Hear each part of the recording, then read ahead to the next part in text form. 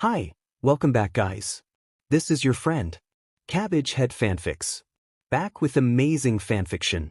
This is the fourth part of What If Genius Deku Was an Amputee? Now before starting, please give this video a like and subscribe to the channel if you want more videos like this.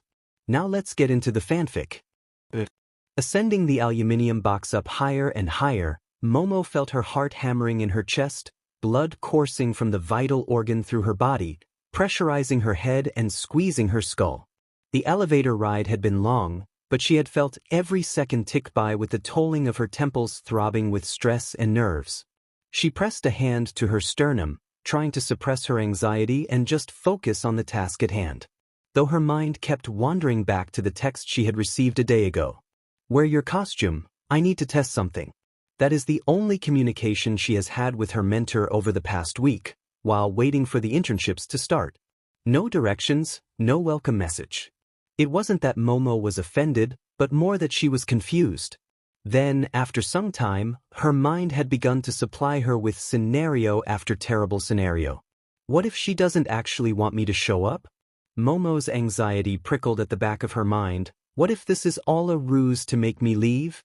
Once she had a moment to imagine how foolish a thought that was, the thoughts would usually fade. But as the week had progressed, her anxiety had gotten worse and worse, with each subsequent dark thought feeling more and more real, paralyzing her with each cruel word. It didn't help that the voice in her head always sounded like her mother. Speaking of, needless to say that her mother had not been happy with her when she found out that Momo had disobeyed her. Momo had come home that day to 3 servants greeting her at the door, telling her that her mother wished to speak to her, urgently. That was never a good sign. Momo ascended the spiral staircase, running a hand along the cool brick wall as she went. Her breathing was haggard, not from exertion, but fear. Her eyes were dry, and the girl did not know if she was blinking as she stepped up the all-too-familiar stairs, each footfall a tolling of the dead. The walls were painted a muted green, and no decorations bedazzled its surface as she ascended, just like always. But now, the lack of anything visually distinctive on its visage made the climb feel all the longer, never knowing if it would end with the next turn, or ascend further and further ad infinitum. She was not that lucky. The lip of the office peeked out over the spinal column of the staircase, signaling the end of her chance at life. Momo froze on the stairs, doing her best to steady her heartbeat and calm the fear in her throat. "I know you're there," a familiar voice called out. "Come here." No. There was no room for argument. Momo's feet clacked against the staircase as she passed over the barrier, into her mother's office. Just like always, the plague of accolades and awards had spread even further along the walls, creeping along its surface until it consumed every corner of the circular room. The girl quickly rounded the lip of the staircase, before trying to straighten her posture and click her heels together. "Don't bother," her mother snapped, causing Momo to freeze. The girl stared straight ahead, unable to turn away from the figure of her mother anymore. The woman wore a midnight blue dress this time, contouring with her body and worn with off-shoulder straps around her slight biceps. Her skin was perfectly pale as always, and her hair flowed like water, dancing down her back and covering one of her eyes. The blue eyeshadow black heels seemed to blend in the low light of the room, glowing like dark matter against the orange setting sun. The ensemble made her mother seem like the night sky itself, appealing and dazzling to be gazed upon, but deadly if you get too close. "I had a call today with Wash," her mother supplied. "I wanted to thank him for taking on my daughter as his intern." Momo dared not breathe, holding the air in her lungs before being suctioned out into space. The woman stepped closer and closer, the pull of the singularity that was her mother beginning to tear apart her courage and will, leaving her cold and afraid. "Imagine my surprise," her mother continued, "when he told me that you had not submitted an offer with him." Momo dared not turn her head, nor make eye contact with the predator in front of her, lest she end up lying on the ground, consumed and eradicated. Momo steeled herself, mustering what little nerve she had to try and defend herself, but the swift cracking of skin upon skin, followed by the stinging on her left cheek, immediately cowed her. "Do you understand the embarrassment you caused me?" The woman snapped. "And for what?" "All for some pathetic try at disobedience." "Is that it?" Momo opened her mouth, trying her best to appease the creature in front of her, but it's as if the proximity to the woman stole any bravery that was left. The girl couldn't speak, but also couldn't look away. A rabbit, paralyzed by the wolf in front of her.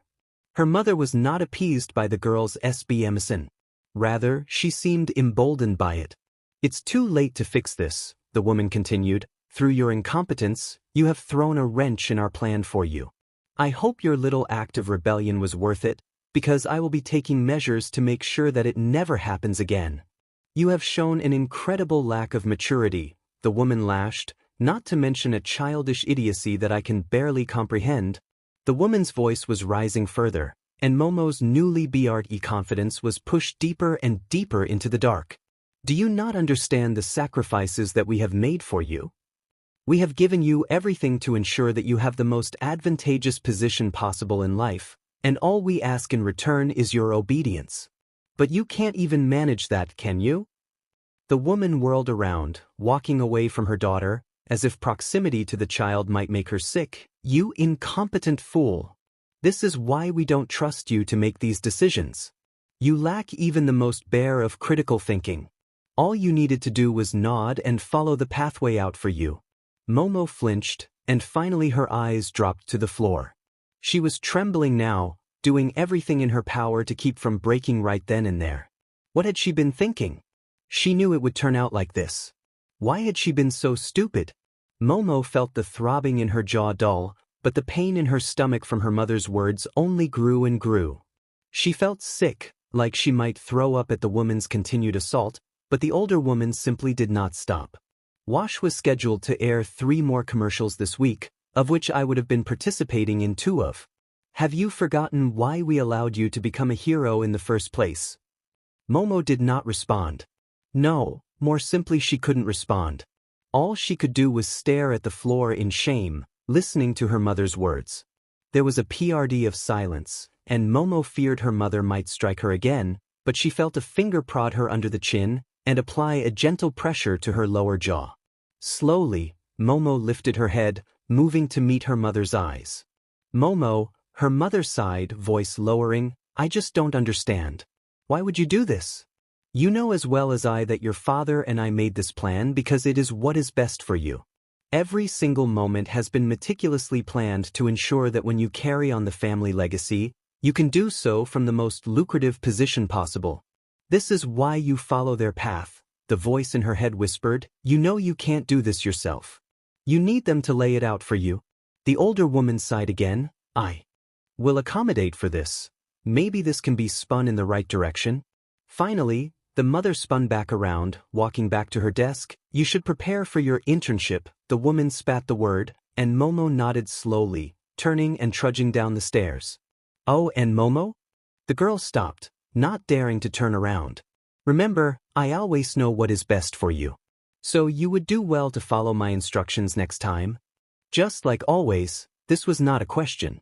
The girl sighed, hearing the slight chime as the elevator reached the top floor. She had been trying not to think of that afternoon, and how much it had affected her. But it was difficult. It was like her mother's words had burrowed into her head, holding fast like a parasite. It didn't help that a large part of her thought the woman was right. Focus, Momo shook her head, don't let your nerves get the best of you. Shaking her head, Momo stepped out of the elevator, only to be immediately greeted by a periwinkle missile slamming straight into her. You must be the new Kohai. A cheery voice shouted, welcome to the Ryukyu agency. Momo backed up a step, getting a better look at her assailant, and seeing a familiar sight. While she didn't immediately recognize her upperclassman, a moment was all it took to remember who this was. Nijire Hato stood smiling in front of her, wearing a seafoam green and dark violet bodysuit. The girl's periwinkle hair was done up in odd spirals that shot vertically up from her temple. In addition, she wore thick gauntlets stylized like ribbons on her wrists, punctuated with yellow gloves. The girl's boundless energy and hyper-aggressive friendliness was something Momo had seen firsthand before, but had yet to experience. Momo stammered. Hello Nijire-senpai? Said senpai gasped. You remembered me? Cheering merrily, the older girl wrapped Momo in a hug, much to the ebony-haired girl's chagrin. I think that's enough, Nijire-chan, another voice said, this one much smoother and far more mature. Momo saw Nijire's face twist into a soft pout, turning to face the other woman. But Ryukyu, Nijire whined, I was just greeting my kohai. The pro-hero sighed, holding her cheek in her palm fondly, and you can do that later. For now, I'd like to speak with her. Momo stared up at the older hero, seeing the familiar wine-red cheapao with yellow accents that she had always seen on television. She couldn't help but be awed by the woman's natural air of power, tempered by a similar sense of grace that the hero seemed to simply exude through her existence. It's good to see you, Kriati, Ryukyu sighed. I apologize for the light instructions. I have been busy working on a joint case with several other agencies. I hope you can understand. Oh, Momo mentally acknowledged, so that's why, I suppose that makes sense. The youngest girl nodded and bowed to her new mentor. It's all right, Momo chirped. I am grateful for the opportunity to work on such a case. Ryukyu's face seemed to shift at that, and Momo caught the familiar look of indecision on the hero's smooth features. Yes, the hero drawled. Speaking of, there is something we need to discuss. Ryukyu moved aside and gestured to the door behind her. Please, after you. Please, after you. Numbly, Izuku entered Chisaki's office, allowing the man to follow him inside, and closed the door behind them. His ears shifted, trying to listen for the telltale sound of a lock, only for nothing to ring out. A small part of him was able to breathe at that, knowing if need be he could leave. However, the more realistic part of him knew that truly wasn't an option. It isn't that I can leave, it's that he's sure that I won't. Izuku found his eyes flicking over to the man, who groaned low as he sat in his chair. He holds the cards, and he knows it. Especially with that quirk of his. I know what you're thinking, the Yakuza spoke suddenly, causing Izuku to flinch. You're thinking that I'm a monster. The statement is blunt and firm. It leaves no room for argument, even if Izuku were to try and make one. So instead, Izuku speaks his mind. Yes, he states, firmly, how could I not? Instead of growing angry, Overhaul merely nods and stands from his chair. I am glad that you feel you can be honest with me, Overhaul nods. I have more than enough yes-men who merely nod along with what I say. It's refreshing to see almost the opposite from you. Izuku nods, mind focused elsewhere. Specifically, on the look in Ashiyama's eye as his body shifted and failed him. The expression on the man's battered face as his skin split along its seams, groaning under the strain as his muscles and blood boiled within him. Stop it, he reminded himself, don't think about it. I need you to understand my position, Overhaul continued. The gravity of Ashiyama's mistake is one that I could not ignore. Izuku gulps, I just don't get it. Chisaki turned to Izuku, who couldn't bring himself to look up. You can let him, just like that.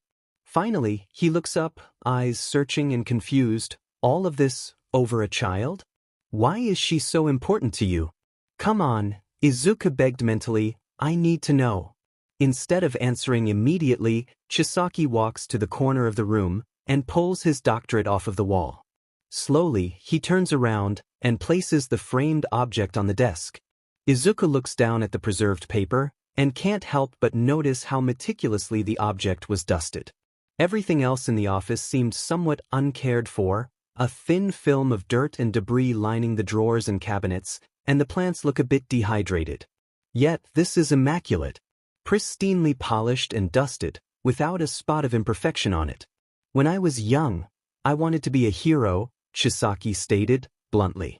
Izuku looked up at him in surprise. Most children want to be heroes when they grow up, and as a child I could understand the appeal, but I imagine most of my feelings were derived from the pastel picture that society paints for heroes, and not from any actual longing to help people. Then, my quirk came in. Izuku felt his blood run cold at the mention of the power at Chisaki's fingertips. I remember trying to catch a gecko on the schoolyard and becoming frustrated. Then when I finally grasped it, the gecko withered and died in my hands. Chisaki opened his palm, staring down at them with a look of deep contemplation. I remember screaming, and other kids running to tell the teacher, but I could only stand there, staring at the patch of blood on the ground, the blood that was once a living creature. I think that was the moment that I realized how fragile life is, and how easily it can be snuffed out. The man turned back around, and stared down at Izuku, eyes deep with a raw emotion that Izuku could barely comprehend. I think that was the moment that I decided I wanted to be a doctor. It's sobering, learning how easily a life can end. So I wanted to be one of the people who stops that from happening, however possible. Chisaki sighed, opening one of the drawers of his desk and pulling out a thick book, before handing it to Izuku. Izuku took the book and observed its cover. Japanese medical terminology. My mother bought that for me when I was 11, Chisaki waxed on. She was more than happy to support me as I tried to become a doctor, even if it meant ignoring her own health. The man looked down, eyes swimming. She never got to see it, to see her son fulfill his dreams. Izuku's throat was hoarse and he gulped loudly. How did she?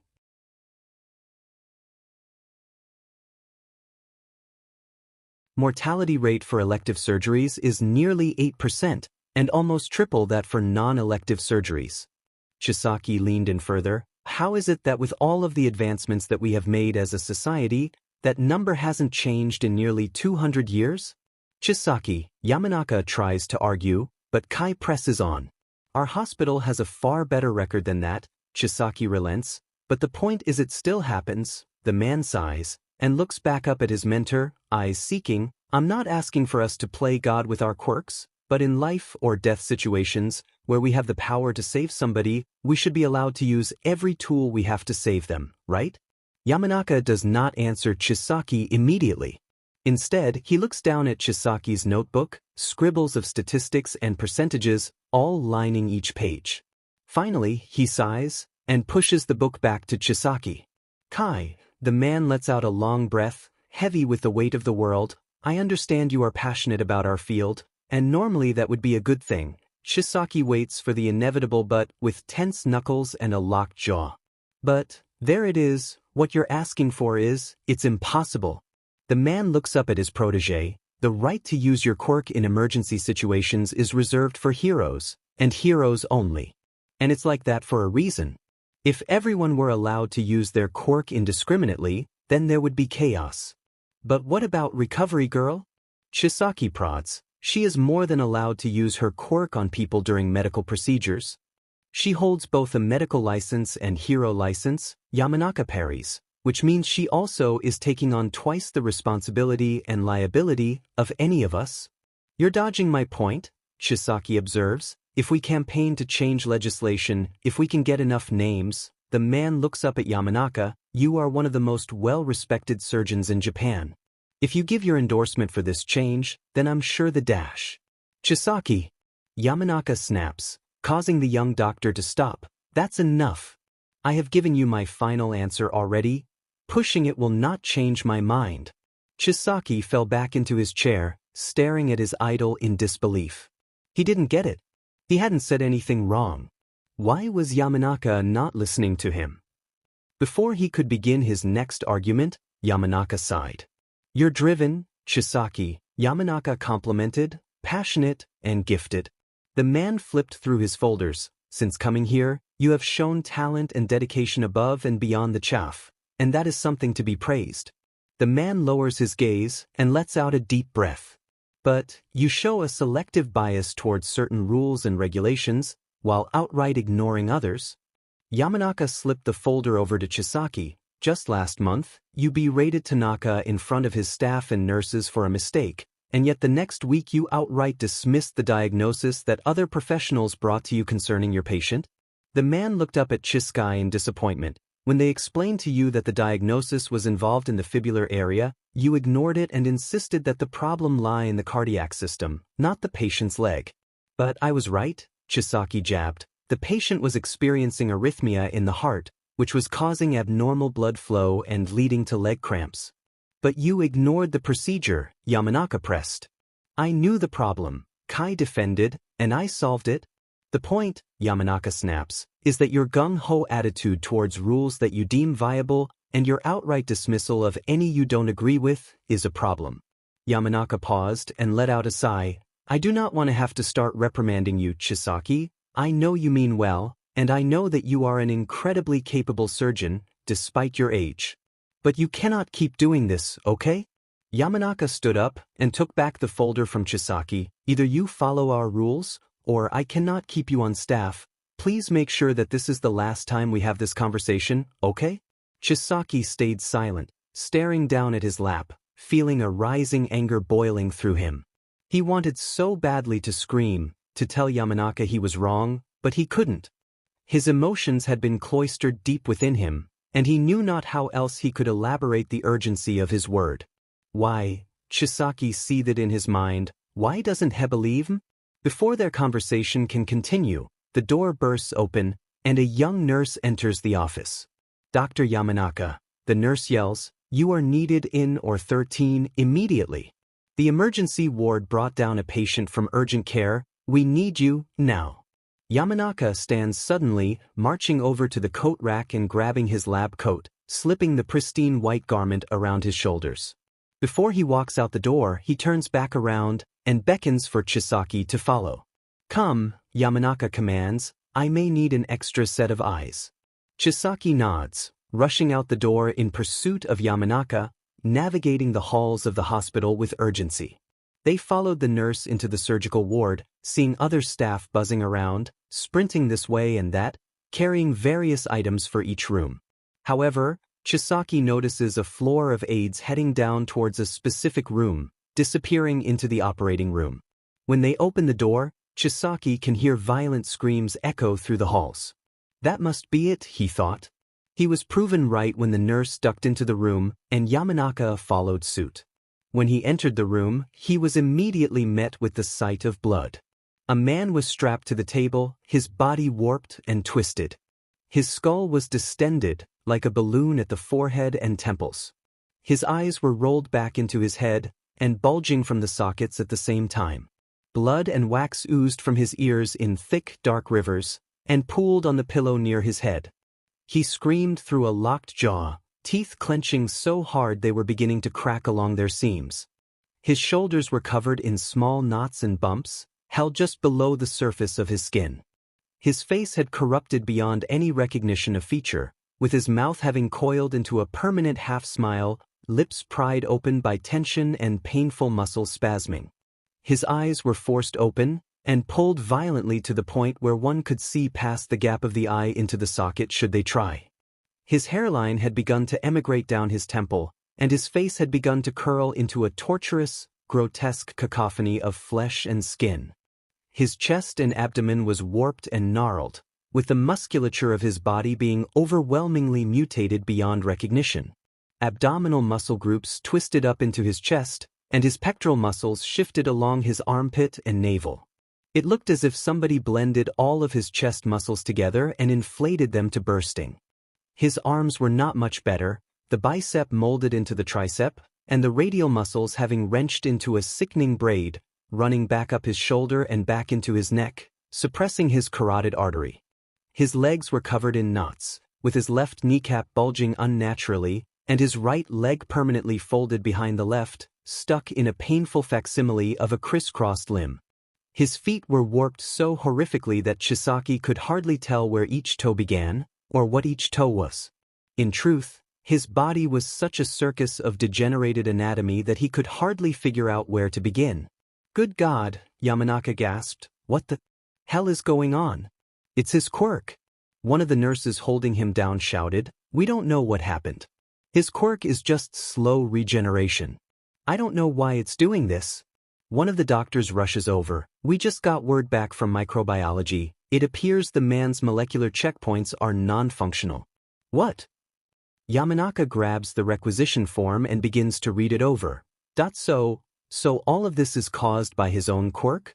Yes, the doctor nods. The slow regeneration is caused by the molecular checkpoints that stop cell replication being functionally dead.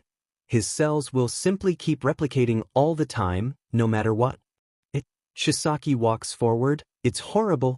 What do we do? The other doctor deferred to Yamanaka, who stared down at the man in pain. Eventually, Yamanaka sighs, and turns to the first doctor.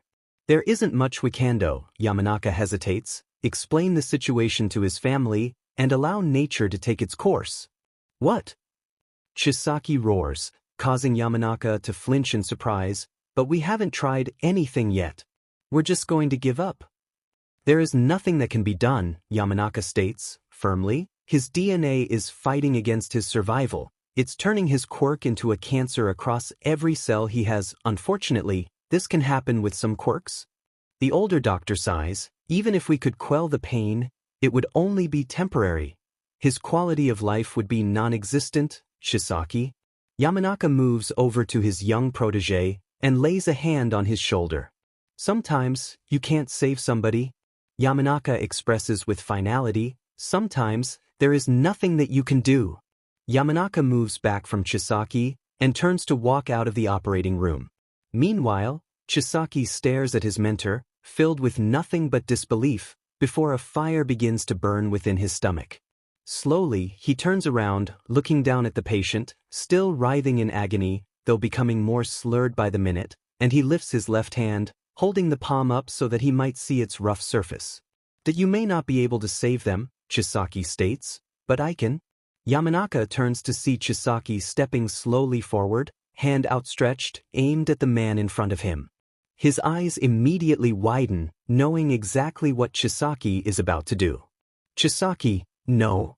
Yamanaka shouts, do not take another step towards that man.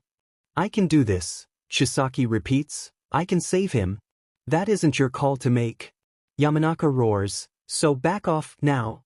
Chisaki did not stop. He kept moving forward, trying to press his fingers to the dying man's temple. I can save him. Chisaki states it like a mantra, I can save everyone. Damn it, Yamanaka shouts before turning to the nurses, grab him. Do not let him touch that man. Several aides grab Chisaki and pull him away from the patient. Chisaki struggles against them, shouting that he can do this, that this is within his power to save him, but they don't listen. Chisaki screams at Yamanaka, begging them to let him go, watching in horror as the EKG next to the patient begins to pulse slower and slower. No! Chisaki roars, I can do this. Let me go. I can save him, Chisaki begs. Why won't you let me do this? Beep, beep. No. Chisaki cried impotently, begging to the heavens above. But the monitor did not pulse again. Nor would it ever. Chisaki stared at the flat line on the monitor, defeated as the nurses pulled him away, tossing him to the ground outside of the OR. The young doctor simply lay on the ground, staring into the room where a man had just died, unable to comprehend what had just happened. Yamanaka walked out of the operating room, face unreadable, as he grabbed Chisaki by the wrist and dragged him to his feet. Chisaki opened his mouth, but Yamanaka pulled him along, dragging him through the halls and out to his office once again. Chisaki couldn't muster the strength to struggle, too lost in his own mind to think of what to do next.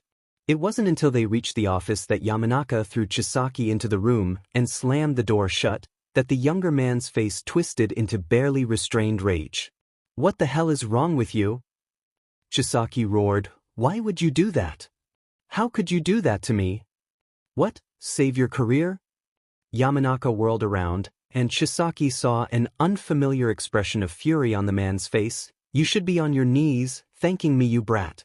Thank you? Chisaki repeated. I had the power to save a man's life, and you stopped me from doing that, and you expect me to thank you? What you did, Yamanaka roared back, is to almost break the law. Not to mention I was watching you contemplate playing God right then and there. That is never our call to make, Chiskai. I could have saved his life. Chisaki growled. I had the power, right then and there, to save that man, and you let him die instead. The young man stood, moving towards Yamanaka. Whatever happened to our pledge? Did you not take an oath to help everyone no matter the cost? Do you even understand the position you put me in? Yamanaka grunted. I vouched for you completing your postdoc here. I saw potential in you, and you thank me by directly disobeying me and trying to commit an act of unlawful quirk use on a patient. Do you even understand how that reflects on me? Chisaki blinked. Is that really all you care about? Preserving your reputation?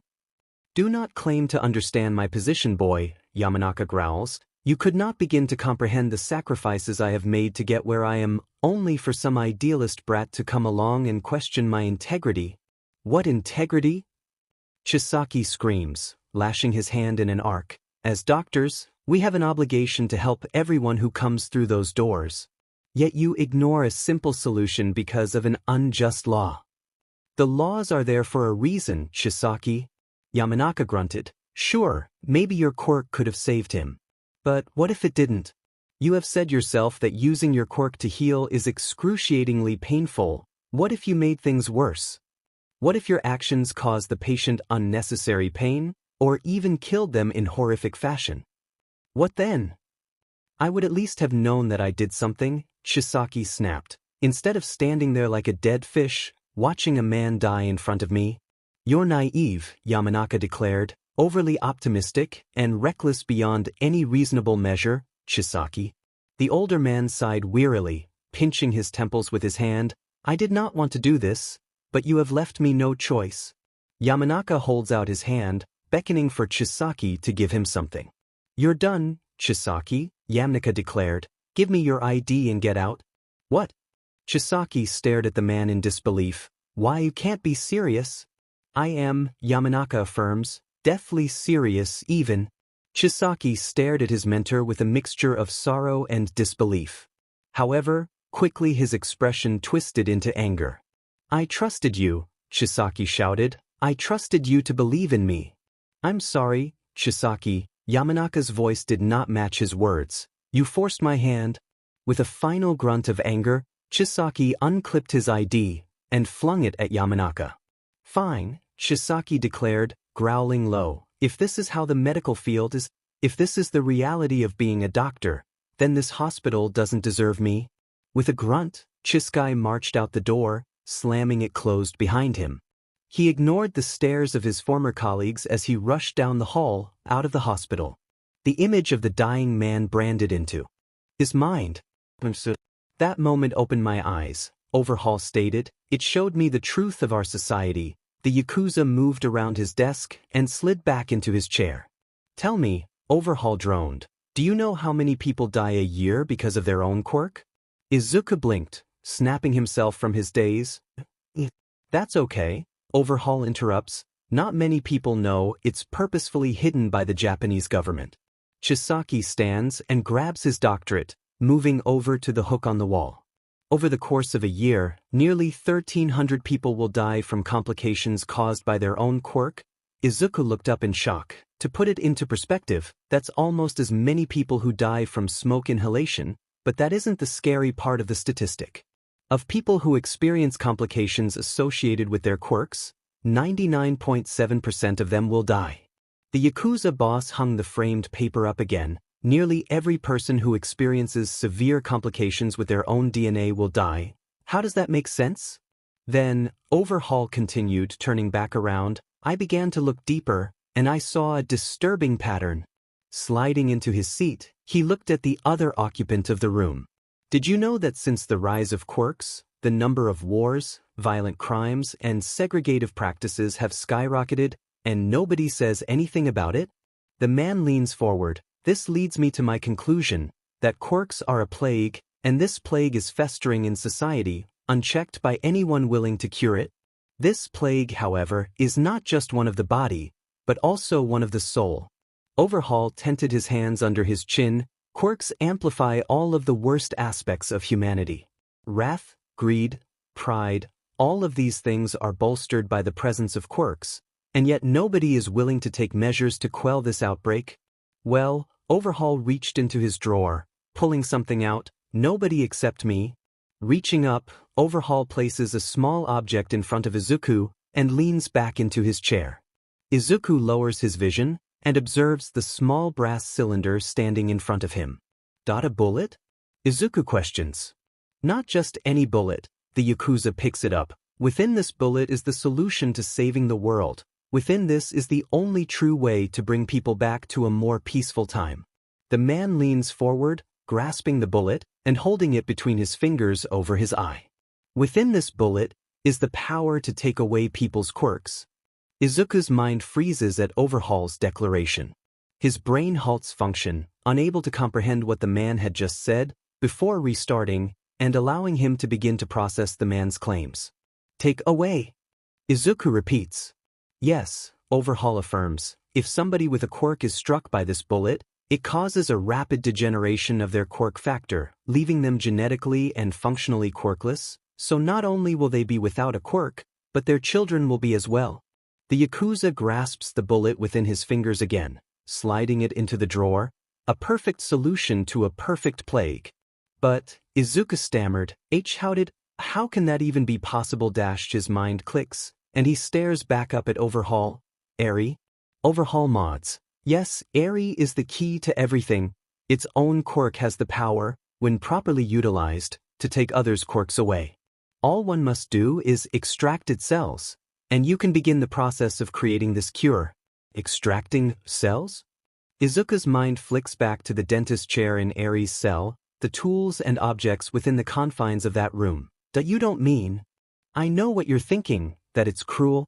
Overhaul mods, what I do to Eri to gain access to the cells we need? You think it's vile, and you would be right? Izuku's head shoots up in shock, but Overhaul continues, I make no illusions about my own actions, about my own sins. The man stands, but, Midoriya, the world is diseased and I am the only one willing to deliver a cure, so if I must dim my own soul to save the human race, then I will gladly walk into hell with my head held high.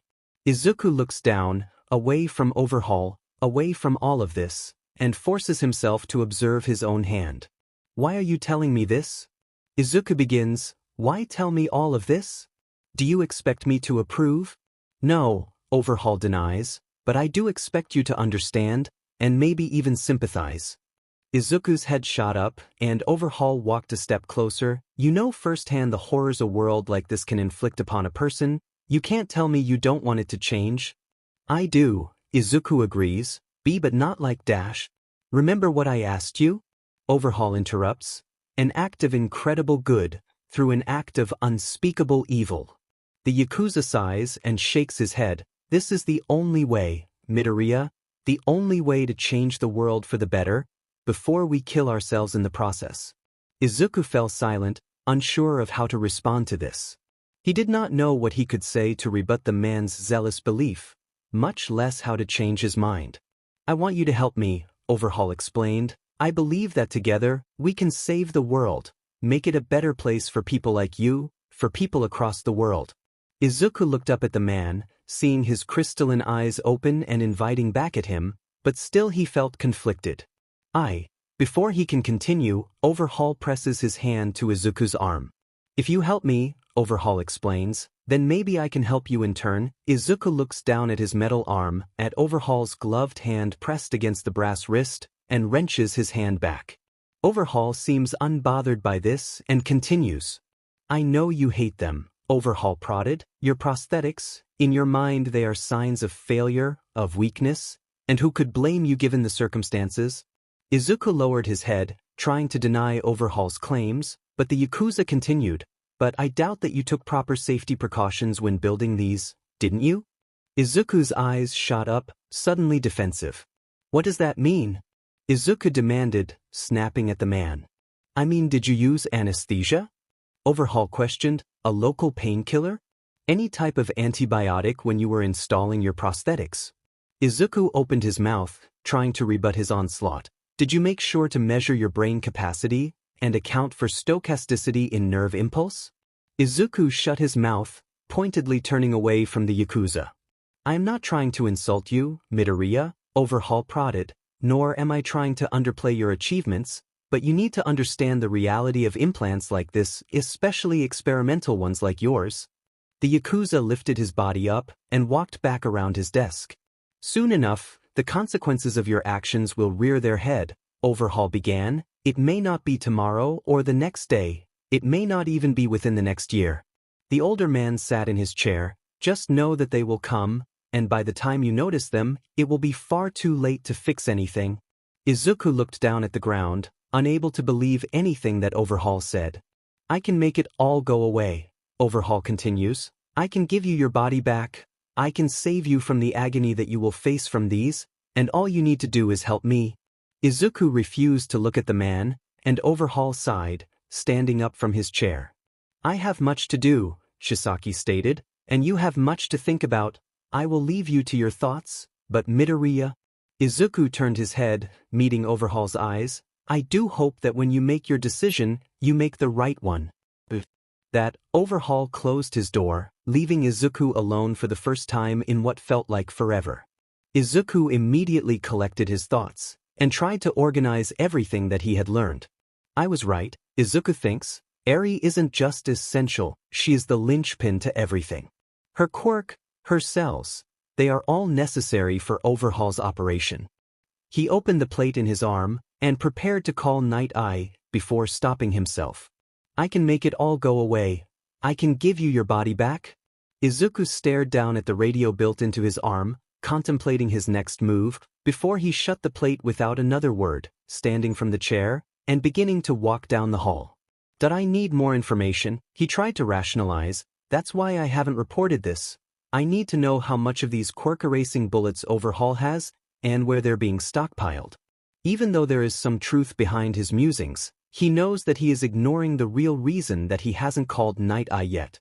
Walking down to the bunkhouse was a far more quiet affair than it had been before. The lack of Ashiyama's presence was weighing on Midoriya heavily, and he felt the absence of the man deep to his core. The hallways echoed far more than before, the sound of his heavy footfalls left to sing for him without the sounds of Ashiyama's musings to drown them out. But eventually, he reached the door to his room and entered the isolation that it offered. Without showering or changing, Izuku walked over to his bed and threw himself down into it. Soon enough, the consequences of your actions will rear their head. You're wrong, Izuku states firmly. You don't know a thing. Izuku rolled over, repeating that same phrase again and again, watching his false arm like it was bound to explode. He repeats his mantra over and over as he tries to fall asleep, ignoring the feeling of emptiness emanating from the room next to him.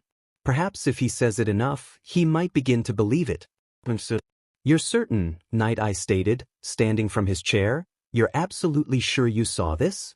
Yes, Ida nodded. I watched Overhaul grab a civilian by the head, and then the man just ceased to exist. And Midoriya? Night Eye prodded. I could only see the back of his head, Ida admitted, but I would know what he looks like anywhere. That was absolutely him. Night Eye paused and slumped into his chair. He sighed and looked back up at the boy in front of him. You have done well, Night Eye praised. I need some time to process this. Leave me for now. Ida saluted, ignoring the shot of pain that fired through his leg, and marched out of the room, pale and sweating. He was so focused on his pain that he did not notice the smirk on Night Eye's face as he left through the elevator. Night Eye immediately dialed a familiar number. After one ring, he heard someone answer. Yes, MDM President snapped. What is it?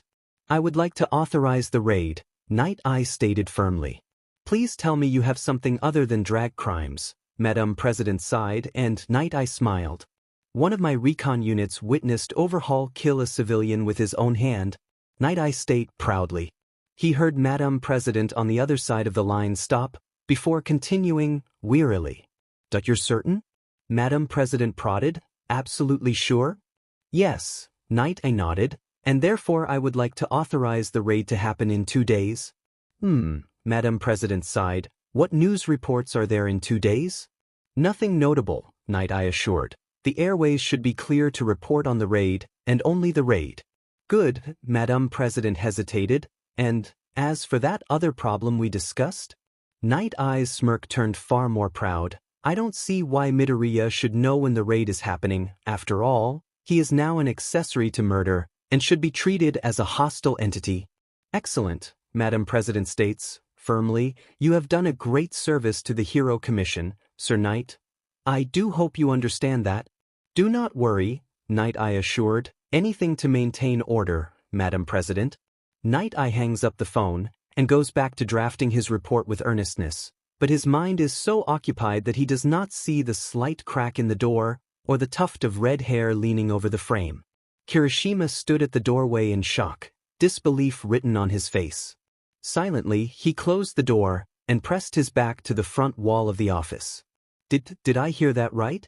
Kirishima confirmed. They're going to treat Midoriya as hostile? That doesn't make sense. Unless, Kirishima feels the pieces click into his head, unless they always intended to do this. The redhead feels his teeth clench and fists tighten. This was a trap from the start. The boy jogged away from the door, skipping the elevator and rushing down the stairs. I knew this didn't feel right. Night, I was after this from the start. What do I do? Kirishima opened the office doors, entering the dark streets of nighttime Tokyo. Okay, deep breath, Kirishima. The boy takes a moment to steady his breathing and thinks for a moment. First step, I need to call Izuku, he needs to know. After that, he stops, racking his brain. Let's hope he has a plan. The steel walls of the metal chamber did little to block out the ferocious whistling of the wind, seeping through every crack and crevice between what would falsely appear to be perfect seams. The fierce gusts were cold and inexorable, licking against her arms like the lashes of a W. It was hard to believe that autumn was just around the corner. To Momo, it still felt like April, walking into the hero course classroom for the first time, confident but resolute, that should do everything in her power to become a great hero. Just like her mother had ordered of her. She remembered how sure she had felt, all those months ago, confidently strutting into the classroom, earlier than almost everyone. Even then, she had deemed that somewhat of a failure, until she had recalled her mother's words. To be late is to be uncaring, to be too early is to be nervous. One must be early, but not be eager. I will not tolerate my daughter being a mouse. Now, it felt like a completely different situation. Every step that Momo took was like walking blind across an ice sheet. Each movement, each twitch of her muscles was liable to send her crashing through the fragile floor and descending into the ice-cold abyss. In her times of greatest doubt, Momo had sought the warmth of reassurance that if she was truly incapable of deciding things for herself, then at least she could follow her parents. After all, they only want what is best for her, right? But slowly that warmth had been dwindling, the fire that kept the biting frost at bay was dying inside of her, and no matter what she tried to do to keep it alive, it seemed with each passing day the fire within died more and more. And with it, so did her will to try and fight back. She clung desperately to that fire, that hope within, in the hopes that one day she may rekindle it into something that she can warm her weary body beside again, but that hope, so far, is the only thing keeping the warmth alive. The worst part is, she couldn't even remember when this feeling had started anymore. That the hulking steel behemoth loomed over her, the heat building in its left palm. She tried to fight it, to push it off or escape, but it was useless, she was useless. Holding her breath, Momo stared up at the lumbering Goliath of metal and wire and braced for its fist to crash into her. No, she knew exactly when the feeling had started. Now, here she sat in a rooftop locker room, taking deep breaths and trying to calm the shaking in her bones. She tried desperately to quell the bubbling of nerves from within her stomach, but the disturbing feeling of anxiety washes through her. It isn't helped that Momo knows that this is her only chance, her last chance. Ryukyu had said as much. Please, after you. Momo took a deep breath, stepping back from her excitable upperclassman, and strutting into Ryukyu's office. Passing the top 10 hero, the girl was barely able to contain the feeling of unease that being near such a prodigious figure brought on her, and did her best to stop herself from shivering. Slipping down into the office, Momo is immediately taken aback by the layout of the room. The rich dark oak desk was glossy and inlaid with gold along the legs and rim. Cabinets of mahogany were lined with expensive picture frames, silvers and gold glittering like stars across the deep wooden furniture. Overall, she was surprised by how shiny the whole room was, with nearly every object glittering like gems, and those that weren't only served to make other pieces glitter even more. Ah, Ryukyu chuckled, nervously, my apologies, I understand that for many my office can be a bit much. The woman gracefully slipped in behind Momo, letting the door swing shut gently behind her. Each elegant step that Ryukyu took awed Momo. She had had grace drilled into her from the first time she could walk, and every movement that she had ever made had been purposeful and intentional. Meanwhile, Ryukyu seemed capable of exceeding her own poise with little to no effort at all. Please forgive the auspiciousness of the decor. Ryukyu slipped into her seat, fluidly maneuvering her body into the dark leather. Ever since I was young I have had an attraction to shiny objects. The woman shrugged, before leaning an elbow onto the table. I suppose it might be something to do with my quirk, but really I don't see the harm in some private indulgence. The woman chuckled lightly, the sound glinting like a bell, tolling across the room and soothing Momo with its light chime. It's quite all right, Momo bowed, before stiffly fitting herself into the chair across from Ryukyu. My family has expensive taste, so it would be untoward of me to judge you for that. Momo scanned the cabinets and shelves, seeing that the vast majority of the objects lining them were framed pictures, sitting comfortably across the walls. Though I must say, Momo inquired, that is quite a lot of pictures. Ryukyu nodded. Yes, I suppose it's a bit embarrassing, but I am a sentimental woman. The hero reached over to the corner of her desk, and her smile turned far more warm, melting away and revealing a far more wistful expression. I like to be able to see my two favorite treasures, even when I am not there with them. The women set down the picture, and Momo caught a glimpse of the contents of the gilded frame. In the picture was a brightly colored room, filled with pinks and whites. The walls were decorated with all manner of soft, plush animal paintings. Round elephants that were joyously frolicking along the pink wall, giraffes that smiled at the viewer, sheep and cats dancing around each other in some playful waltz. All of this was visible in the background. Across the floor were toys, all of which Momo was unable to recognize. But in the foreground were three figures.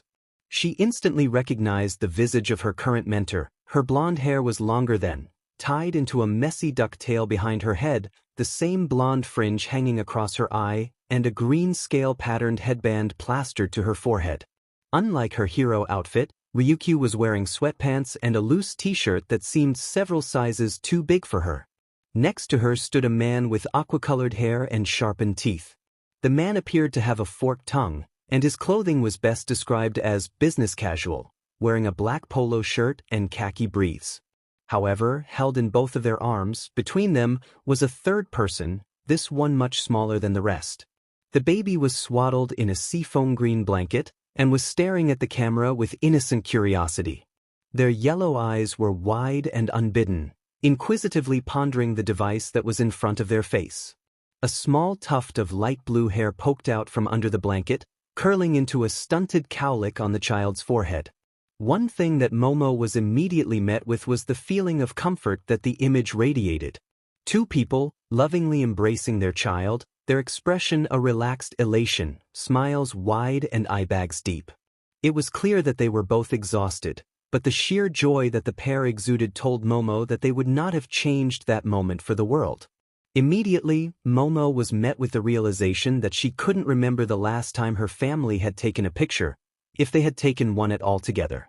Either way, Ryukyu coughed, we aren't here to discuss my idiosyncrasies, right? The woman let out a comfortable chuckle, and Momo straightened her back. Yes, Momo nodded. I assume you wish to brief me on the task at hand? Momo kept her posture rigid, and continued, you mentioned that you needed extra hands for something? Ryukyu's smile turned more complicated. Well, before we do that, I have some concerns that I wish to discuss with you. Momo felt her stomach turn a bit at that, but tried to keep her stride. I am confused, so am I not here to assist with the joint operation? I suppose that is what we need to determine, Ryukyu sighed. Look, I took your internship because I do see a lot of potential in you, and I would love to help you bring that out.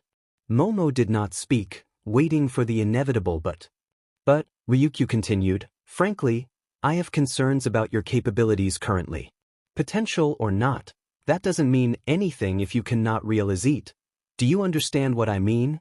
Momo did not respond, so Ryukyu pressed on. I believe that you have the capability to be a valuable asset on this joint operation, but my concern lies in your ability to rise to the occasion.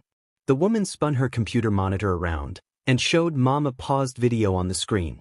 The girl recognized the video immediately, and she felt her blood freeze. I don't think that I need to tell you that your performance in the sports festival left something to be desired. Momo lowered her head, looking down at her feet. It isn't that you did bad, Purse. Making it to the second round of the tournament is no small feat, and you should be proud of that. But my issue lies in this tendency you showed to freeze under pressure.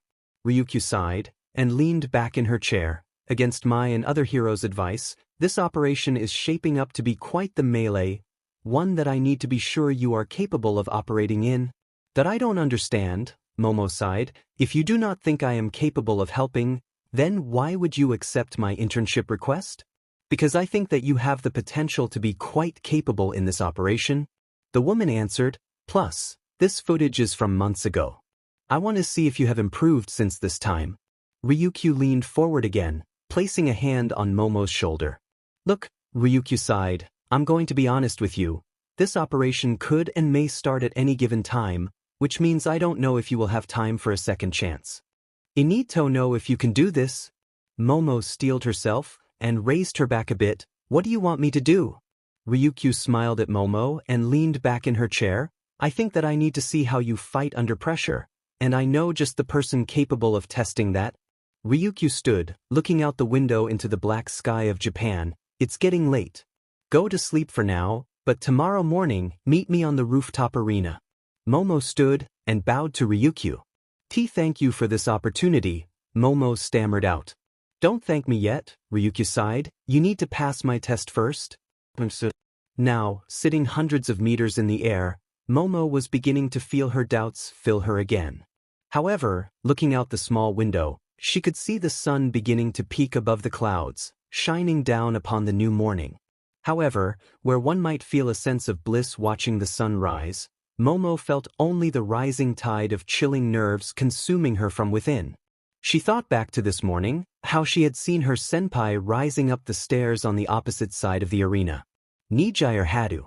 She is strong, Momo thought. Her quirk lets her expel a stockpile of energy in spiraling waves that move slowly but increase in strength as they travel.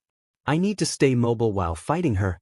Momo shook her head, not to mention that her mobility is far superior to my own. She can use her quirk to fly and blast her way around with ease. Momo racked her brain, trying to come up with a plan that she could use to fight Hadu.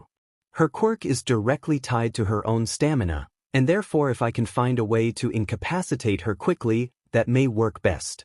Also, drawing out the fight could work, but I think I should avoid a long bout with the girl. She is far smarter than she acts. But her fighting style is quite reminiscent of Bakugo. Momo's thoughts are drawn away, back to the brutal blonde and his borderline feral fighting style. Okay, maybe that's a stretch. A buzzer goes off above Momo's head, signaling that the match was about to begin. Momo takes one last deep breath and stands up. I need this plan to work. If nothing goes wrong, then I take the match. I don't have another choice. I need to make sure that I win this. Lifting her head, Momo nods and marches out the door. She is immediately met by the feeling of cold air raking its claws across her skin, finding purchase in her soul and hooking its talons deep within her. She knew that she was not dressed for the cold. Her costume offered little protection from the elements, but she did her best to ignore it. Meanwhile, Nijire stood across from her, hopping in place and stretching her arms. When she saw Momo, the girl let out a big smile, waving excitedly at her kohai. Momo, Nijire cheered, you ready for this? Because I am. Oh, this is gonna be so much fun. Momo looked at her upperclassman with a raised brow. I don't really find mock battles fun, Hadu. She closed her eyes. Just know that I do not intend to lose. Got it? Well, duh. Nijire flapped her arms. I don't want to lose either. But that doesn't mean we can't have a good time, right? Momo felt a spike of anger in her heart. It was clear that Hadu was not taking this as seriously as she was, but before she could retort, she heard the sound of wind whistling from their side. Turning, she sees a dart of red and silver rocket out from below, breaking the clouds that lay a few dozen feet below them. The shadowy figure's wings expanded and caught the breeze to their north, slowing their descent and allowing them to turn and face the group. Ryukyu looked at Momo, powerful wings batting behind her. It wasn't often that you saw Ryukyu use her power in its minimalist form, but seeing the woman with wings sprouting out of her back made her almost seem angelic. However, Momo noticed the telltale signs of stress on her face as she gazed down at her interns. All right, Ryukyu clapped her hands, landing in the middle of the arena with ease. I had prepared for a best-of-3 match, but it seems that we will only have time for one round. Momo raised a brow at this, but did not ask questions, so, the goal of this match is to incapacitate your opponent. This can mean a variety of things, but to put it lightly, if your opponent cannot continue, then you win. Simple as that. Also, Ryukyu turns to Momo, call it a house rule, but ring-outs do not work unless the one being flung from the arena cannot recover, so as long as you have a way back into the arena, then you can keep fighting. Understood? Momo nodded, and Ryukyu stepped back a bit, standing on a small podium. Fine then, raising her wings, Ryukyu locked eyes with both combatants, before bringing them down with a powerful beat, sending a shockwave out around her. Begin! Momo immediately launched herself forward, creating a bow staff from her stomach, and tried to engage Nijire in melee. The bubbly girl, however, read Momo's move, and unleashed a spiral of energy out from her left arm, sending her shooting off to the right and out of Momo's grasp. Momo turned to Nijire, who was launching a spiral of energy at her, and ducked around it, rolling and getting to her feet with ease. Nice moves, Kohai. Nijire cheered, but I want to see more from you. The blue-haired girl launched herself into the air, cheering as she dove towards Momo, who ducked under the aerial assault. Momo tried to raise her head, but noticed that Nijire's spiral trails from the past were still above her. Going prone, Momo slides out from under them, just in time for another gout of energy to come rocketing down where she just was. Ah, Nijire pouted, I could have sworn that would work. Her pout quickly transformed into a grin, and she swooped back down towards Momo. You're not bad, Kohai. But let's see how you do when I start applying more pressure. Nijire began to spin rapidly in midair, and Momo watched as the girl turned herself into a living missile, energy crackling around her like a god of storms.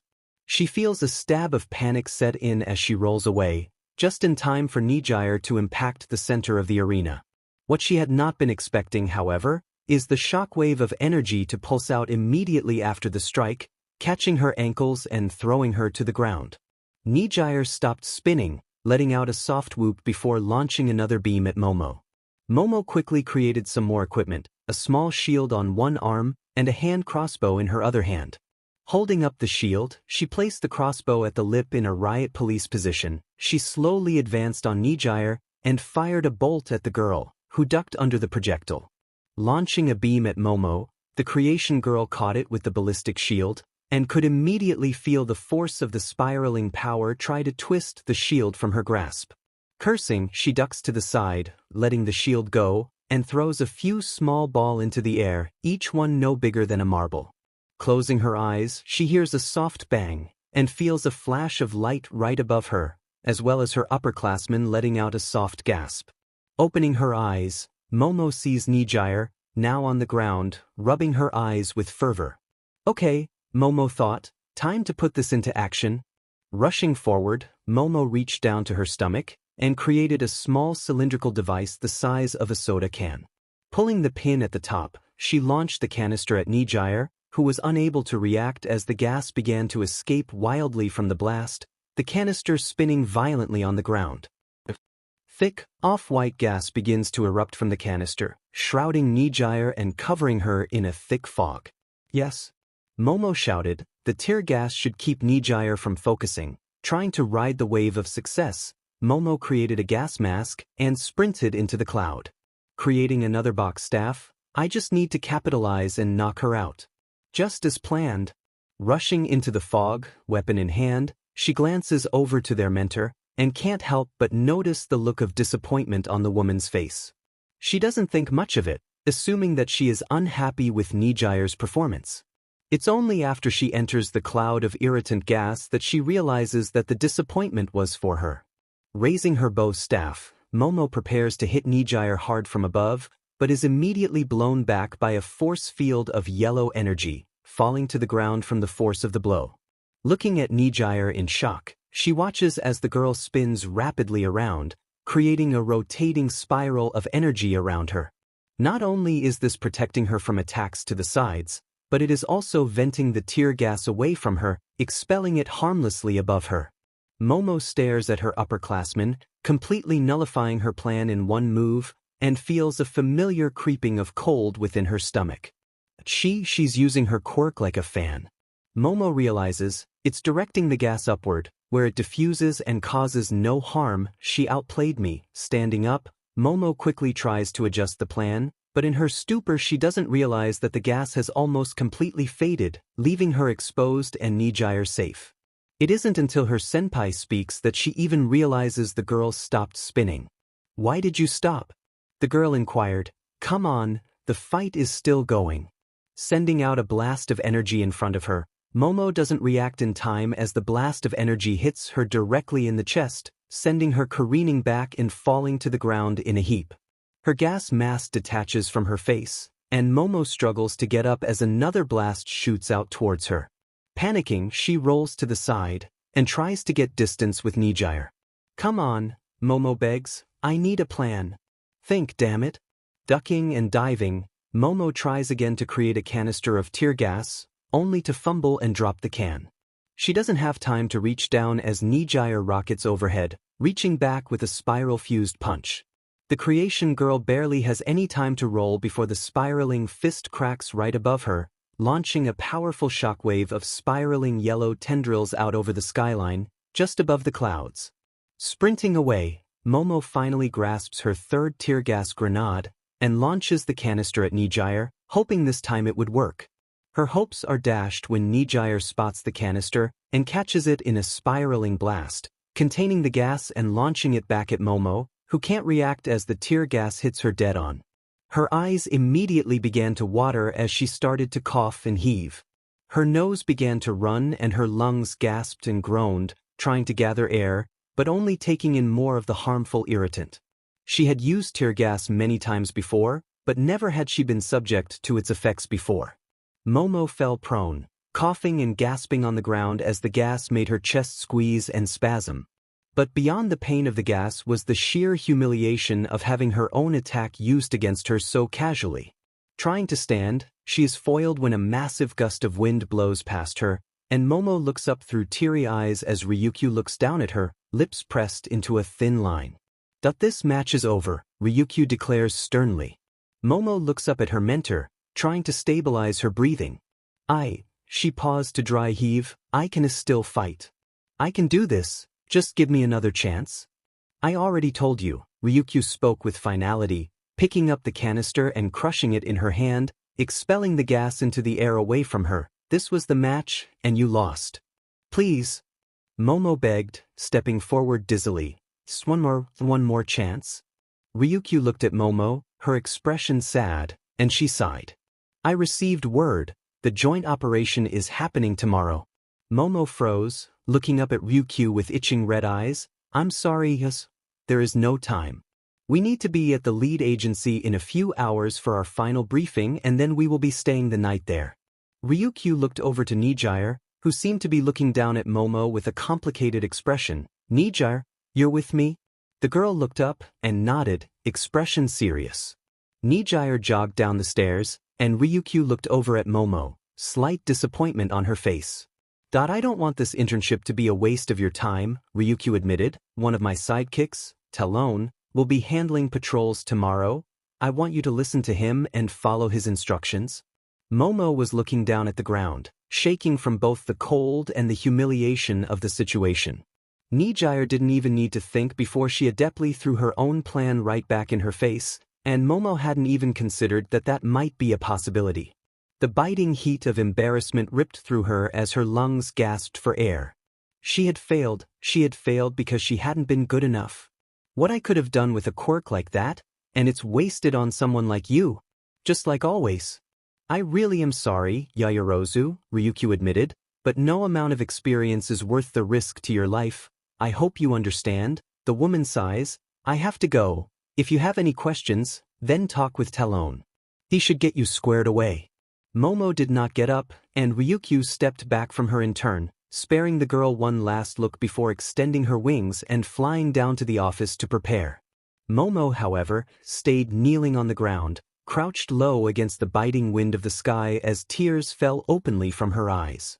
She knew that the tear gas was not to blame this time. Kirishima was sprinting down the road, full speed. He had just gotten out of the final briefing with Night Eye, and now he was careening down the streets of Tokyo, heading towards an address he didn't recognize, in a place he had never been, to people he honestly barely knew.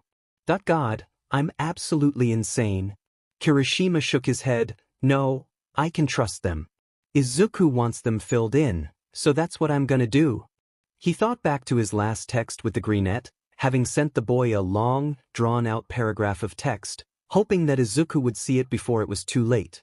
This morning he had received his response. An address and 2 words.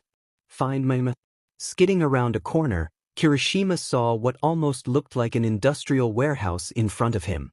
The building was fairly unremarkable from the outside, save for the hastily made sign hanging above the door. Power support works. Nodding to himself, Kirishima sprinted for the door, stopping just in front of it to slam his fist into the doorbell, hearing a loud chime ring out from just beyond the door. Heaving as he tried to rest his heart rate, Kirishima could hear footsteps from within the building, and looked up to see the door slowly open. The familiar face of Power Loader stood in front of him, though without his helmet Kirishima honestly almost didn't recognize him. The man wore coveralls opened at the chest, and was smeared in oil and grease. Mainma rubbed his eyes from under his hair. Kirishima? What are you doing here? Night the raid Izuku text. Whoa, Mainma puts his hands up. Slow down kid, complete. Sentences please.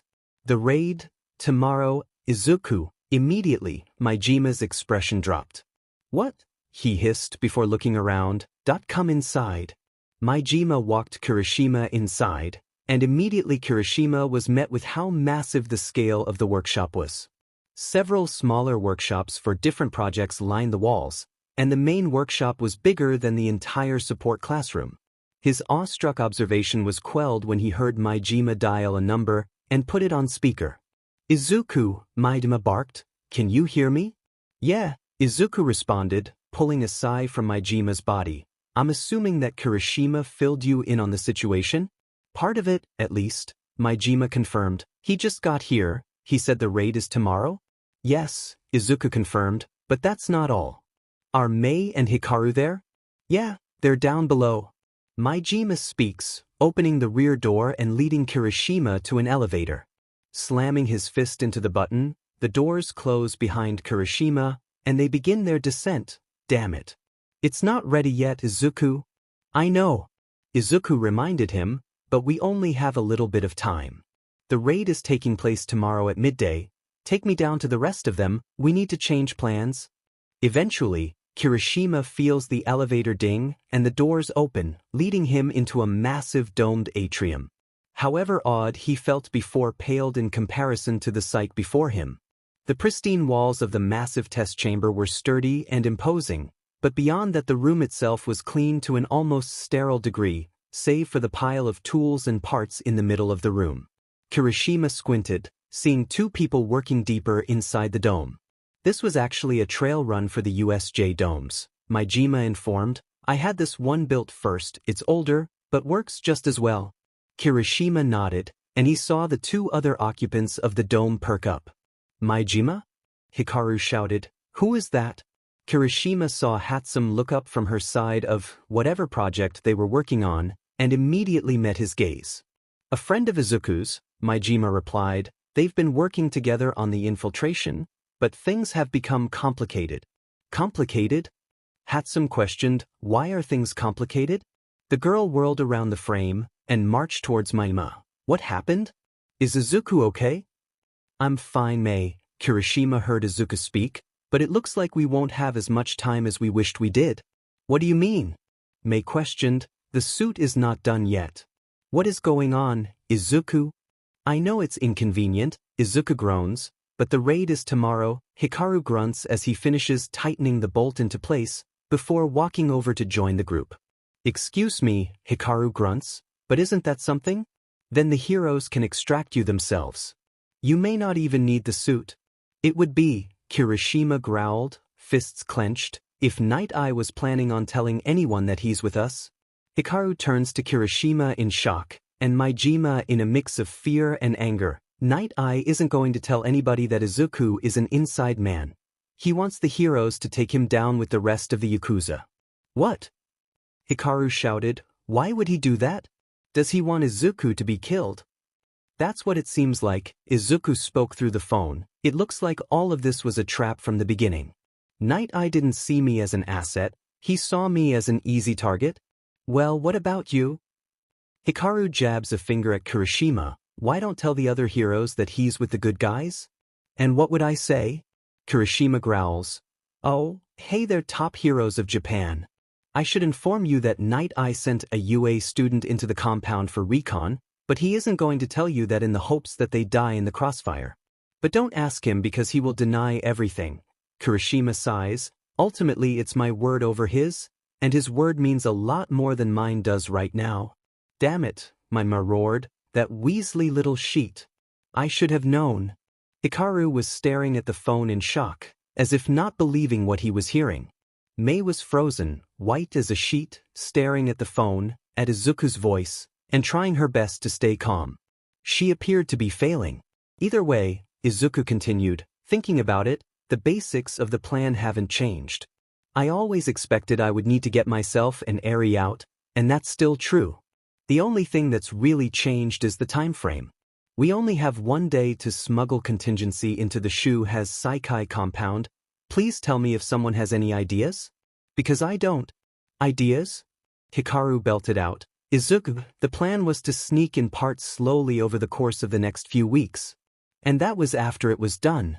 The crimson-skinned boy turned around, arms flailing into the air. What do you mean, ideas? This is impossible.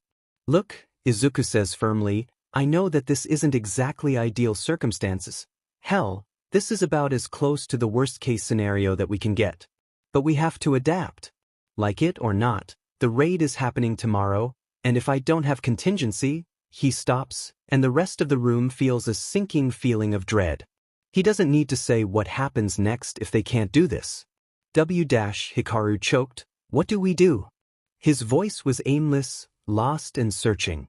He looked over at their project, at its incomplete state. We're not ready, there's no time. Hikaru looked back at Mama, at the phone in his hand. Izuku, we failed? Bullshit, Izuku calls out. So what if our plan didn't work out? They rarely ever do. Now Izuku was shouting, you know what you do when your plan doesn't work? You adapt, adjust, and work with what you've got. There is a pause, before Izuku continues. What is the status of contingency? Izuku asks. Hikaru stammers, but Hatsum immediately begins reading off diagnostics on the monitor. Central power and move capabilities are functional, Hatsum belts out, as well as internal gyroscope and compass. Power systems and wiring are fully operational, plate armor is ready to be fitted. Okay, Izuku interrupted, so what isn't working? Hatsum pauses before continuing. Several weapon systems are non-functional, as well as internal stabilizers, so omnidirectional orientation will have to be performed manually. Her voice begins to stutter, listing off every piece that wasn't working. The rotary cuff is non-operational, so UW will need to move the cuff manually, and lastly, the afterburners are not working either. So speed will be L-locked to 64 km per hour at its fastest. We were going to W work on that too. Tomorrow? But we did not have tea to— Hey, Izuku's voice rang out, this time softer. Mei, breathe. Hatsum took in a deep breath and held it for a bit, before exhaling. It's okay. You guys did amazing given what you had to work with. There was a pause, and Izuku sighed from beyond the phone. It's not ideal, he admits, but it's workable. We'll have to work with what we got. Izuku shifted, and Kirishima could almost see the boy pacing back and forth. Okay. A soft clap echoed across the speaker. Here's what we're going to do. Hikaru, time to SWH priorities. Instead of worrying about what we don't have time for, let's focus on what we can work on. Get the plates mounted, polish off what we have that works, and ditch everything that doesn't. The two nod, even if Izuku can't see them. Kirishima, I need you on standby for the raid. No matter what Night Eye says, you need to stay by him, okay? Okay. Kirishima tilted his head. I don't think that I get it. Basic Strategy 101, Izuku chimes, know your enemy. If you keep an eye on Night Eye, you can report any movements he makes, as well as who is going where. Tell me if a hero is coming to my location, and help orient me along the path. And if you happen to get caught, then warn me and head my way. I can always use a hand I can trust. Kirishima paused, staring at the phone with a blank expression, before his face twisted into an excited smirk, teeth bared. All right, Kirishima roars, leave it to me. This is all well and good, Hikaru interrupts, and as much as I hate to interrupt the excitement, we're missing one crucial detail. The boy looks back over at their joint project. How the hell are we going to get this to you? We don't have time to deliver it in parts like we thought we would. Then we don't, Izuku replies, send it to me intact? Oh, Hikaru grunts, deadpanned, yes, of course. We'll just box this up and send it in the mail. How could I have been so stupid? Would you like standard or express shipping? Hikaru sighs, putting his forehead in his hand. Izuku, this thing is a hair over 6 feet tall and weighs nearly 3 tons. How the F do you expect us to sneak this to you? There is a pause, and Hikaru wonders if he had just exposed a massive flaw in their plan, before Izuku lets out a short chuckle from the other end. Hikaru, they can amesty Izuku's grin. You gotta learn to use your imagination a bit. My Jima? Yeah, kid? Dot, if I give you a serial number, how fast can you find a truck? The rhythmic thumping of air pressure against her ears was battering her auditory senses with a sensation of pressure unlike almost anything else. The sheer velocity of the thumping of wind, churned by the blades thrumming above her head, was a sensation that she knew well, but had never quite become used to. Neither had she ever truly gotten used to the disorienting view of the city, laid out like a circuit board underneath her feet, hundreds of meters below. The feeling of the ground spiraling away from her every time she looked down used to make her desperately nauseous, but now she could do so with only a minor sensation of vertigo. After all, this was a fairly normal shift for her. Looking up in front of her, the pink-haired woman cleared her throat best she could, angling the microphone connected to her ear protection in front of her face. Nodding to her cameraman, she closed her emerald eyes and took a deep breath, silently cueing herself in her head. 3, 2, 1, action. Hello, Channel 4, she said into her microphone. This is Miki Ishido, reporting from several hundred meters above the alleged Shai Hasaikai compound. Pausing for effect, Miki leaned out of the helicopter. We received word that a raid, organized by All Might's former sidekick, Sir Night-Eye, would be commencing shortly. When questioned, the president of the Hero Commission made claims of an alleged drag lab, as well as kidnapping and murder charges. Smiling brightly, Miki raised her head to the camera. We at Channel 4 received notice that a warrant for the arrest of Kai Chisaki, as well as several other high-ranking members of this crime family, were issued this morning by the Hero Commission, as well as a permit of search and seizure. It is reported that the compound is heavily guarded, and so a team of highly skilled heroes with years of experience was assembled, including such decorated names as number 6 hero, Crust, and the number 9 hero, Ryukyu. Nodding to the camera, Miki took another subtle breath. Our team will be reporting on events as they occur, so stay tuned, folks at home. This is bound to be a day that goes down in history. Izuku was awoken to the sound of his door being violently wrenched open. Blinking awake, he was shocked from his slumber by arms wrapping violently around his shoulders and neck, restraining him and dragging him away. His mind took a moment to recover from the shock of his aggressive awakening, and he began to struggle violently in the grip of his captors, his heart hammering in his chest. Hey, Izuku shouted, let me go. What the hell is the meaning of this? In response, one of the men holding him down struck him in the head, causing immediate disorientation. Following, the other assailant reached out towards his shoulder and grabbed his robotic arm violently, pulling it hard. With a click, the arm popped free, and the man tossed it over his shoulder like a club, holding it by the wrist. Shut up, a muffled voice snapped, wrenching his still flesh arm painfully behind his back. Tasama has some questions for you. Izuku felt his blood run cold, his throat locking up from both the pain and the fear of what might await him.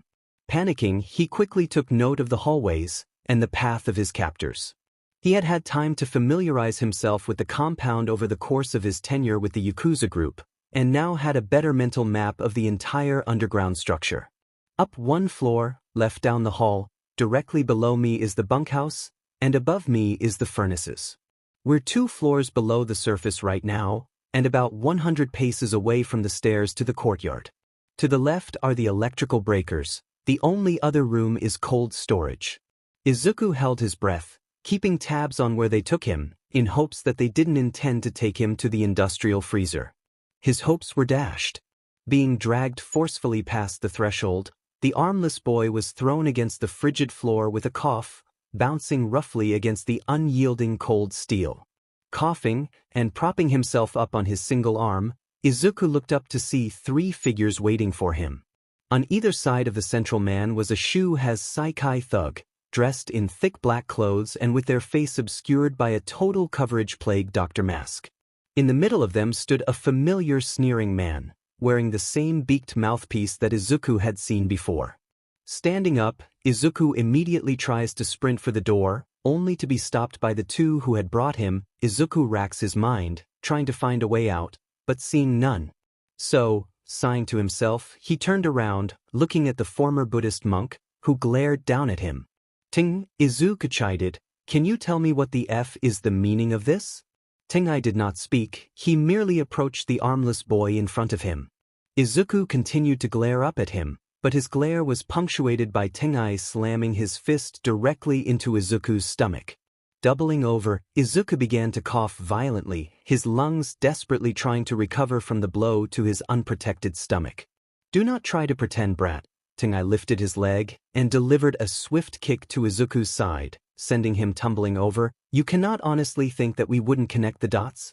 Izuku coughed, turning his body over and propping himself up on his arm, glaring back at his attacker. "W-dots. I don't dash," he coughs violently. "Don't know what you're talking about." "The raid," Tengai shouted. "What did you tell them?" "What do they know?" Izuku did his best to play dumb. "A raid? What do you mean?" "Stop dash." Tengai slammed his heel into Izuku's rib, lying. "You come to our compound and agree to act as a double agent for us. Now, without any warning, an army of heroes surrounds our compound, ready to storm the gates, and you expect me to believe you know nothing of this." Izuku doubled over, hiding his head and holding his ribs in pain, but under his posture, Tengai could not see Izuku's face twist into a satisfied smirk. Of course, he did know about the raid, even if he wasn't supposed to. Just like he knew exactly when and where the raid was going to be coming from thanks to Kirishima. But Tengai didn't need to know that. "I swear," Izuku coughed out, putting on a desperate expression, "Night Eye never told me anything about the raid. I haven't received any word from Night Eye about anything." He shrugs his shoulders back towards the man who took off his arm. "There is a transmission device inside of my arm. It's what I used to contact Night Eye. Go ahead and scrub through it. Or better yet, get Nemoto. He can confirm that I'm telling the truth." "I don't need the logs," Tengai growled, "nor do I need Nemoto. That brown-nosing piece of sheet has been joined at the hip with Chisaki-sama ever since you arrived. I will show Chisaki-sama that I don't need anyone's help to exterminate a mole." "If you aren't gonna confirm your theory," Izuku wheezed, "then how the F can you expect to convince Chisaki that I did what you say I did? You think he will accept a half-hearted theory with no evidence? Chisaki is way smarter than that. Was he playing up Chisaki a bit? Sure. But in truth, Izuku needed to prod at Tengai's nerves if he wanted any chance of escape. Maybe acting like he was close with Chisaki might PSS him off enough to do something stupid. However, instead of growing more agitated, Izuku saw the telltale sign of his cheeks curling up, indicating a smile, and he felt a pit form in his stomach. "You know," Tengai spoke slowly, reaching into his robe, "for somebody so smart, you truly are an idiot." Izuku heard the sound of paper rustling, before Tengai slowly unsheathed a small piece of yellowed paper from his robe, flipping it towards his face, before turning the note around and showing it to Izuku. Seeing the writing on the note, Izuku felt his blood freeze within him. "Eri, stay strong and don't give up. I will get you out of here. Robot boy." He knew this note very well indeed. "Sheet," Izuku thought, looking up at the note he had given Eri. "We found this hidden under its pillow," Tengai said. "Tell me, do you honestly think we're stupid?" Izuku's mind scrambled to find a solution out of his predicament. He knew this was bad, and there was not much he could do to plant doubt in this man's mind. Of course, he could try and deny it, but a part of him knew that wouldn't work. Tengai had been suspicious of him from the moment he arrived. Convincing the madman of his innocence would be a Sisyphean task indeed. So, Izuku surmised, if I can't lie my way out, I guess my best option is to play into his ego. So now what? Izuku rolled his eyes. You have me in this box, quite literally disarmed, and you're just gonna kill me? Tengai chuckled. I was hoping to interrogate some information out of you, before slowly cleaving your limbs from your body, until nothing is left. I've tried that, Izuku thought, gotta say, not keen to repeat that experience. The former Buddhist examined his nails with boredom. But first, you're going to tell me what you want with that thing. Izuku scowled. That thing is a 6-year-old girl. Her name is Eri. It is a tool, a dangerous one. Tengai commented. So, who are you working for? Do the heroes want to use her quirk for themselves? Or maybe we were all wrong, and you're working for the army instead. The army? Izuku questioned, trying to probe. But Tengai huffed. No, you're not with those zealots. So then why? Why do you want her so bad? Are you all truly so delusional, Izuku began, that you haven't considered that I just want her safe? You know nothing about her, Tengai huffed. Humans are all careless, selfish creatures. They don't do anything without proper motivation. Are you claiming that you are the exception? Izuku didn't reply, glaring up at Tengai. Eventually, the former monk huffed and shrugged. Oh well, Tengai exhaled. I suppose it doesn't matter, you'll be dead soon enough anyways. Okay, time's up, Izuku thought. Quick, Izuku. Prod his ego. Wow, you must feel really big, Izuku grunted, smirking up at Tengai and straightening himself into a kneel. You couldn't beat me at the gate with my arm, so in order to prove your competence, you are gonna kill me unarmed and helpless, trustworthy of Overhaul's respect. No wonder he seems to trust Nemoto over you. That seemed to affect Tengai, who glared down at Izuku, his face twisting into a sneer under his mask. You dare question Chisaki's faith in me? Tengai roared. I don't have to, Izuku chuckled, dryly. You seem to do that enough on your own. Tengai stepped forward, a low growl originating deep in his throat. You do not need to prove anything to you. Of course, Izuku chirped in faux joy. You just need to prove everything to Chisaki. His expression tightened, and his smirk became more malicious. Or maybe you need to prove it to yourself? Is that it? Is this just a little confidence-building exercise for you? Tengai lurched, ready to attack Izuku again. So Izuku continued, interrupting the man's action. Because really, what are you proving? That you can kill a crippled boy after beating him, and outnumbering him 5-1. You say you don't need anyone to prove your strength, but here you are, relying on 4 of your thugs to keep me down while you beat me. Is that all you are? Just a coward who can't win on his own merit. A silence penetrated the room, with Tengai staring down at Izuku with nothing but rage and contempt. However, instead of bending, Izuku glared back up, blood dripping from his split lip as his life hangs by a thread.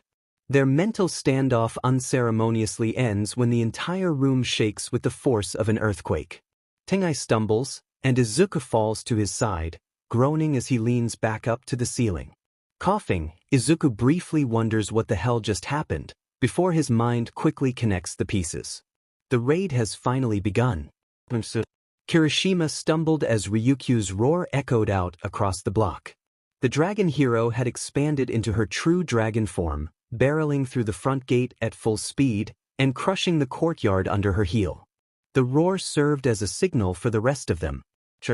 The other heroes followed through, sprinting through the now demolished wall and splintering off into different buildings. He watched as Mirio, Crust and Fat Gum barreled into the leftmost building, while Rocklock, Kesajiri Man, and Ida had gunned for the middle building. Mr. Brave, Nijire and Amakiji took the rightmost structure, with Ryukyu posted herself up outside, right at the large hole in the wall, ready to stop anybody who tries to leave. Night Eye stayed towards the rear, behind Ryukyu, running coordination. The Foresight hero leaned over a small operations center, complete with a satellite receiver, and a mobile computer displaying several glowing dots spread out across an isometric map. Night Eye had made it clear that the team will be wearing tracer bracelets so that he can coordinate their positions.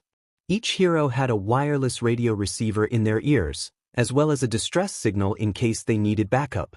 In truth, as much as Kirishima disliked the Callous Man, he had thought that part through at least. The redhead stood by Night Eye, keeping an eye on the man, just like Izuku had asked him, but in truth, he couldn't help but feel less than useful, standing back here while the rest of the heroes did the heavy lifting. That being said, Night Eye had been surprisingly eager when Kirishima had decided that he would run guard for the command post with Ryukyu. It confused Kirishima, but more importantly, it unnerved him. However, the sound of yelling broke Kirishima from his musings, and he heard the sound of Ryukyu slamming her tail against the ground, shattering the earth under the force and launching several people into the air.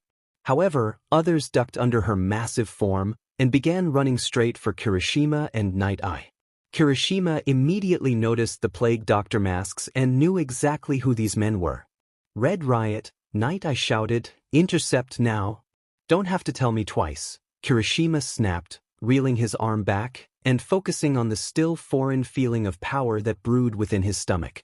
Focusing on that power, Kirishima slowly tensed the muscles in his arm, allowing the energy to begin to bubble and stir. When All Might had told him that visualization was a useful tool for utilizing One for All, Kirishima had not been sure of how exactly to make sense of this power. However, once he felt One for All's power within him for the first time, he knew exactly how to describe such a force. It was like a maelstrom brewing just under his skin, a tsunami of pure power foaming and crashing against his will, stirring just under the surface of his flesh. As such, if he wanted to use that power, his first lesson had been that it was impossible to restrain, and it was much easier to simply guide it through his body. Taking a deep breath, Kirishima mentally guided the growing pressure through his body, up to his arm, where the waves began to crash and stir.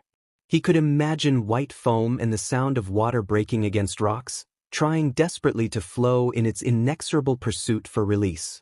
He felt a crackling in his right arm, the skin beginning to glow violently. Raucous crackles of pure force began to sizzle and spark across his flesh, arcing from one point to the next along his arm. Finally, Kirishima focused the power, hardening his limb like he always had, and cried out with pure effort as he rocketed his fist forward, allowing the crashing tide to finally flow out. Smash! Kirishima shouted in his mind, carrying the action through. The results were immediate. In front of him, the sidewalk and pavement of the road was split and cracked open, crafting deep gashes and scars into the street. Any loose debris from Ryukyu's initial assault was kicked up and launched with great force at the surrounding buildings, either embedding themselves into the walls of these structures or outright carving large chunks out of them. The Shu-Has Saikai thugs were not much better off, the pressure from the punch launching them into the sky, speeding away from Night Eye as they smashed into walls and objects, crashing against them violently and falling limp, slumping down into painfully limp positions. The wind pressure actually seemed to shatter some windows around them, the telltale sound of shattered glass clinking against the pavement, falling from its former perch. The next thing Kirishima felt was pain across his right arm. Grunting, he looked down at the limb, still hardened, seeing deep cracks and creases running across his skin. He flexed his fingers, and found that his arm could still be moved, something that he felt proud of. By hardening his limbs just before launching an attack, he can avoid much of the serious backlash of One for All at once. However, doing so pulverized his hardened skin and left it utterly worthless at forming its usual rigid shape, meaning the next punch with his right arm would break the limb, guaranteed. Gritting his teeth, Kirishima looked back over at Night Eye, who was staring at him with contempt. It was clear that Kirishima's use of what he saw as Mirio's quirk was bothering the Foresight hero, but Kirishima hardly cared what Night Eye thought of him at this point. Besides, Kirishima thought, once the raid is over, it won't be mine anymore anyways. Shaking his head, Kirishima grit his teeth, seeing more Yakuza thugs pouring out of the buildings. Within the door frames, the redhead can see several heroes stuck at the door. Fat Gum and Mr. Brave having been forced back out of the buildings and into the courtyard by a virtual human wave. Kirishima could not see any of the other combatants from where he was, but glancing over at the screen, he noticed that several glowing dots had made it deeper into the compound, telling him that some had broken through. Kirishima felt a buzz in his pocket and pulled out his phone briefly, holding the brick up subtly, only to smile to himself, seeing a single text in a newly created group chat. Contingency is waiting for pickup. 13-81. Okay, Izuku, Kirishima thinks, the rest is up to you. Lowering his body into a ready stance, Kirishima nods to himself, preparing to engage several straggling thugs who had broken away from the pack. Come on, Kirishima roared, hardening his left arm and chest. Give me your best shot. Tengai recovered from the quake first, righting himself before staring back down at Izuku. Finally, the man grunted and looked away from the amputee. Faye, the man spat, you aren't worth dirtying my hands. There are matters that concern me far more. Walking out of the freezer, he curls a finger at the two guards nearest to him, who follow him as he exits the frigid chamber. But before he steps over the threshold, he delivers one last comment towards the guards that remain. Kill him, a simple phrase, but it was all it took for the men to begin to encroach on Izuku, stepping towards him, various quirks activating. Tengai stepped out of the frigid room, closing the door behind him and making his way up to the melee happening outside. He would prove himself on the battlefield. Izuku let his eyes wander towards the two thugs, both of whom stand between him and the only exit. Seeing that he was completely surrounded, he quickly began to note down anything he could about them, brain processing in overdrive as he thought of a way out of this mess. First guy, taller than the rest. Stronger, but slower. His quirk seems to consist of claws ending at the tips of his fingers. Judging by the gleam, there's some kind of metal or alloy. Avoid close quarters combat. His eyes flick to his right, second guy. Shorter but stocky. His hands are glowing green, and I can see some kind of energy coming from his palms, implies a longer range quirk. Keep him in my peripheral. I doubt he's particularly active either. Best move is to try and outmaneuver him. His eyes flick down to what the second man is holding, the glint of brass along the familiar prosthetic. But first, I had better take back what is mine. The first thug dives at Izuku, who drops back into a crouch and rolls, before moving to his feet and sprinting straight at the second. The second thug charges the energy in his palm, and flicks his wrist, launching a sizzling ball of plasma at Izuku, who ducks under it. He looks to where the ball hits, and sees that the portion of the wall that had been struck had been left scarred, as if burned by acid. Electrified acid, that's not good. Izuku thinks, before turning his attention back to the thug holding his precious arm. He noticed that behind him, the first thug was ready to charge at him again, reeling his claws back with a roar, but Izuku was ready for him, dropping to the floor and tripping the thug with his body.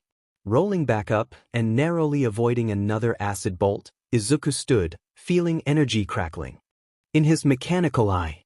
Sad part is, these guys really do think I'm defenseless. Izuku smirked, feeling the soft blue glow of his false iris grow brighter. Well, you're in for a rude awakening. Feeling the sizzling of the air on the right side of his face, Izuku locks his gaze onto the shorter of his assailants, and unleashes a concentrated beam from his mechanical pupil. The man only has a moment to react, letting out a surprised grunt, before the beam makes contact with his mask, and begins to melt through the thick plastic. The glow of the thug's palms fade immediately as he begins to scream, melted plastic dripping from the mask and onto his shoulder and face. The man drops Izuku's prosthetic, and desperately tries to yank the mask off of his face. Izuku takes the momentary lapse in focus, diving to grab his arm, and quickly scrambling to get back up. Holding the brass marvel in his hand, Izuku sprints for the door, quickly slamming it open, and rocketing down the hallway. However, instead of running towards the stairs, Izuku hooks a right, and begins to sprint further into the compound. Placing the joint of the prosthetic on his shoulder piece, he feels the magnetic connection click into place, and slowly rotates the arm into place. Once he hears it click, he flexes the metal fingers, nodding to himself, just as he hears the sound of someone shouting after him. Daring to look behind him, Izuku locks his gaze onto the two thugs, with the shooter having removed his mask from his face, revealing green hair buzzed low to his scalp and acid green eyes. However, The other thug, still masked, was right behind him, lunging towards him and grappling Izuku to the ground. Izuku quickly twists his body, spinning his hand 180 degrees around, and presses down on the arm. He flicks his pointer finger, watching as the tip of the finger flips open, revealing a small copper nozzle hidden just underneath, and quickly presses the hidden trigger again. A gout of flame unleashes from the tube directly into his captor's face, blinding and burning the thug's plastic mask. The man rolls off of Izuku, clutching his burning mask as Izuku stands up and begins running away. He turns in time to see the other man rip off his hood, showing a menacing man with sharpened teeth and 3 stylized mohawks running down his head, each one a different color. However, Izuku can't help but feel a burst of pride at the slight burn on his face, and his bloodshot eyes from the heat and fumes of melting plastic. "Kill that son of a bitch!" The green-haired thug shouted at the larger one, grabbing his partner and throwing him to his feet, and giving Izuku just enough distance to consider breathing room. The amputee doubles his efforts, sprinting down the halls that he had become so familiar with over the past few weeks. Daring to look up, Izuku notices that he passes under a low pipe, poking out from the ceiling. Nodding to himself, he lets some distance build between him and his pursuers, before turning his body and aiming his palm at the pipe. Feeling the familiar sound of ozone burning around his palm, Izuku carefully aims an arc blast at the pipe, piercing through the pipe with a superheated blast of energy. Hot steam begins to eject from the now broken pipe, rocketing down into the hall and impeding the progress of his pursuers. With a bit of distance between them, Izuku feels a soft buzzing in his pocket. Pulling out his phone, he sees one message from BGMI in a group chat they had formed last night. Contingency is waiting for pickup. 13-81. "Thank you," Izuku huffed out loud, hooking a corner and beginning to ascend the stairs directly in front of him. Above him, Izuku hears the sound of shouting and blows being traded 2 floors up. "Sounds like the heroes are being held at the gate," Izuku surmised. "Good, that makes things less complicated. All I need to do is get to the tunnel. I'll be 1 floor below the action, but that works perfectly." Nodding to himself, Izuku resumes his sprinting, flinging the door open and stopping to barricade the doors closed, locking them behind him. He begins to sprint down the hallway, hearing the sound of the thugs chasing him trying to break the locked door down. "Please hold," Izuku begs, only for the sound of wood splintering and metal melting from acid to echo through the hall, dashing his hopes, whatever forces are out there.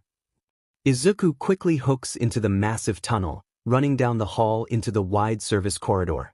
His eyes flick around, looking for anything he can use to get out of there, only for his gaze to lock onto a forklift abandoned in the hallway. The forklift itself was useless, as Izuku did not know how to drive one, nor did he have the time to figure it out. But what it did have was something connected to it on the rear.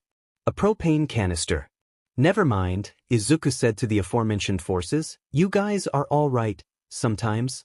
Rushing over to the forklift, Izuku quickly sliced off the nozzle with his vibroblade, before doing the same to the restraints on the canister.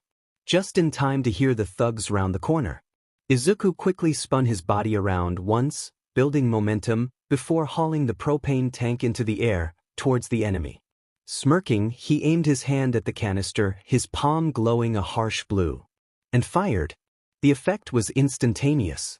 The blast hit the propane tank dead on, carving through the pressurized can, and igniting the gas inside. A rapidly expanding fireball erupted from the propane tank, illuminating the tunnel in a deadly orange glow. The thugs chasing him ducked to the ground to avoid the fireball, giving Izuku the chance to get a head start on them, sprinting full tilt down the corridor, towards his target. He could feel his lungs burning, his muscles aching as lactic acid built up along the fibers. But he kept running, knowing that stopping now meant near certain death, but making it to his goal would spell salvation. "Come on, body," he urged himself, "give it everything you've got." Ida rocketed down the stairs, knee out, aiming his powerful kick into the jaw of a masked Yakuza. Landing and pivoting on his good knee, the engine-quirked boy rushes forward, rounding the stairs and slamming the door open. Immediately, he feels a sharp sting from behind his kneecap, but ignores it. The increased dosage of painkillers had done wonders for the pain. Now, he could barely feel the pain that had plagued him. However, he knew this was only a temporary measure. He scans the hallway on this floor. Having dropped down one flight of stairs, Ida knew that he was just barely underground. Immediately, he found himself dumbfounded by the scale of the compound. The hallways on either side seemed to extend ad infinitum, and the network of passages weaved a spider web in front of him, disorienting the bespectacled boy. Pivoting on his heel, Ida scanned the hall, trying to find any sign of life. Planting his foot, the speedster began to rocket down the hallway, each step sending a pulse of pain through his leg, but he bit his lip and endured. Sprinting down the hall and pivoting to the left, Ida reached up and pressed the button on his earpiece. "Sir Knight," Ida declared, "I have made it past the door. I am now on the first level of the lower structure." "Excellent," Night Eye responded. "Any sign of Midoriya?" "No, sir," Ida shook his head. "He was not at the gate." The silence from Night Eye tells Ida that is not what Night Eye wanted to hear. But before Ida could continue, Night Eye responded. "No matter," Night Eye grunted. "Continue on with the pathfinding. Do you still have your markers?" "Yes, sir." Ida reaches down to his side, pulling out several objects from his side. He let his eyes run across the surface of the tools. Before they had departed Night Eye's office, Ida and a few other heroes had been handed small pinions, only about 15 centimeters in length. They were fairly thick, but blunted at the tip, with the pinion ending in a small electromagnet, instead of a sharp point. At the top of each pinion was a small red button, acting as an on switch. "Good," Night Eye commented. "If you find any points of interest, attach and activate a marker, and continue on. Focus on triggers and weapons, understand?" "Yes, Sir Knight," Ida calls out, rounding another corner and heading deeper into the compound. "And, if you do find Midoriya," Night Eye continues, "then do what must be done." Ida doesn't respond immediately, but the steel in his gaze under his helmet says more than words could convey. Night Eye closes the channel, and Ida continues, pushing his body to run just a bit faster. "Come on," Ida begged to himself, "just a bit more." Thanking whatever god might be out there, Izuku quickly rounded the all-too-familiar corner, running up the short ramp, and escaping into an open area that he immediately recognized. The loading dock was devoid of life. All of the workers who had previously populated it were gone, probably moving towards the entrance of the compound to stop the heroes. Instead, the many boxes and pallets were left unattended. He noticed that several lunches had been discarded, and the main office door had been left ajar. Before he could begin his search, Izuku whirled around, seeing that a large gate was drawn up above the ramp. Grabbing the handle, Izuku quickly slammed the gate down onto the concrete ramp, lining up the latch bore with the ground. Scanning around, Izuku notices a small pin connected to a chain to his left, and quickly grabs the chain, wrapping it through the bore hole and threading it around the notch, tying it tight. With a huff, Izuku flips open his pointer finger again, revealing the hidden welding torch, and hastily begins to weld the links together into a permanent bind. He knew he didn't have much time, and Izuku swore he could hear the footfalls of his pursuers coming from down the hall, but as the weld completed and began to rapidly cool, Izuku knew he didn't have time to double-check his work. Besides, he was exactly where he wanted to be. Jogging into the open floor of the loading dock, Izuku rushed past the office and began taking inventory of the various trucks lined up at the dock. The bay doors had been closed and locked, save for a few empty loading bays, with gates shallowly closed over the empty ports. However, he did notice that one gate was left slightly ajar, leaving a small gap that would allow for him to squeeze through. Hearing the sound of shouting coming from the ramp, as well as the telltale clanging of metal bashing against metal, Izuku weighed his options. Checking the manifest would take too long. It would be best to just check from outside. Plus, that will make it harder for them to find me. Nodding, Izuku rushed towards the small gap, falling prone and beginning to squeeze his way through, careful not to leave any trace of where he had been. The less of a trail I leave, the more time I have before they find me. Izuku squeezes through the gap, just in time to hear the chain snap and the gate lift. Rolling off the bay, Izuku hops down onto the ground, immediately noting the nostalgic sensation of a soft breeze dancing across his skin. The feeling of fresh sunlight and a gentle breeze was one that he had not felt in weeks, having been working solely in cramped tunnels and underground equipment sheds. That's it, Izuku nodded. When I get out of this, I'm going for a hike. Focusing, Izuku quickly rushed over to the front of the trucks, looking down just under their grills. Come on, Izuku grunted. Where is it? His eyes scanned every truck, jogging from one side of the lot to the next, noting each one down in his head. Maya said that you were here, so where dash? He stops. 13 to 81, displayed exactly as planned on the license plate of the truck directly in front of him. Wait, Hikaru rubbed the bridge of his nose. We're going to do what? Okay, Izuku spoke from the other end of the phone. Shai Hasaikai is a tight ship. They have almost every avenue patrolled and covered, except their loading dock. Okay? Kirishima piped up. So, what? So, Izuku stressed, that's our avenue to getting contingency in. We sneak it in the truck. Maidama gets his hands on the truck and puts the suit in it. But don't they check the packages? Hikaru rebuts. You don't think that they'll find a massive, heavy package suspicious? Hikaru, Izuku sighed fondly. I didn't say put it on the truck. Wiping some sweat from his brow, Izuku nods to himself, lurches under the vehicle, and begins to tap at the metal with his prosthetic. He hears a series of dull thumps each time the flank of his brass hand connects with the undercarriage of the DLVY truck, before scooting along to his side and repeating the process. Come on, appealing, Izuku calls out, I know you are gonna sound different. So why don't you dash? Cling.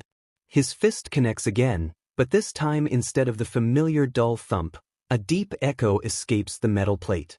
Izuku quickly checks the side, seeing a fairly new weld line laying across the surface of the plate. Tapping one more time, Izuku is met with the same echoing hum. Bingo! Izuku can hear shouting from within the loading dock, presumably his would-be captors bickering amongst themselves. Well, Izuku shrugs, it's as good a cover sound as any. Ejecting the oscillating blade from his wrist, Izuku hears the blade begin to hum, before pressing it to the weld line. The sound of metal grinding against metal echoes out across the yard, and Izuku winces as the familiar sound of metal being cut screeches out from around him. No way to do this stealthy, Izuku concludes, so may as well just try to be quick. Wrenching his arm forward, Izuku quickly begins to carve out the weld lines along the plate, feeling the steel give way to the vibrating blade. Hastily, Izuku twists the blade forward, and then around a corner, carving away at the plate, and revealing a hollow recessed into the plate. Carving the third side, Izuku twists the blade again, dragging it up the fourth side of the rectangle. In his haste, he forgot to account for what happens when you cut all four sides out of a raised object. The freshly cut plate dropped away from the truck and fell directly onto Izuku's face, before clanging to his side. Izuku let out an unconscious cry of pain, holding his nose, before he heard the sound of struggling close by. Get that med gate open? An all too familiar voice shouted. Izuku thought, no time for a diagnostic test. Izuku huffed, before his face broke out in a slightly sadistic smirk. Oh well, Izuku said in his mind, reaching out and pulling a small valve above him. The sound of gas hissing and a plate moving rang out around him. No better test run than a trial by fire. Get that med gate open? His partner shouted to him. Tadashi rolled his eyes, running his head through his scraggly green hair. He felt the familiar burning sensation in his palms as his quirk ejected acidic plasma from his palms, running his hands along the locked joints of the gate too. Try and release it. Ishikawa looked up at his partner, scowling at the man's mohawked face, and growled over to him. If you want this done faster, Oki, Tadashi grunted, then why don't you effing help? Stop complaining and just get it done. Oki waved him off, causing Tadashi to scowl, before continuing on. Eventually, he felt something give, and he wrenched the gate open, revealing the outside to him. All right, Oki clapped his hands, you go out there and look for the little sheet, the mohawked man huffed. I'll hang back in case he comes this way. And what if he just ran away? Smart guy? Tadashi parried, only for Oki to huff. Just go check the DMN trucks, already. Oki roared, baring his sharpened claws. Tadashi tried to suppress his growing anxiety, hiding it behind an indifferent huff. Fine, Tadashi grunted, leaning over the lip of the bay door and hopping down to the pavement below. The sound of cutting metal and then a loud clang had told them that Midoriya was still close by, but soon after they got the gate open, the sounds had stopped. Now Tadashi was, frankly, unsure of how to find the kid. Not to mention what was causing all that noise. Tadashi mused, checking around the trucks near him. Jesus, what the F does that kid pack in that arm of his? Find anything? Oki shouted from the dock, only for Tadashi to flip him off as a response. The plasma-quirked man rushed out around the trucks, seeing nothing in front of him. But suddenly he heard a soft noise. It was barely audible, a mere whisper against his ear, but he heard it nonetheless. Hissing. It was soft, but distinct, like air escaping a pressurized container. Briefly, Tadashi froze, wondering if Midoriya was trying something else like his little stunt with the propane tank, only for the hissing to stop. What followed was silence, and then dull sounds of shifting and clanking and a soft grunt. Approaching the sound, Tadashi crouched low, eyeing the underside of the massive vehicle. His heart hammered in his ears, and the green-haired man stopped at the side of the truck, just next to where he had heard that sound. He took several deep breaths, before taking one, much harsher breath, and ducking under the truck, only to see nothing but a loose piece of metal on the ground. Izuku was surrounded by darkness, feeling his body fit snugly into position. He barely has the sense of direction to remind himself that he is currently facing the sky. His arms are at his sides, and his legs are locked straight out under him, held firm within the steel cage. It's only after a soft click that the world around him begins to alight. A glowing blue display suches on in front of him, several diagnostics lining the side of his vision, while his front still remains black. Briefly, he wonders if the cameras are broken, before seeing the telltale shifting of light from the corner of his eye. He hears a soft crackling from his left ear, and sees another display light up, this one to his upper right. Izuku! The amputee hears a familiar voice on the other end of the call. This is Hatsum. Are you okay, Izuku? Yeah, May, Izuku replies, smiling. I managed to get a chance to grab the suit. Yes, that is good, Hatsum confirms. If you had not gotten to the suit, that would have been very bad. There is a small pause as he hears several clicks of a keyboard. How is the suit functioning? Does it work right? Does it fit? How is the heads-up display? Do the servos dash? May, Izuku gently interrupts. It seems to be working, but I think the suit is wedged under the floor of the truck. I can't move my legs. Oh, another few clacks of a keyboard. Can you move your arms? Yeah, Izuku confirms this by subtly rotating his arms, feeling the machine surrounding him rotate in time. It's a bit stiff, but I think I can get used to it. You'd better, another familiar voice rings out, because that's all we are going to be able to send you. Trust me, Hikaru, Izuku smirks, this should be more than enough. I just gotta get out of this wedge first. Reaching up, Izuku feels his armored fingertips clack against a thin layer of metal and wood. And I think I know just how. Tadashi stares at the loose metal plate. At first he had assumed that it had merely rusted off, but looking at it more, he saw the telltale jagged lines of cut marks lining the sides, crooked and unrefined. Now it is becoming more clear. This plate had been cut off, and it had been cut recently. Just as he thinks that, he hears the sound of metal groaning and wood creaking before a sharp compounded crack roars out around him. Scrambling under the truck, Tadashi wrenches his stocky body under the truck bed, around where the plate fell loose. Instead of seeing a twisting network of tubes and steel bars, he is met with a crooked, rough hole, staring directly up into the bed of the truck. Several loose wires were sparking and crackling in the air. The metal reinforcements of the wooden truck bed were twisted and gnarled, forming strange shapes around the hole. What? Tadashi thought before shaking himself from his stupor.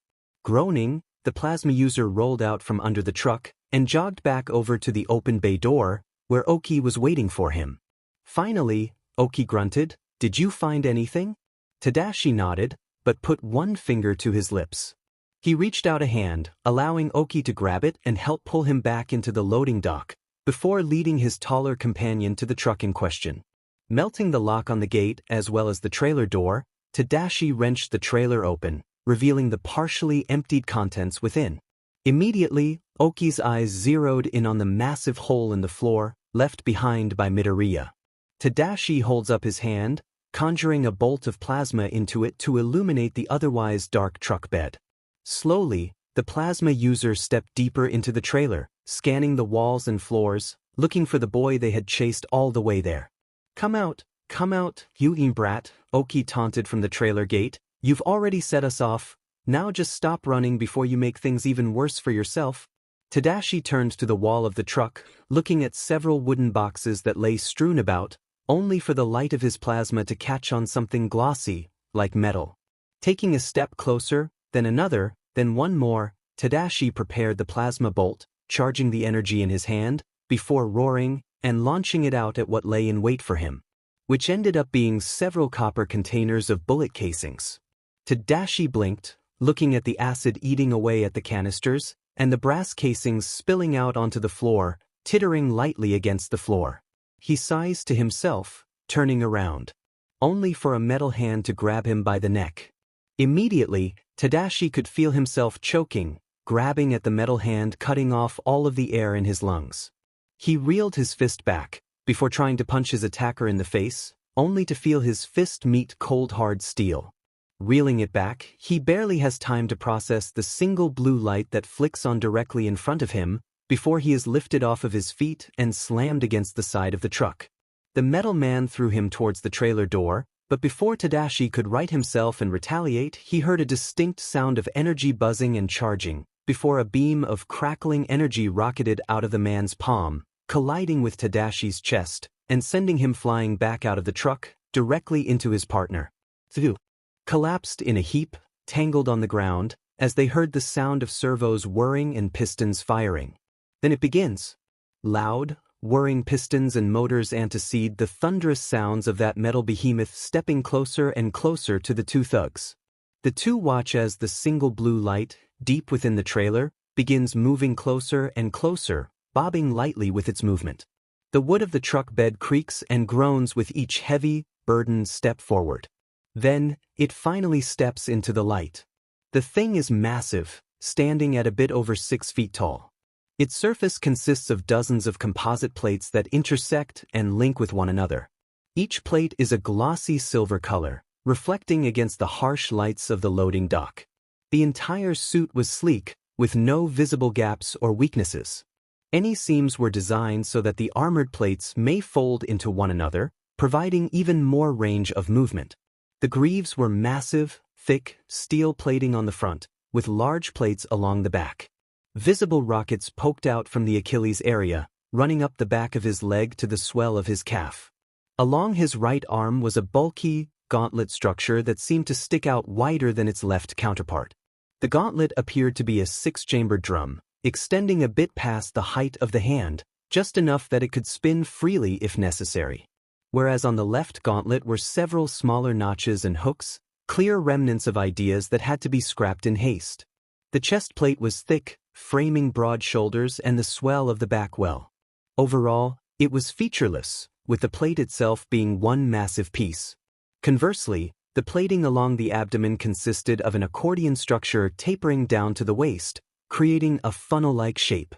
The plates were thin, but flexible and designed to collapse into each other in case the pilot needed to lean. Finally, the helmet of the metal marvel was made up of 4 conjoined structures.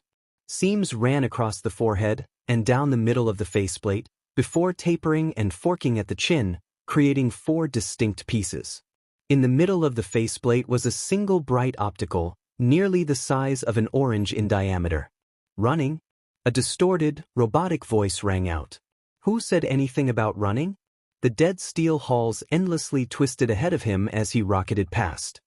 He was beginning to become mesmerized by the seemingly infinitely winding tunnels and passages of the compound, gnarled and sewn together like an Ouroboros. If he were being honest, Ida did not know if he was rushing deeper into the labyrinth, or if he had been lost in the endless roots of this Yggdrasil hell. For all he knew, he was heading back to the surface at this point.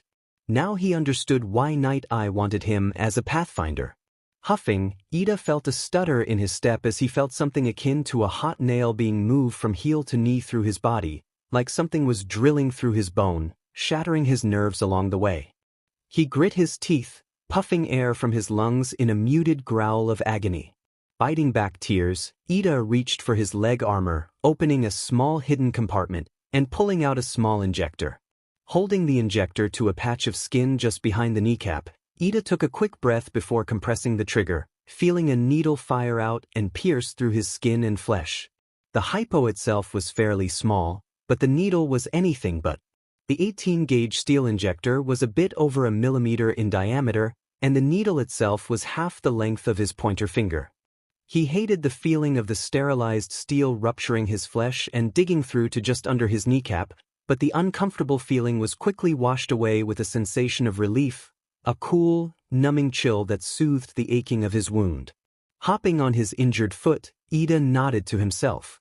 "But the painkillers are fading faster than before," he observed. "The dose I took this morning was supposed to last me all day." Staring down at his injured leg, Ida's eyes narrowed, as if glaring down at the source of all his pain. Flashes of a blood-red cape, of various blades and knives attached chaotically to a bandolier. "This was all his fault," Ida growled. "He did this to me. I'm so useless." Another flash, this one emerald green. A single arm poised in the air, raised above his prone form. He saw the boy's only exposed eye. The formerly fiery green was dark, nearly black. You would expect that a man about to take a life would be angry, or elated, or any emotion under the sun, but not this boy. No, this boy's face was one of contentment, of peace, tranquil as undisturbed water. Despite the horrid action he was ready to commit, Ida didn't think he had ever seen someone so at peace with themselves in his life. Ida would never forget that face. "Ingenium," Night Eye called through his earpiece. "You stopped suddenly. Is there a problem?" Ida shook his head, lifting up from his kneeling position. He reaches into his side pocket, pulling out a marker. "No, sir," Ida belts out, "just checking the area to identify if this is a safe place or not." "Well, hurry up," Night Eye snapped. "We only have so much time. Your job only works if you waste as little of it as possible." "Understood." "Yes, Sir Night," Ida calls out before pressing the small button at the top of the marker. He listens for the soft beeping and slams the marker into the wall point first, allowing the magnet to stick itself to the steel surface. Nodding to himself, Ida takes off back down the hallway. For a second, I almost believed he had changed," Ida mused, mind still locked onto the green-haired boy. "I trusted Kirishima's judgment and tried to move on, but now I see the truth." Rounding a corner, Ida hears the sound of an engagement deeper in the tunnel. Evil is absolute.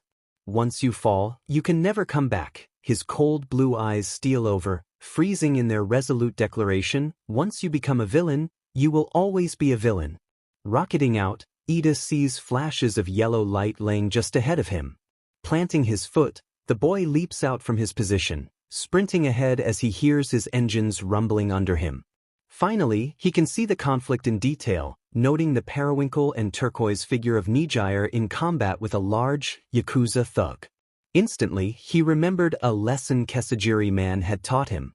You won't always have time to check a police database or a wanted list before engaging, the recon hero explained. Instead, keep a mental catalog of poise, their faces, names, crimes, capabilities, quirks. Even their idiosyncrasies and relationships can help. That way, if you see a suspect, you don't need to take the time to cross-reference any information, you just know it. Ida quickly noted the man's features.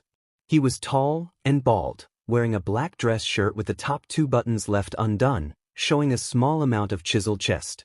His legs were clad in khaki breaths and black boots, and he wore a white surgical mask on his face, covering his mouth. The bald head and surgical mask instantly tripped a memory for him. Yuhojo, one of Shai Hasaikai's 8 bullets. He's strong, often spending his time at a gym or sparring with other members of the Yakuza. Ida recited, he keeps his head shaved because his quirk, crystallize, doesn't work well on his head unless he is bald. From what I know, he can make crystals anywhere on his body, and they are fairly durable. Nodding, Ida leaps out. raising his knee and slamming his good knee into the back of Hojo's neck, causing the large man to grunt in pain and fall forward. Landing on his feet, Ida skids down the hall and hops once, stopping himself. Spinning, Ida nods towards Nijire. Hadu, Ida shouts, "Are you alright?" No, Nijire wags a finger at him. It's not Hadu right now, Kohai. It's Nijire. Ida blinks at her before shaking his head. Are you alright? Yup. Nijire chirps, I managed to slip past the big fight up top, and now I've been running around trying to drop these markers where I can. Suddenly the girl pouted, but then this joker showed up and he's been giving me a hard time. Ida nods, then allow me to assist. Turning, the engine quirked boy raises his fists, squaring up with Hojo just as he recovers. A shot from the back, huh? Hojo grunts, pretty cowardly of you, little hero. Silence, villain. Ida shouts, you have no right to call anyone or anything else cowardly when all you Shihasaikai do is hide in your tunnels like rats. Ida watched Hojo's eyes narrow, and nose scrunched in irritation under his mask. You heroes sure like to talk about a big game, don't you? But how are any of you any better? The man rolls up his sleeves, and Ida can see crystals slowly growing out of his skin, blooming from the dermal layer like flowers in a field. Oh well, not that it will matter soon, Hojo chuckled. In our future, heroes don't exist anymore.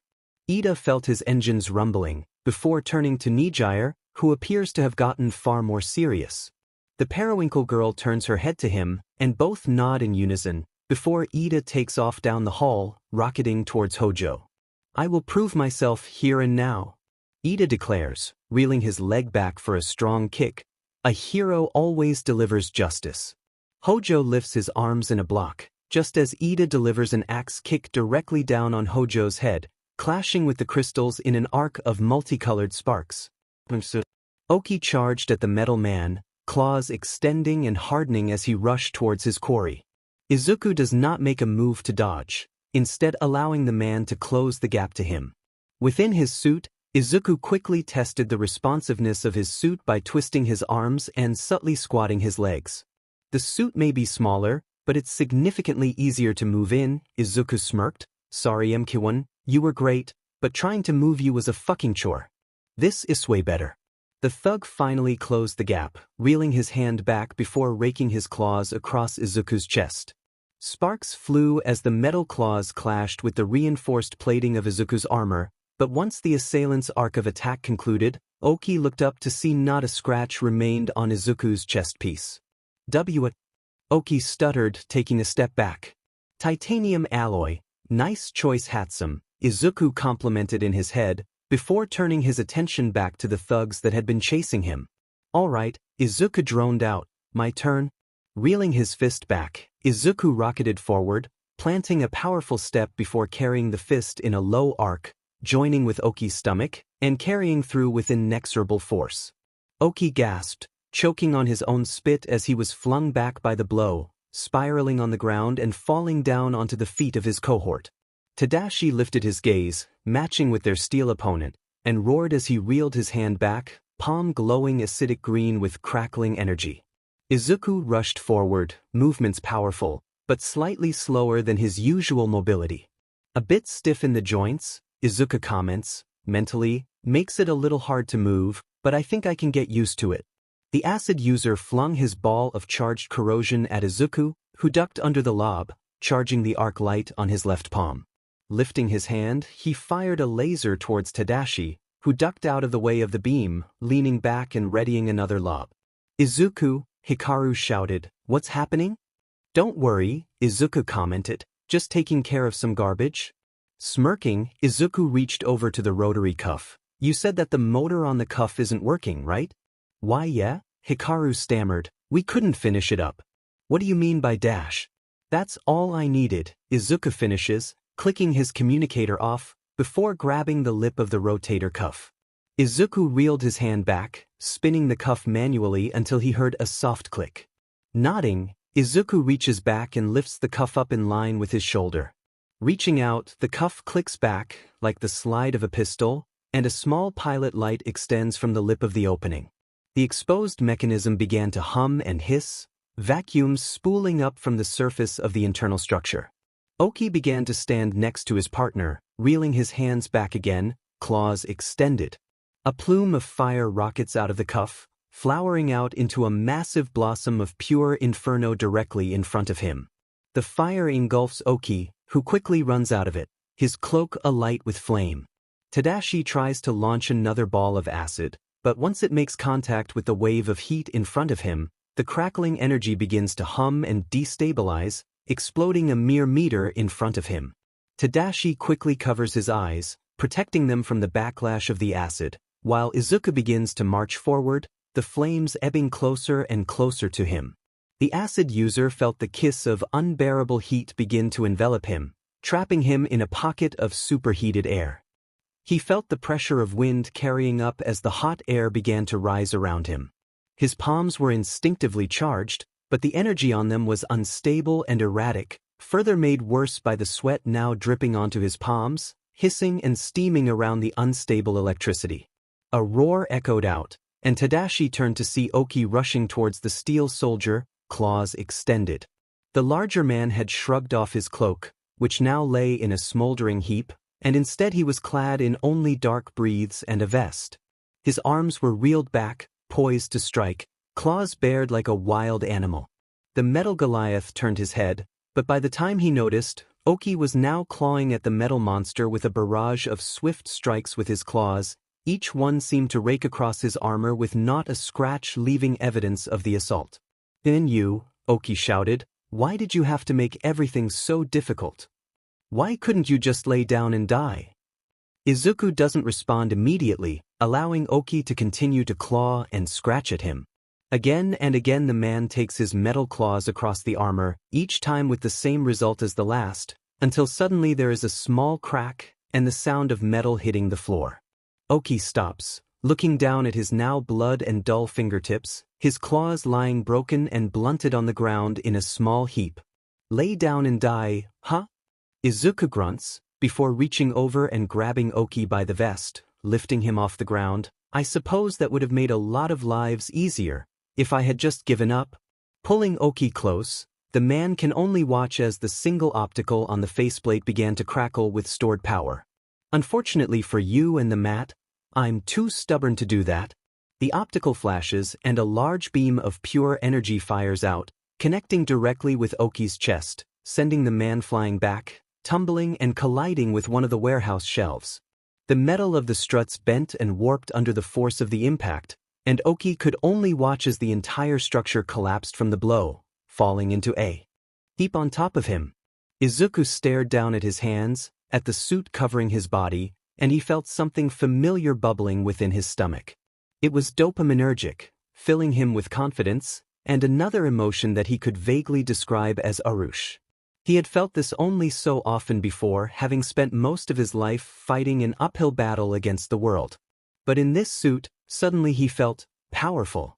And he loved the feeling. Turning his attention back to Tadashi, Izuku is stunned when he sees the man had turned away from him and began running towards the ramp. "Oh, what's the matter?"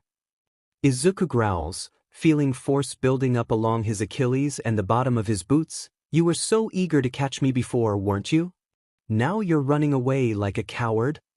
The rockets on his boots fired off, and Izuku leaned forward, launching himself into a burst of speed. He flew forward, closing the gap between him and Tadashi within a few seconds, and grabbed the man by the back of the head, slamming him into the ground. "You're all the effing same," Izuku spat, tightening his grip on Tadashi's skull, and leaning his knee on the man's back. "You act all big and fearless when you have me on the back foot, but the second that I can fight back, you scurry away like the cockroaches you are." Please," Tadashi gasped out, "let me live. Please." "Oh yeah," Izuku taunts, "and why should I? Why should I show you that courtesy? Were you going to show me the same? Huh?" Tadashi's face turned, able to angle his head so that he could see Izuku from the corner of one eye. The expressionless faceplate stared back at him, and for a moment he felt paralyzed. Staring up at this boy, the same boy they had chased for so long, the same boy they had thought as so weak before, he saw nothing but death staring back at him. A cold, unfeeling machine, ready to kill without a second of hesitation. I've spent far too long being treated like I am weak, Izuku declared, but now I'm strong, now I can hit back, and harder than any of you could ever hit me.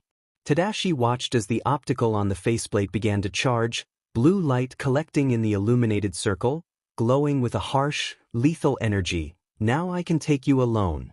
I can beat you, I can beat the 8 bullets. The machine let out a warped, metallic chuckle. I bet I could even take on Overhaul now. The optical charge, and the hissing of energy building and charging took over. Tadashi closed his eyes, trembling under the grip of the Steel Reaper atop his prone form, and waited for the final blow to come. These tools can all cause harm, they can hurt people, but they were not made to. Izuku freezes, the clouds that had washed over him parting slightly, filling his head with a memory he had almost forgotten. Tools fix things, inventors solve problems? Izuku blinks, feeling his grip on Tadashi's skull loosen ever so slightly. You are an inventor, Izuku, you solve problems, you fix things? Closing his eyes, Izuku takes a breath, feeling the clouds in his head finally break, allowing his mind to clear. With a deep exhale, the charge on the optical begins to fade, and he slowly stands up from Tadashi's prone form, who immediately curls in on himself. Izuku looks down at his former opponent, defeated and subdued, and turns away. But that isn't why I'm here, Izuku declares, before walking towards the ramp. Reaching over, Izuku turns his communicator back on, and is immediately met by the voice of Hatsum echoing through his helmet. Izuku, Hatsum yells, we saw that you had discharged the uni-beam. What happened? I'm okay, Mei, Izuku states, calmly. I just lost my head for a moment, I'll be fine. Well, you'd better find your head, fast, Hikaru snarks, because once the raid is over you lose your cover out of there. How do you lose your head? Hatsum questions. It is attached to your spinal cord through the neck. If you lose it just reach up. It's not forget it. Hikaru huffs, trying to ignore Izuku's chuckling from the other end of the microphone. Never change, Mei, Izuku huffed between laughs. Okay. Hatsum chirped, and Izuku chose to ignore the growl of irritation from Hikaru. Izuku turned towards the hallway, the thrusters on his boots revving up as he got ready to fly. Launching himself into the air, Izuku leans forward, rocketing down the hall. Izuku rockets through the narrow hallway leading to the service tunnel. That is, until he meets a corner. Izuku tries to turn, but his inexperience with the suit makes the maneuver impossible. Closing his eyes, Izuku braces himself for the inevitable impact as his body hits the metal wall, slamming roughly against its surface. The armor absorbs the vast majority of the impact initially, but that doesn't mean that it didn't sting like a beach. But frankly, the only thing that was severely wounded at that moment was his ego. Izuku? Are you all right? Hikaru calls out. We heard a loud bang. Is everything okay? Hikaru? Yeah. Make a note for me. Izuku gets back to his feet, stretching his arms. Don't fly indoors. I don't want to hear a word, Izuku grunts. I'm not saying anything, Hikaru defends. Frankly, I don't think I need to. Rolling his eyes, Izuku stares up at the tunnel in front of him. This should be spacious enough, Izuku thinks, engaging the thrusters again, and beginning the flight back down the logistics tunnel. The entire time, his mind is locked on one thing and one thing only. Hang on, Eri, Izuku thinks, I'm on my way. Ida skids back, grunting in exertion as the crystal club collides with his sternum. Recently he had updated his armor to aid in protecting from sharp weapons, but in the process he had neglected to protect himself against blunt force trauma. The force of the blow carried through his plating, dispersing across his body as he slammed into the back wall of the hallway. Ida ducked under the second blow, breathing in exertion as he stared up at their opponent.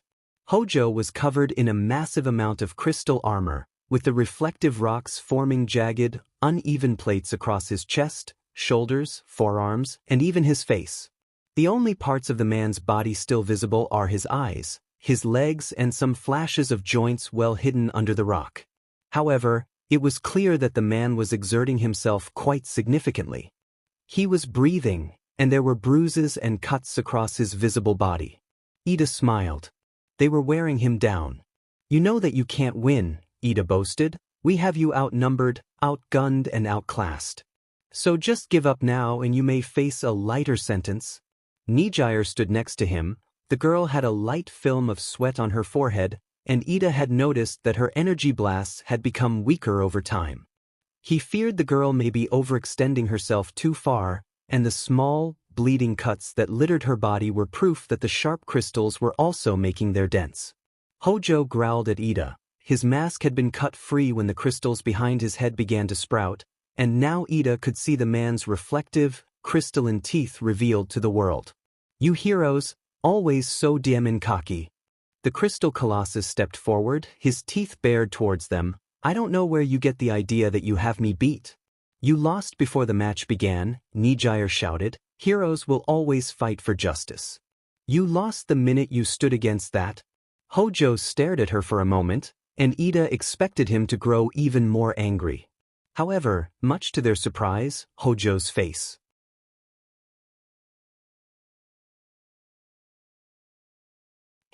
protecting Ida from harm as Hojo slammed his fist repeatedly into the massive hero. But Fatgum's soft body absorbed the blows, dispersing the crystal attacks harmlessly across his body. Hojo growled and slammed his fist into the BGMI hero, before launching a salvo of crystal bullets directly into the hero. Fatgum stood resolute, enduring the blows and turning his head, looking behind to Ida. Are you okay? Fatgum called, breaking Ida from his stupor. The boy blinked and nodded, but pointed to Nijire's prone form. Hadu took a heavy hit, Ida explained. She needs medical attention now.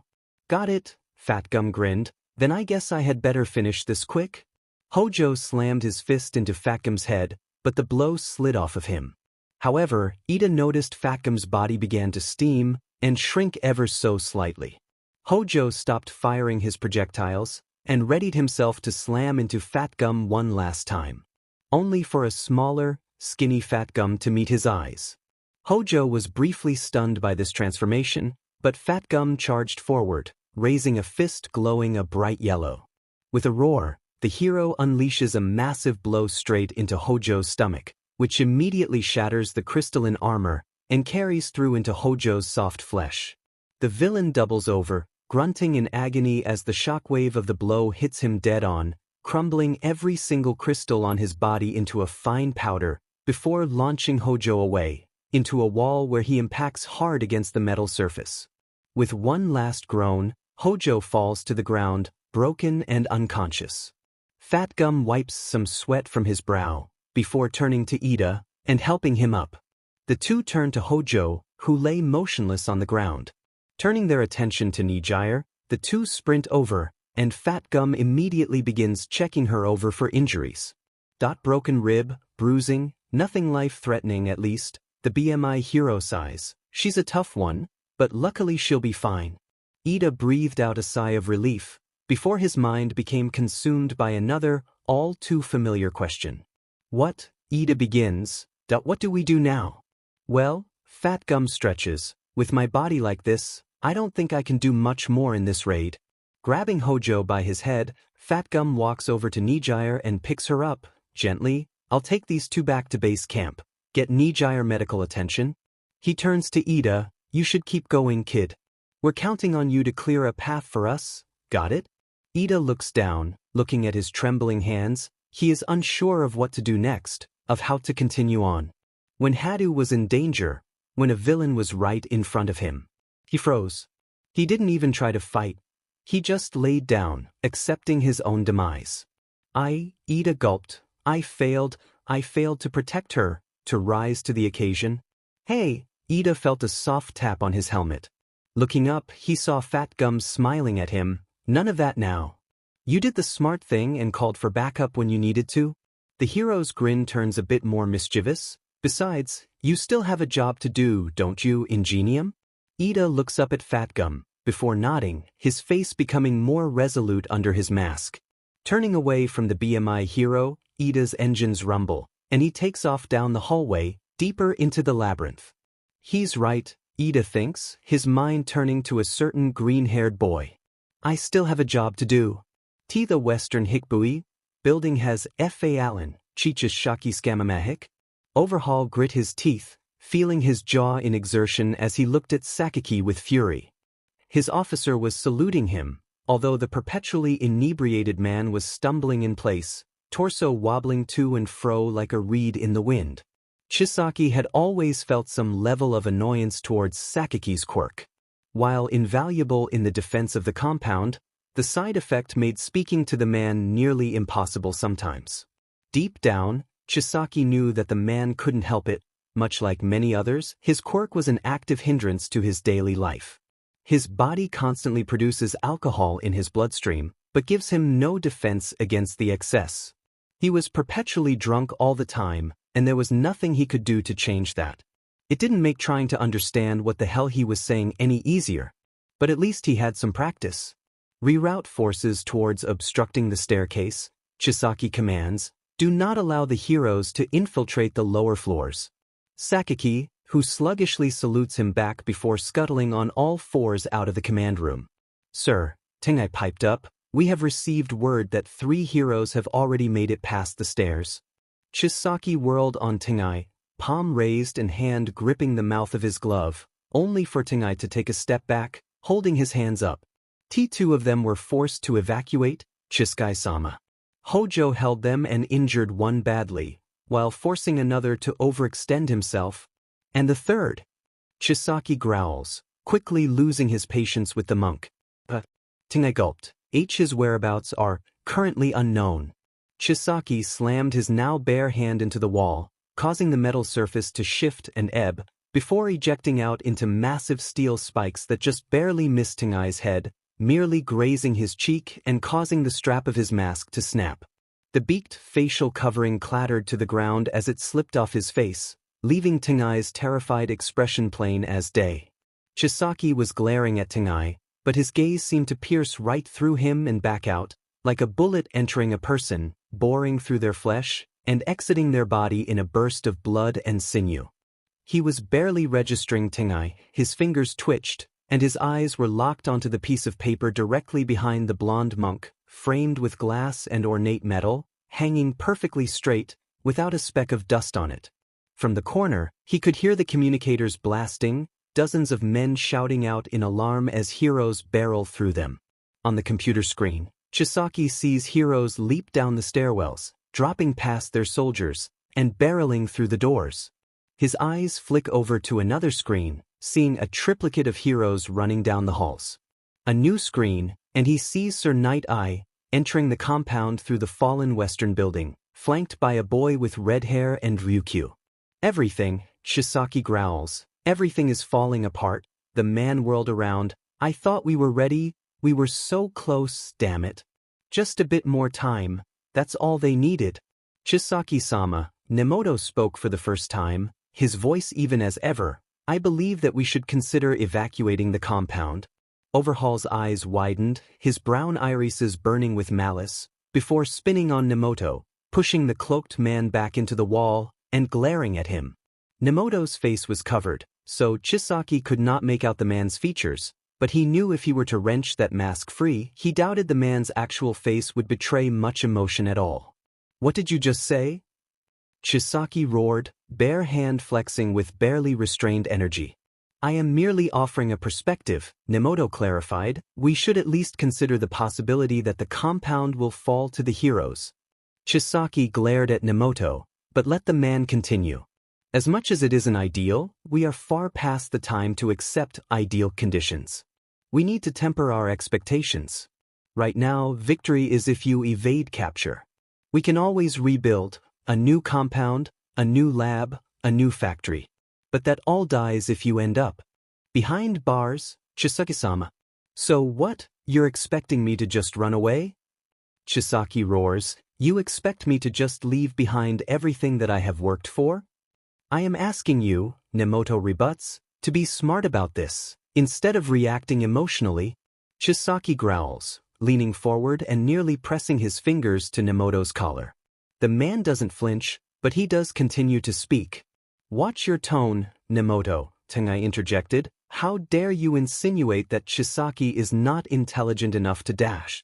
Things can be replaced, Chisaki-sama, Nemoto states, firmly ignoring Tengai's prattling, but you are irreplaceable to our movement, not to mention that you are the main target for Night Eye and his little raiding party.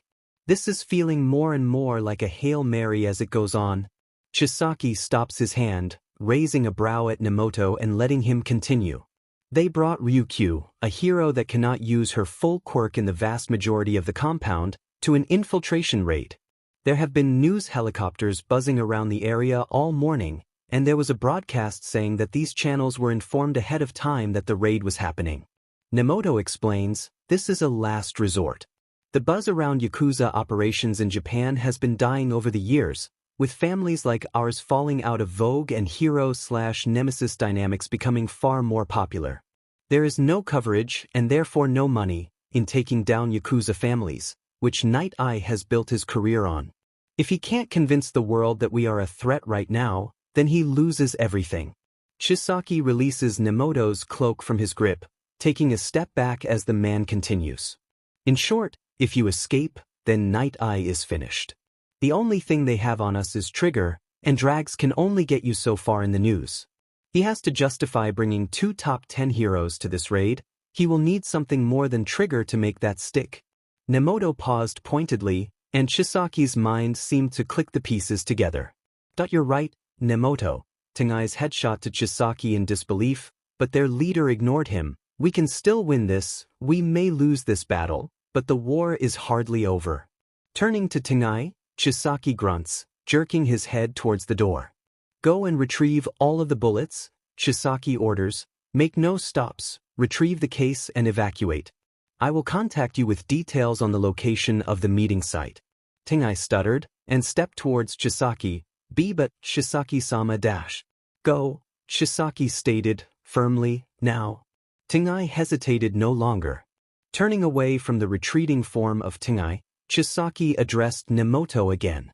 I will go retrieve the asset, Chisaki spoke, before turning away from him and beginning to walk out of the office.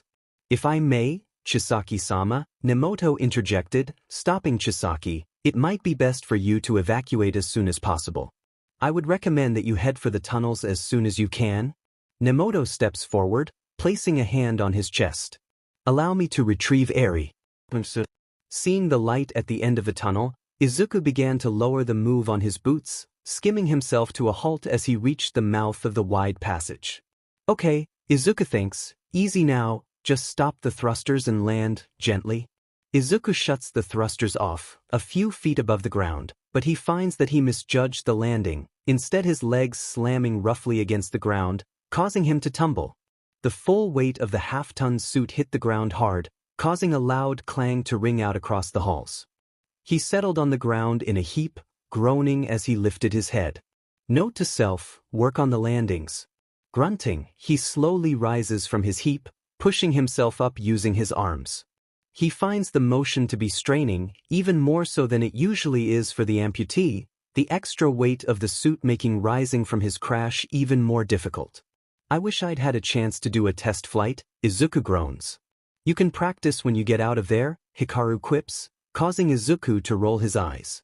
The boy finally rises, his metal greaves clanging against the ground as he slowly rights himself, before orienting himself, scanning around the halls to get his position. Okay, I'm still on the first floor, Eri is 3 floors down, I need to find my way down. Izuku sees the doors to the stairwell leading down into the bowels of the compound, the handle still sizzling from when Tadashi had melted the lock. Izuku slowly approaches the door, but stops when he hears the sound of figures clashing above him. They're still fighting up ahead, but I might be able to slip down the stairs. If I just dash, he stops after the sound of a loud explosion rings out, followed by several Yakuza thugs being launched through the door, slamming into the metal wall and slumping into a pile on the ground. Sheet!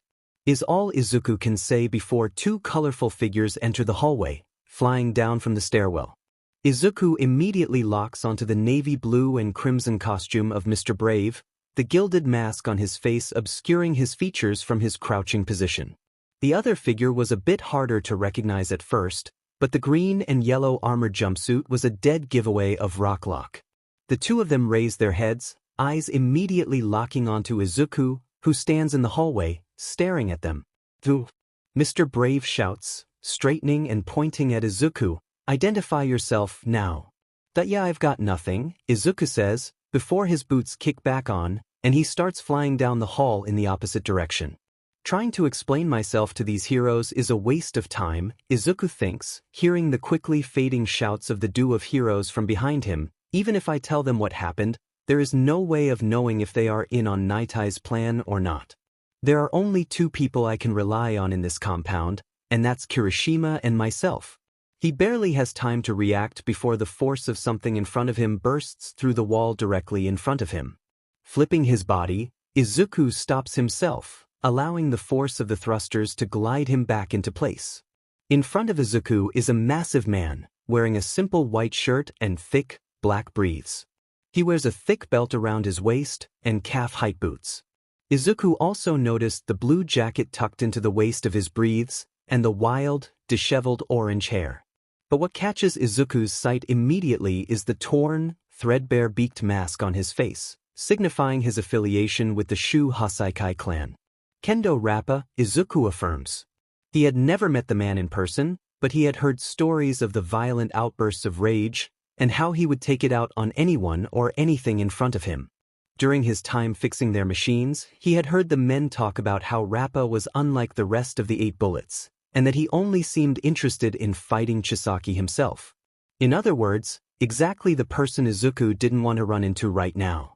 Alright, new plan. Turning in midair, Izuku launched himself in the opposite direction, before leaning back towards Rappa. "Don't blink," Izuku taunted, before raising his palm and launching a beam at the highest power he could, connecting with Rappa's face and briefly blinding him. It gave Izuku enough time to fly past him, and straight down the hallway once again. Slowing down his flight, Izuku tries to maneuver around the corners of the winding halls, keeping his movements in his consciousness as he carefully twists his legs in sequence, his body snaking through the halls in turn.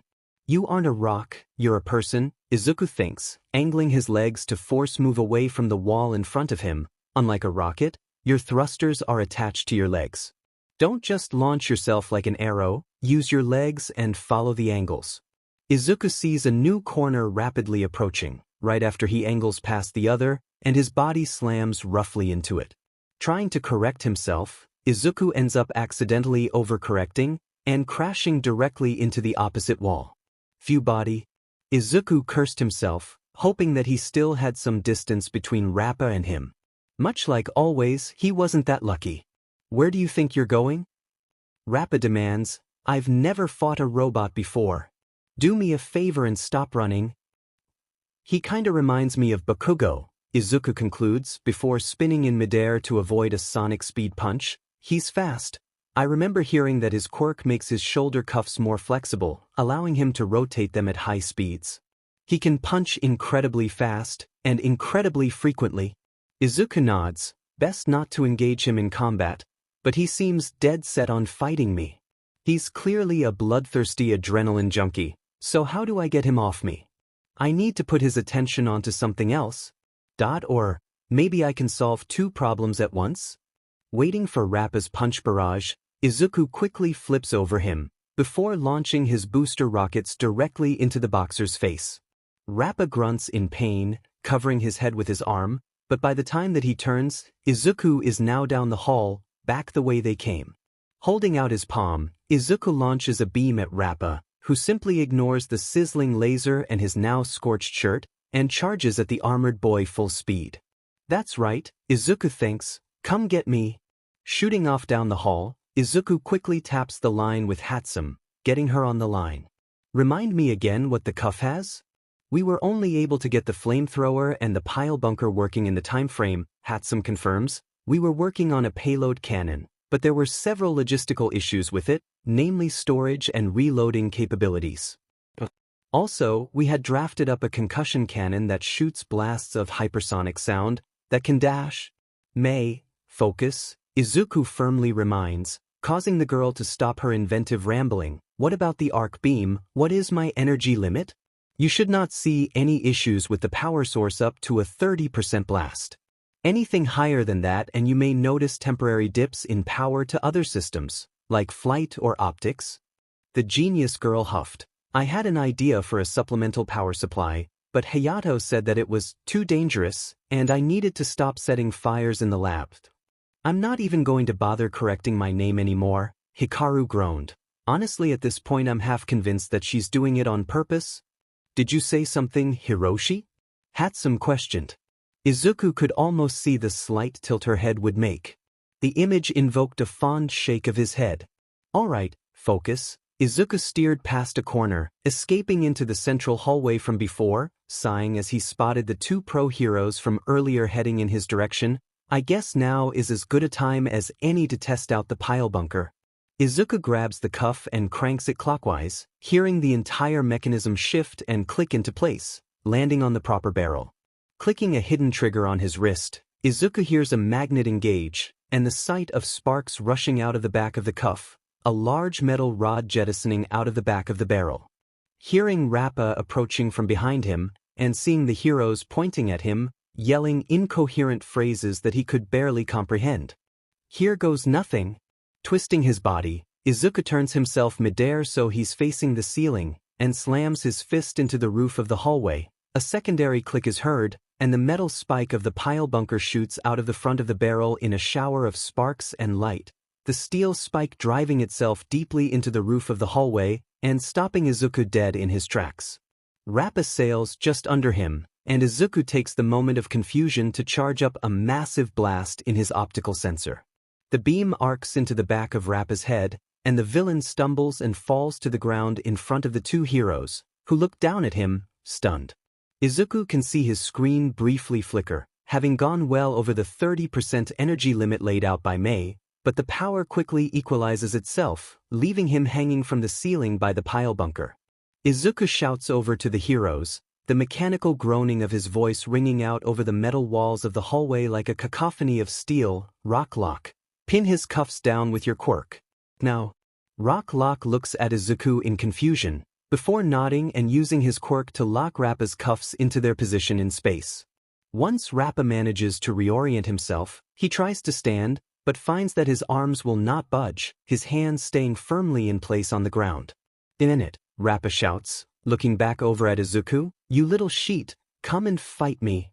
"I'd rather not," Izuku taunts back, retracting the pile bunker and re-engaging his rockets. "Unlike you, Rappa, I have somewhere else to be." He turns to fly away but stops when he hears shouting from behind him. "Stop!" Mr. Brave shouts, plucking a clump of hair from his head and extending it into a sword. "I need you to state your business here. This is a restricted area and active combat zone. Who are you? What is your authorization?" Izuku pauses for a moment, not turning around to face the heroes. Eventually, he begins to speak. "That the only thing you need to know is that I'm not your enemy," Izuku states firmly. "I have a job to do, and I'm going to do it whether you authorize it or not." Leaning forward, Izuku begins to rocket down the hall again, ignoring the shouts from Mr. Brave from behind him. "They have other things to worry about besides me," Izuku rationalizes. "They got Rappa, hopefully they'll just take the win and leave it alone." Soaring down the halls, Izuku tries to navigate that same gnarled corner again, with marginally better results than last time. Meaning he only smashes himself against the wall once. "Okay, that's it," Izuku huffs. "May? Hikaru? Can you guys start designing a flight course? I'm getting sick and tired of banging into walls. When this is all over, I want something to practice on." "What do you mean?" Hikaru questioned. "Izuku, when this is over, are you really planning to keep using the suit?" Izuku was about to respond, but stopped himself, thinking about what Hikaru was saying. In truth, the boy wasn't wrong. The suit had been designed with the sole purpose of getting him out of here. Realistically, once this was all over, Izuku would shelf the suit and they wouldn't think about it again. It made sense, especially now that Mr. Brave and Rocklock had seen him in the compound. The smartest move would be to scrap the armor after rescuing Eri and pretend this never happened. But for some reason, the idea of that left a bitter taste in Izuku's mouth. It wasn't just because throwing away something this amazing irked him.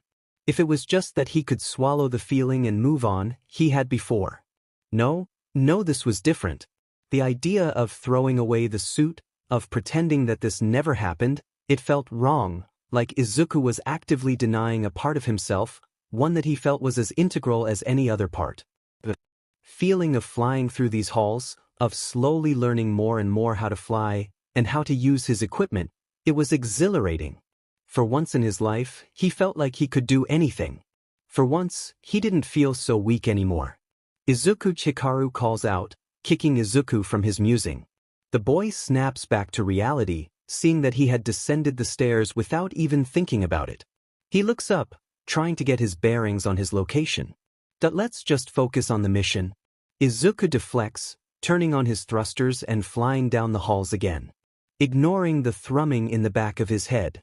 I don't get the problem. Izuku interrogated himself. You knew going in that this was a temporary measure. Just something to get out of this hellhole with Eri in tow. That once she's safe, we're done. He hated how that thought caused his heart to clench. The war raging on the higher floors was inaudible this deep within the bowels of Shai Hasaikai. The halls were basically abandoned, leaving Soromitsu to his own devices, leaning against the wall deep within the bowels of the compound. He held a clump of metal to his mouth, lazily chewing on the harsh material as he tried to keep himself awake, wishing he was up there helping secure the front. Why did he have to get guard duty? Soromitsu grunted, standing straight and tossing the steel to the side, picking a bag of chips out from his nearby pile of snacks. When Chisaki-sama had assigned him to guard the storeroom, he had been ready to argue with his emissary. It was the look in their leader's eyes that told him continuing that line of questioning would be a quick way to ending up twisted into a pretzel. He wasn't the brightest, but even Soromitsu knew not to cross Chisaki-sama when he was angry. Not to mention that the last thing he wanted to do was question Chisaki-sama's faith in him. He owed the man everything, the least he could do is follow his orders.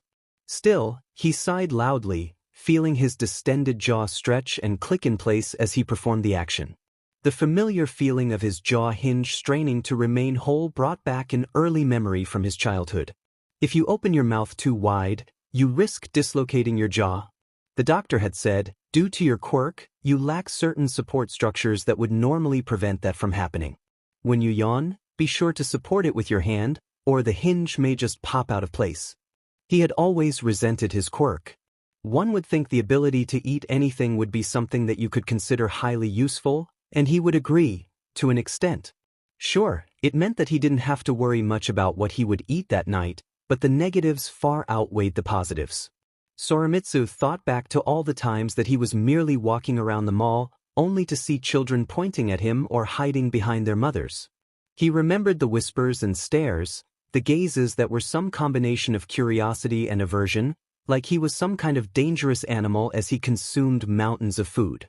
He even thought back to the times when he was in school, the cruel names that people would call him, the words of mocking that others would throw his way: cannibal, gorger, glutton, scarecrow. He remembered the origin of the name. He had liked a girl back in middle school, and had eventually worked up the courage to confess to her. He figured the worst she could say is no, but he didn't expect her to sneer at him, turning up her nose to his heartfelt words and loudly proclaiming, "Who would want to be with a disgusting scarecrow like you?" He knew that he was thin. He knew that his mouth was wide and unnatural, and his head was comparatively small. He knew that his eyes were sunken and his pupils were equally minuscule in the vast seas of white. He knew that his black hair was dry and untamable, much like thick stalks of straw, but he had never been self-conscious of that fact before she said those words. The name had stuck, and it seemed like no matter how he tried to escape it, that memory followed him everywhere. Maybe that memory had influenced his mask. Maybe the sack hood and stitched mouth was Soromitsu's way of trying to take power back from those that hurt him? Or maybe it was a shield, a way of trying to hide his face from the world, from himself, retreating into their cruel words. Honestly, he might never know, maybe he didn't want to know. But the stares and mocking whispers of his peers weren't even the worst of it. He thought back to the times in his life where he laughed too hard, or yawned too wide, or even sneezing too suddenly, and feeling a sharp pain in the back of his throat and cheeks, before his jaw began to swing, limply, against his throat. He remembered the first time it happened, how he had to quickly look up how to relocate a jaw, the anxiety and fear that he may be even more of a freak now than he was before. But in truth, the worst part of his quirk was his stomach. He didn't know how or why, but it felt like no matter how much he ate, his stomach refused to be satiated. Constantly, he felt vast spikes of hunger pangs rocket through him, piercing through his spine and into his brain, clouding his judgment with a primal longing for his burning hunger to be quenched. He had good days, like now, where he could keep it in check, but other days he would completely lose himself, blacking out and waking up surrounded by piles of half-eaten debris and the visages of horrified people. He had had low points in his life, some lower than others, but when Chisaki-sama had come to him, telling him that he wasn't a monster, that he was just sick, it filled him with hope. If he was sick, then that meant there was a cure, right? He had watched that cure be born before his very eyes. A part of him almost demanded that Chisaki-sama cure him, finally take his suffering away from him, but he knew he had to be patient. Chisaki-sama has a plan, and it wouldn't do well to circumvent it. Trust in the process. He was broken from his thoughts as he heard the sound of footsteps approaching from his side. Casually munching on chips, Sorimitsu turned to see a masked grunt walking towards him, head held high and hands behind his back. "I am here to relieve you of your post." The grunt salutes him. Sorimitsu continues chewing for a moment, before swallowing and responding to the guard. "I have not heard anything about a post swap." Sorimitsu scratched his neck, just under his sack hood. "The boss wants the 8 bullets up at the front. The lines are falling to the heroes and he hopes that you can all stem the flow." Sorimitsu catches the tone of this recruit and narrows his eyes. "But this is an order from who, exactly?" "Overhaul, sir," the Yakuza underling salutes. "He has requested your presence right away." Sorimitsu rose from the wall, taking a step closer to the masked grunt, who made no move to leave. "Do you dare use the name that the trash in the Hero Commission calls Chisaki-sama?" Sorimitsu grabs the thug by his cloak and lifts the surprisingly light man up. "I should eat you whole right now for that." Instead of quivering like many had before, the soldier in his grasp instead begins to chuckle. A chuckle that quickly turns into an elated giggle. It was strange, seeing this grown thug kicking his feet in glee, chittering like a schoolgirl as he held the man in his grasp. "Oh well," the grunt chirps, "I tried." Sorimitsu barely has time to react before the thug's arm blurs out from under the cloak. He barely has time to register a flash of silver before his vision goes red, and a massive spike of pain shoots up his skull and into his brain. He cries out in pain, mouth opening so wide that the hinge of his jaw snaps and falls loose. Gurgling through the pain, he reaches for the object embedded into his eye and grasps what feels like the hilt of a small knife. Gripping the blade, Sorimitsu stumbles towards the storeroom door, only to be kicked in the back of the head, sending him tumbling forward into a wall, face first. The butt of the knife hits the wall first, driving itself deeper into his skull until it pierces his gray matter, and he slumps over onto the floor, silent, limp, and jaw hanging low over his collarbone. The cloaked figure skips forward, gray sludge oozing off of them in clumps, until all that remains is a short, blonde girl. Himiko hums a nameless tune to herself as she reaches down to Sorimitsu's corpse, pausing briefly to lick some of the blood up from around his eye, before patting down his clothes in search of the object of her longing. Finally, she feels a small, rigid rectangle in his shirt pocket. Smiling brightly, she reaches into the pocket and pulls out a small gray keycard. The serial killer hums to herself, skipping over to the door and twirling on her heel before tapping the card to the reader, opening the door to the storeroom. Swinging the door wide open, Himiko's eyes immediately draw to the stack of crates towards the back of the room. Her eyes locked onto the vials of thick wine-red serum that lay within the crates. Jogging over to them, the girl begins to rifle through the crates, tossing the red vials out as she does, causing the trigger to clink across the ground. It's only when she turns and sees a small laptop in the corner, fitted with a card reader, does she turn her attention elsewhere. Swiping the card through the reader, Himiko starts up the laptop, logging in and immediately searching through the files attached to the network. It's only when she finds a well-hidden folder deep in a restricted folder does she finally claim her prize. Himiko giggles, her eyes squinting down at the formula in front of her, before she taps a button on her earpiece. "Hey, boss man." Himiko trills into the earpiece, "I found the data." "Excellent work, Himiko," Redestro praises, causing the girl to giggle lightly, Now retrieve the formula and evacuate the site. The fool heroes seem to be breaking through Shu Hasaikai's lines. I still don't get why you only want me to grab this lame file. Himiko pouts. I mean, they have plenty of triggers just laying around. Why not take any of these? Give a man a fish and he eats for a day. Teach a man to fish and he eats for a lifetime. Redestro quotes. Why take a finite supply when we can simply manufacture as much as we want? Still, Himiko grunts, spinning in the office chair. I just don't get the hype. I mean, it's just a drag, right? Himiko, Redestro states, his voice firm and resolute. To you it may be just a drag, but to our operation, this formula represents a key part of our plan. Either way, you have a job to do, so complete your task and return to the penthouse. Understood? The girl blew a raspberry before reaching into her sweater pocket and pulling out a USB drive. Yes, bossman. Understood. Descending down the steps, Izuku consults his mental map of the facility, marking the halls in his mind and matching them to his previous escapades. 4th floor, Izuku confirms, I'm on the northwest corner. A couple turns and I will be at the door. Above him, Izuku noted the array of alarms that had been blaring since the raid started.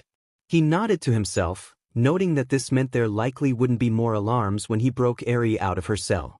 I don't have time to do this carefully, Izuku affirmed. I'll just have to bust through the door. Rounding the corner, Izuku allows his mind to wander briefly, his mind catching up with his actions. He briefly has a moment of reflection, where his anxieties overtake him. Turning the corner, he sees no sign of the door. The more rational part of him supplies that it's likely deeper in the base, but the tingling of anxiety continues to scrape away at his confidence, filling his mind with all manner of useless hypothetical. Focus. Izuku shakes his head, rounding another corner, a right and a left. If I map this place out right, I turn that corner, and straight ahead of me is Dash. Rounding the second corner, Izuku turns his head, seeing a familiar armored door in front of him. The keypad is visible next to the massive frame, and he feels his mind zero in on the massive lock on the door. However, his eyes are currently busy processing the cloaked man in front of him. Nemoto stands tall, between him and Eri's cell. Izuku feels his mind quickly turn back to that night in the depot, but he shakes the thought off, approaching Nemoto with his hand up, palm glowing. Get out of my way, Izuku demands, optical glaring at Nemoto from his cold, metal face. Nemoto, equally cold, does not budge, instead staring down at Izuku's armor. That is you, Midoriya, isn't it? Nemoto phrases it like a question, but Izuku knows that it's more rhetorical than anything. I'll say it one more time, Izuku threatens, palm glowing brighter, the air around the arc light sizzling and crackling with energy. Get out of my way, now. Why? Nemoto presses, not budging from his spot. Look, Izuku growls, I'm leaving with Eri. Whether you see it on your feet or in a body bag, that's up to you. Now move. Nemoto shakes his head. Why do you even care? What does she have anything to do with you? You would willingly go through all of this? What is your game plan? Izuku feels Nemoto's quirk wash over him, threatening to pull the truth from his lips. But for once, he doesn't fight it. He lets his truth speak for itself. Is it so wrong to want to help someone who needs it? Izuku shouts, nobody deserves to go through this hell, let alone a child. Izuku lets his words pour out unfiltered. I am taking Eri away from this place, and freeing her from Fat Monster Overhaul. And if I have to kill you to do that, I will. There is a pause between the two of them, Nemoto glaring down at Izuku. For a moment, neither of them said anything, until Izuku watched as the man lifted his hand and raised it into a finger. That is exactly what I was hoping you would say. Quickly, before Izuku can react, Nemoto leans over, tapping the keypad 4 times, before a green light blinks over the door, and the thick, metal piece swings wide, opening up, and revealing the nightmarish cell within. Izuku starts, before Nemoto turns around, and begins to walk into her cell.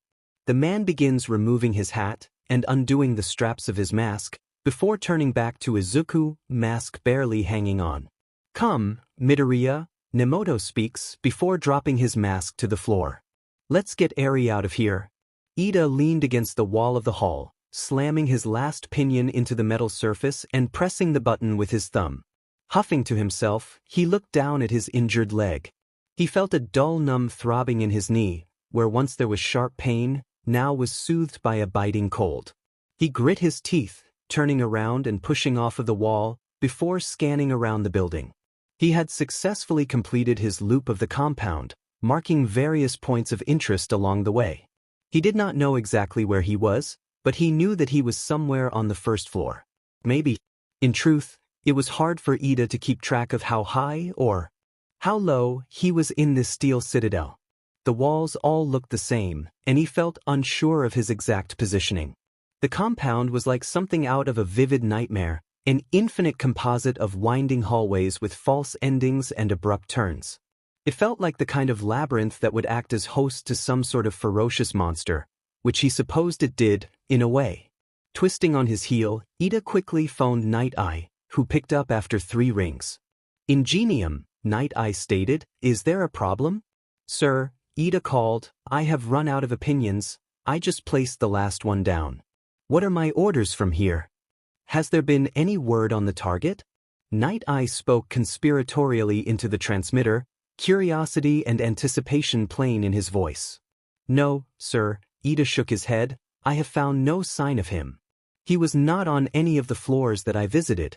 I'm afraid he may have already evacuated the compound." Ida heard Night Eye curse lightly, before sighing. "No matter," Night Eye grunted. "Return to the front of the building, take a left and head straight down that hallway. There was a request for backup there several minutes ago."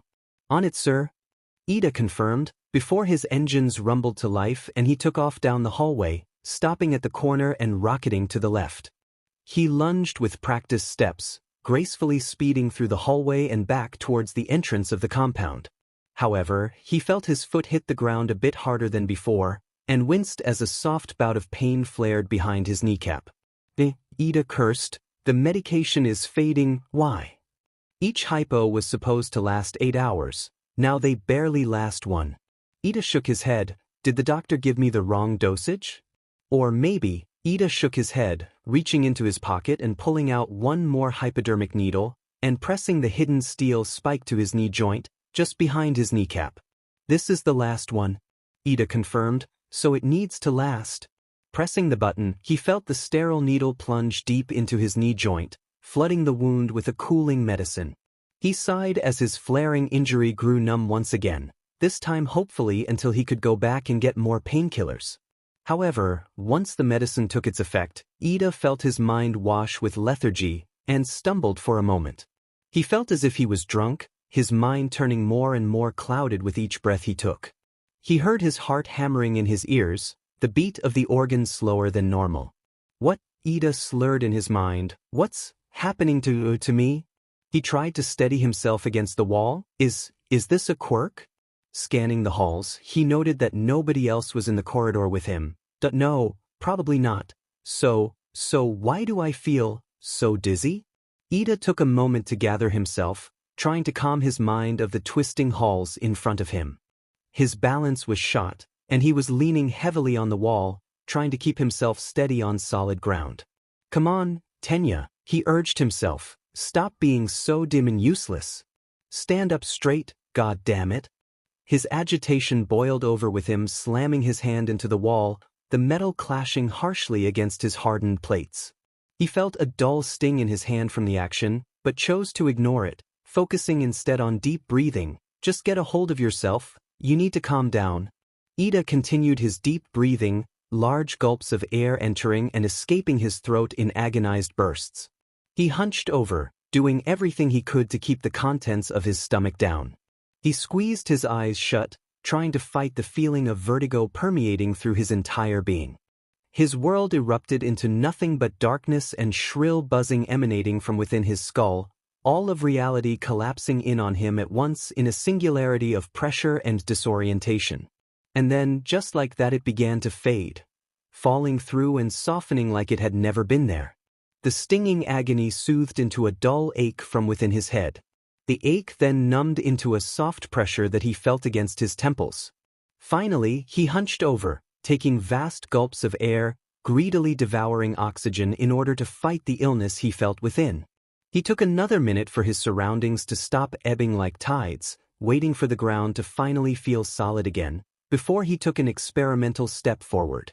He felt as if he might collapse, his entire body as numb as his knee, like her nerves had all simultaneously decided to cease function at the same time. Slowly, he straightened his spine, feeling his internal balance fading into consciousness.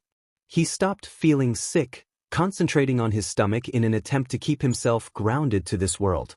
Finally, the pressure in his head faded, and Ida felt gravity take control once again, grounding him into reality once more. He quickly pulled off his helmet, sweat arcing from his hair as the strands fell back onto his temples with silent slaps. His brow was drenched and his eyes were bloodshot. Gritting his teeth, Ida slapped himself harshly across the cheek, feeling the sting of the impact finally chain him into the moment once again, feeling the last of the effects of his turmoil finally ebb away. He sighed to himself, looking down at his helmet once again, the same sort of design that his family had used since the dawn of heroes. Tensei is gone, Tenya reminded himself. I am the last of the Ida sons, the last of our line of heroes. I can't give up yet. Standing straight, Ida started his engines and took off down the hall again. He slipped his helmet on mid-stride, rocketing down the hall until he saw two figures poised over a massive shape on the ground. Instantly he recognized the pair by their costumes, with Mr. Brave and Rock Lock being clearly identifiable even from a distance. They stood over a prone figure, who struggled against the pair as he thrashed on the ground in front of them. Ida instantly recognized the man as Rappa, one of the 8 bullets. Seeing his approach, Mr. Brave shot a hand up to flag him down. Ingenium! Mr. Brave shouted, glad to see you, we could use some help subduing this one. Ida stopped on his heel in front of the heroes and their quarry, staring down at Rappa as he frothed and raged against his bound hands. Ida caught the red glow of Rocklock's quirk along his thick cuffs, pinning the large man down through the hero's inexorable power. He looked up at Mr. Brave, nodding to the duo. I see you two captured this villain. Ida shot a thumb up. Excellent work. What do you need me to do? Mr. Brave sighed. I wish I could take credit for this, but his capture was mostly through a third party. Ida felt shocked at this revelation, leaning forward towards the veteran hero. A third party? Ida questioned. What do you mean? Mr. Brave shrugged. Honestly, I'm still not entirely sure. We broke through the stairwell and saw this thing flying in front of us. Flying? Ida confirmed, watching Mr. Brave nod. Yeah, we entered this hall, and there was this robot in front of us. At least, it looked like a robot. Ida felt his curiosity peak at this, a cold sense of familiarity washing over him. You said it was a robot? Ida pressed for details. It seemed like it was right until it spoke. Mr. Brave ran his hand through his hair. It was far too casual to be a bot. Then it flew down that hall. Mr. Brave pointed ahead. We gave chase, only for it to come flying back being followed by this big bee. Brave kicked the prone Rappa lightly in the side, causing the restrained bullet to snarl even more. Did it identify itself? Ida tried to squeeze more details out of Mr. Brave. A name? Call sign? Anything? No, Mr. Brave grunted, frustration creeping into his voice. That's the strangest part. I asked for it to identify itself, and it just said that it had a job to do, and it had somewhere else to be, before flying back down the hall. Ida nodded, his mind piecing the puzzle together. The facts were all lining up in front of him, in front of his eyes. The misdirection, the lies, the machine. He knew right then that they had not seen a robot. Not exactly.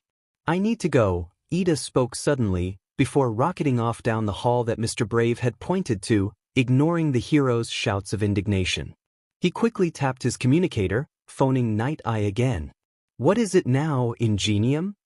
Night Eye grunted.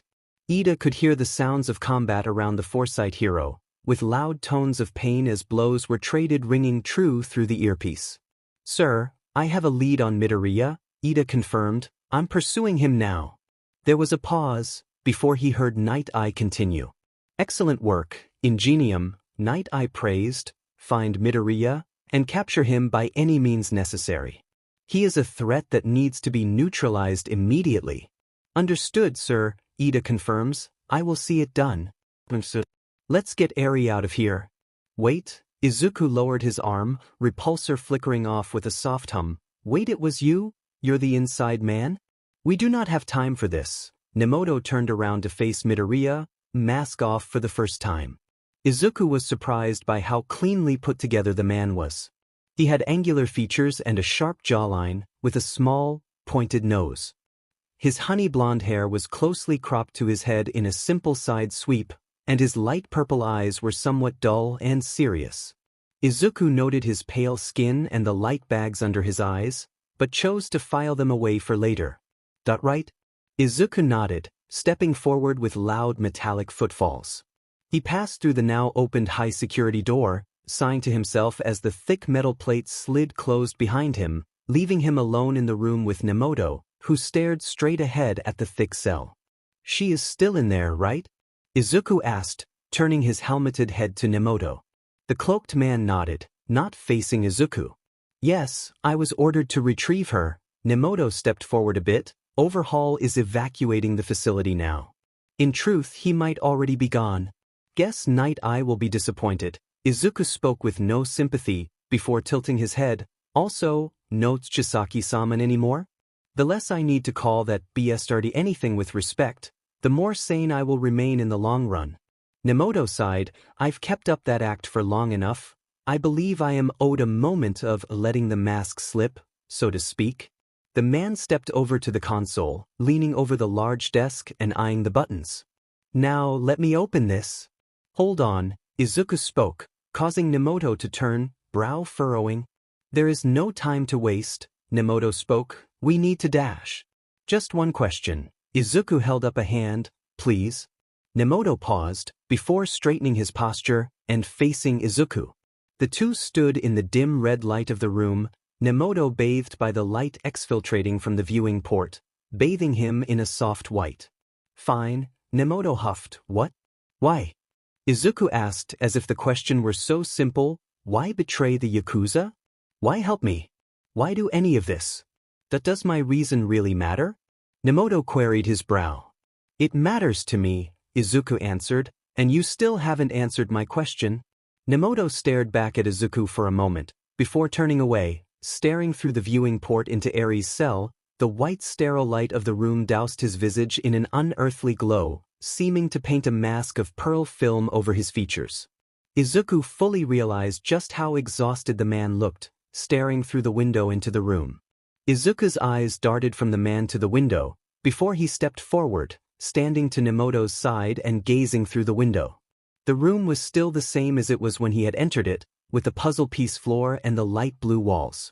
However, he notices that many of Eri's toys are missing, and her cot has been removed, exposing the marked wall for all to see. In the place of the cot was a thin foam mat and a threadbare blanket, laying on the floor in a heap. Sitting in the center of the nest of cloth was a small figure, staring at the corner of the room, and tracing the crude black marker with a bandaged hand, her touch light as if caressing a newborn. Eri seemed even more haggard than last time he had met her. Her hair descended from her head to the floor from her seated position, splaying out behind her in a messy waterfall. The pale blue tresses were matted and filthy, twisted into knots and clumps along her head. Izuku could see traces of pale red in the hair, signs of bloodshed, long since dried. She wore the same beige rag on her body, covering her modesty. He couldn't see her face, the girl was facing the corner, but he could see the tip of her horn poking out from her front, just barely clearing the top of her head. Her horn is bigger, Izuku commented, not daring to acknowledge anything else. Nemoto did not respond, staring at the child through the thick plexiglass. That I am not a good man, Nemoto began, suddenly, causing Izuku to turn his head. The man was still not staring at him, his eyes locked onto the poor girl within the walls of this cell, nor will I ever make claims of being one.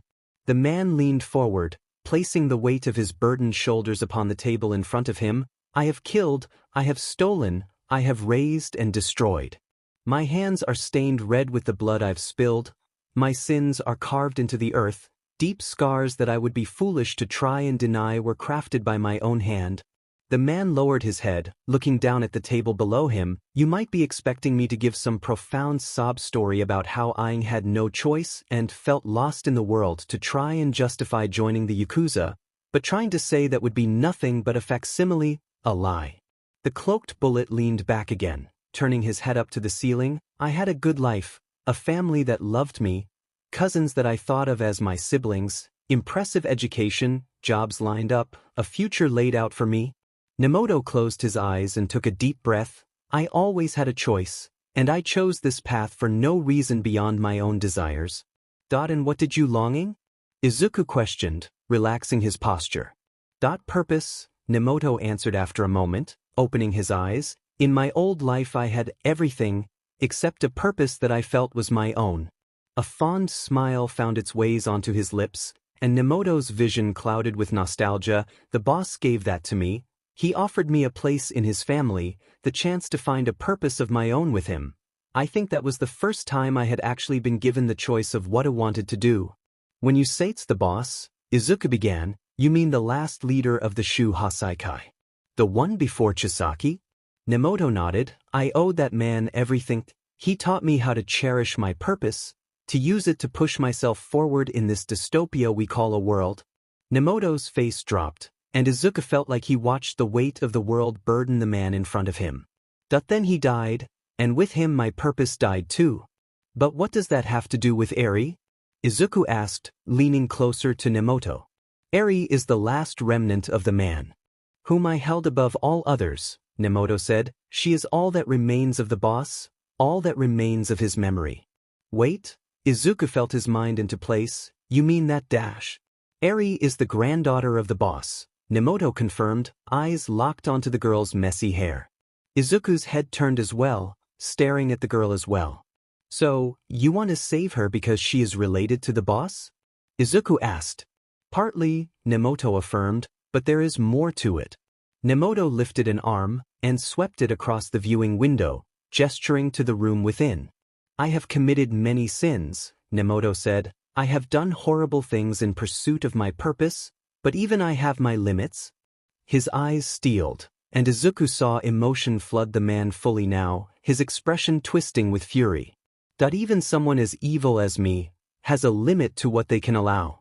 So, Nemoto straightens his posture, his expression turning passive again. Does that answer your question? Izuku takes a moment to process this new information, his perception of Nemoto shifting in front of him. He stood silent for a moment, unsure and unable to formulate a response to the man after this revelation. Eventually, Izuku nodded and took a step back from Nemoto, nodding to the man. Good, Nemoto said hastily. Then can we please get on with the task at hand? Izuku nods. Yeah, open the door. Nemoto nodded and pressed a few buttons, causing the light above Eri's door to turn green. The sliding metal plate slowly crawls out of the way, allowing Izuku to slowly step into the room.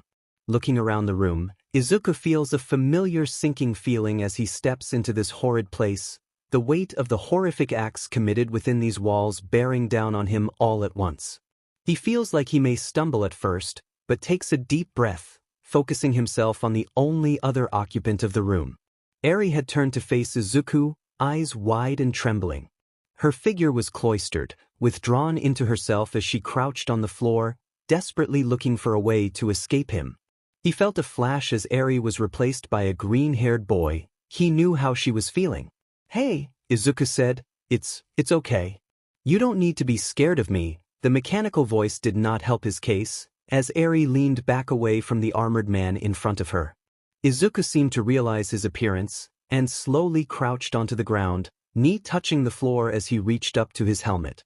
Pressing a button, the plates on his helmet shifted and moved, collapsing into the collar of his armor and revealing his face for the girl to see. See? Izuku smiled at the girl, recognition blooming on her face. It's me. Do you remember me? That robot boy? Eri spoke slowly, her voice hoarse and light, as if unable to believe the sight in front of her. Izuku laughed lightly, nodding his head. Yes. Izuku cheered softly. Yes, that's me. I'm glad you remember me. You. The girl stood up with effort, wobbling on her feet. It was clear to Izuku that she was deathly thin and weak. You really came? Yeah, Izuku nodded. I told you, didn't I? I am going to get you out of here. The boy reached forward, hand outstretched to attempt to grab her, but Eri flinched back, causing Izuku to stop. He grimaced before lowering his arm and lowering his posture, trying to be as small as possible in his suit. Hey, Izuku said, it's okay, Eri. I know you're scared, I understand. But you don't need to be afraid of me. I'm going to help you, but I need you to trust me. Emphasizing his point, Izuku twisted his palm up, extending a hand out for Eri to grasp her own power. The girl stares wearily at the metal hand for several moments longer, slowly leaning over towards Izuku. Her small hand began to extend towards Izuku's metal gauntlet, trembling slightly and staring at the metal man in front of her. However, her eyes were locked onto Izuku's last natural eye, looking back at her with a warmth that she found unfamiliar, but welcoming all the same. Hesitantly, she took a step, wobbling on her feet as her small, bare foot tapped against the foam floor. Another step, this one more assured, follows the first, before she falls forward, straight onto Izuku's form. Izuku quickly wraps an arm around her, softly putting a metal hand behind her head. That your clothes are weird, Eri states. They're cold? Oh, Izuku chuckles. Sorry, I'm not normally dressed like this. It's okay, Eri says into his collar. It's nice. Izuku chuckles as he places a hand under her and lifts her onto his shoulder. Standing, he moves towards the door, where Nemoto waits for him, slipping his beaked mask back on. Chisaki does not know of my betrayal. At the mention of Chisaki, Izuku feels Eri flinch and subtly tightens his grip around her. If we play this right, we may be able to exfil without any trouble. Izuku nods, still holding the girl. Lead the way. Nemoto nods, looking back at Eri, who refuses to meet his eyes. That he's one of the birdmen, Eri whispers to Izuku. Don't let him hurt me. He won't. Izuku patted her head. Nemoto is. He almost continues with a good man, but stops himself, staring at the back of Nemoto's masked head as the man slips his hat back on. He's on our side. Izuku states. Nemoto does not respond to the shift, but Izuku follows him out of the cell and into the halls once again. If we take a right, that should lead to the main stairwell. Izuku interrupts, which is exactly where we don't want to be. Nemoto turns to Izuku quickly, but the boy continues. If we try to bust through the front, we will absolutely be stopped. It would be best for us to hook a left and head for the service stairs. It's longer, but also safer. Nemoto looks back at the boy again, before slowly nodding.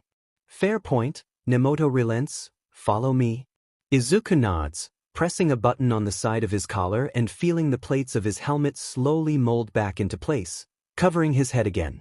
His HUD lights up in front of him, and he quickly sets up a line to Hatsum and Hikaru, who answer on the first ring. Izuku, Hikaru blurts, you went dark for a minute. Everything okay? Yeah, Izuku confirms. I've got Eri. Me and Nemoto are heading for the exit now. Wait, Nemoto? Hikaru questions. You mean Shin Nemoto? The Yakuza general. Why are you with him? Long story, Izuku sighed. I'll explain later. Send a message to Kirishima updating him on the situation. We're taking the long way to try and avoid the skirmish in the main stairs. Izuku, Hatsum pipes up. Diagnostics show that your power supply is running at 89% capacity. Okay, Izuku nods. Is that going to be a problem? The arc blue reactor is wearing out faster than before, Hatsum explains. You lost 11% in the 2 short engagements you have been in. The reactor is not designed to handle the increased load of the suit. Will it last until the end of the mission? Izuku asked, voice serious. I do not know, Hatsum whimpered. We did not have time to test electric load and strain on the reactor before we sent it to you. There is no data on what will happen with continued use of the suit, especially if you continue to overclock the supply with the repulsors. I do not know what is going to happen if you dash. May breathe. Izuku's voice was soft but firm. Remember what we said? Don't focus on what we don't know. Focus on what we do, and work from there. Izuku heard the girl's rapid breathing slowly calm down before continuing. Now talk about diagnostics. What are the chances that a catastrophic issue Happens? Low, Hatsum confirms. The suit is stable, getting past the starting sequence without a short circuit was the biggest worry. Diagnostics seem to show that the power is stable, but there are spikes when you use the repulsor beam too much. The girl took a long breath, and Izuku could hear a pause as she held it for a few seconds, before loudly exhaling. But if you avoid overusing the repulsor beam and are careful with flight speed, you should be able to finish the mission without much issue. See? Izuku smiled. Doesn't that help ease your worry? A little bit, Hatsum admits. But I do not like not knowing what will happen. With machines you can usually predict what outcomes will occur, but this is not a machine. Anything could happen, anything will happen, and that scares me. Hey, Izuku smiles behind his helmet. It's going to be okay, whatever comes at me, I trust what you built. We, Hatsum says, suddenly, causing Izuku to grunt in confusion. We built it. Me, Hikaru, then you. We all built it together. Izuku sighed. I didn't do much, Hatsum. You made the design, Hatsum countered. You came up with the schematic for contingency. It is your baby as much as it is ours. Izuku flushed a bit at her phrasing and attempted to respond, before he was interrupted by the sound of rumbling engines from behind him. Izuku barely has a second to duck before a silver figure streams just over his head, leg outstretched right above him. He barely has a chance to lift his head as his attacker lands on the ground in front of him, skidding to a stop in front of the stairs. Ida's armor gleams against the harsh fluorescent lights of the hallway, the pearlescent composite plating of his hero uniform glistening like a stereotypical knight in shining armor. The exhaust pipes poking out of the rear of his thighs rumbled as he idled in front of the three of them. Nemoto moved a step away from Midoriya, stepping towards the wall of the hallway, but Ida hardly paid attention to the actions of that man, his eyes locked solely on the metal man in front of him. Armored hero stands off against the armored man, both not flinching as they stare each other down. I know you're in there, Midoriya. Ida spits Izuku's name out of his mouth like it was set ablaze by its utterance. You will go no further. Ida? Izuku stares at the boy in confusion. What the hell is your problem? Better question. Why are you here?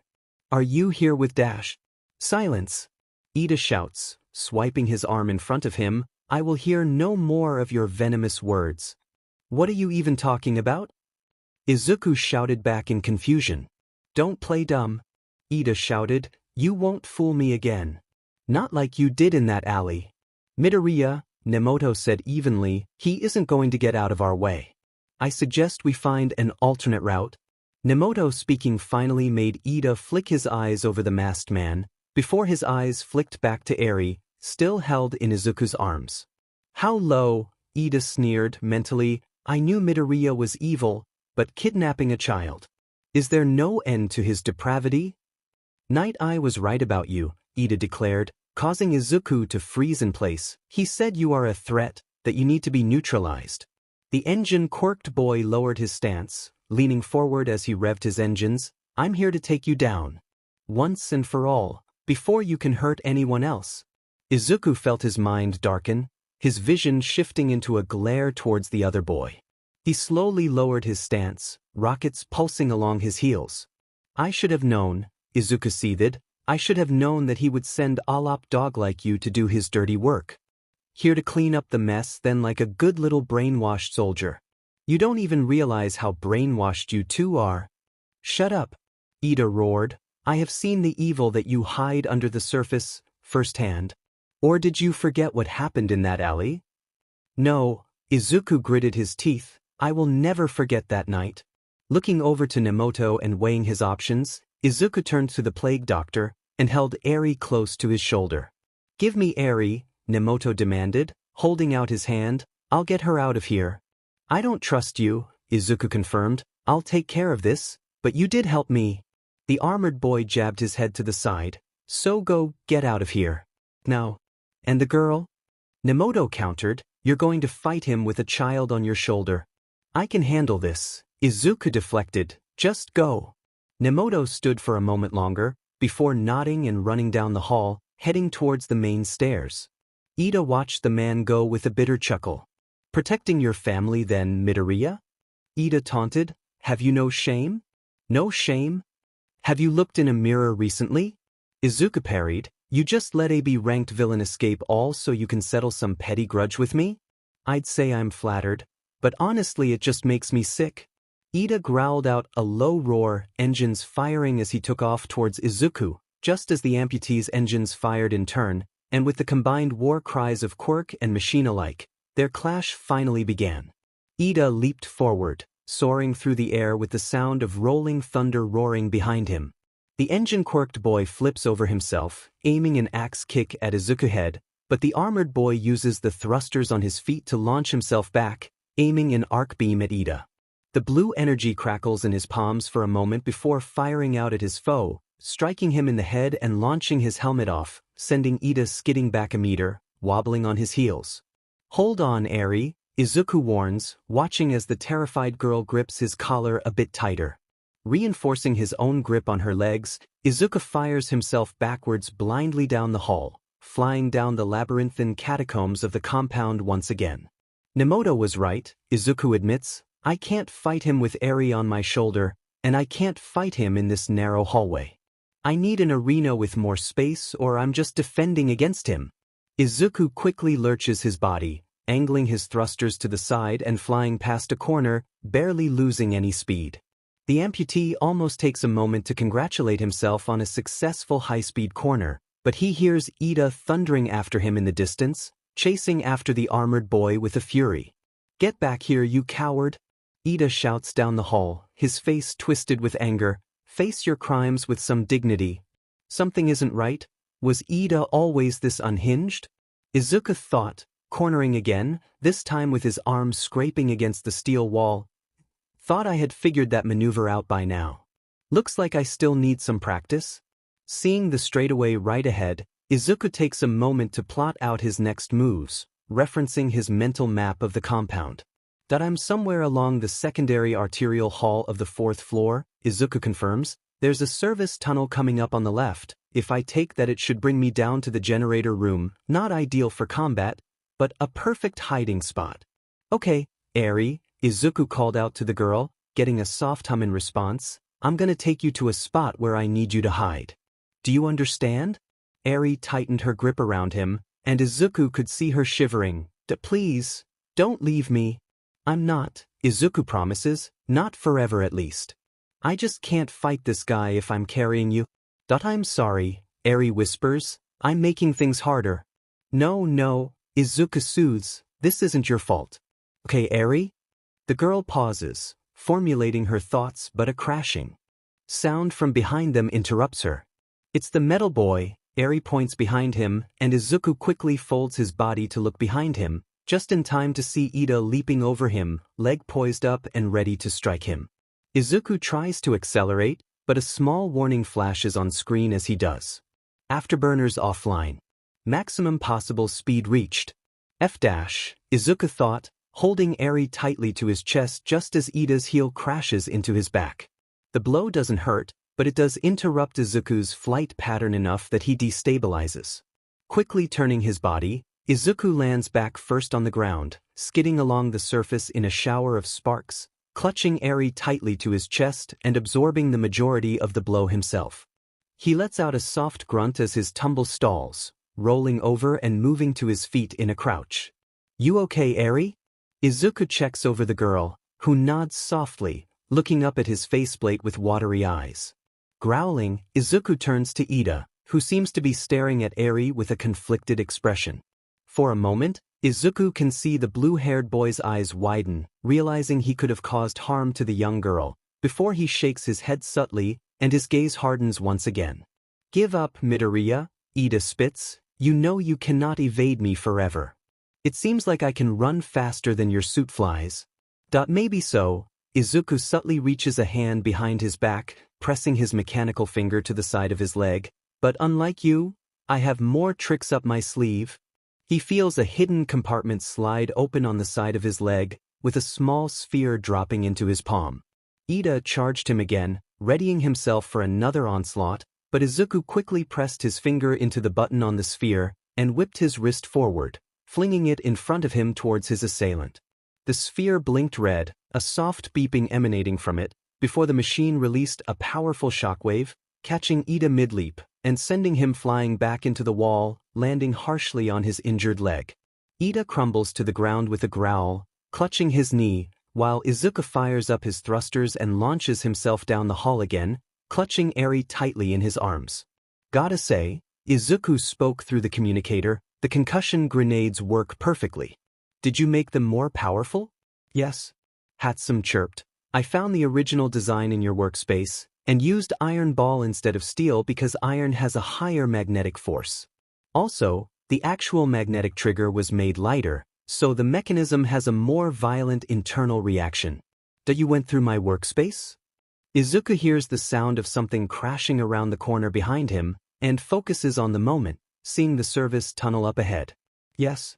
Izuku cheers, landing on his feet and quickly blasting the lock on the tunnel with an arch beam, before slamming the door open and entering the small chamber of pipes and wires.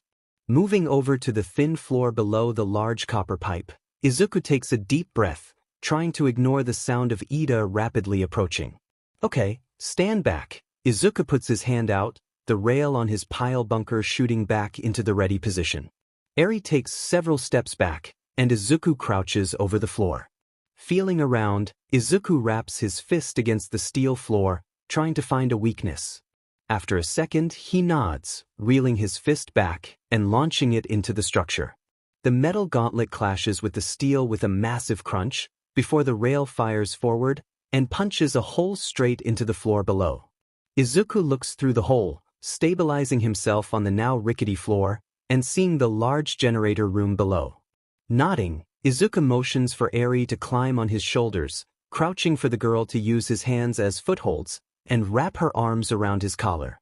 Izuku breathes before jumping up, slamming his feet into the stage, hearing the precarious platform that he had found purchase on snap, and bending under the weight of the suit. The pair fall through the gap, into the generator room below. Immediately, Izuku activated the thrusters to slow their descent and allow for a soft landing, before allowing Eri to climb off of him. Grabbing her hand, Izuku quickly ushers her towards a vent in the wall, hidden behind a shelf, and opens the grate. Okay, Izuku turns to Eri, who looks at the vent with hesitation and nerves. Climb inside, and wait here for me. Beeb, Eri begins, taking a step back. But I'm scared. I know, Izuku sighs, but I need you to trust me. I swear that I will be back, and I will get you out of here. I don't understand, Eri begins, and Izuku looks down at her, tilting his head in confusion. Why do you want to help me so much? I'm a monster, everything I touch turns into nothing. Tears begin to fall from the child's eyes. I am sick, Shisaki said so. But why you're getting hurt, and fighting people to help me get out? But why do you dash? Eri feels a cold metal hand on her shoulder, and her eyes shoot up. The helmet on Izuku's armor had retracted, and he was looking down at her with a stern expression. However, unlike Chisaki's cold eyes, or the doctor's dead glares, Izuku's non-metal eye was one filled with warmth. She felt the feeling pull her in, enveloping her like the memories of hugging her mother, or resting on her father's chest. She had almost forgotten what that warmth was like. I want to help you, Izuku stated, soft but firm, because you deserve to be helped. Just like you deserve to be happy. A simple sentiment, but one that brought fresh tears to Eri's eyes. She deserved to be happy? That isn't what Chisaki said. But, despite only knowing Izuku for a short time, she found his words had a profound effect on her. For the first time in years, the cold that had enclosed her heart felt just a little bit warmer. A small candlelight flickering within a blizzard. But with it, the hope for a warmer tomorrow. But Izuku's expression turned more serious, his eyes flicking up to the sound of a door breaking loose from its hinges above them. In order to do that, I need you to be brave for me. Okay?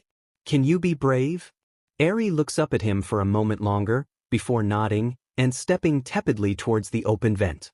She crouches low, crawling through the vent and looking up at Izuku one last time. You will come back, right? I promise, Izuku affirmed, before extending his hand, pinky outstretched for her. The girl looks at his hand in confusion, and Izuku lets out a soft chuckle. It's a pinky promise, he explains. You wrap your pinkies together like this. He reaches forward, delicately grasping her wrist and moving her hand to his. Eri hesitantly outstretches her pinky and entwines it with Izuku's, and now it's a promise. One that cannot ever be broken. Eri retracts her pinky, allowing Izuku to shut the grate, but she finds herself staring in awe at the still extended digit as Izuku secures the grate. Izuku smiles down at her once, before his face turns serious, helmet forming around his head and turning to see Ida drop down through the gap, rolling and planting his good leg on the ground. The boy was covered in dirt all over his suit and face, and Izuku saw a small single mark on his chin where his arc beam had struck skin. He tried and failed to suppress his smirk at the sight. Finally decided to stand and fight? Ida grunted, standing up and puffing his chest out at Izuku. The boy blinks before his stance lowers. Where is the girl? Are you keeping her as a hostage? For leverage? Funny, Izuku grunts, miming cracking his knuckles. You sure didn't seem to care about her safety when you knocked me out of the air. She could have died, you know. Do yourself a favor and make this easy, Ida grunts, crouching low and idling his engines. The quicker you give up, the less painful this will be. That's rich coming from you. Izuku rolled his shoulders, though in reality he was scanning over Ida's body, looking for weak points. Last time I saw you, you were face down in an alley, paralyzed. And whose fault is that? Ida seethes. If I recall, you were standing by Stain's side, right before you tried to kill me? That I made a mistake, one that I regret, Izuku admits, but honestly, is that all this is about? Is that all this is? Revenge for that day? No, Ida raises his fists. You are a danger to society, you always have been. Your actions have only proven that. The boy raises his head, eyes hard as steel. Heroes are symbols of virtue and justice. We protect the peace and uphold order. You are nothing but a villain trying to justify your actions. A villain, huh? Izuku repeats. You sit here waxing on and on about your moral virtue and heroic justice, yet you're here, squawking at me while real villains get away. Izuku points a finger at Ida. The way I see it, the only difference between you and me is I don't pretend. I have something I need to do, and I'm going to do it no matter what. Ida's engines roared to life as he charged at Izuku, who used a quick burst of his boots to evade the blow, skidding to the side and around the generator. From within the mask, Izuku shot a glance over towards Eri's hiding spot. I need to take this out of here. Izuku accepts. Low ceilings, lots of obstacles, not to mention a fight taking place near a gas generator is a disaster waiting to happen. But something tells me Ida doesn't care. Izuku takes a retreat step back, barely avoiding one of Ida's roundhouses, and trading it with a quick arc beam of his own. I don't know what it is, but he seems off. He's hyper-fixating on taking me out, not to mention his movements seem different from what I remember back in the sports festival. He almost seems slower. Blasting up, Izuku grabs the doorframe and whirls around it, but not before throwing his head back at his attacker. Well then, hero, Izuku taunts, come and get me. Rocketing off down the hall, Izuku consults his mental map. 5th floor, just outside the generator room. Izuku stops suddenly, turning harshly down a fork in the halls. Just up ahead is a set of stairs that lead down to the storage rooms. I was never allowed in there, but if it's the dry storage room that means high ceilings. Izuku sighs, it's my best bet at least. Shooting down the hall, Izuku makes sure to stay within line of sight of Ida. Approaching the storehouse doors, Izuku covered his face and blasted the doors with an arch beam, damaging the steel structures enough to weaken them and smash through the rest with his body. He tumbled through the doors, landing roughly on the cement floor, and groaning as he tried to stand up, observing his surroundings. The storehouse was massive, seeming to scale into the distance further and further away from him. The center of the room was fairly unoccupied, save for several stacks of wooden crates on pallets. The walls, contrarily, were lined with massive scaffold shelves, filled with all manner of item or resource. Izuku saw several tons of preserved food and even assault weaponry, stacks of firearms and explosives sat ready on racks. I guess the bullet casings weren't just for the quirk bullets then, Izuku surmised, turning his gaze to the opposite side of the storeroom. His eyes immediately lock onto an exposed container, the top of the crate left open, revealing the vials of wine-red serum within. Is that trigger? This must be where they store the surplus before shipment.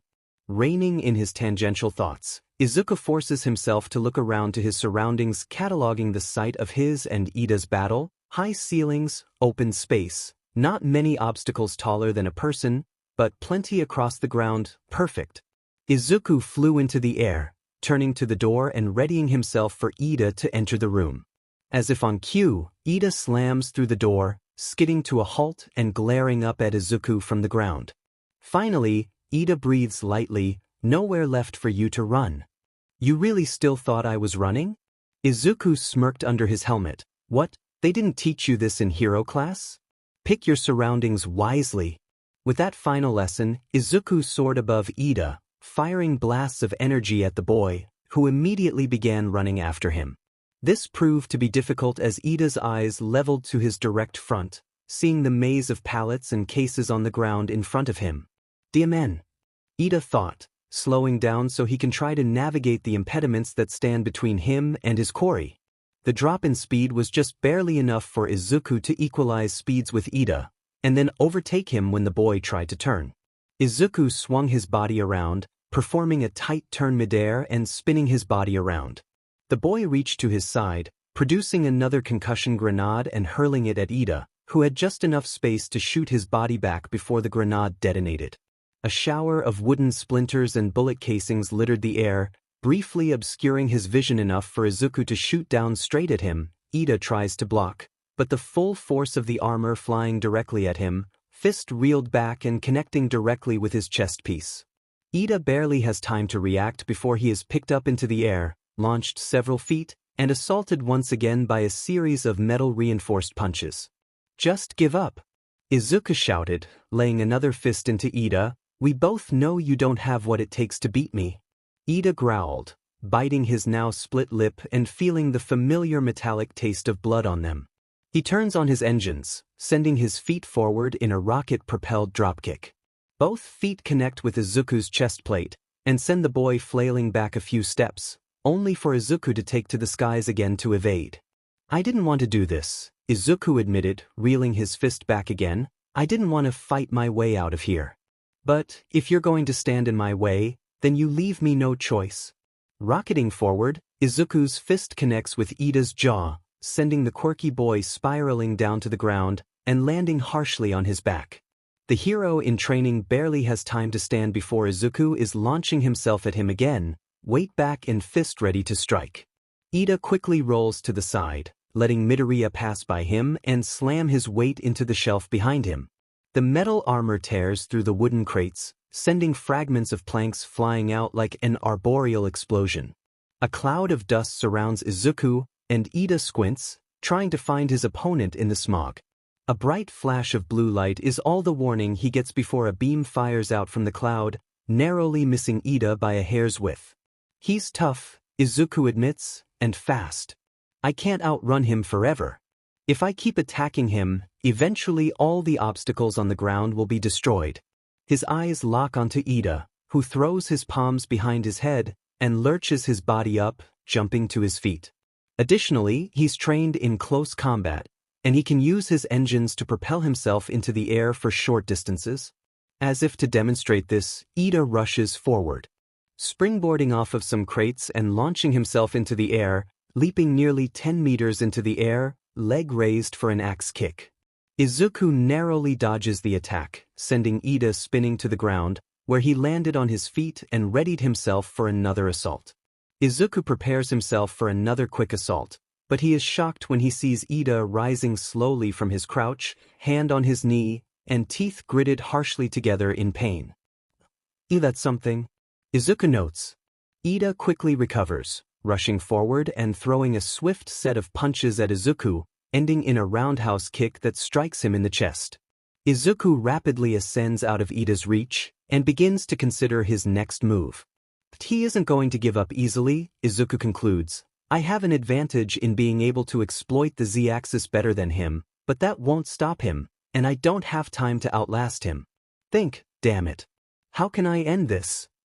Izuku's eyes leave Ida for a moment, his gaze moving along the walls at the dozens of pallet racks lining the walls. Using his eye's zoom function, he notices the small braces that link each rack together, connecting all of the shelves in a large chain. Immediately, his eyes wander to the crates, covered with dirt and dust, and an idea begins to form. That could work, Izuku surmises. During Izuku's momentary distraction, Ida quickly scanned his surroundings, looking for tools he could use. His gaze falls upon a heavy-looking metal gear, nearly the length of his forearm in diameter. Diving for it, Ida narrowly avoids another laser. Before lifting the gear up with both hands, the engine in his right leg rumbling exhaust shoots out of the pipes, and Ida quickly tosses the cog into the air, letting the force of his engines carry him into a powerful roundhouse, and launching the cog at his airborne opponent with a powerful kick. The cog whistles through the air, faster than Izuku is able to avoid in his distracted state, and makes contact with his chest, sending him falling to the ground. Ida capitalizes on this momentary grounding, rushing forward to Izuku and grabbing him by the plates. He slams Izuku into the shelves, feeling them creak under the force of the blow, but Izuku looks up, seeing the precarious position of the shelf. Ida's attack had bent the struts, and the entire structure was liable to crumble on them.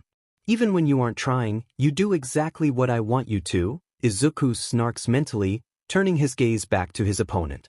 He notices Ida backing up, ready to attack again, and right when the hero in training commits to the blow, Izuku fires off his left thruster, sending him flying to the right and out of the line of the strike.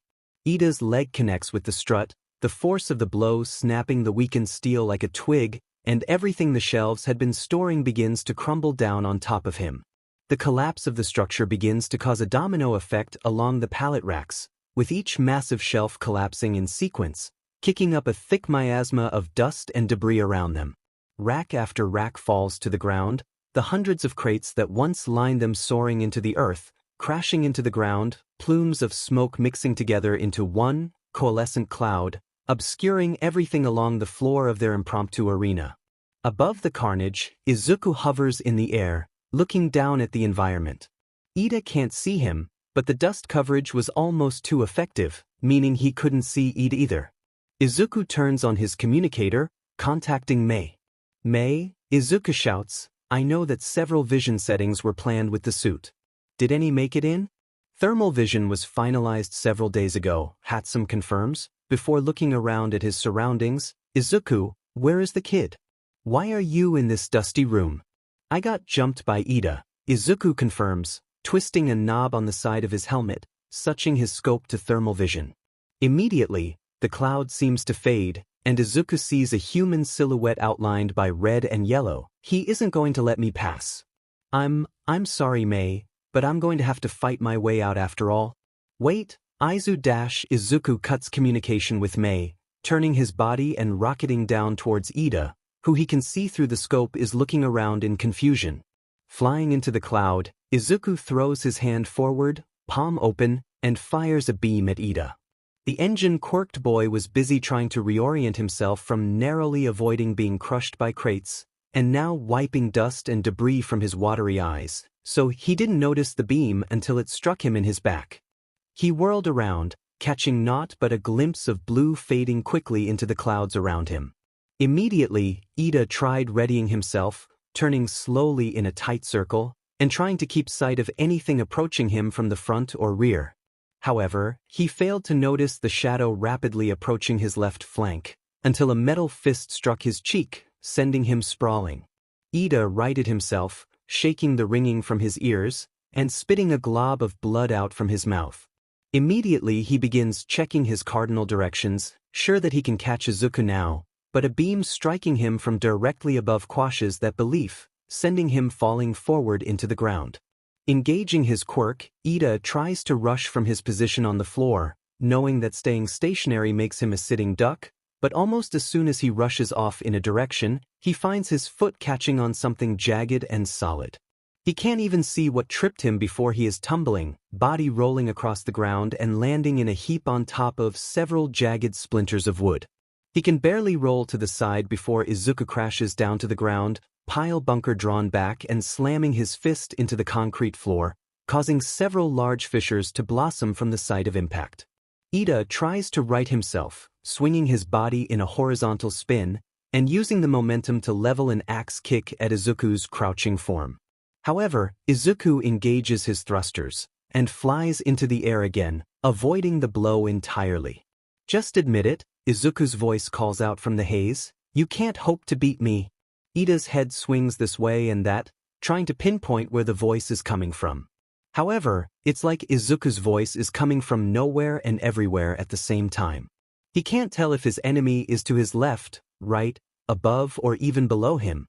"This is bad," Ida admits. "If I stay in place, he will just whittle me down from beyond the smog like a coward." Ida gazes into the gloom. "But if I move, I'll be tripped up by the debris littering the floor.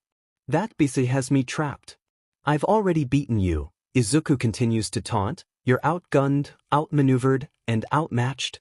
Ida narrowly avoids a laser from the smog, but doesn't notice the punch following it, striking him in the side, and knocking the wind loose from his lungs briefly. Holding his breath, Ida rights his equilibrium, and stands up, shouting back into the haze. "Don't you dare look down on me!" Ida roars. "The only reason you're still free and fighting right now is because I almost thought you could change.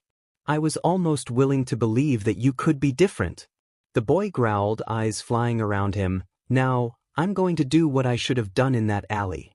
"Speaking of," Izuku drawls, "is it just me, or are you slower than you were then?"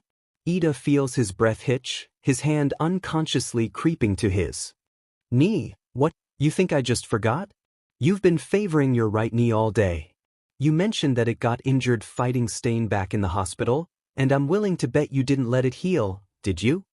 "Shut up," Ida shouted. "It's your fault I'm like this. You and the monster did this to me." Ida narrowly ducked out of the way of a beam, falling to the ground to avoid Izuku soaring over his head. "Whatever happened to your promise to Native? He gave you a chance to be better than you were, and you threw it all away. You talk real big for such a massive hypocrite." Izuku shouts. Ida doesn't see Izuku, more so he feels the heat of approaching fire, and rolls, narrowly avoiding the stream of flame that Izuku fired out below him, carpeting the area with fire and soot. "Whatever happened to doing what's right? To learn from your mistakes in that alley? You're nothing but a thug. A hired assassin. Just like all the rest of them." Ida growls, but feels breath leave his body as Izuku slams into his back, grabbing him in a waistlock and sending them both flying into a far wall. Ida hits the wall hard, and Izuku uses his moment of weakness to pin him to the ground and reel his fist back, looming over him like the Grim Reaper himself. "So congrats, Ida," Izuku growls. "You're finally a real hero." Izuku slams his fist into Ida's face, feeling the boy's nose crunch against the force. The ground shakes from the impact, and Izuku looms down over Ida, who is delirious and rapidly losing presence of mind. Izuku continues his assault, grabbing Ida by his chest plate and using his thrusters, paired with a quick spin, to launch Ida in a hammer throw across the room, tumbling back into the dust, and falling into a heap next to the wreckage of several boxes. Ida coughs, wheezing as he lay on the ground, broken and bleary. He can feel his skull pounding, eyes focusing and unfocusing rapidly. He feels a sharp pain in his chest, possibly a broken rib, and the telltale signs of a concussion rapidly rising all around him. He stares at the wall next to him, not even daring to move. Is this it? Ida thinks to himself, is this as far as my body can carry me? Ida feels memories blaze past his vision, consuming his mind. He remembers playing with his brother between training sessions with Mother. Monthly family dinners with the entire Ida clan. His mind turns awash, sending him back to his childhood, standing in front of his father, covered in dirt and grass stains. "Tenya." His father loomed over him, voice stern. "What did I tell you about wasting time?" "Beeb," Tenya stuttered, tears rising to his eyes. "All of my friends were playing soccer, it all looked fun. I just wanted to dash." He felt a harsh sting on his cheek and his head shot to the side. Looking up, he saw his father glaring down at him, hand outstretched in a slap. "Your friends are not Idas," his father said firmly. "Idas are a family of heroes, dating back to the dawn of heroes themselves. You will not waste your time on pointless games with pointless people." Tenya looks down, and his father sighs, crouching down and laying a hand on Tenya's shoulder, causing the boy to flinch. Tenya, his father's tone had calmed. To the Ida family, heroism is everything. It is our purpose, our meaning, our lifeblood. And that purpose is yours as well.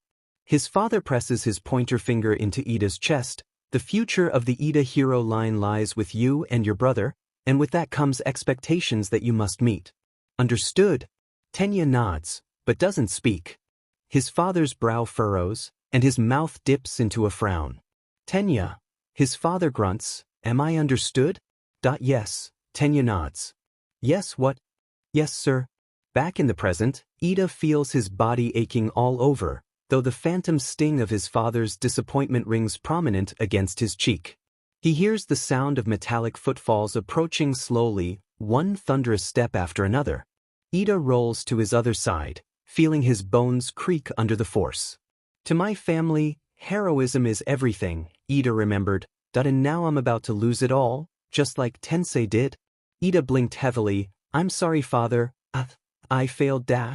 He stops. There, laying just a few feet in front of him, is a single wine-red vial of liquid, untouched and unbroken by the collapse of the storeroom. Ida sees the dust lifting a bit, the area becoming clearer, making the vial even more clear in the light of the room. He remembers the briefings, the heavy documentation on the drag and what it can do. But most importantly, he remembers his bout with Hojo, the crystal Yakuza's rapid growth in power, how difficult it was for Ida to stand up to him. Ida hesitates, his mind swimming with the weight of his decision, only for Nitai's words to ring in his head once again. By any means necessary. Ida lurched his body forward, grabbing the vial of trigger with one hand and the reusable injector from his pocket with the other. The smog had finally cleared, and Ida began to stumble to his feet, just in time to see Midoriya approach him, standing only a few meters away.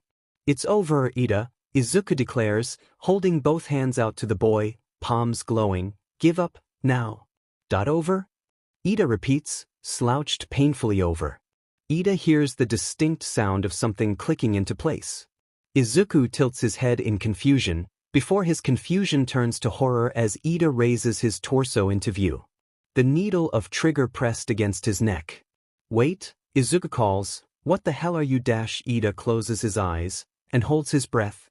It isn't over, Ida grunts, finger on the trigger, this fight has barely begun. And squeezes the trigger. Izuku recalls his countless hours spent hunched over heavy machinery, designing devices and gadgets alike. He remembers the smell of motor oil invading his nostrils, an acrid scent that once made him GG, but now fills him with a feeling of nostalgia and homeliness. The sound of shearing metal as plates are cut and warped playing a symphony upon his ears. Izuku always found comfort in the sounds of progress being made, as he labored away in his dad's old workshop. One thing he never got used to was a mechanical malfunction. A gear slipping in the lathe, belts snapping and rotors crashing against each other in a cacophony of screeches and squeals. The smell of metal grinding against metal, steel burning and greased joints catching sparks. It smelled like cauterization, like brimstone and smoke. A scent that never failed to demoralize him, as it meant that he had yet one more thing to fix and maintain. A part of him knew to expect this. Machines required maintenance, sometimes parts had to be replaced. It was an annoyance he had come to accept, but he couldn't help the sinking feeling that came with every malfunction he experienced. What he never expected was to hear those sounds coming from a person's body. The first sign was the sounds of rumbling and groaning metal coming from Ida's legs. He heard clattering, like a piece of steel being shaken in a washing machine, watching as Ida doubled over, spittle and bile flinging from his mouth in an arc on his way down. The boy let out a pained, excruciating gurgling sound, like a scream drowned by vomit, his eyes wide and bloodshot. His pupils began to shrink rapidly, and his body lurched this way and that, the sound of groaning metal and grinding gears echoing across the storeroom. The next thing Izuku heard was an echoed beeping sound. Flicking his eyes over to his HUD, he noticed an alert of rising temperature. Around Ida began to haze, and Izuku saw some of the plates of Ida's armor begin to seize and crack, the heavy-duty polymer unable to take the rapidly rising heat emanating from Ida's body. Something gray and red began to poke out of the breaks in the plating, and he watched as something glowing began to rocket up Ida's neck and face. His eyes were now completely white, but began to glow blue alongside the fissures forming along his skin. His hair began to rise off of his head, flitting above him like a controlled flame. Ida lurched straight, head turned to the sky in a silent scream, the action causing several armored plates to fall off of his suit and clatter to the ground in a heap around him. Izuku saw that the creases that had formed on his face extended down his arms and chest, visible through several tears and holes that had developed along the frictionless bodysuit. In places where the armored plating was exposed, Izuku watched in horror as bloody exhaust pipes extended from the suit along his arms, neck, abdomen, and even more shooting from his calves and snaking down to his feet. What is? Izuku stammered mentally, moving himself into a more solid defensive stance. Okay, focus, Izuku. You know engines work off internal combustion. Theoretically, Ida's legs work the same. Then, is this his body responding to the juiced quirk factor? Because it's almost like his body itself is becoming a combustion engine, and it can't handle the heat. Steeling himself, Izuku watches as several more exhausts pierce through his knees and elbows, snaking along his body until they rocket out behind the engine quirked boy. Eventually, the sounds of screeching steel and twisted metal calmed and ceased, and Ida slumped forward, panting with exertion. With each breath, the blue creases along his body would glow just a bit brighter, and then dim again with each exhale. Izuku saw the high-tension bodysuit along his body singe and begin to burn, revealing most of his chest and arms, and his legs below the knees. Ida turned his head up, locking his luminescent eyes with Izuku, his brow creased and teeth bared with disdain. Midoriya, Ida seethes out, his breaths escaping as puffs of steam from his mouth. You will not escape justice, not this time. Izuku notices the rasp of Ida's voice, the drawing thrill of his tone, and how it reminds him far too much of Stain for his liking. Ida, Izuku bends his knees, palms out. You would go this far? Just to kill me? Don't try to play victim now, Midoriya, Ida growls. It won't save you. Not again. The sound of a roaring engine is all the prelude Izuku received before he doubles over, HUD glitching, with Ida's foot crushing his abdomen. Izuku launches across the room, flying into the wall of the storeroom with a crushing boom. The amputee coughs painfully, feeling the air escape his lungs as his back meets the steel walls of their makeshift arena, falling to the ground and hunching over in pain. What dash? Izuku barely has time to process the pain of the last hit before the sound of Ida's engines firing again fills his ears, and the boy seems to flash forward, leg reeled back, ready to strike again. F dash. Izuku thinks, firing his thrusters and leaning his body to the side, barely managing to clear the attack by several centimeters as Ida's foot crunches through the wall, molding the steel like wet clay. Izuku leans up, using the momentum from his jet-powered dodge to fly into the air, attempting to get some space from his powered-up opponent. Okay, take a breath, Izuku. Assess your situation. Izuku locks eyes with Ida, who is turning towards him drunkenly. His eyes darted to his stomach, touching the formerly pristine plates with his hand. He sees that the central armor plating was singed, dented, and bent slightly, explaining the pain he felt earlier. This plating is titanium alloy. It's meant to be able to shrug off small arms fire, and can even withstand the force of a jackhammer. He locks his gaze on Ida, who is glaring at his floating form with rage. Just what did that stuff do to you? Focus, Izuku, the armored boy concentrates. He's much faster than before, and as consequence hits significantly harder. In addition, Izuku noted the searing on his armor from the kick. It seems like his body is radiating a significant amount of heat, like an overclocked machine. Izuku nods. If I can just keep my distance, hopefully I can still take him down. He watches Ida squat low, engines firing, before a gout of fire shoots out from all exhausts at once, and the boy launches himself into the air, rocketing towards Izuku. The engineer twists his body, rolling midair to try and avoid Ida's assault, but a quick blast of fire from his leg exhausts, and Ida changes his path of attack, flying to the side, and straight into Izuku, leveling a kick on Izuku's back and sending him flying to the ground. Damn it! Izuku cries, using his thrusters to slow his fall, stopping in midair just above the ground. He takes a moment to breathe, but notices a shadow behind him, growing larger and larger. Without looking, Izuku launches himself forward. Just before Ida crushed the ground where he was, the concrete floor splintering and erupting into a shower of dust and stone fragments. Okay, so he has a few new tricks as well, Izuku confirms. This is bad. He's far more mobile than he was before, not to mention the BS he hits like a truck. I need to stay on the move.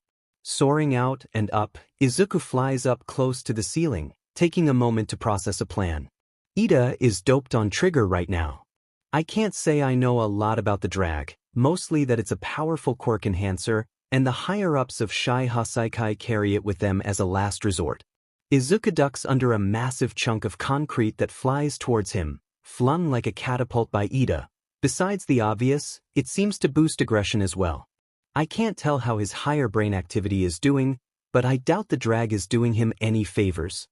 Izuku hears Ida coming towards him and angles his body, watching as Ida rushes towards the wall and leaps, angling his body so his feet make contact with the wall. As soon as the hero in training's feet make contact with the cold steel, his exhausts puff out thick black smoke and fire, and he launches forward, running across the wall towards Izuku. Wonderful, Izuku groans, launching away from the wall and firing several beam shots towards Ida, who dodges each attack with ease. Once Ida is high enough, he pushes off from the wall, diving towards Izuku with his arm reeled back, engines rumbling. Izuku spins the cuff, pulling back the slide on his flamethrower, just as Ida's arm exhaust fires, and he launches his fist at Izuku. A plume of fire launches from Izuku's wrist, covering Ida, but the boy rockets through the fire, his fist plunging into Izuku's helmet with extreme force. What, is he fireproof now? Izuku mentally laments, okay, running out of options here. Walls aren't safe, fire doesn't work. I can barely dodge his attacks as is. His punches and kicks are supercharged. Think. Ida falls to the ground, rolling once with a clattering of metal on the cement floor, his engines firing as soon as he reaches his feet again. I still have him beat in mobility. If I can stay out of his range, I can take him down with just a few more hits. Izuku turned his body towards Ida, who had begun rocketing towards him on the ground, and angled his palms to lead shots in front of Ida. Launching blast after blast into the ground, Izuku disrupted the smooth cement surface with cracks and divots, leaving a rough surface for Ida, and setting up non-ideal footing for Ida to traverse. However, the last thing Izuku expected was for Ida to stop dead, right in front of his obstacles. Instead of continuing on, Ida slowed to a stop, right in front of the potholes Izuku had laid for him, and slowly squatted down.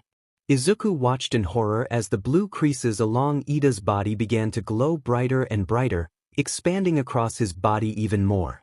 The boy's exhaust pipes rumbled and began to expel scorching blue flames, the fire growing more powerful, until it began emitting shrill whistling noises.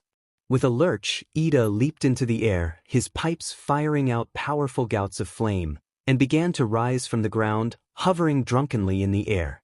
What the dash? Izuku barely has time to think before Ida's engines let out a loud, echoing roar, bolstered further by Ida's enraged scream, and the boy flies through the air at Izuku, arms reared back to strike. Izuku angles his body down, pointing at the ground, and firing his thrusters as much as he can, ducking under Ida's charge, and soaring down towards the ground. Izuku turns his head, hearing Ida crash into the wall, before the boy screeches down at him, soaring through the sky clumsily, but soaring nonetheless. Great, Izuku commented, soaring towards the ceiling. He can fly too? Reaching for his hip, Izuku grabs another concussion grenade, the last one in his armor, and sighs, before priming it. He holds down the button, waiting for Ida to get closer. Come on then, hero, Izuku mocks, I'm right here. Ida roars, his leg reeled back for a mid-air roundhouse, but right before he commits to the attack, Izuku tosses the concussion grenade up and simultaneously disengages his thrusters, causing him to freefall. You might be able to fly, Ida, Izuku smirks, but you're missing some key details. like keeping steady. The force grenade detonates right in front of Ida, causing a shock wave of force to knock Ida back in the air. The hero in training flipped over and destabilized, causing him to fly back down to the earth, crunching into the ground with a metallic thud. Izuku re-engaged his thrusters, arcing his body up and flying back into the air, looking down at Ida's prone form. Ida planted his hands behind his head, exhausts firing as he lurched up, the move from his engines propelling him up and onto his feet. Izuku sees Ida rush forward, ready to continue his assault, but he stumbles on one step, falling to his knees, and breathing heavily. Izuku finally noticed the excessive amounts of sweat falling off of Ida like waves, and the way his right leg was shaking with exertion. "That this isn't sustainable," Izuku confirmed. "He's burning up, inside and out, trying to beat me here." Izuku feels his mind click into place. Trigger is a temporary boost, but it messes your body up pretty bad. In other words, I don't need to beat him into the ground. I just need to outlast him. Nodding, Izuku resolves himself, a plan forming in his mind. Turning back to Ida, Izuku narrows his eyes under his helmet.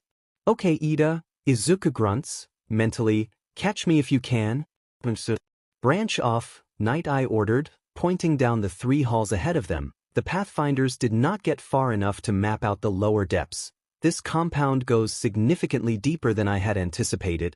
Mirio nods, ducking down the rightmost hallway, while Night Eye begins the approach down the middle. Kirishima eyed the Foresight hero for a moment longer, before beginning to rush down the hallway to the left, the other heroes vanishing from sight. Kirishima sighed, reaching into his pocket as he jogged down the winding hall, and pulling out his phone. He opened the small screen, checking to see if Izuku had left any new updates to his whereabouts. Of course, his screen was empty, just like the last dozen or so times he had checked. "Damn it, Izuku," Kirishima grunted, "where are you?" Kirishima pocketed his phone again, observing the walls and trying to get his bearings. He knew that he was on the 2nd floor of the compound, and that deeper in was potentially more stairs leading down. His eyes flicked to the fork in the hall directly in front of him, and he felt his stomach turn. He really had no idea where he was going. Kirishima grunted, "If Izuku were here, he would know where to go. I bet that Egghead has this whole compound mapped out in his head or something." The redhead sighed. "Meanwhile, I'm stuck at the first crossroad with no idea where the hell to go." Kirishima grunted, before slapping himself lightly in the cheeks. "Oh, none of that, Kirishima. Now is not the time to be negative.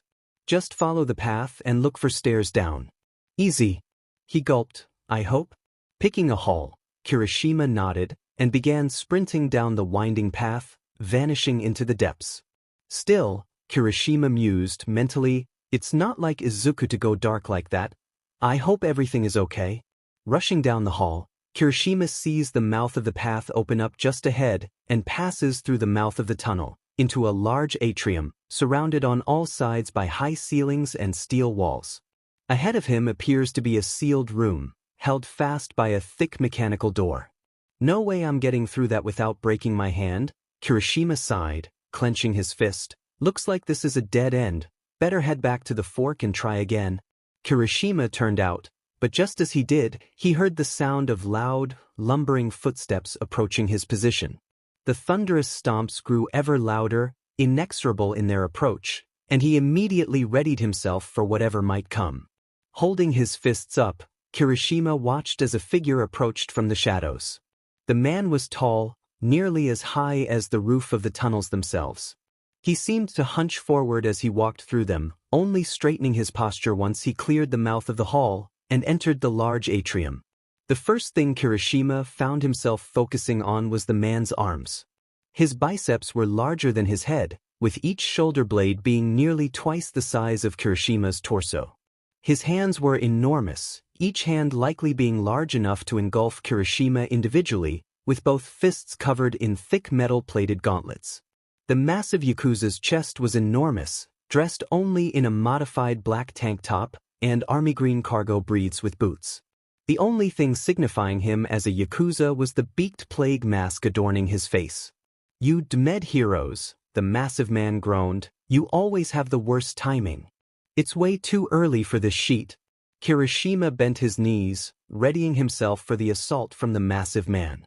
Oh well, the large villain cracked his knuckles, glaring at Kirishima with a disturbing mix of hunger and disdain. Maybe you can help wake me up? Kirishima rushed forward, reeling his fist back to strike the mountain of a man, only for his opponent to simply bat him aside with his massive palm. Kirishima stumbles, trying to right himself, only for a massive fist to come barreling at him. The strike is powerful but slow, making it easy for Kirishima to duck out of the way of the blow. The redhead capitalized on this moment, rushing forward with his fists raised, ready to strike. However, the last thing he expected was for the villain to grab him by the arm and pin him to the ground. Kirishima struggled in his grip, but as soon as the Yakuza had a secure hold on him, the hero in training felt as if he had just been struck with a potent urge to fall asleep. He felt his muscles cramp and clench, body growing sore, and mind becoming clouded. What is he doing to me? Kirishima slurred in his mind. I need to break free. Reeling his other arm back, the already weakened one, Kirishima focuses on charging one for all into the limb, feeling the unstable energy crackling just below the surface of his skin. Sorry arm, Kirishima mentally apologized, this one's gonna hurt. Twisting his body, Kirishima reared back his fist towards his assailant and hurled it forward, connecting with the air and unleashing a gout of furious gale towards his foe. The villain grunted, before letting go of Kirishima and flying back several feet, skidding across the floor with a sigh. The hero in training stood up, before wincing, looking down at his now rapidly swelling purple arm. The limbs seemed to be bent at an awkward, jagged angle, and he could barely focus over the unbearable pain shooting all throughout it. Kirishima clenched his teeth, taking quick breaths as he looked down at his heavily broken arm. He held up his good hand, grasping the wrist of his mutilated limb, and trying to squeeze away the pain. The boy spares a glance at his opponent, but was shocked when he saw the man take in a deep breath, a wide smile on his face. I needed that, he shouted, just the kind of boost I needed to get rolling. Thanks, kid. The man chuckled, clashing his metal fists together with a shower of sparks. I'm Rikiya Katsukame, one of the 8 bullets of Shai Hasaikai. You'd do well to remember the name, because it's the last name you'll hear. Katsukame raised his fist back, moving far quicker now, and charged the boy in front of him. Kirishima crosses his arms in front of his face, blocking a strike from the masked man with a pained effort, hearing the bones of his injured arm creak under the force of the strike. Grunting under the sheer power of the blow, Kirishima grits his teeth and throws the man back, the massive villain sliding several feet. Kirishima glared at his foe, the man clanging his metal gauntlets together in a show of force. However, immediately upon the retreat, the bearer of One for All feels a wave of lethargy wash over him again, causing him to stumble lightly. Katsukame stood tall, only seeming to become emboldened as this fight dragged on. His massive arms only seemed to swell with strength with every blow, much to Kirishima's dismay. CRPU, Kirishima huffed, hunching slightly. This guy is dangerous, Katsukame. I remember his quirk having something to do with energy absorption. Is he siphoning off my strength with each attack? The red-haired boy saw his opponent charging forward again, ready to strike one more time, and quickly ducked to the side, rolling under the villain's mighty blow. This is bad, Kirishima thinks, ducking under another forceful blow. I can't hit back, or else he'll drain more energy out of me. Another swing, and Kirishima finds himself on the back foot, not to mention I already broke one of my arms, there's only so much I can do. Weighing his options, Kirishima swallows his pride, and nods to himself. Looks like I have no choice. Reaching for his ear, Kirishima radios Night Eye. What do you need? Night Eye drones. Kirishima did not hear combat through the receiver, and so he pressed on. Night? Kirishima shouted, I'm engaged in combat with Rikiya Katsukame. I need backup at my location. Can't you just use your new power? Night Eye mocked, causing Kirishima to growl. Not unless you want me to bring the whole compound down on top of us. Kirishima shouted, barely ducking under another one of Katsukame's fists. Besides, you and I both know that my safety is in both of our best interests. Kirishima emphasized the last point, causing Night Eye to pause. Several moments passed, with Kirishima desperately ducking and weaving under Katsukame's bold strikes, before the receiver rang out again. Acknowledged, Night Eye grunted, "We're on our way." Kirishima sighed in relief, but his hesitation led to Rikiya getting a solid hit on him, his fist connecting ferociously with the boy's jaw. The hero in training flew back, flying into the wall with a gruesome thunk. "Okay," Kirishima coughed, "I felt that one." Slumping against the wall, Kirishima falls to the floor, dodging another one of Rikiya's straight punches, and rolling under the villain. Raising his arms, Kirishima focuses on the tsunami of energy swarming just below his skin. He looks down at his legs and rolls to his feet, waiting for Rikiya to come engage him again. The villain turns, slowly, before grunting at his opponent.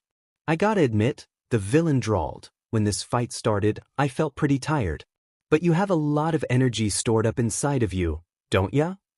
The villain outstretched his arms. "No need for you to hog that. Why not share some with OL Rikiya?" "No thanks." Kirishima crouched slightly, arms up in a ready stance. "I need all the energy I can get."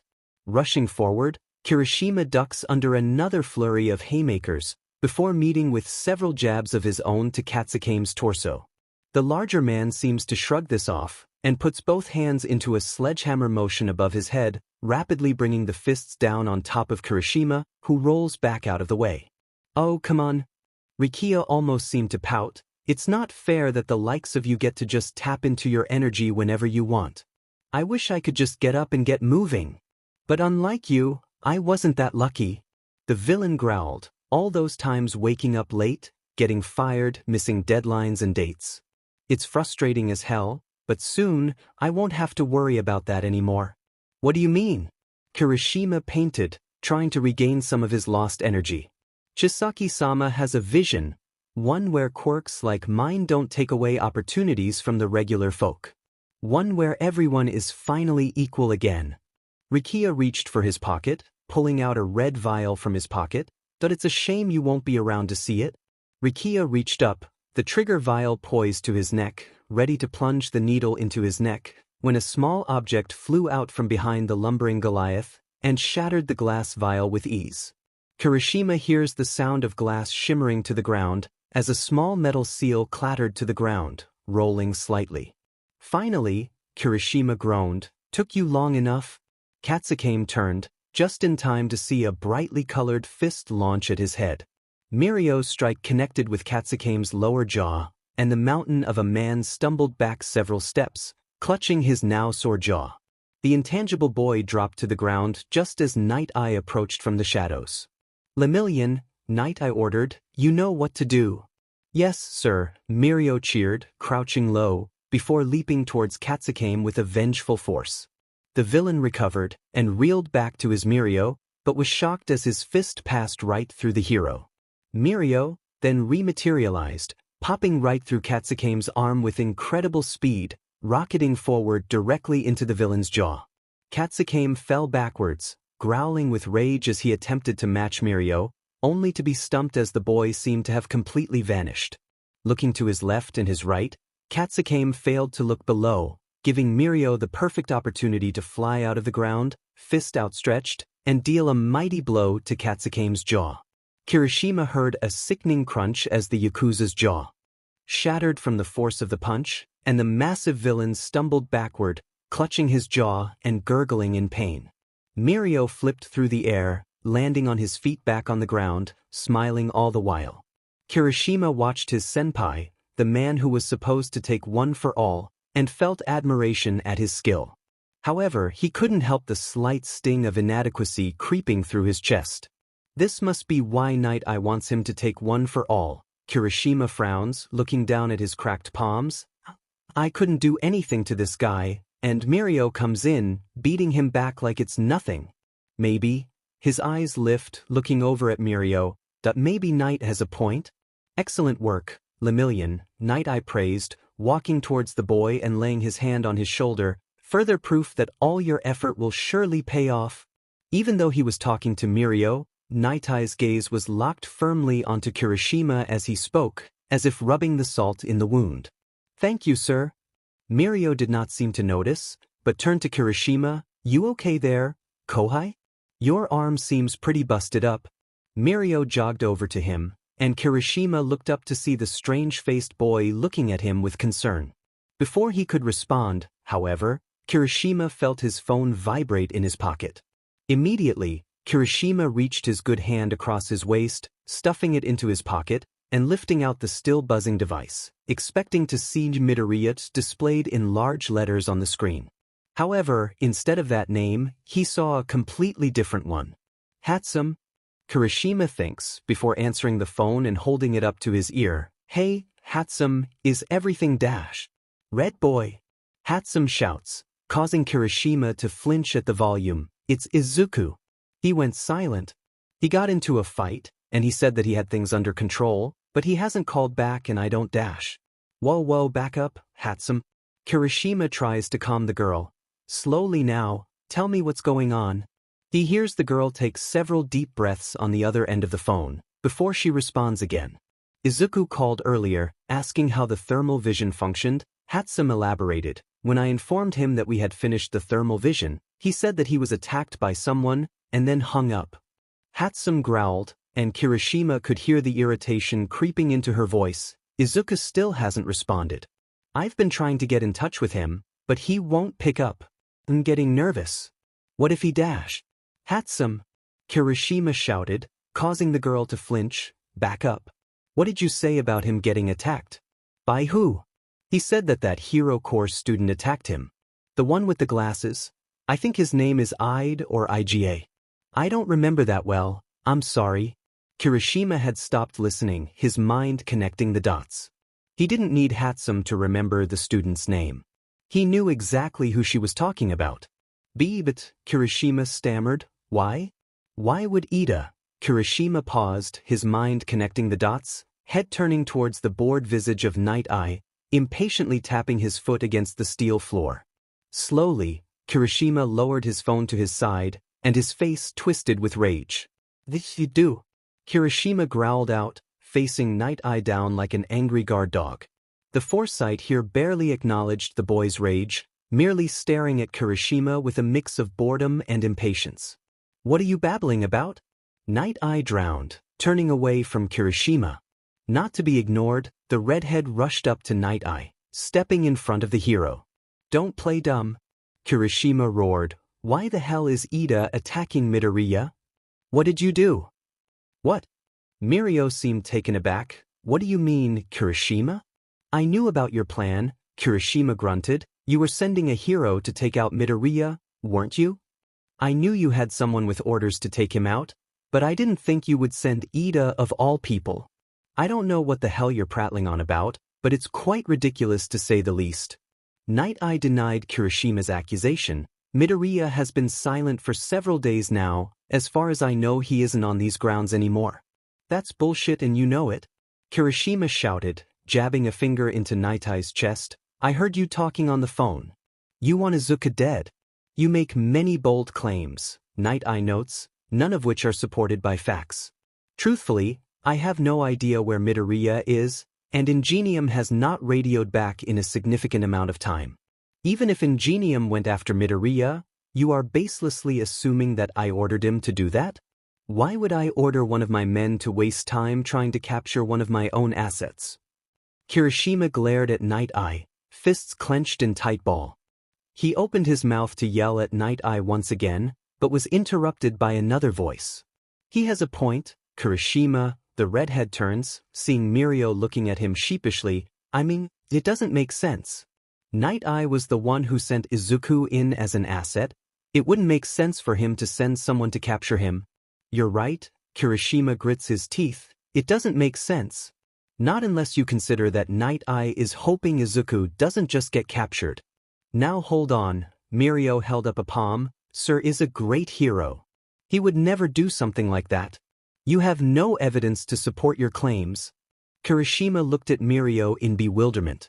Turning his head, he sees Night Eye staring back at him, his expression neutral, but amusement dancing behind his eyes.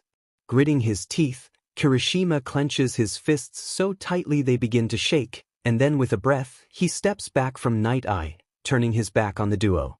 Fine, Kirishima huffs before sprinting back down the hall, heading away from the duo and back down the path he had come from. Izuku, Kirishima thinks, sprinting as fast as he can down the hall, I'm on my way. Mirio watches his Kohai sprint down the hall, a conflicted expression on his face. His mind is awash with the recent actions of his underclassmen, the accusations that he had flung at his mentor. A large part of him wanted to dismiss them outright. The stories that Kirishima had spun were ridiculous, and he had nothing to prove their validity. In truth, Mirio should immediately dismiss what the redhead had said and move on. But there was something in Kirishima's eyes. Hidden behind the anger and disbelief, desperation. The boy had been desperate for Mirio to understand, for Mirio to believe him.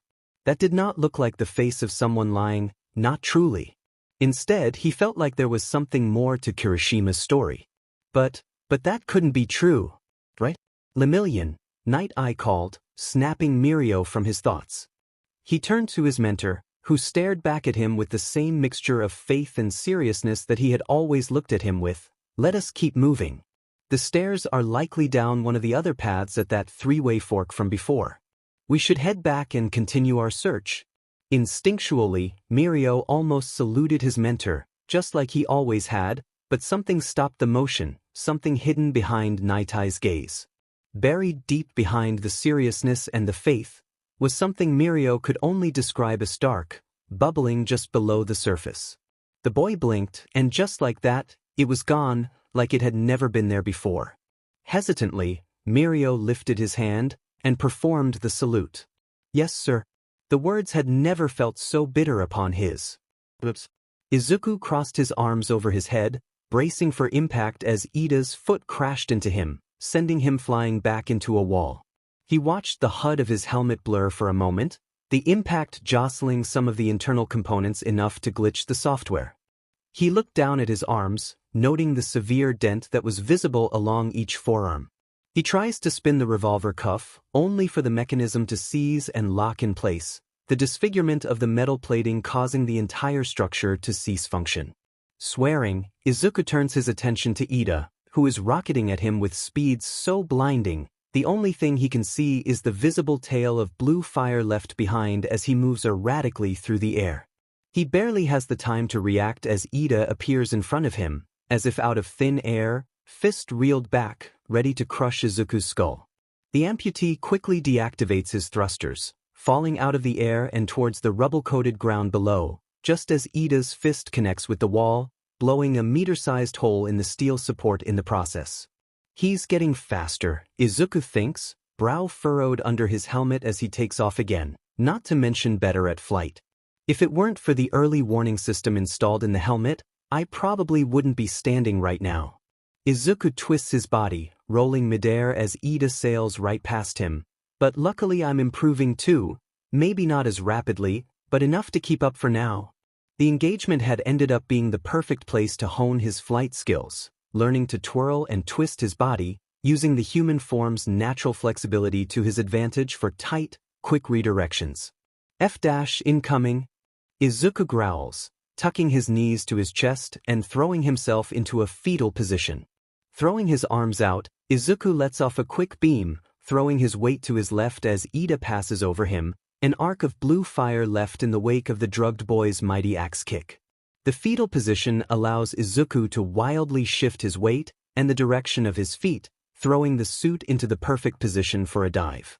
Activating his rockets, Izuku shoots towards the ground, cursing as he quickly locates the exit below. Flying through the door, the armored boy throws his left leg in front of him, stopping himself, and then shoots his right leg straight, performing a hairpin turn and rocketing back down the hall. This doesn't make sense. Izuku growls, looking back to check for Ida. The effects of trigger should be weakening over time, but it's almost like they're actually increasing in potency. Izuku's eye widens as a cloud of scorched metal and earth flies out from the doorway he had just escaped from. Ida stands, cloaked in a thin film of nitrous fire, breathing as his eyes zero in on Izuku. The boy quickly turns to Izuku, every pipe, old or new, along his body throwing out electric blue flames as Ida lowered his stance, readying himself. Izuku looks at Ida's chest, seeing a glowing blue light coming from his heart. Izuku sees its beating, the organ seeming to pulse with energy nearly 10 times a second. No way, Izuku stares in disbelief, his mind connecting the dots, but his distraction left him open as jets of blue and white flame billow out behind Ida, who streaks ahead in a flash of light, and a sound that can only be described as a sonic scream, breaking the sound barrier as he lets out a furious roar to the heavens. The shockwave actually causes the entire hallway to warp and seize, the heat and kinetic force bending the reinforced steel with ease. Izuku barely has a moment to react before he feels Ida's heel embed itself deep into his stomach. The armored plate, already bent from their bout, gives and caves under the strength of the hero in training. Izuku feels his lungs cease to function, the wind thoroughly knocked out of him as his body seizes up, bending ferociously under the force of the roundhouse. A clean hit, that was all it took for Izuku to shoot backwards like a bullet, launched by Ida's enhanced quirk, and flying through the hallway wall, piercing through the wall and being thrown into the room beyond, where he finally slams into the opposite wall. Izuku falls to the ground, landing on his hands and knees as his mask opens, and he spits up a mixture of bile and blood. Shakily, he feels the stomach plate of his armor, wincing at the severe dent that was now preventing him from breathing properly. His diaphragm was unable to inflate due to the pressure, and he was choking on his own exhale. Quickly, Izuku reached down, tearing the plate off of the suit with the sound of rivets popping and metal creaking, before tossing it to the side, taking desperate heaves of air as he finally got a chance to breathe from the blow. His head lifts as he looks at the path of devastation left after Ida's kick propelled him ahead. He stared in disbelief at the bent steel wall in front of him, barely able to believe that it had been his body that had caused that destruction, and he was still alive to look at it. Okay, time's up, Izuku thinks, leaving his helmet off as he shakily gets to his feet. Looking at his surroundings, Izuku noted that he was now in some kind of mess hall, with large tables and bench seating lining the floor in front of him. Several of the tables had been broken in half or left in splinters after his tumble, but he could recognize the telltale kitchen and serving area, almost like a schoolhouse. He's too fast, Izuku thinks, and I know for a fact I can't take another blow like that.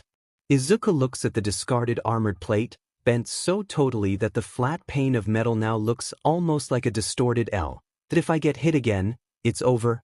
Standing tall, Izuku hears the sound of engines rumbling from down the hall, and lowers his stance. But I think I understand why Ida's getting so fast, and I think I know just how to stop it. Looking forward, Izuku begins plotting, the rumbling of pistons getting closer and closer. The reason why Ida is able to go so fast right now is because he's overclocking his body, Izuku thinks, reaching for his rotator cuff and trying to wrench it into motion again. His heart has been altered to the point where it's compensating for his engines. It's beating significantly faster than a normal heart rate, even for a speedster like him. His body is now functioning like an engine, but he isn't built like an engine. A flash of blue light, and Izuku lowers his stance. In other words, Izuku feels the warped rotor give way, and the cuff spins freely into the pile bunker position. Ida dives through the hole in the wall, flanked by extreme jets of fire and brimstone flying off of him like rivulets of rain. Smoke now vacates his mouth, exhaust backfiring up his throat instead of out of the pipes. I just need one good hit to his heart. The helmet slams shut, optical glowing as Izuku's rockets power up, and he shoots forward along the mess hall floor.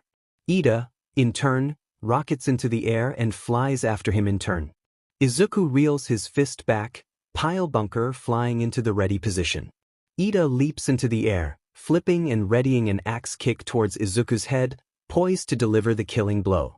All I need, Izuku thinks. Is one good hit? Ida finishes, with both combatants rushing close, each mighty attack rocketing closer to the conclusion of their arc. The pile bunker clicks in the same moment that Ida's arc reaches its apex, and the two powerful forces rocket towards one another.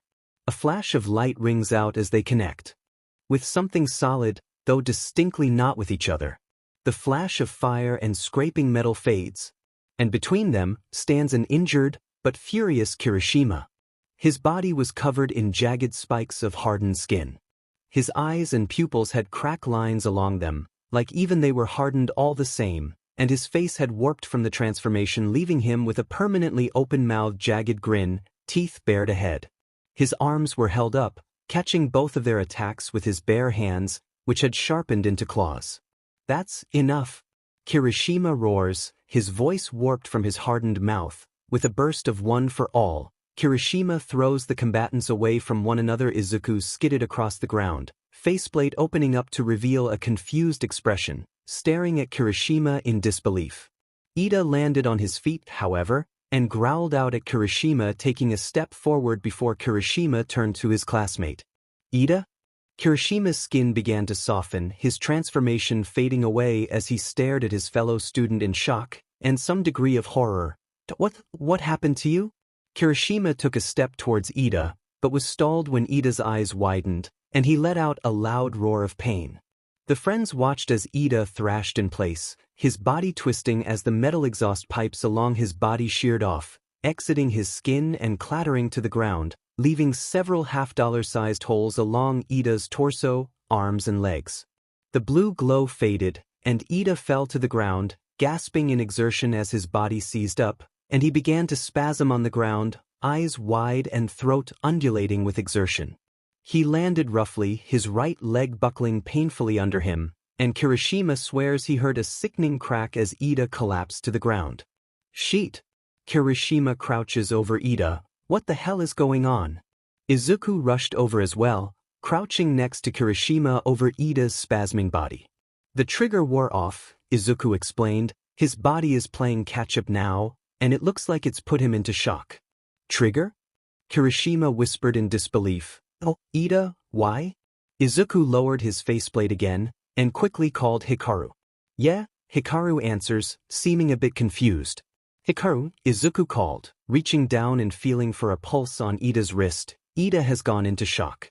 His pulse is incredibly high. I think the trigger pushed his heart rate out of sync. It's escalating and spasming randomly." "What?" Hikaru shouted, before Izuku heard the sounds of something rustling ahead. "Is he still moving?" "Barely," Izuku responds. "He's spasming right now."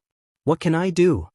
"Chest compressions," Hikaru responded immediately. "They won't fix his heart rate, but they might be able to keep blood flowing as you call for a defibrillator."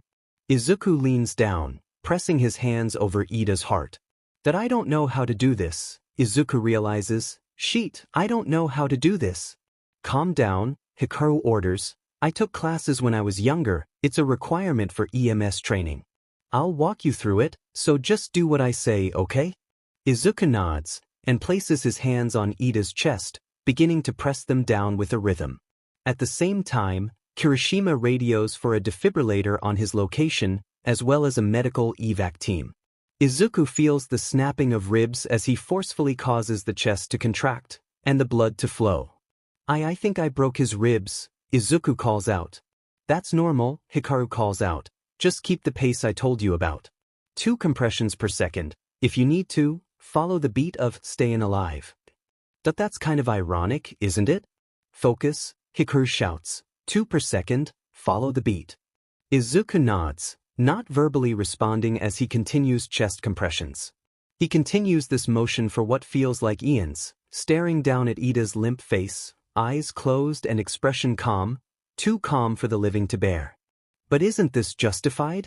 A dark part of him sneers in his head. Doesn't this BSRD deserve what comes? Nobody made him stick that needle in his neck. He has nobody to blame but himself. "Shut up," Izuku responds to the voice, continuing the chest compressions. "You don't have a hold of me anymore." If that's what you say," the voice sighed, fading into the back of his mind again. Izuku leaned over Ida, beginning to put his back into the compressions even more, pressing harder than ever to keep Ida's blood flowing for just a second longer. Much to their relief, they heard several people rushing down the hall, passing through the doorway. Kesajiri Man and Fat Gum, still skinny, rushed in, carrying a litter and a portable defibrillator with them. "Ingenium!" Kesajiri Man shouted, rushing towards Ida, and gently shoving Izuku to the side, who backed up slightly. The hero looked up at the armored boy for a moment, taking him in, before leaning over Ida and pressing electrodes to his chest and side. "Clear," Kesajiri Man shouts, before Ida's body jolts up, as if controlled by strings, then falling down again. Fat Gum leaned over Ida's mouth, ear just above his lips, checking for breathing, before shaking his head. Cursing, Kesajiri Man increased the charge, and shouted again. Izuku and Kirishima stared at the duo of heroes, holding their breaths as they continued to charge Ida's body, desperate to preserve his life. Damn it, Ida, Kesajiri Man calls out, stay with me, setting the charge to 900 volts. Kesajiri Man shouted once more, before Ida violently lurched from the shock, his body staying in the air for a moment, before falling back down to the ground. Fat Gum leans forward one last time, before sighing loudly, breath returning to the hero. But he's breathing again. Fat Gum called, before leaning and feeling his pulse. And his pulse returned closer to normal. He's safe enough to transport at least, but he needs to get to a hospital. Now, there was no joking in the normally jovial hero's voice, his expression resolute. Kesajiri Man nods, and together they slide Ida onto the litter, before lifting him and turning to the two boys. Thank you, Red Riot, Kesajiri Man calls before turning to Izuku.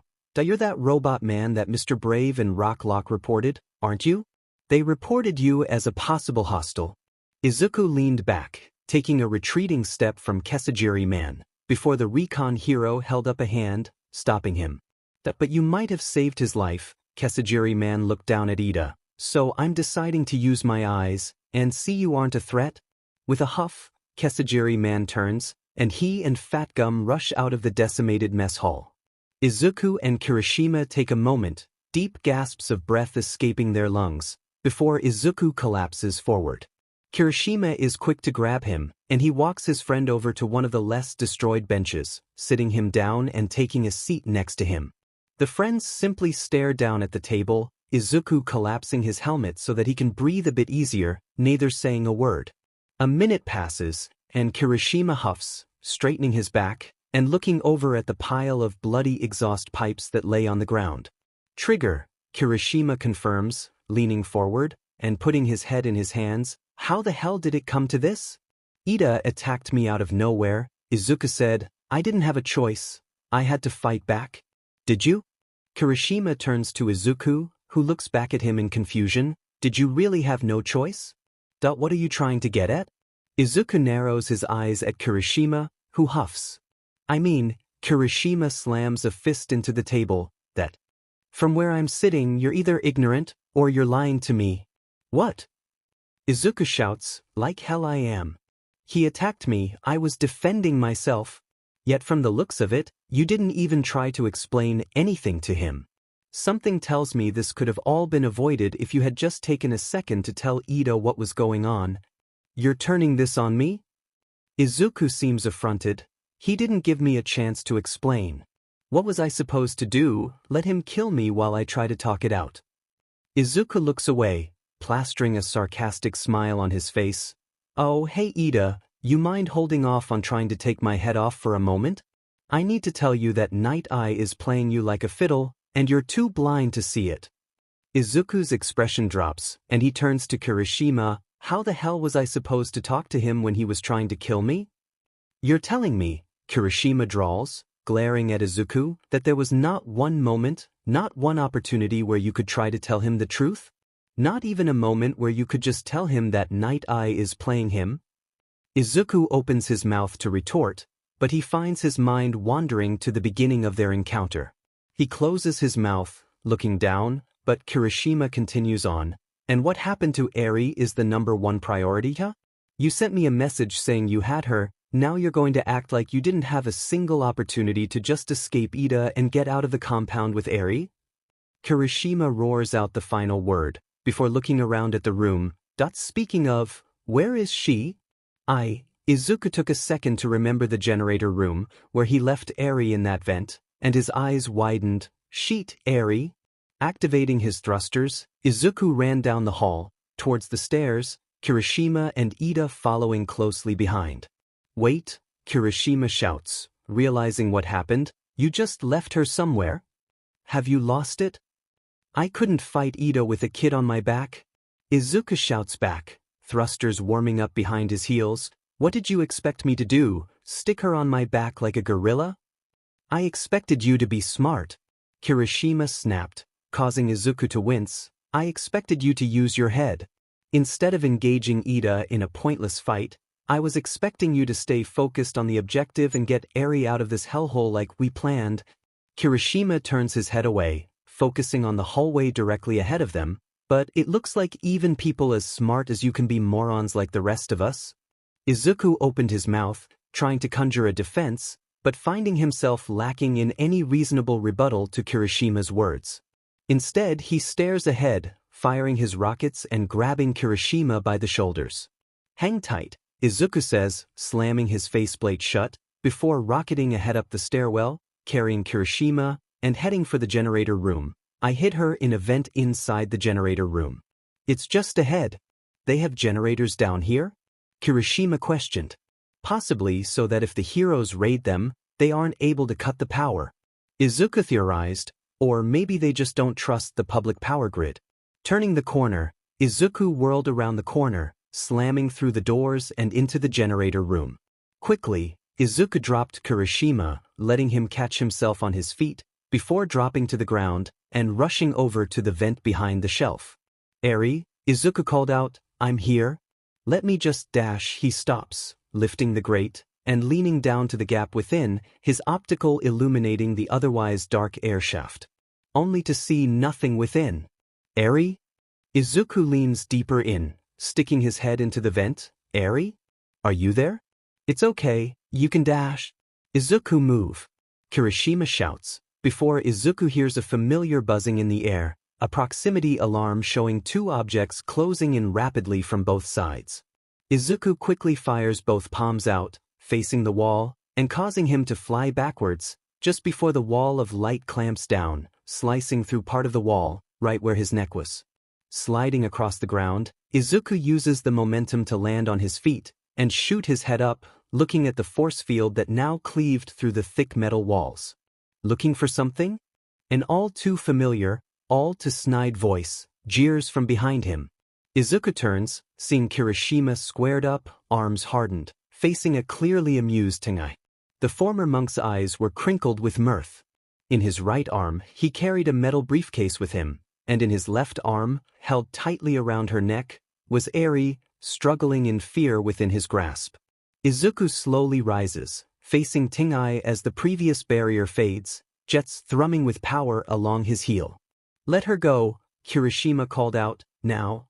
Oh, Tengai chided, silly children, I am merely returning this lost child to her room.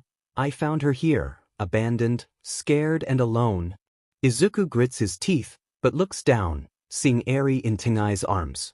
Her ruby eyes opened, and she locked eyes with his faceplate. Robot, boy, Eri chokes out. Izuku steps forward, but as soon as he does, a barrier of pure light clamps over Tengai. Ah, Tengai clicks his tongue, not one step closer. Tengai, Izuku growls, his voice warping through the filter. The former monk sighs, clutching Eri closer to his chest. You know, Tengai called out, it's almost funny. Every time I almost have you, you manage to slip through my grasp. Tengai lifts Eri a bit more, the girl's small frail arms doing everything in their power to try and claw her way out, to no avail. But now I finally have you on the back foot, you traitor. Listen, you sack of filth, Izuku growls, you guys have lost. Shu Hasaikai is over. Overhaul failed. Izuku slams one of his armored fists into the barrier. So let her go. Now. Tengai stared at Izuku, his expression quickly dropping into being unamused. No, I don't think I will do that. I think, instead, I am going to take this thing. He jostles Eri slightly, and these, Tengai jostles the case, and return to Chisaki-sama with news of your betrayal and Nemoto's failure. Tengai chuckled, the compound may fall here, but our dream, Chisaki-sama's goal, it lives so long as he is free. Tengai turned to the duo, what's a few more years in the grand scheme? We will rebuild, stronger, better than before, and this thing is the key to it all. Tengai looks down at Eri, who seems to have begun dissociating from reality. I'm going back? Eri trembled, flashes of the room, the chair, peeling across her vision, filling her with pure dread. I don't want to go back. Tengai was still jeering at the two heroes, still trying to break down his barrier, so he didn't notice Eri's horn begin to glow. The glow began to grow brighter and brighter, until eventually Tengai looked down, seeing Eri with her eyes screwed shut, no longer flailing. What are Ting began to say, before his words, and his existence, were completely cut off. His barrier disappeared, just like him, as he was rewound into nothingness. Izuku fell forward, the barrier dissipating, and Kirishima began to jog over to Eri, whose horn was still glowing. Kirishima, stop! Izuku demanded, causing the redhead to flinch, but follow his words. Eri? Can you hear me? Izuku slowly began to step forward, but Eri still had her eyes wound tightly shut, clutching her body in a lonesome embrace. No, Eri whimpered, stay away. I don't want you to disappear too. Eri, Izuku responded, slowly, unfurling his mask and revealing his face. It's okay. Everything is. Okay. But I need you to take some deep breaths, okay? Eri began to breathe, first haggardly, but then it slowly began to calm. That's it, Izuku assured. Just calm down. Nobody is going to hurt you anymore, okay? I'm not going to let them take you back there. I made a pinky promise, remember? And pinky promises can never be broken. Beeb, Eri's horn was still glowing, and fresh tears had begun to run down her face. I made him disappear. I'm a monster. That's like Chisaki says I am. Her head lowers, tears falling upon the steel floor, and maybe I do belong in that room. No, Izuku denied, firmly, causing Eri to lift her head, her watery eyes meeting his own mismatched pain, his expression resolute and firm. Nobody deserves to live in a cage, least of all you. Eri sniffed, and Izuku took another step forward. You aren't a monster, you're just different from others. But that's okay. Izuku smiles at her, crouching low, and placing a palm on the ground, because the smartest person I have ever met once told me that what makes people different is what makes them amazing. The girl was now staring at Izuku in awe, eyes locked onto his warm face.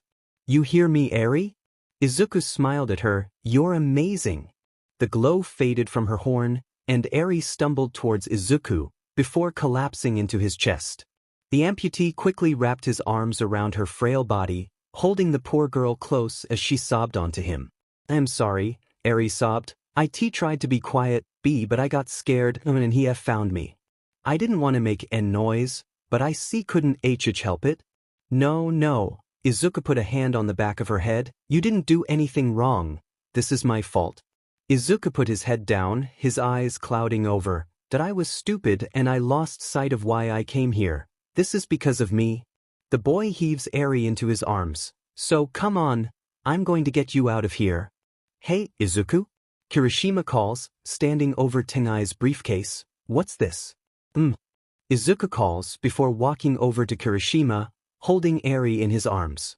The armored boy kneels over the briefcase and scrutinizes the steel structure.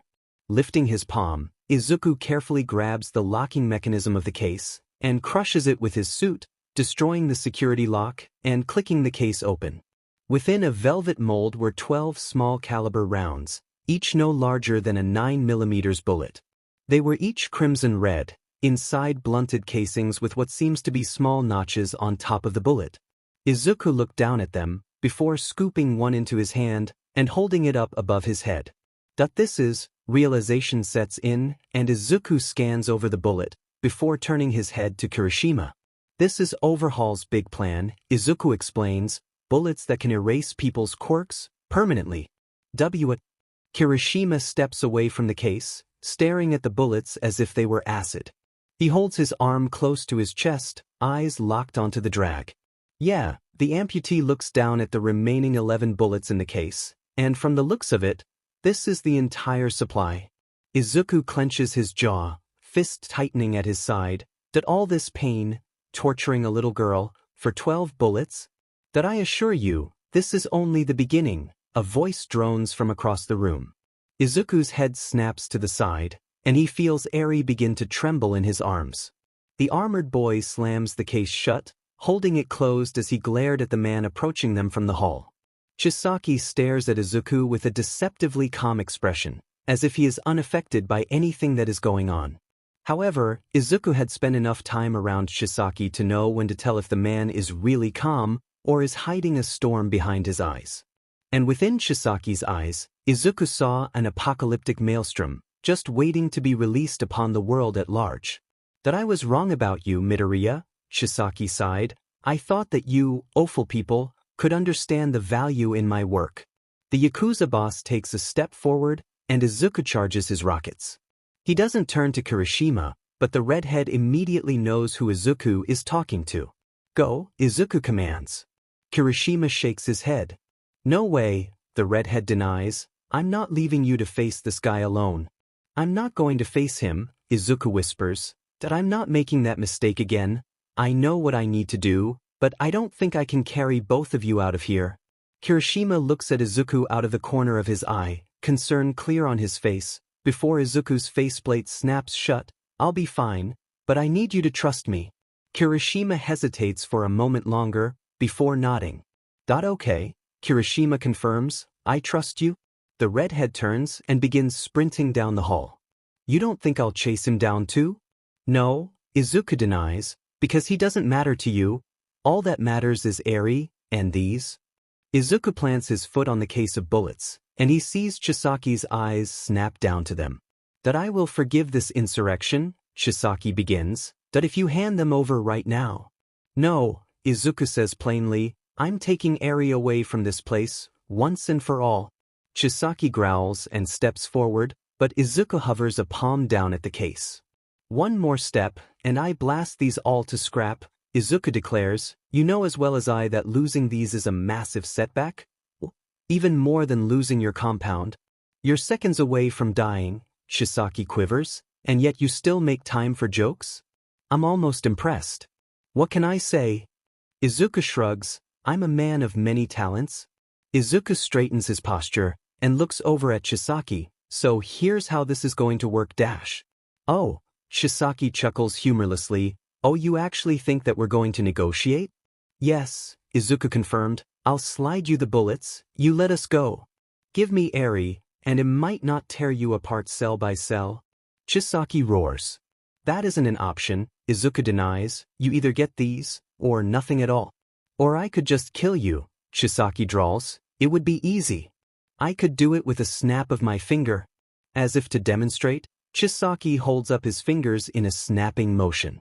Then I get both the bullets and Eri. But then you risk killing her, Izuku elaborates, and as powerful as you are, even you can't bring back the dead.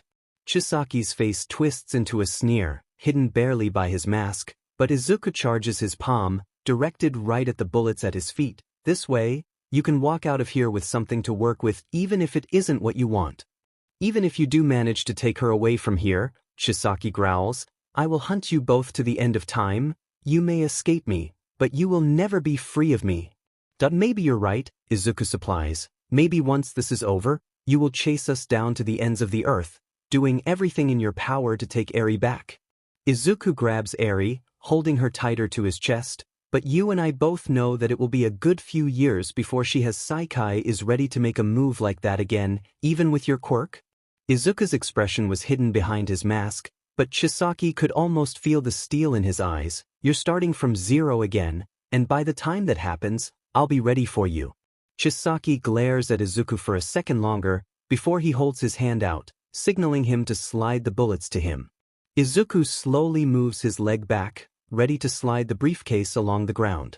With a swift motion, Izuku hikes Eri onto his shoulders, the girl wrapping her arms around his neck, and kicks the briefcase across the floor, sliding it over to Chisaki. The Yakuza boss watches the case. Slide over to him along the ground, hearing the thrusters of Midoriya's boots activate and launch him into the air. He reaches down, ready to grab the case, only to feel a burst of heat traveling towards him. Overhaul takes a step back, just in time to watch a bolt of energy careen straight into the briefcase, setting the entire thing ablaze. Chisaki's eyes widen, hearing the telltale popping sound of bullets firing off, the ammo detonating from the heat of Izuku's arc beam. No! Chisaki roars, trying to grab the case with his hands, only to grab onto the scorched metal of the briefcase. He feels the flesh of his hand burn, but powers through smothering the flaming briefcase with his jacket, and tossing it to the ground.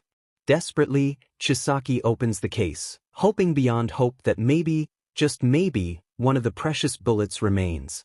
Only to see scraps of metal and serum containers littering across the debris.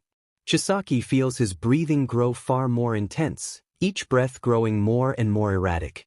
His fists clenched around the heated metal, and his eyes burned with a rage that finally escaped to the surface. With one final roar, Chisaki slams his hands into the floor. And he unleashes his rage. "All right, Eri," Izuku shouted back to the girl, hearing the sounds of metal and earth shuddering from behind them. "This is going to get rough, so hang on tight." Immediately, Izuku felt a pulse of energy, one that carried across the compound itself, as if within his rage, Overhaul had unleashed an energy so potent, so cruel and vile, that it warped reality itself. As if by command, the walls of the compound began to shudder, and that was all the warning before Izuku's proximity alarm went haywire, signifying danger all around. Spikes of metal and earth thundered through the walls, ceilings and floors, launching in erratic, random directions all around him. Izuku locked his eyes in front of him, using the proximity alert to direct himself as he dove into the hellish weave of steel and stone. Bobbing, weaving, and twisting in the air, Izuku focuses solely on dodging every spike, even as they appear directly in front of him. He uses every trick he has learned in the short time that he has been flying, spinning to avoid the spindles of earth, turning himself by throwing his weight in the opposite direction, completely changing his flight path. He doesn't have time to consult his mental map, and instead is just flying along the path in front of him, wherever that may lead him. Then he feels the walls begin to scream. Truly, that's the only way he can describe it. The steel walls let out this strangled, horrifyingly mutated wail as they clatter and bash against their own rivets. Now, it's not spikes shooting through the plates. Instead, the steel itself is twisting into these horrifically skeletal hands, all of which reach out from the walls around him. Izuku yells back to Eri. "Flatten yourself and grab tight." He feels Eri shift against him, before he clenches his hands at his sides, diving straight into the hallway of alchemical hands, and he begins to rapidly spin like a bullet, twirling his body through the quickly shrinking gap. He feels the metal fingers scratching against his shoulders and biceps through his armor, the rough scraping creaking against him. Before, finally, he is through the hellish hallway and escapes the hands of Overhaul. Only to be met with a completely unique problem. He looks straight ahead of him and stops dead, watching as the hallway ahead begins to fold itself like origami, steel plates bending spastically ahead as if the hall itself was collapsing in on itself, crumbling into a singularity. Izuku finds himself trapped, the only two ways being forward into the quickly crumbling hallway, or behind him, back into the hands of fate. Well, when you can't win the game, Izuku thinks, change the rules. Looking up, Izuku angles his palms to the ceiling as well as his optical, and fires off all three beams at maximum power. He feels his thrusters stutter, and briefly he almost falls, but he finally begins to bend the thick steel under the head. Diverting all power back to thrusters, Izuku launches himself fists forward into the heated metal, the softened steel caving under the blow, and opening a gap for him to escape through. Immediately, he recognizes where he is, the familiar twisting halls. Just ahead is the all-too-familiar steel door of Eri's former cell. Meaning I know where the stairs are. Izuku shouts, rocketing down the hall as this chamber, too, begins to shift and undulate. Now, it's almost as if an unseen hand is grasped around the tunnels, and is wringing them tighter and tighter. The steel walkways crumple and twist, and Izuku needs to grab Eri and hold her in front of him to torpedo through the small hole ahead of him. Once he's through, he rapidly twists his body, launching himself to his left and heading towards the main stairwell. No time for a quiet exit, Izuku surmises, this one is gonna be loud. Izuku flies through the doors to the main stairwell, immediately angling his body up and shooting up the flights of stairs, just as the walls begin to shoot out around him, as if hands are trying to grasp at him. He weaves and twirls in the air, the stairs bent and twisted, wrenching into his path as he tried desperately to dodge each hit. However, several metal outcroppings managed to strike him in the sides and even in his exposed stomach. Izuku winces, almost doubling over, but powers through, feeling Eri clenched tightly around his neck in fear. Just a little more. Izuku grits his teeth, the sky above just barely peeking through the entrance to the compound.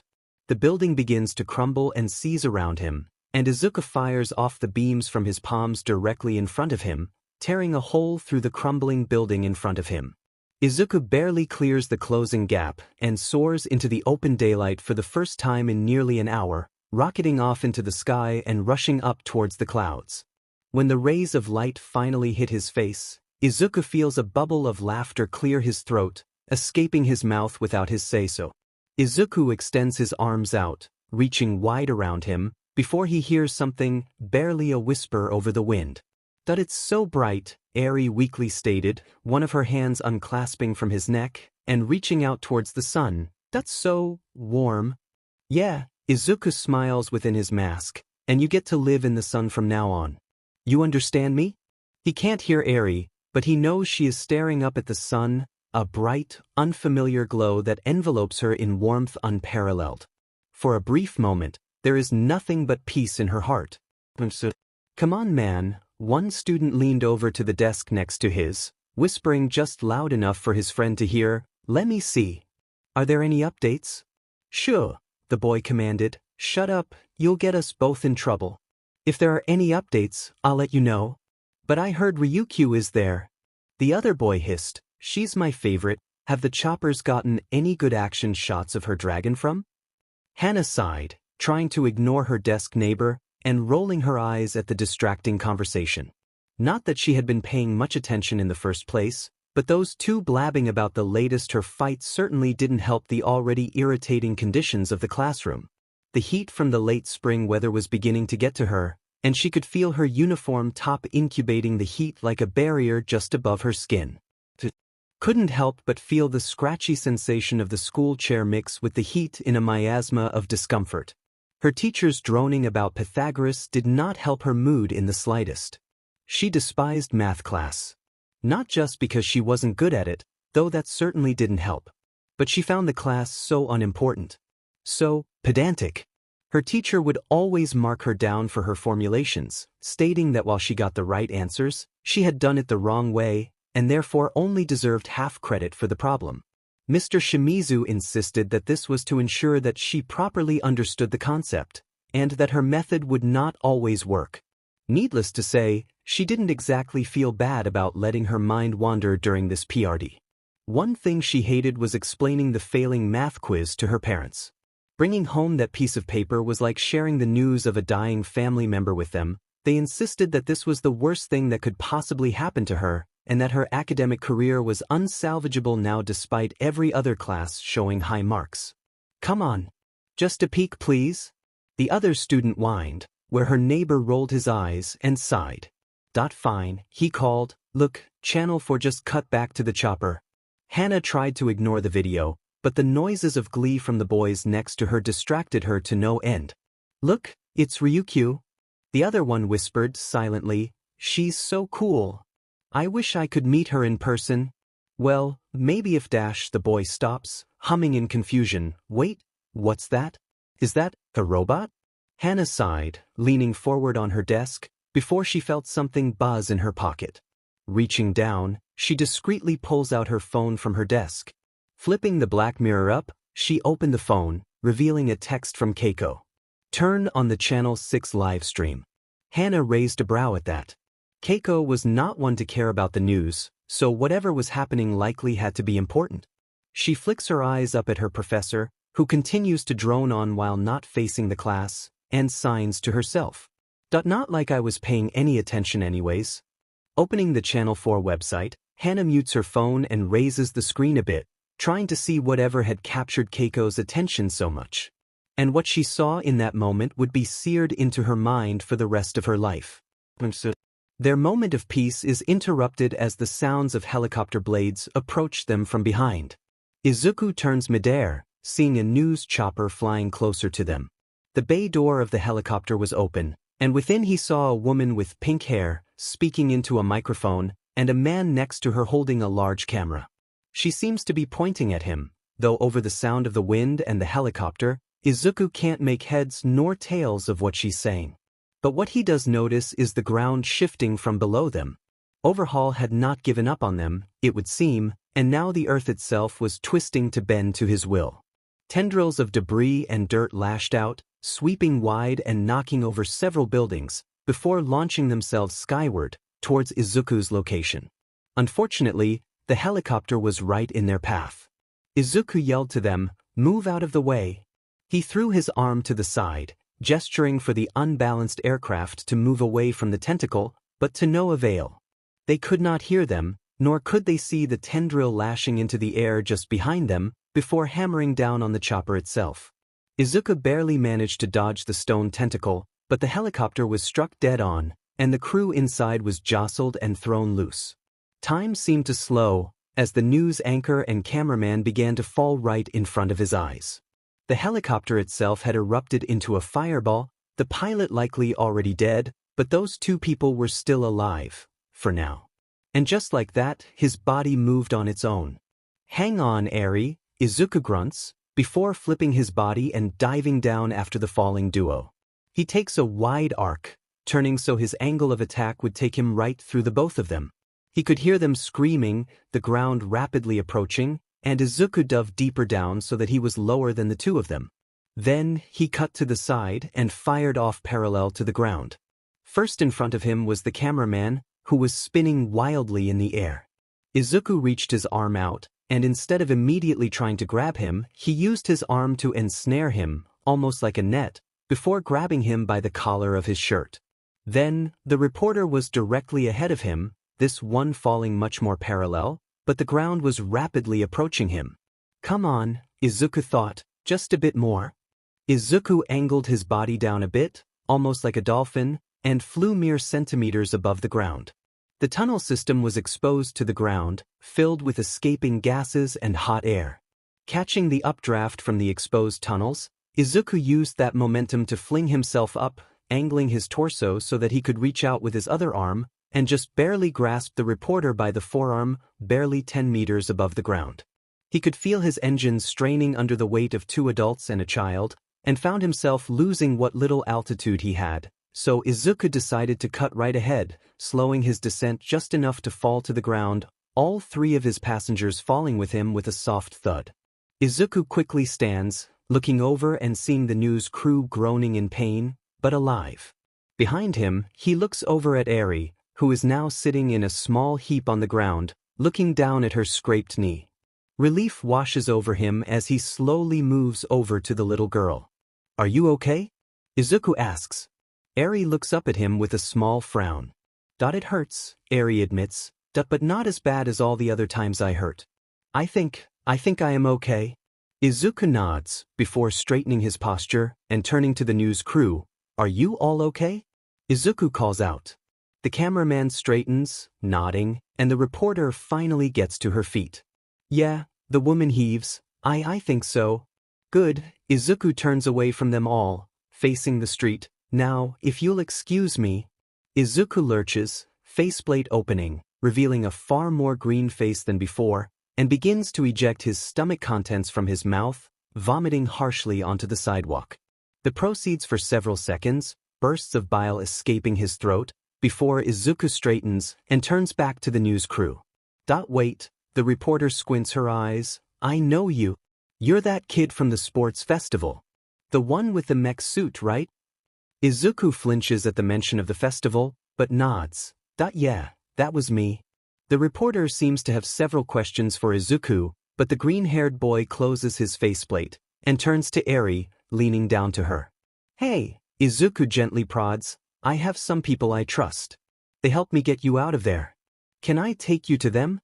Eri seems conflicted, terrified at the concept of strangers, but also trusting in Izuku's judgment. Eventually, the girl hesitantly nods, and Izuku reaches down, scooping her into his arms. He turns to the news duo and looks them up and down. "Do you seem good enough to walk?" he observes. "Head back to the police line and get checked out?" "Wait, Midoriya, right?" The reporter steps in front of him, bruises blooming along her face and arm. "Why are you here? You aren't a hero, are you?" "No," Izuku spoke, firmly. But I don't need to be a hero to do what's right. Izuku took off, flying into the sky, but failed to notice the small recording device hidden just under the reporter's pocket. What a strange kid. Izuku flies over the buildings of Tokyo, heading in the direction of the rendezvous point. He looked to the corner of his HUD, seeing that his power had dropped to a mere 12% after those last situations, and he was running on fumes at this point. In addition, several plates and struts were completely gone, and many other components were near unsalvageable. One of his boot thrusters seems to cut every so often, giving him a miniature heart attack every time, but still he flies on. "Then you scrap heap," Izuku berates his suit, "just get me to the finish line, then you can fall apart after." Izuku spots the familiar facility building, and sighs in relief, just as his engine cuts again, and he falls nearly a meter before it engages again. Wobbling in the air, Izuku passes just over the roof of the building, and begins to descend through the skylight, which had been left open.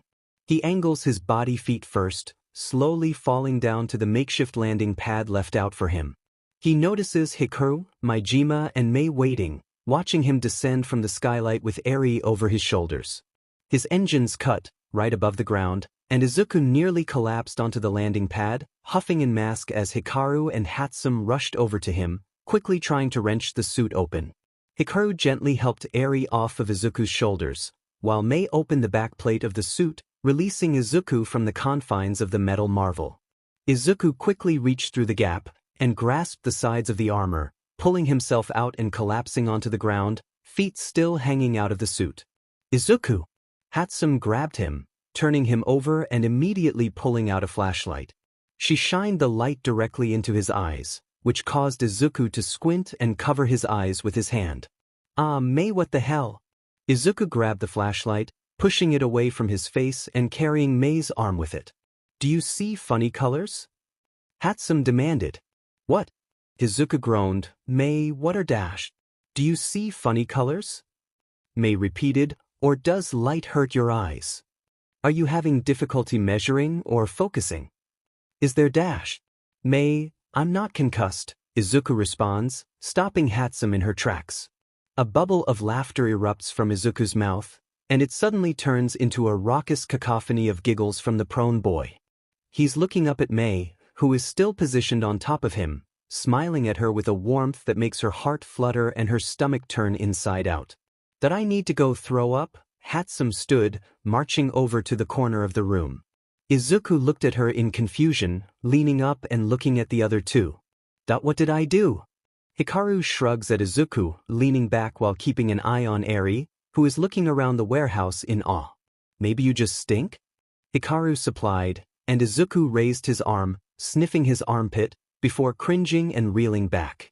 "Yeah, turns out desperately escaping an evil yakuza and psychotic heroes does a number on the body odor." Izuku finally rolled onto his stomach, pushing himself up and standing on his feet. "I need a shower and a nap." Turning, Izuku opens his mouth to ask Majima for permission, but the hero holds up his iron-tipped fingers. "You don't need to ask," Majima moves his thumb out. "It's down the hall from the entrance. You can't miss it?" Izuku nods, walking over to the entrance, sighing to himself. He turns back, looking at Hikaru crouched down next to Eri, who seems to be holding up a wrench with curiosity. Hatsum came back from around the corner, jogging over to the suit and looking it over with an intensity, all while Majima watched with an expression that seemed 2 steps away from losing whatever sanity he had left. He couldn't help but smile at the sight. Finally, he felt like he was home. But the feeling didn't last long. The door slammed open, and armed men in vests rushed over, immediately grabbing Izuku and pinning him to the ground. Izuku tried to wrench his body out of their grasp, but the men were too strong, holding him too tight. He was able to angle his face up, looking up just enough to see the familiar figure of Chief Tsurugami looking down at him. "Izuku Midoriya," the chief barked, "you're under arrest for vigilantism, possession of an illegal weapon, conspiracy to traffic drugs, aiding and abetting a known criminal organization, and colluding with a known criminal organization, woof. Can I have my arm back?" Izuku deadpants, looking at the officer across from him with a mixture of irritation and boredom. Though with his mechanical eye missing, It was a bit hard to tell what the boy was actually expressing. You still have yet to answer a single one of our questions, the interrogator grunted, eyebrow twitching with irritation. Izuku sighs, turning his head towards the small camera in the corner of the interrogation room, observing the security device with difficulty. He had almost forgotten how off his depth perception was without his prosthetic eye, the entire image feeling as if it is shifting near him. That might just be the dehydration, Izuku thinks bitterly, eyeing the glass of water on the table, wet with old condensation. He had not drunk or eaten anything since his arrival here, and he had refused everything offered to him, not that he could drink with his arm cuffed as it was. Mentally, he had been trying to keep tabs on how long they had been holding him, but with his throat drying up and his concentration starting to slip, he found the task more and more difficult after the 4th hour in this box. He fidgeted slightly, adjusting his body against the harsh wooden chair, his movements still limited by the handcuff linking him to the chair. No, Izuku grunted, I've answered every question you have given me, you just don't like my answers. That isn't the same thing. The amputee sighed, head lolling in his chair, so can I go yet? The interrogator slammed a hand into the table, standing from his seat and glaring at the quirkless boy, his face turning red in irritation. Finally, he sighed, and slowly sat back in his chair. You have been charged with several crimes, the officer droned, seeming to be growing fed up with their conversation, including possession of illegal support equipment and weaponry. Name one thing I had on me that was illegal. Izuku interrupted, rolling his eyes. The interrogator looked at Izuku with barely restrained anger, but reached down and grabbed the file, pulling it up to his chin. The prosthetic arm you had on you possesses a high-powered laser within the palm. Arc welder, Izuku interjects, nothing illegal about that. A flamethrower. Blowtorch, a concealed blade. Oscillating cutting tool. And this isn't even mentioning, the interrogator shouts over him, the number of weapons concealed within the power armor that you constructed. Again, find me one thing that is illegal about my alleged armor? The armor possesses a hidden compartment designed to store destructive devices. Did you find any destructive devices? A concealed flamethrower. Again, blowtorch. This one was just higher power. A concealed magnetically activated spear launcher. That was constructed for demolition purposes. Izuku shrugged. You wouldn't arrest someone for owning a jackhammer, would you? Look, the officer grumbled, rubbing his temples. We have eyewitnesses to you on scene. You said you have eyewitnesses to an armored figure on scene, Izuku corrects, rolling his shoulder. Believe it or not, I do not own a monopoly on power armor. I only built one suit for the sports festival and was working on one for Power Loader. Multiple people, including a pro hero, confirmed that you were documented within the ranks of Shai Hasaikai. The interrogator snaps, not to mention that you were found with a damaged suit of power armor within the workshop. The same workshop that a flying figure was spotted entering several moments before you were detained, within the same building I might add. The officer leans forward. It seems pretty cut and dry to me. Okay, so you've confirmed that I have been in the same vicinity as a power suit? Izuku rebuts. That does not mean that I was operating that suit within the compound. Or that the suit allegedly seen in the compound is the same that you saw in my workshop. But you admit to being in the compound. The officer raises a brow.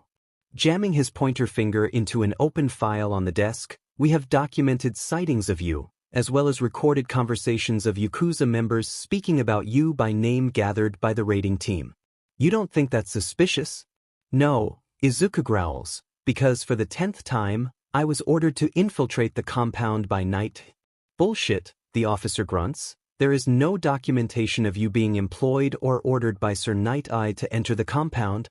I have recordings, Izuku began. There are audio files in my arm's memory system, if you let me .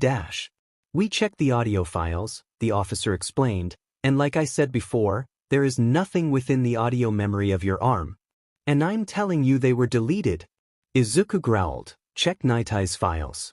I bet he still has them on his . That is enough, the officer roars. There is absolutely no evidence of any conspiracy involving Sir Night-Eye.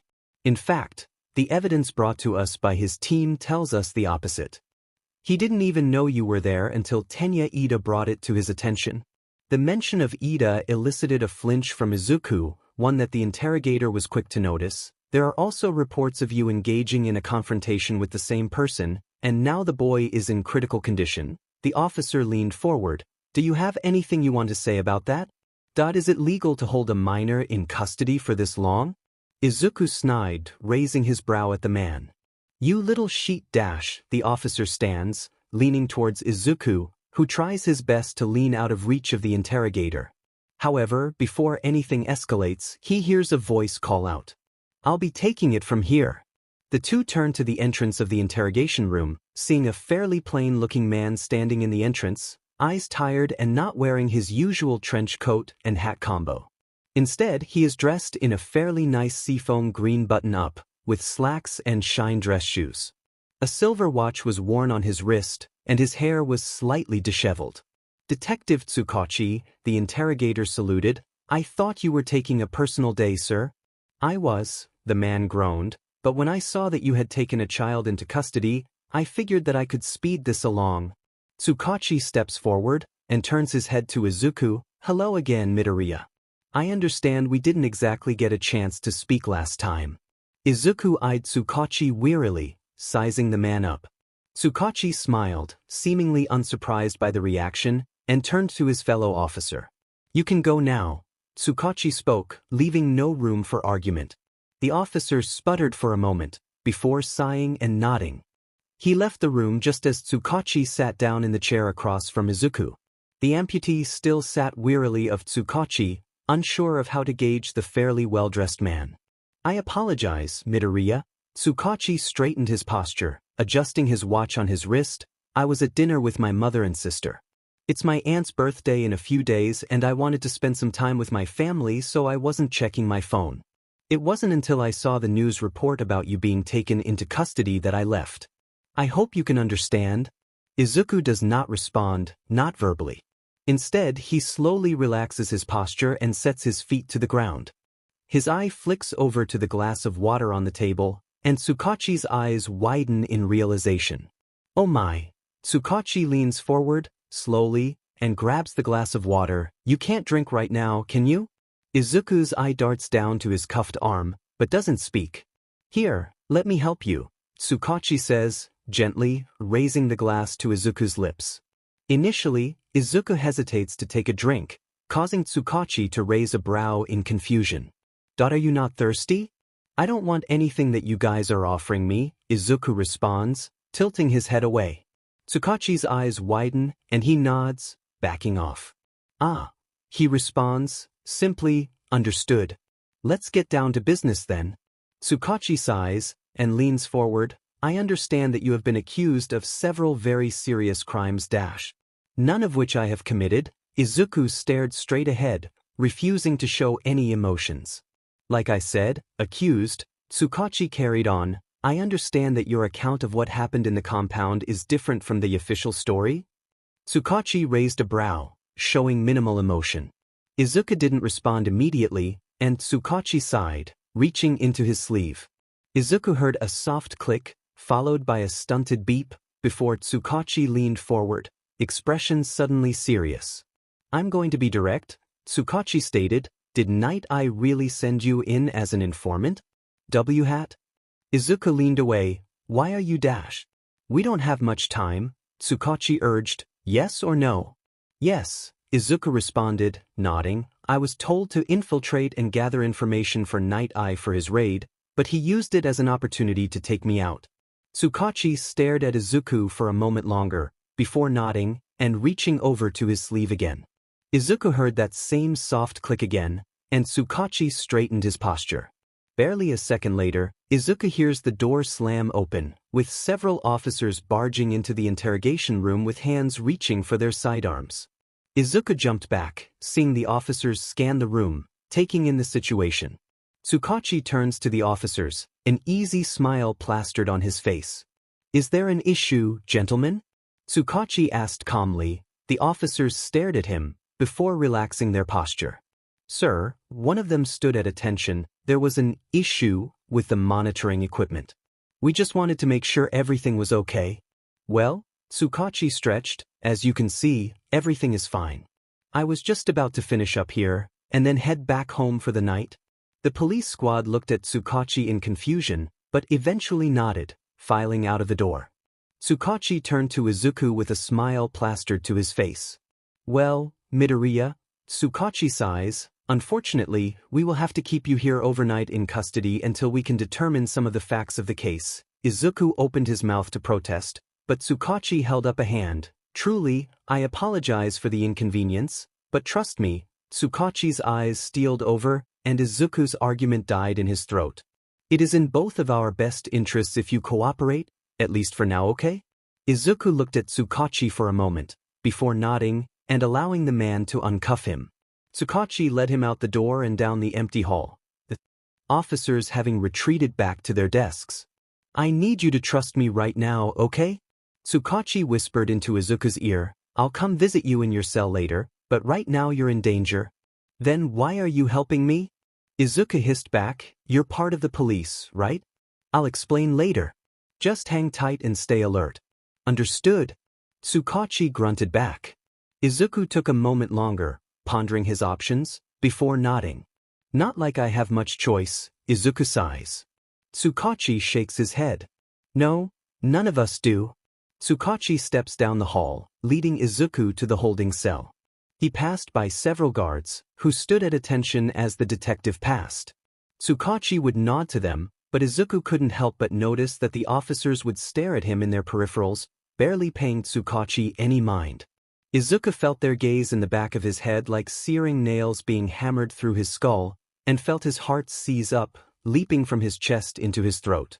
Breathe. Izuku forced himself to inhale through his nose. Don't panic yet. Mind the exits, watch your back, and figure out a way out of this one.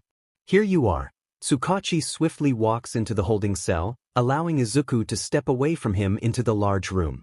Izuku turned around, seeing the two officers from before had followed them down the hall. Sighing, the amputee made his way towards one of the small benches, mind racing trying to figure out what was happening. However, as he moved towards the bench, he could hear shouting from down the hall. There were multiple voices, each one clearly furious, crying out in rage at whatever the target of their ire was. Izuku had difficulty making out who was saying what. In truth, the voices were muffled, but their tone was wrought with red-hot anger. Tsukachi turned down the hall towards the voices, before gesturing to the two other officers. Seems like Midoriya's friends are still here, the detective stated, making Izuku's eyes widen in realization. Would either of you mind giving them an update on Mr. Midoriya's status? I'm sure that they are dying for information. The officers stiffened their spines, looking at each other in trepidation, before turning back to Tsukachi. We were ordered to watch the prisoner, sir. I can keep an eye on him until you get back, Tsukachi replied easily, stretching his arms to the sky. My dinner plans have already been interrupted, so may as well put in a bit of overtime hours while I'm here. The officers shuffled their feet, seeming unsure of the situation, before the sound of metal scraping against stone shrieked out from the front lobby of the precinct. You had better hurry. Tsukachi tilts his chin towards the door. It sounds like Power Loader is beginning to lose his patience. Looking at each other, the guards turn back to Tsukachi, salute, and turn down the hall, heading towards the lobby. Tsukachi watches them go, waiting for the two to leave out the door, and as soon as he hears the sound of shouting briefly become louder, he turns back to Izuku. That should give us a moment alone. Tsukachi sighs, shoulders relaxing. Sorry about the secrecy, Midoriya, but I hope you understand my position. I really don't, Izuku crossed his arms glaring, because you still haven't explained what is happening yet. I know, Tsukachi sighed. Forgive me, but I don't know who here we can trust right now. Izuku raised a brow at that, but said nothing, allowing Tsukachi to explain his position. The detective leaned close to Izuku. What exactly did you tell the interrogator? That they can't prove anything criminal, Izuku interjects. And that night I set me up? Tsukachi curses. That makes this harder. What's harder? Izuku growls. What are you not telling me? Shoo.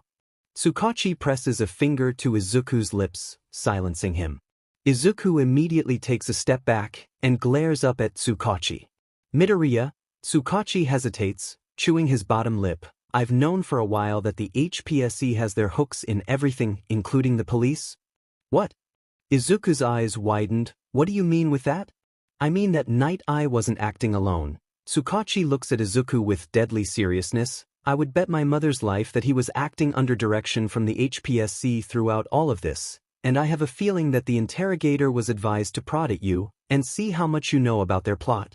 Izuku stared up at Tsukachi in shock, his body feeling light. He stumbles back, falling down onto the bench behind him. So, the Hero Commission wanted me killed. Izuku blinked with realization, his mind clicking into place. It's only a theory, Tsukachi supplied, but Izuku shook his head. But it makes sense. The boy looked up at the detective. I remember just before my match with Bakugo in the sports festival, they replaced Midnight as referee with a man in a suit. I found out later on that he was a commission agent.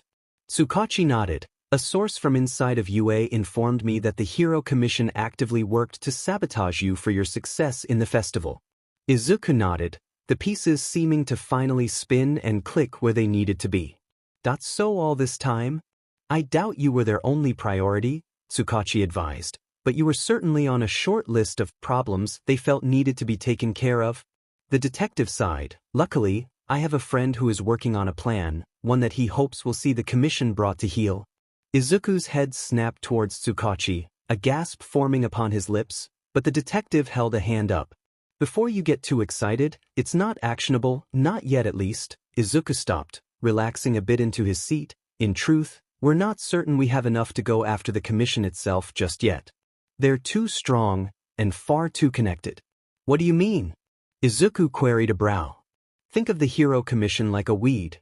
Tsukachi gestured, gripping something with his hand. A weed whose roots have grown far too deep and far too strong to be fully removed by just pulling it. They have too many roots in way too many places. Unfortunately, that means that we need to kill it root by root until only the main body remains, which is a long and arduous process. One that could take years, honestly. But why me? Izuku questions, brow furrowing in confusion. What did I do that was so wrong? Why are they trying to kill me? Because your existence is a threat to them, Tsukachi admits, causing Izuku's head to snap towards him. You may not have won the sports festival, but you proved that a quirkless kid, a civilian no less, could go toe-to-toe with the brightest of future heroism and come out stronger for it. Tsukachi chuckled, not to mention your little speech to Stain certainly ruffled a few feathers, and don't even get me started on the stir your stunt here caused. What do you mean? Tsukachi reaches into his pocket and pulls out his phone, opening the video player app and moving it towards Izuku. The screen is dark, but Izuku immediately recognizes his own voice in the recording. Wait, Midoriya, right? Why you here? You aren't a hero, are you? No, but I don't need to be a hero to do what's right. What? Izuku blinked, the screen changing to a news station, where a familiar pink-haired woman sat in a plush chair, staring at the camera. That was a direct quote from the man who rescued me, the reporter explained, who I later identified as UA support student, Izuku Midoriya, the same Midoriya. That caused such a stir during the sports festival. The woman leaned forward, her false news smile fading, and revealing a more honest one hidden underneath. If it weren't for the actions of this brave civilian, I would not be here right now, and neither would my crew. The pink-haired woman's brow creased, and her expression turned far more angry. So imagine my surprise when I make it back to the station, only to find out my savior has been arrested for vigilantism and alleged ties to the Sho Hasaikai Yakuza, just to name a few. The woman huffed and straightened her posture. I am not going to comment on those allegations, but I feel comfortable saying this. This boy saved my life, plain and simple. He is just as much of a hero as anyone was out there, and this is the thanks he gets. The woman huffed and leaned back in her chair. This is Miki Ishido with Channel 4, posing a question to everyone watching. The woman looks into the camera with a serious expression on her face, brow furrowed. If it's illegal to save someone's life, then what is truly right? The clip stops, and Tsukachi pockets his phone. You certainly made an impression on that reporter. Tsukachi chuckles, and Izuku looks down, blushing slightly. My point, Midoriya, is that with the sports festival, you proved that you could fight back. With Stain, you proved that you would keep fighting back, and with Shu Hasaikai, you proved that you won't stop fighting, no matter what. Izuku looked down at his palm, taking in Tsukachi's words. Which is why you are a threat to the Hero Commission, and why I am telling you all of this now. The detective sighed. I'm certain that the commission plans to silence you while you're incarcerated, but I have a feeling they do not want you killed, not yet at least. But wouldn't that be easiest? Izuku felt his mouth run dry at the thought of his own death, his last sight being the walls of this cell. Yes, it would, but I imagine that they would prefer to make an example out of you. Tsukachi splays out one hand, fluttering his fingers. My guess? They want to take you to court and bury you, discrediting everything you have ever done to discourage others from following, and then end you before you can grow into a problem again. Luckily, that means as of right now, you're probably safe. So then what do I do? Izuku sighed, leaning forward and putting his head in his hand. If what you're saying is true, then I'm screwed. Maybe not, Tsukachi stated, causing Izuku to raise his head. Right now, the biggest piece of information that is keeping you here is Naitai's statement and the documents linking you to the Yakuza, but those don't mean anything if we can get a confession out of him. Izuku laughs, bitterly. You make it sound so easy. My quirk makes it so I can tell if somebody is lying or not. Tsukachi posits, if I can get him into an interrogation room I can dig the truth out of him. The detective sighs, the problem is getting that far. Without probable cause I can't bring him in. Izuku slumps, so we have nothing, no way out. The boy leans back on the bench, and Tsukachi leans forward, as if to speak more directly to him. However, the detective finds himself taken aback when he sees small drops of water falling from Izuku's face onto the floor. Just when I thought things were getting better, Izuku sobbed, tears flowing freely. Just when I finally thought that everything was going to be okay, it's ripped away again. The boy's breathing had devolved into hiccups, and his face had begun turning red. Why? Why does it always have to be me? Tsukachi stared at the boy, as if for the first time taking in the fact that Izuku was a boy. Not a vigilante, or a hero, but a child, barely a teenager. Immediately, guilt stirs in his chest, and he sighs to himself. I'm sorry, Tsukachi spoke, I didn't mean to upset you. I was trying to tell you the reality of the situation. The detective hangs his head, I was never good at dealing with kids, which is probably why I still don't have any. Izuku lets out a wet chuckle, and Tsukachi responds with his own stunted bark of a laugh. Listen to me, Midoriya. Tsukachi lays a hand on Izuku's shoulder, who flinches but doesn't pull away. I am going to do everything that I can to help you here. Do you hear me? Izuku blinks, and nods slowly, but Tsukachi can tell that Izuku does not believe him.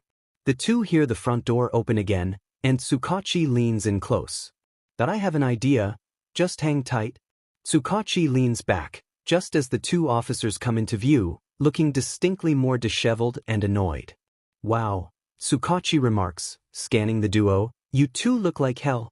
He just wouldn't stop yelling, one groaned, then he started slamming his fists against stuff, ranting and roaring about how he is going to sue our buttes into oblivion. He wasn't even the worst one, the second officer commented. The pink-haired girl was way scarier. She may not have said as much, but what she did say was bone-chilling. What the hell is a finger shredder, anyways? And why didn't I think she was joking? Yeah, power loader can be a handful. Tsukachi chuckled, before turning to Izuku. Alright, I'm gonna call it a night. Stretching his back, Tsukachi shot Izuku a pointed look, before turning to the two officers. I'll be here tomorrow morning for the speech in detail. I have some reports on my desk that should have been filed. Can one of you just throw those in the outbox, please? The second officer nodded, and Tsukachi bowed to the two, before walking away down the hall. Thoughts brewing in his head. As he reached the locker room, he grabbed a dress jacket from the coat rack, waving to the front desk cop before heading out the front door. He walked mindlessly through the darkness, heading in the direction of the parking lot, trying to think up a way out of this mess. His mind kept going back to Izuku, to the boy's tears, and he couldn't help but feel white-hot anger brewing in his chest. Damn it, Tsukachi thought, no matter what angle I try to play, they all come up with dead ends. If I can just get Night Eye into an interrogation room, then I can force the truth out and shield Izuku from further retaliation. But how? I can't just make him confess. A flash runs through his mind. A small park, 3 children rolling through the grass. a shock of blonde hair as he pushed the other child to the ground, play wrestling in the sun. But maybe, Tsukachi pulls out his phone, scrolling through his recent numbers. One number came up repeatedly, no name attached. A dialed call, never answered week after week. Tsukachi's finger hovered over that number, over the 10 digits that had haunted him for nearly 2 decades. That he's never picked up before. Tsukachi feels his eyes stare holes through the number. But maybe this once. Pressing his finger on the number, Tsukachi holds his phone up to his ear, hearing the dial tone ring once. Twice. Thrice. With each ring he felt his mind darken more and more, his hope drying up with each passing moment. He is almost ready to hang up, to leave it and try to think up something else. What do you want? Night Eye took a deep breath, adjusting his tie once more as he looked out onto the podium from behind a curtain. He was positioned outside of his agency. The sterile structure's entryway was framed on both sides with large monogrammed curtains, emblazoned with the Hero Commission's logo. The hero adjusted his glasses, checking each sleeve as he monitored his appearance. "You look fantastic, sir," Centipede bowed deeply, standing just behind him. Bubble Girl twitched in place next to her insectoid coworker, seemingly nervous about potentially having to go up on stage. However, Night Eye's attention centered on Mirio, who was standing a slight distance away from the group. His normal proud posture was hunched, back slouching slightly, arms linked in a nervous posture. But what concerned Night Eye the most was Mirio's expression. Gone was the boy's normal jovial expression and easy, joking attitude. Instead, Mirio's face was marred with a frown, brow furrowed in deep thought. "Togata?" Night Eye raises a brow. "Is something amiss?" Mirio looks up at the stage, his simple eyes clouded with unease. "Is this what it means to be a hero?"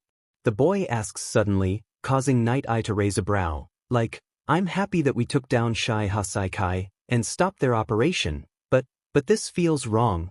Night Eye stares at Mirio for a moment, before turning to Centipede and Bubble Girl. "Would you excuse us for a moment?" Night Eye queries. The two sidekicks look at one another, before nodding in sync and stepping out of the curtain, out to the crowd of people beyond. Night Eye heard the flashes of cameras and a storm of questions immediately being fired at the duo. Mirai turned back to his intern, a quizzical expression on his face. "You're upset about something," Night Eye said plainly, "but things are going great. The plan went perfectly.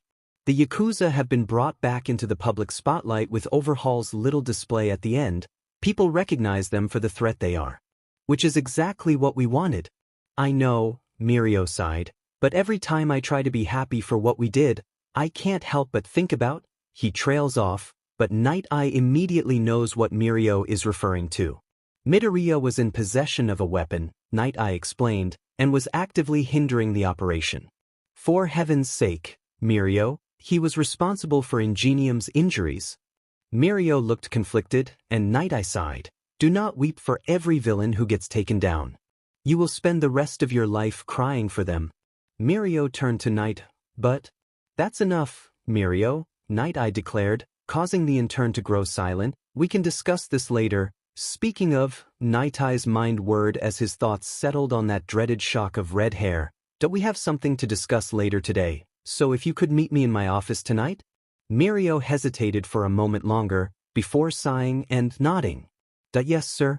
Night Eye nodded sharply. "Good, now if you will excuse me."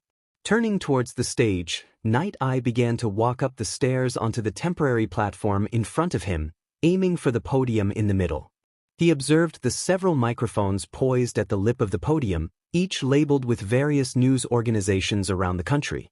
Immediately he observes each microphone, noting which news channels were represented on the stage, and smirked at the lack of a microphone labeled Channel 4.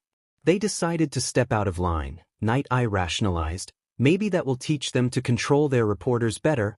Stepping past the curtain, Night Eye does not turn to the crowd, even as their cheers erupt to his side. His attention is focused solely on the podium, on stepping closer to his destination. He knows that he needs to appear all business, so to speak. Everything needs to be perfect. But he would be lying if he said that the attention didn't feel good. Stepping behind the podium, Night Eye finally turned and addressed the crowd, mostly reporters and carefully vetted fans, and raised his hand to quiet them down. Questions can be saved for after the address. Night Eye spoke, firmly. First, I would like to take a moment to debrief the public on what occurred at the Shu Has Saikai compound yesterday. Flashes of camera light dance across his vision. If he were greener, he may find himself disoriented, but Night Eye knew how to keep his composure in these situations. He focused not on the cameras, but instead on the microphone in front of him, keeping himself calm. For the past several months, my agency, in collaboration with several other hero agencies, organized an operation against the Shu Hasaikai Yakuza organization. Night Eye states, ignoring the burst of activity from the photographers, we of the Night Eye agency believe that people have forgotten the dangers these organizations can pose to the public and took it upon ourselves to expunge the threat before it had a chance to fester and grow. The hero slammed his fist into the podium. I am proud to say that we have accomplished our goal and have uprooted the Shu Hasaikai organization during a raid on their compound that was conducted early yesterday morning. However, the danger of the remaining threat must not be understated. Night Eye leaned close, yellow eyes flashing with steel, while the crime syndicate has been uprooted and their drag trafficking has been turned into a minimum. Several dangerous individuals escaped capture and are presumed at large, including Overhaul himself. Night Eye allowed that statement to sink in, waiting for the rumbling of voices to quiet slightly. That being said, Night Eye raised a hand. I solemnly swear that we heroes will stop at nothing to bring this villain to justice, once and for all. A tsunami of cheers elevated from the crowd, and Night Eye basked in the applause of the audience for a moment longer, before turning his attention back up to them. Now, Night Eye said, unfortunately, some heroes within the operation did not come out unscathed, including 2 young and promising heroes who were injured heavily in the raid.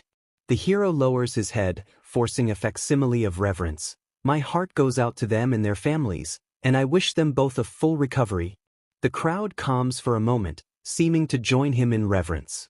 Whether they were more sincere than him or not, he did not care, but quickly he moved on to the next topic.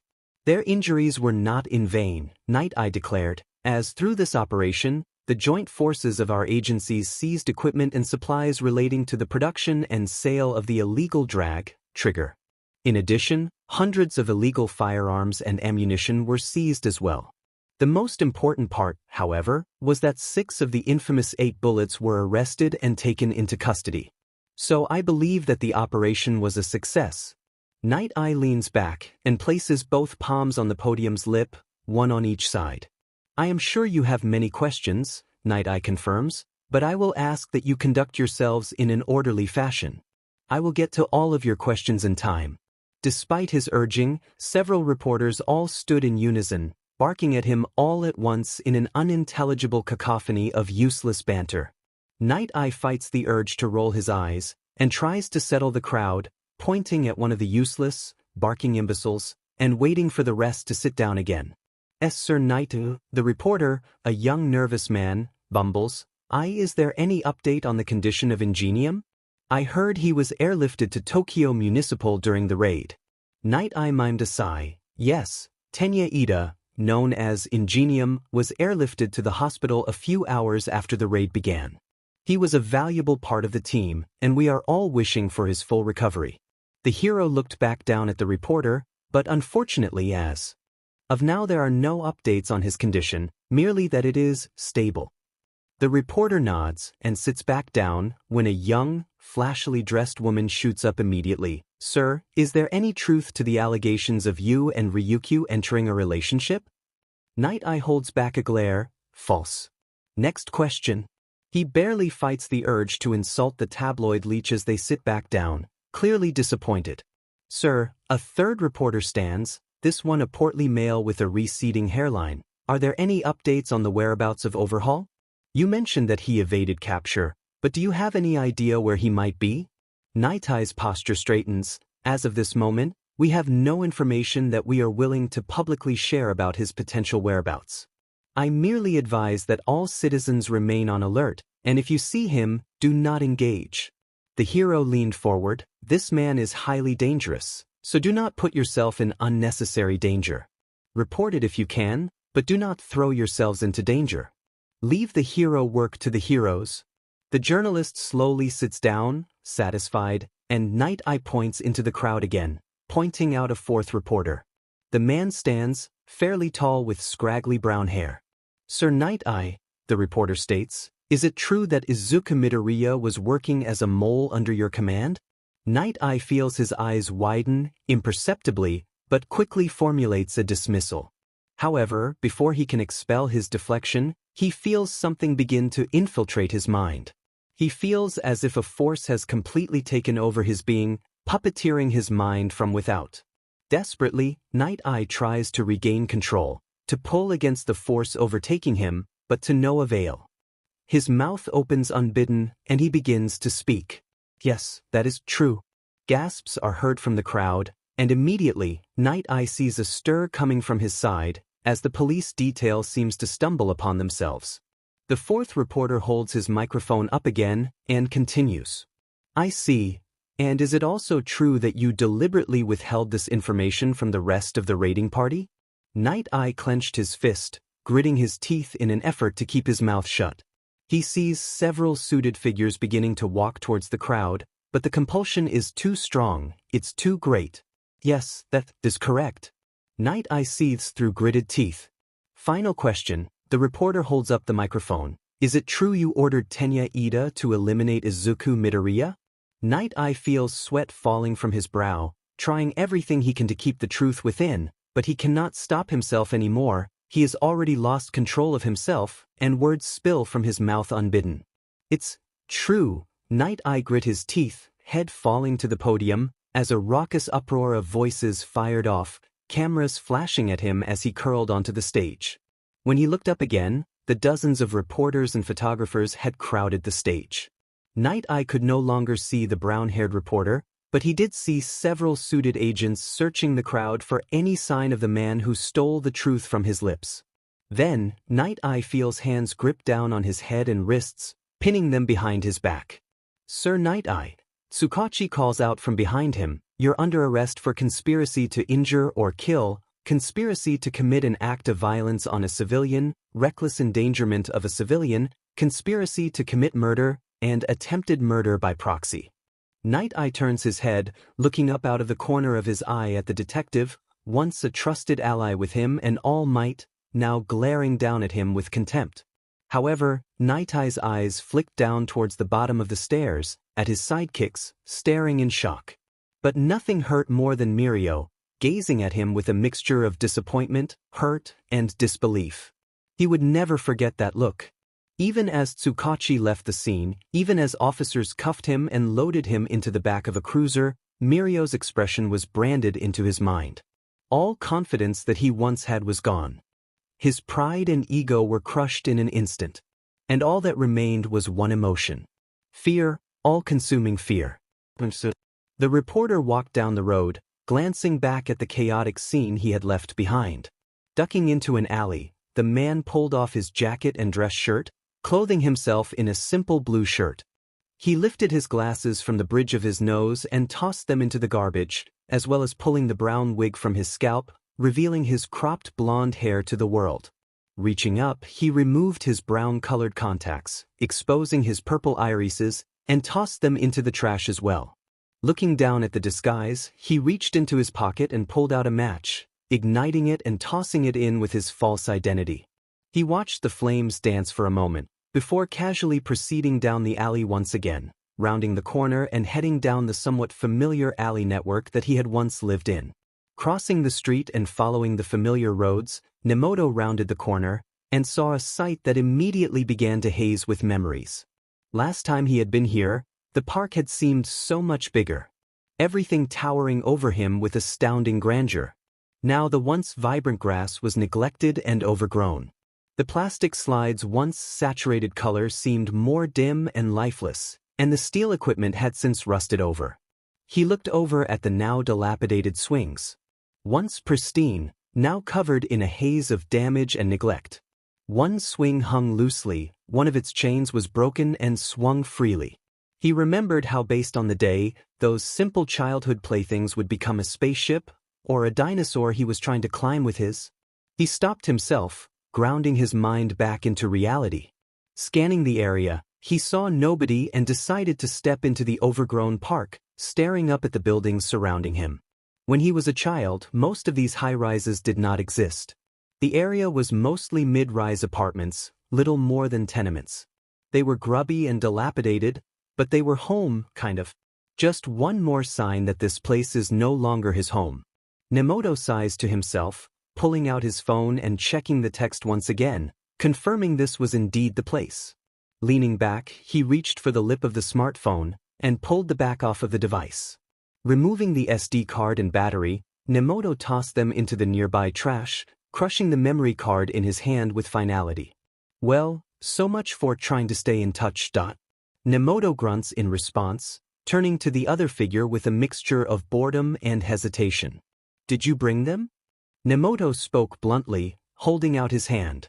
Tsukachi stared at him for a moment, before sighing and reaching into his pocket. Yes, sorry for the delay. I had to grab them from my car. The detective reached into his pocket and pulled out several papers as well as a small leather-bound booklet. It should all be here, including a flight to Singapore leaving in 3 hours. I'm assuming you're packing light? Tsukachi tosses the man a long coat that he had been holding, which Nemoto grabs out of the air. This is from me. It's getting cold out, you should wear a jacket? Nemoto nods, reaching forward and grabbing the papers. So who am I, then? You're Yukio Yamakaze, an investment banker with 15 years of experience in management and finance. You speak 3 languages and have several sparkling recommendations from former employers. Looking to start new after a bad divorce? Nemoto stared at the papers, namely at the name for a moment too long, before snapping the passport shut and looking back up at Tsukachi. Then our business is done, Nemoto confirms, turning away from the detective and beginning to walk away. However, Tsukachi calls out. Why did you pick it up this time? Tsukachi asks, bluntly. Nemoto looks back at the man, expression still hiding his true thoughts. Do you wish I hadn't? Nemoto called out. Tsukachi shook his head. Of course I'm glad you answered, Tsukachi responded, but I've tried to get a hold of you for years now. Every week I've called, and not once have you ever picked up. What changed this time? Nemoto doesn't respond, but he stops walking away for a moment. Something changed, and I have a feeling that Midoriya had something to do with it, didn't he? Are you here to interrogate me, Detective Naomasa? Nemoto growls, causing Tsukachi to flinch a bit. The two stay in silence for a moment, before Tsukachi sighs, leaning back and taking in the park around them. Man, this place is a dump now, the detective chuckles. I remember way back when me and Makoto would be wrestling in the grass while you sat to the side, trying to read your books. Tsukachi's eyes begin to mist over with nostalgia. We would always have to drag you out of your books and force you to play tag or wrestle with us or something. And I remember you both had uncanny timing for dragging me into your antics whenever the books were getting good. Nemoto grunted. I also remember telling you both multiple times to leave me the hell alone. Tsukachi laughed, scratching the back of his head. Yeah, Aunt Yuki would always get on our case for upsetting you. I guess I still owe you an apology for that, huh? Nemoto doesn't respond immediately, looking down at the ground for an extended PRD. How is she? Nemoto asks, finally. Tsukachi blinks, before he smiles at the Yakuza thug, pocketing one hand. She's doing well, Tsukachi confirms, slowing down a bit with age, but otherwise is still keeping active and healthy. Makoto and my mother were planning a surprise party for her dash. Her birthday, Nemoto finishes, it's in 2 days. Tsukachi nods, yeah, she insists we shouldn't do anything for it, but you know how my sister gets with these kinds of things. Nemoto stays silent, so Tsukachi continues, you really should call her. Nemoto chuckles, oh yeah? And say what? Happy birthday, Mom would be a good start, Tsukachi snarks, followed by an oh yeah, I'm alive by the way. I have a feeling she would really appreciate that. Nemoto frowns, looking down again, you and I both know that this is for the best. I still say you're an idiot, Tsukachi rebuts, she is your mother. I don't think she would mind a call from her son, no matter what happened in the past. Nemoto turns away from Tsukachi, staring pointedly down the alley in the distance. If that is everything, detective, Then I think I will be going. I have a flight to catch. Nemoto begins to walk down the alleyway, throwing on the long coat as he moves, but not before Tsukachi calls out. Be safe, Shin, Tsukachi states. I hope you find that purpose of yours. Nemoto turns back to him with a dry smirk on his face. You sure you should be saying that to a B-ranked villain? Maybe not, Tsukachi admits, but to my cousin? Absolutely. Nemoto's smirk drops, and his expression dulls back to neutral. Without another word, Nemoto turns down the alley, stuffing his passport and papers into his pocket and pulling the collar of the jacket up over his mouth, beating back the early fall cold. His mind flashes back to his cousin's face, both the child he once was and the man he had become, and Nemoto can't help the soft smile that blooms on his face. Be safe, Achi, Nemoto thinks before rounding the corner and disappearing into the crowd. Izuku sighed as he gently screwed his right arm back into place, twisting the prosthetic as it softly clicked and began to hum. Flexing his fingers, he tested the grip on his hand and fluttered the digits as he stretched the mechanical hand. Nodding, Izuku grabbed the mechanical eye and slowly slotted it into his eye socket, the frame clenching the orbital into place. The eye rolls into place, socketing slightly, and Izuku blinks as he adjusts to the shift in depth perception. Once his perception finally settles, Izuku turns around, seeing Tsukachi looking at him with a slight smile on his face. Are you ready to go? Tsukachi asks. Izuku nods slightly, looking at Tsukachi with confusion. I guess? Izuku chuckles, sheepishly, sorry, I'm still a bit in disbelief, I guess. That's understandable, Tsukachi nods, but as of right now, you're free to go. The detective approaches Izuku and leans down to his ear. By the way, this goes without saying, but keep what we discussed to yourself, okay? Izuku blinks, before nodding. Lips are sealed, Izuku confirmed. Tsukachi nodded and gestured for Izuku to follow him. Good, now come on. There are a couple of people waiting to see you. Izuku nods, following Tsukachi down the hall and out into the lobby. Izuku blinks, the harsh fluorescent lights of the lobby blinding him for a moment, to the point that he didn't see the pink-haired missile until she collided with his chest and wrapped her arms around him.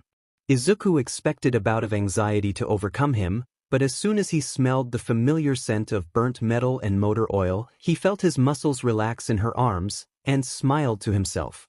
Hey, Mei, Izuku grinned at her, did you miss me? The girl pulled away, eyes scanning over him, as if documenting his features.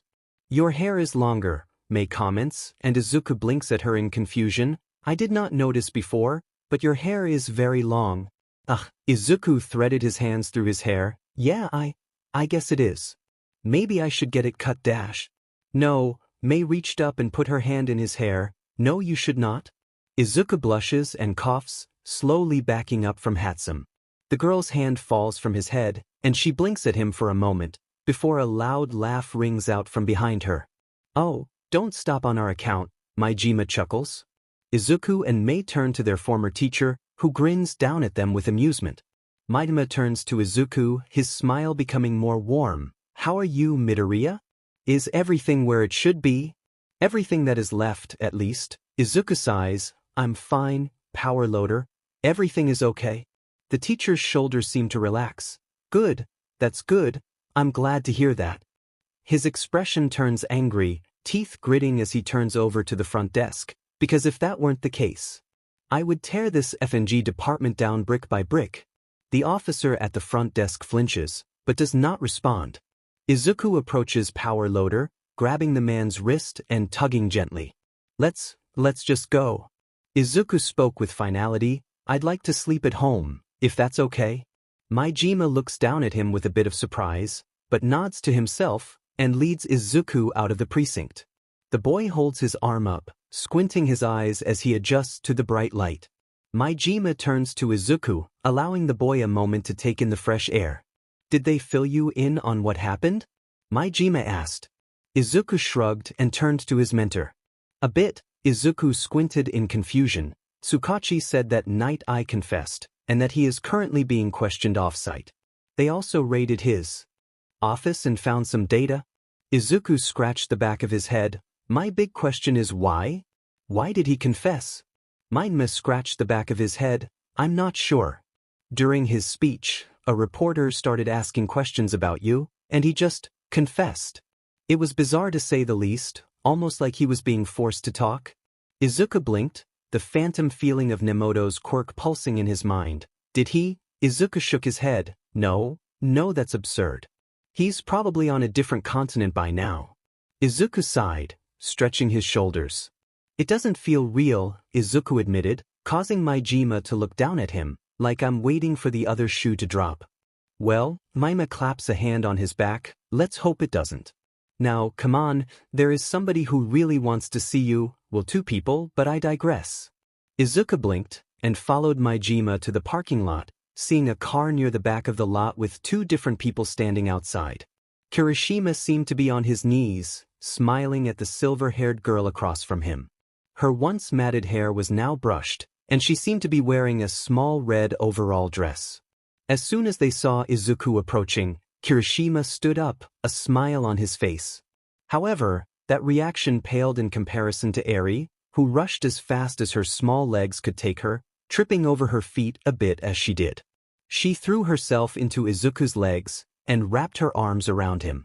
That I thought you weren't real, Eri admitted softly. You got taken by the mean men so fast, and I went to bed. But when I woke up, I thought it was all a dream. Izuku smiled, leaning down and wrapping his arms around the girl. It's okay, I'm real. It's all real. You don't have to go back there. Eri gripped him tighter, tears falling down her face as she nodded into his shoulder. Izuku gripped her back tightly, holding her close once more, before they broke their embrace. He smiles at the girl, who looks up at him in awe. I promise, Eri, Izuku spoke, firmly, you're safe now. Izuku stands up, stepping away from Eri, who subtly moves closer to his leg, as if the proximity keeps her safer. He turns to Minma, and nods, ready to leave, but feels a hand drop onto his shoulder from his side.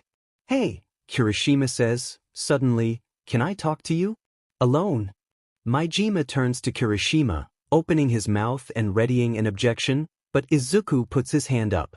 Just give us a minute, Izuku asks. Majima stares at Izuku for a moment, before nodding and turning to Eri. All right, Eri, Majima speaks, gently, let's get you buckled up in your booster seat, okay? Can Isuzu sit next to me? Eri asks hesitantly, as if worried Majima would say no. The teacher turns to the amputee, who laughs softly. Of course, Eri, Izuku nods, I'll sit next to you. Just give us a moment to speak, okay? Eri nods, and allows Majima to grip her hand, leading her into the car. Izuku and Kirishima walk around the corner, turning away from the group. Kirishima and Izuku turn the corner, standing on the side of the fairly empty street, and turn towards each other. The redhead opens his mouth, but falters, losing his confidence. The two stand in silence for a moment, but Izuku clears his throat. Have there been any updates on? Izuku's comment dies in his throat, and for a moment, he sees Kirishima's head fall.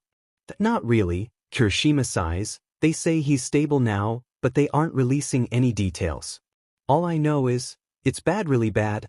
Izuku cranes his neck down, head hanging as he processes this. Ida isn't going to be okay, Izuku realized, and it's all my dash. I'm sorry.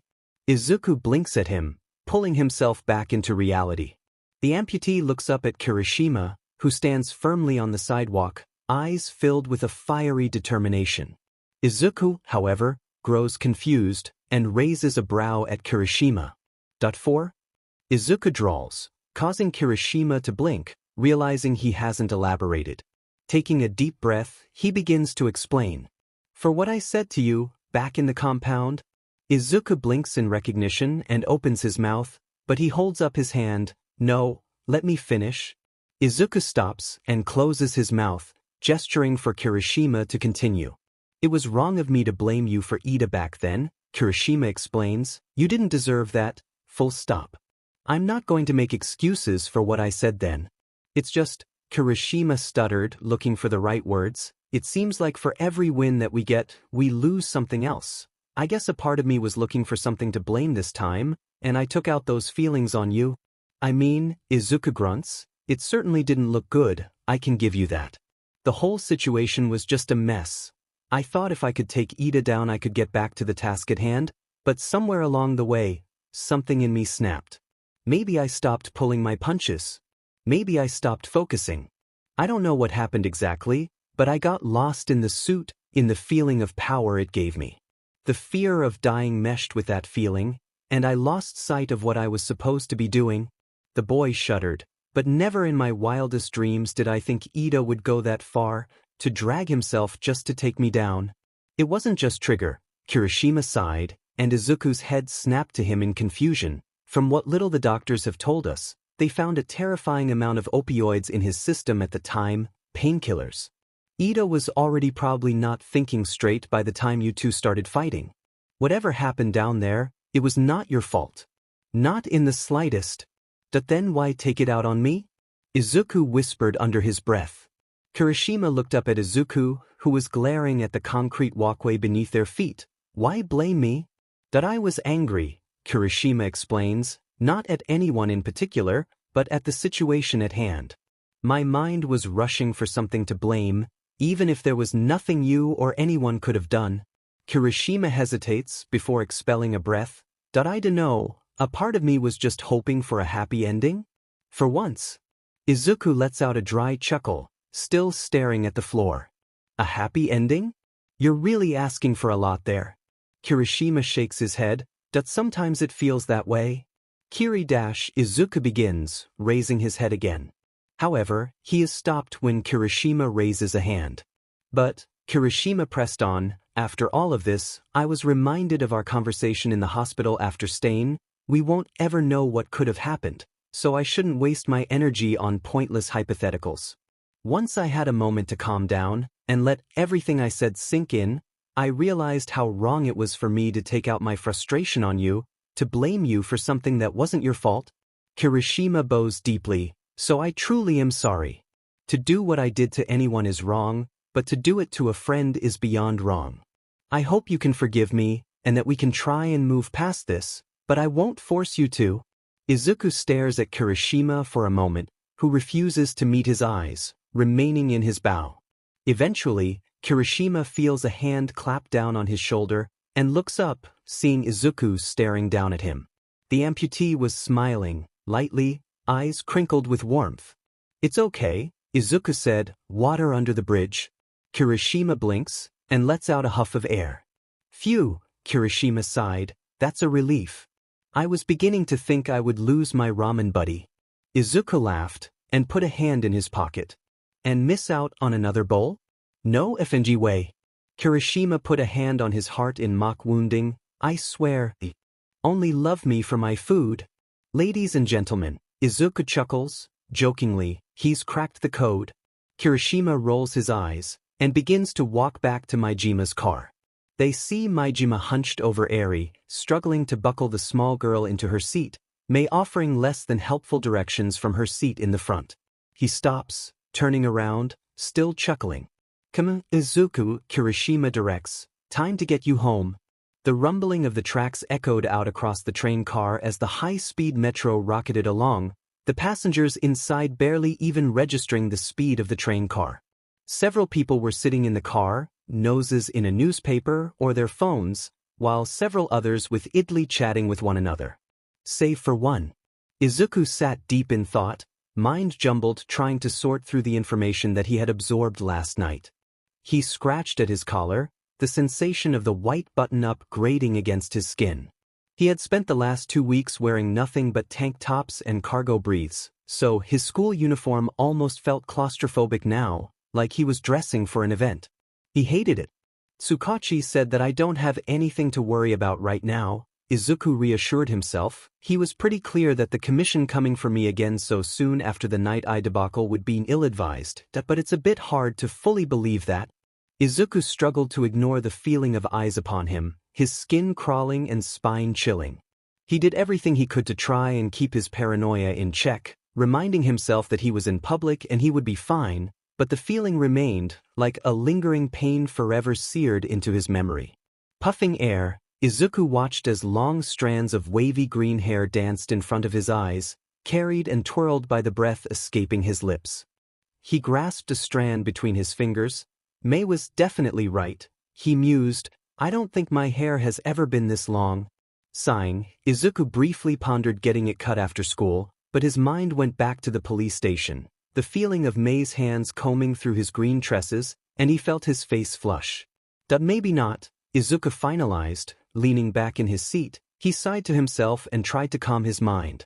He could feel his thoughts flowing freely, each rogue idea passing through his psyche like clouds in the sky. He feels like he might actually doze off when someone taps his shoulder, causing his eyes to shoot open and his body to flinch violently away from the source of the feeling. His eyes darted around the train car, vision skittering across each person, before settling on the figure facing him. Oh, sorry there, the man held his hands up in defense. He seemed to be a young salaryman, with closely cropped hair and a slacks shirt combination straight out of the 1980s. His square-rimmed glasses were sitting low on his nose, and he quickly pushed them up with 2 fingers. I didn't mean to startle you. It's okay. Izuku slowly settled back into his seat, his shoulders hunched. He tried to ignore the man, but the young worker leaned closer. I hate to ask, but are you the kid from the news? The young man's expression showed excitement at the prospect of meeting somebody from the news. Channel 4? You were in this awesome suit of armor, and dash. Do you need something? Izuku asked, bluntly, trying his best to calm the part of his brain echoing alert signals throughout his body. He did everything he could to calm himself, from cataloging the exits of the train, to pressing his back further and further into the seat, as if trying to escape into its plaster structure. The man blinked sheepishly. Sorry, I didn't want to bother you, but I just wanted to say what you did there was amazing. Izuku blinked, feeling his mind calm, if only slightly. Oh, that was all Izuku could say to the man, who stared back so earnestly. A couple other news stations caught the rescue from their own helicopters, the guy explained. So I saw you grab the crew out of the helicopter and get them to safety. The man chuckled. To think, you're half a decade younger than me, but you're already a hero. I'm no hero, Izuku denied, settling back into his chair. The salaryman shook his head. Maybe you aren't licensed, the man admitted, but you're definitely a hero. No doubt about it. The man pushed his glasses up again. You save people, and you did it all without a dash. His voice dropped to a whisper. Without a quirk? Izuku blinked, looking at the man with a mixture of surprise and apprehension.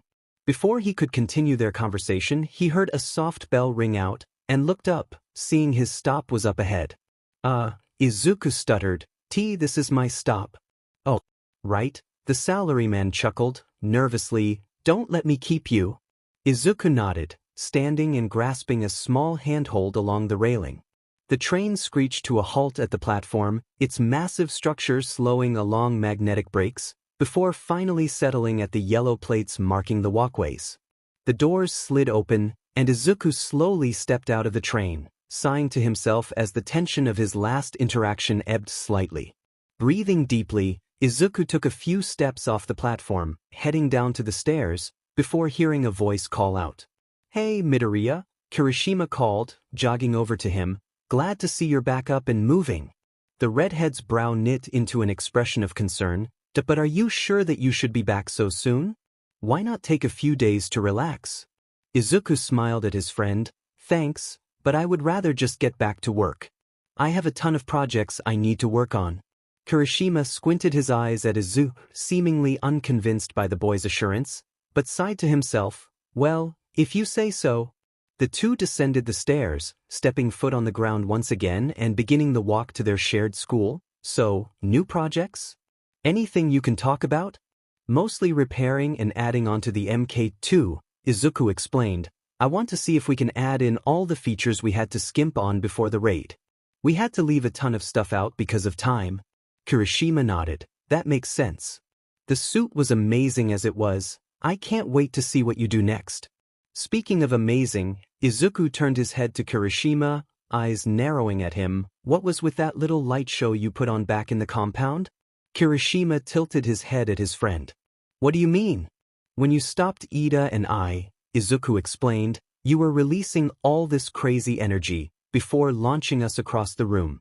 Izuku rolled his still flesh shoulder. I still feel it in my collarbone when I lay down too long. Have you always had super strength?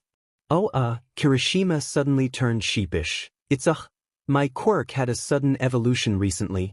Izuku's head shot up in interest, and Kirishima pressed on. It's almost like there is this power inside of me. Calling upon it lets me unleash massive blows, but it has some pretty gnarly backlash.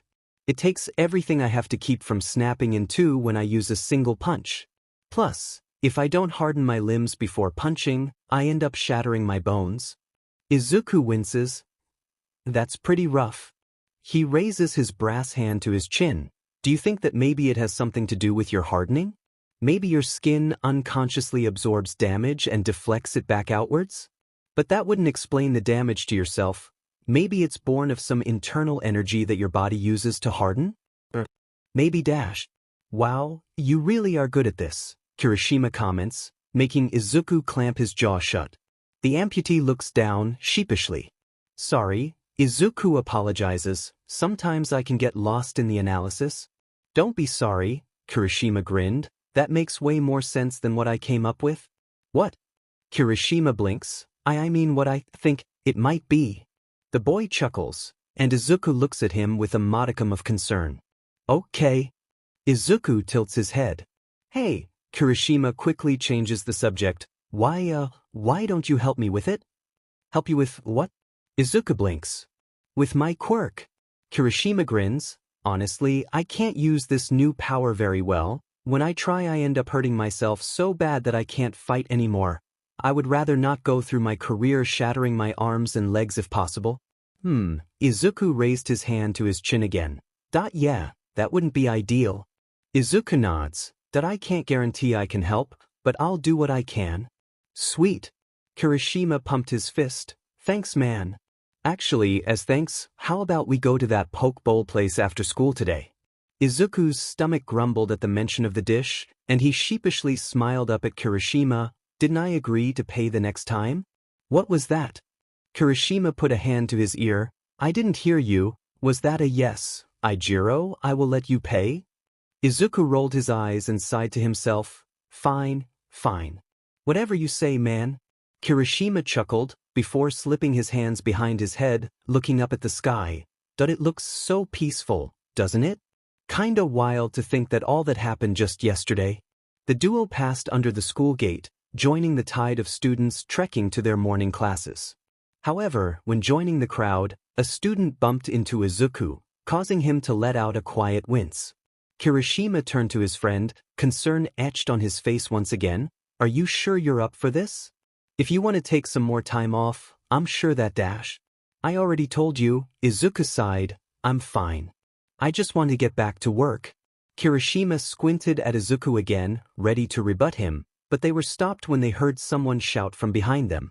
Kirii! Kirishima flinched, just in time for a pink missile to fly directly into his back.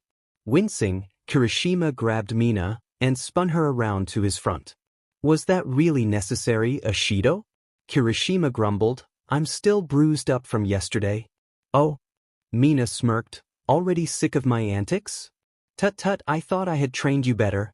Mina glances over to Izuku, ready to greet him too, before she stops, eyes finally registering the boy in front of her.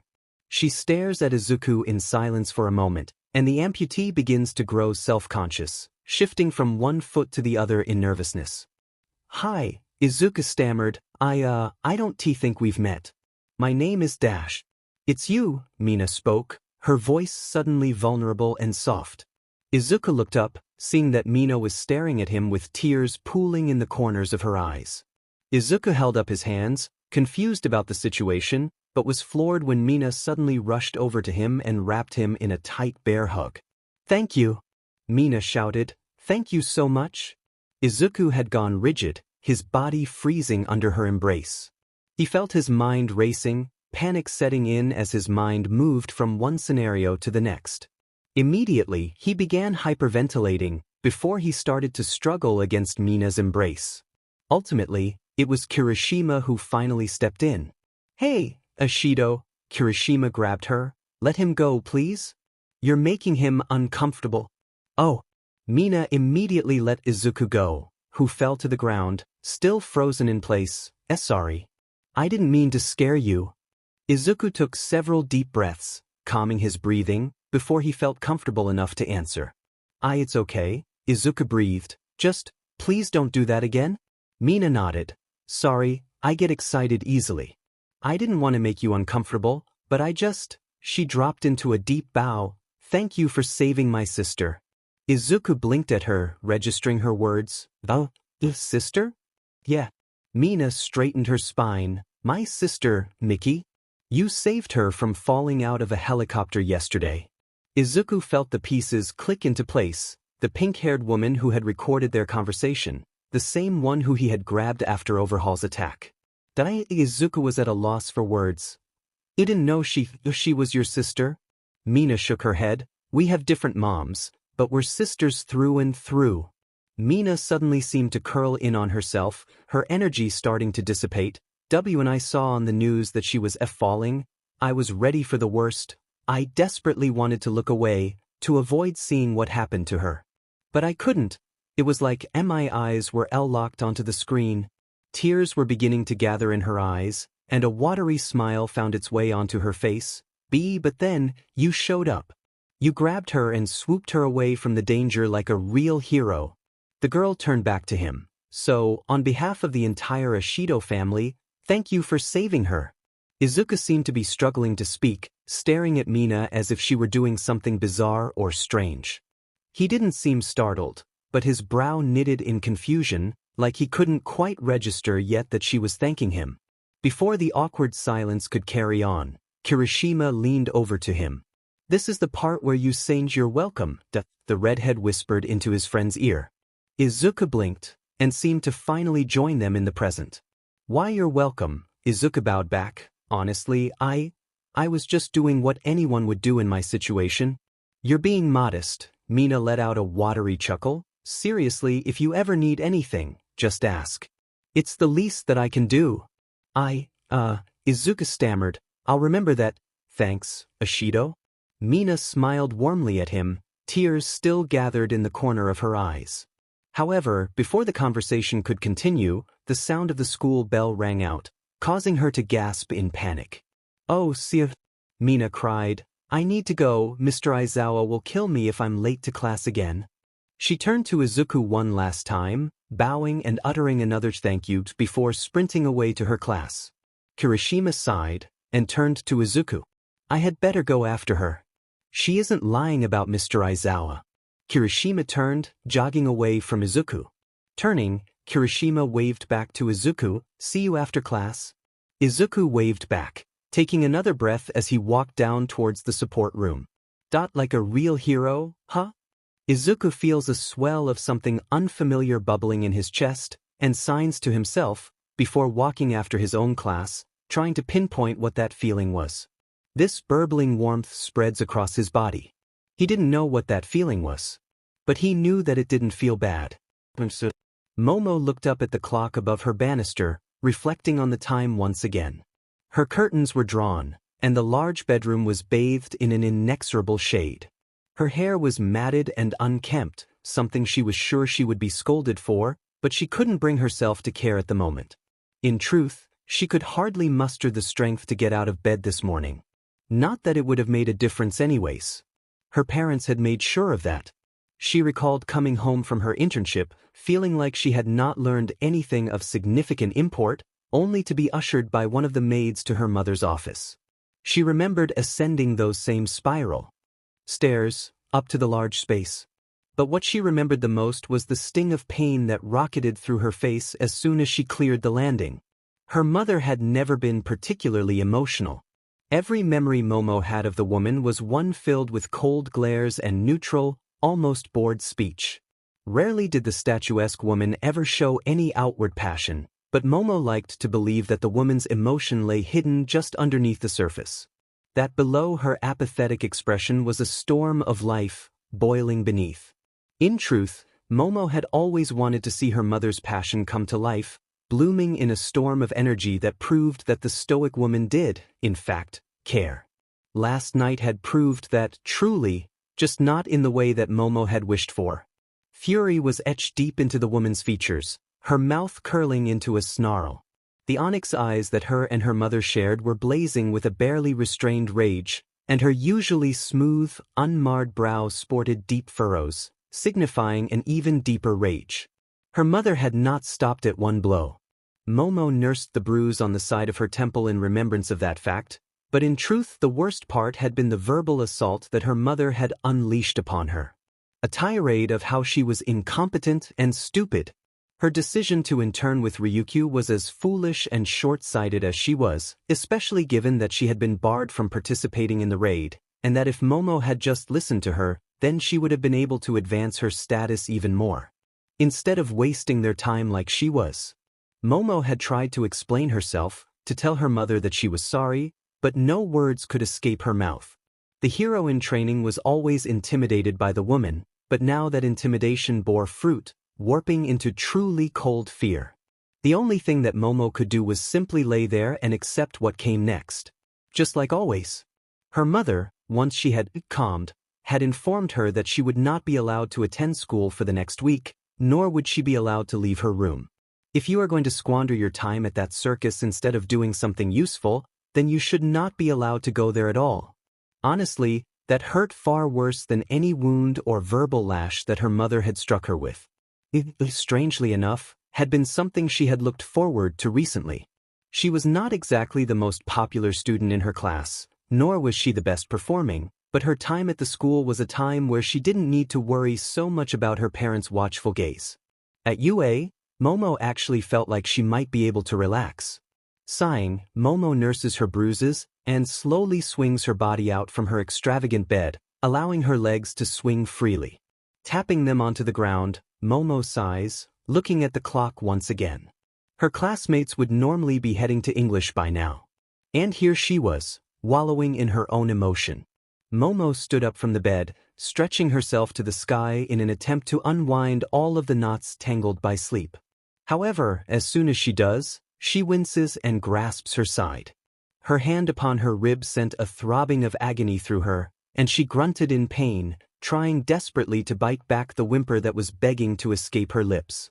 She slowly tried to hobble her way over to the connected bathroom, when the door carefully slid open.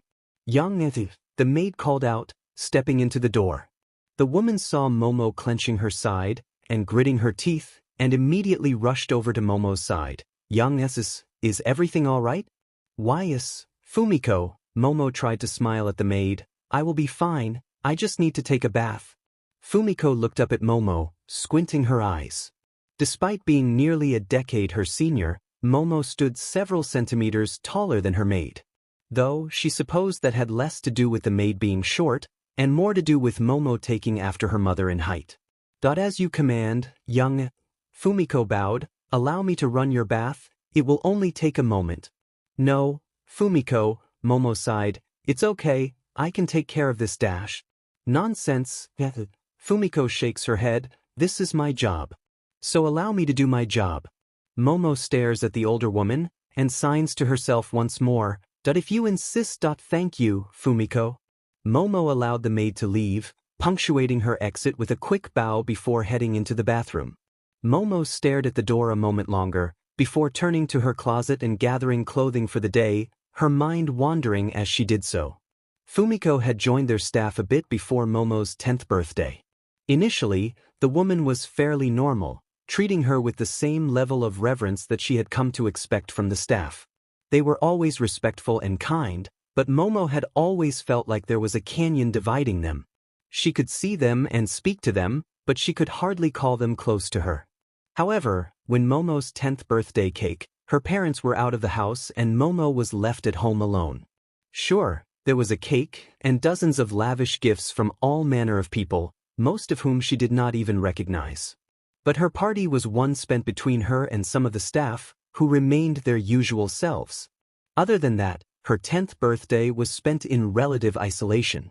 No friends to play with, no family to congratulate her, nothing but several sharply dressed servants bowing to her and calling her the young as. This was hardly the first, or last, birthday that Momo would spend alone, so the young girl had not expected much from the occasion, which is why she was so surprised when she had been asked by Fumiko to follow her into the courtyard. The young girl had trekked out in her dress and soft slippers to see the maid kneeling over a bucket and some firecrackers. Momo looked at the woman in confusion, asking her what she was doing, but Fumiko turned to her and smiled. "Well, I figured you might want to light some fireworks with me. One last present for your birthday." Momo was used to people treating her kidney. Every person who she met with her parents had always greeted her with a smile and mountains of praise. However, even then, Momo had been able to see that their smiles did not reach their eyes. Their expressions were always fake, just like their praise and kind words. But this time, Fumiko's smile was clear behind her eyes. Her azure irises were alight, their visage dancing in the low light of the small fire. She smiled wide, teeth showing with excitement, and Momo could feel her face morphing into a mirror of that expression. She excitedly jogged over to Fumiko, who handed the girl a sparkler stick and carefully directed her on how to use it. Soon, Momo was running around the courtyard, sparklers in each hand, giggling as she spun in circles, pretending to be a fairy while Fumiko clapped in encouragement. It was a mindless, pointless activity that did nothing to enrich or further Momo's development, and her parents would have considered it a waste of time. But to Momo, it was a memory most cherished. Falling back into the present, Momo could feel tears prickling behind her eyes. In her 16 years of life, she did not have a single memory that she held as dear as that one. Not any memories of her family, or of their lavish trips to exotic and exciting places, not even getting into UA, though that was hardly her own achievement. No, the memory that she holds to her heart is such a simple, mindless moment. Her mother would be ashamed if she knew this, but in truth, Momo had always viewed Fumiko in a brighter light than her own family. It just took her a long time to truly understand that. Reaching for her drawers, Momo quickly shot her eyes to the left and right, looking for any wandering gazes, before moving over to her closet. Slowly opening the massive walk-in wardrobe, Momo stepped past most of the outfits, moving towards her spring clothing, and moving the fine fabrics to the side. Behind the clothing was a small backpack, carrying a few materials that Momo had stored for a quick getaway last night. A few basic hygiene items, such as a toothbrush and soaps, as well as a list of numbers of people from school, including her teacher. The girl did not bother packing clothing, as she could simply make clothes on the way. Instead, the bag was filled with several personal items. A small hair clip from when she was 8. A picture of her grandmother, a woman who in her younger years stood as a striking resemblance to her own. And finally, a picture of her and Fumiko from that night. The main issue was that Momo lacked any funds that were not controlled by her family. All of her money was theirs, and if she did run away, then she would be left without anything. She needed a supply, at least for the start, and she refused to use her quirk to make money. The very idea just felt wrong to her. But Momo also knew that in her mother's office was a safe containing a small supply of precious gemstones and cash. And usually, that safe was unguarded. She didn't know the combination, but she did know how she could find it out. Briefly, however, the weight of what she was planning fell upon her, and she had a moment where cold fear settled into her mind. "So, after everything I've done for you," her mother's voice echoed in her mind, "this is how you thank me? I gave you everything, a home, a purpose, I laid your life out for you, and in return I am left with a thieving coward like you?" Momo shivered, frozen in place, before taking a deep breath and closing her eyes. She tried to drown out her mother's voice, reminding herself of what happened last night, focusing instead on the pain still throbbing across her body. Opening her eyes, Momo turned to the body-length mirror beside her, the yellowing bruises from the night before clear to her in her visage. Beyond the obvious, Momo looked at the heavy bags under her eyes, the ragged gnarls in her hair. She seemed pale and thin, her skin dull and lifeless. Taking a breath, Momo nodded, resigning herself. Last night was the last straw. She couldn't take this anymore. She knew that staying here and continuing on like this was impossible. More than that, it was intolerable. She had her plan and her supplies. Now all she needed to do was wait for her opportunity. And she could finally be free. The dripping of water directed a symphony of repeated beats of percussion against the metal floor, filling Mirai's ears with a repetitive, irksome tune that was beginning to make his head hurt. The uncomfortable wood of the cell bench bit into his back, and the guards refused to turn the hanging light off. Night Eye had briefly pondered simply unscrewing the bulb, but he knew that that would simply only make things worse. Not that things could get much worse. After those loathsome thugs restrained him, Night Eye was moved into the back of a cruiser, made a spectacle for reporters across the country, and subjected to several hours of interrogation by that nosy louse Tsukachi. The detective had wasted nearly an entire day asking him pointless questions, and growing more and more frustrated when Mirai refused to answer, but he still refused to let him go. Night Eye was certain that they had nothing on him, and he would be out within the afternoon. Then Tsukachi told him about the warrant. They had cleared a warrant to search Night Eye's office, computers, and interrogate his employees. Initially, Night Eye felt a spike of panic, but quickly calmed. He had been certain of the security of his office, and knew that Tsukachi was unlikely to find the files without being directed. And he knew he could trust his sidekicks to stand by him. He had given them everything and he knew they owed him. He had been confident that this would end up being just a speck on his record, and nothing more. Then Tsukachi had come back in, saying that he had a confession, and had found backups of office footage, and they no longer needed a confession from him. Then they had moved him from the holding cell deeper into the bowels of the department, past several metal detectors and guards, and locked him in this hellish sewer of a jail until he could be tried. Even now, Night Eye felt like he was simply drifting on air, aimless and confused. The events of the last 30 hours still felt unreal, like a bad dream he was waiting to wake up from. However, the more it went on, the more indignities he was forced to suffer, the more real the situation became, and the truth began to fully set in. He was finished. His career was over, and there was no way out of this one. He was trapped, stuck like a rat, unable to get out of this situation. However, the status of his future was irrelevant. To Night Eye, what mattered more was knowing who, among his subordinates, had talked. What? Night Eye sat up, stretching his shoulders out. His suit jacket had been discarded, the heat of the basement sweltering and muggy like a swamp. His dress shirt was drenched with sweat, and his tie had been tossed to the side so he could open the top few buttons of his shirt. He walked over to the small toilet area and stared into the water, the light reflecting his face. He was dirty and unkempt, with hair uncombed and falling across his face. He was clearly exhausted, barely hidden behind filthy glasses. The police had allowed him the dignity of keeping his clothes until the trial, which was scheduled for tomorrow. However, they did not allow him to wash his clothes, or even himself, having dragged him from interrogation to interrogation for hours on end. Now, the only thing Night Eye felt he wanted was a nice shower and a fresh suit. At least then he might be able to find some comfort. Briefly, Mirai thought about his past. The days of running with his hero, of standing shoulder to shoulder with the symbol of peace. He thought of their long nights together in the office, working on a case. He would suggest something, and All Might would always listen, following in turn with him. Everything was perfect. Until All Might's injury, that is. Something about that night changed their dynamic. Suddenly, All Might seemed to refuse his advice, shrugging off his pleas to retire and allow Mirai to find him a proper successor, but he just kept ignoring or denying him. Tensions had built, things were said, and then All Might left him alone to figure things out for himself again. If All Might had just listened to me, Night Eye seethed, if only he had done what I said, none of this would be happening. He wouldn't be growing weaker, he wouldn't have handed the quirk over to that undeserving brat, and I wouldn't be stuck in this cell. Mirai's foot tapped against the floor, the expensive leather shoes clacking against the grimy cement surface. His shoulders were hunched, arms in front of him with hands kneading each other with anxiety. I have only ever served the betterment of our world. All I am and all I have ever been is an agent of peace.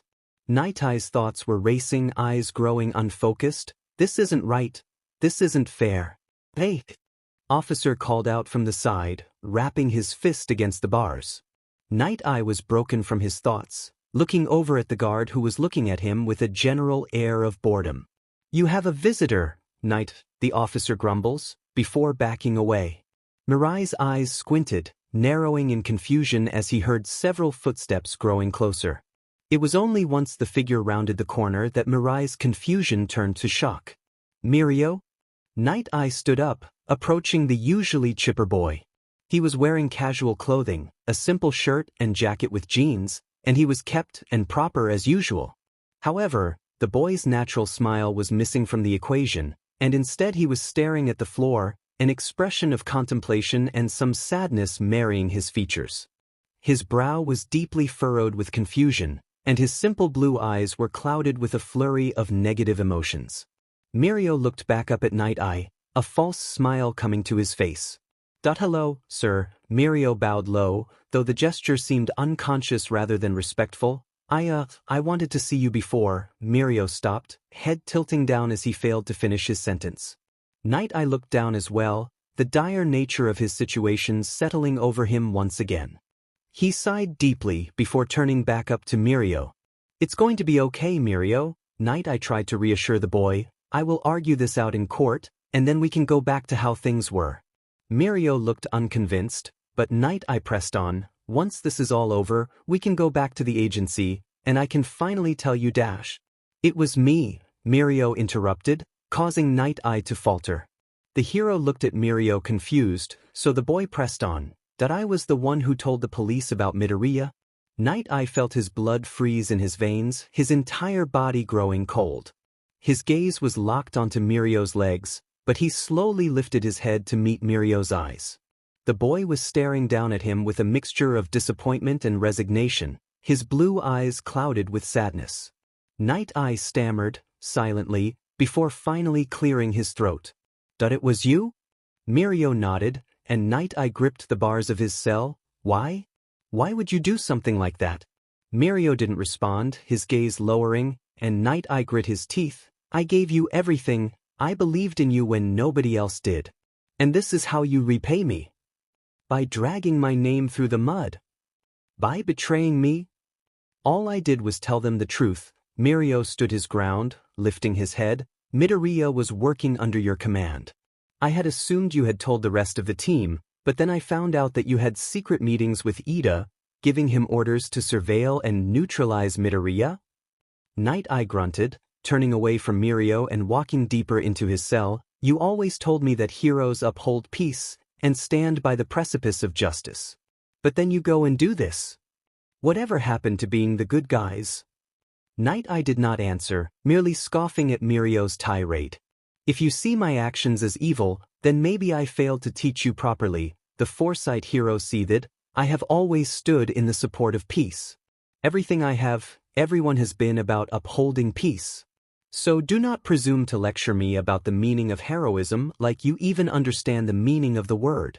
That I thought I knew what heroism was, Mirio gritted out. I thought that I understood what heroes were, who you are, but now I don't even know what I know, except for one thing. Mirio looked back up at Night Eye, fire behind his eyes. I did not betray you, you betrayed yourself. The permeation boy turned around, ready to walk away, before Night Eye called out. Can't you see I did everything for your future? Mirio stopped, but did not turn around.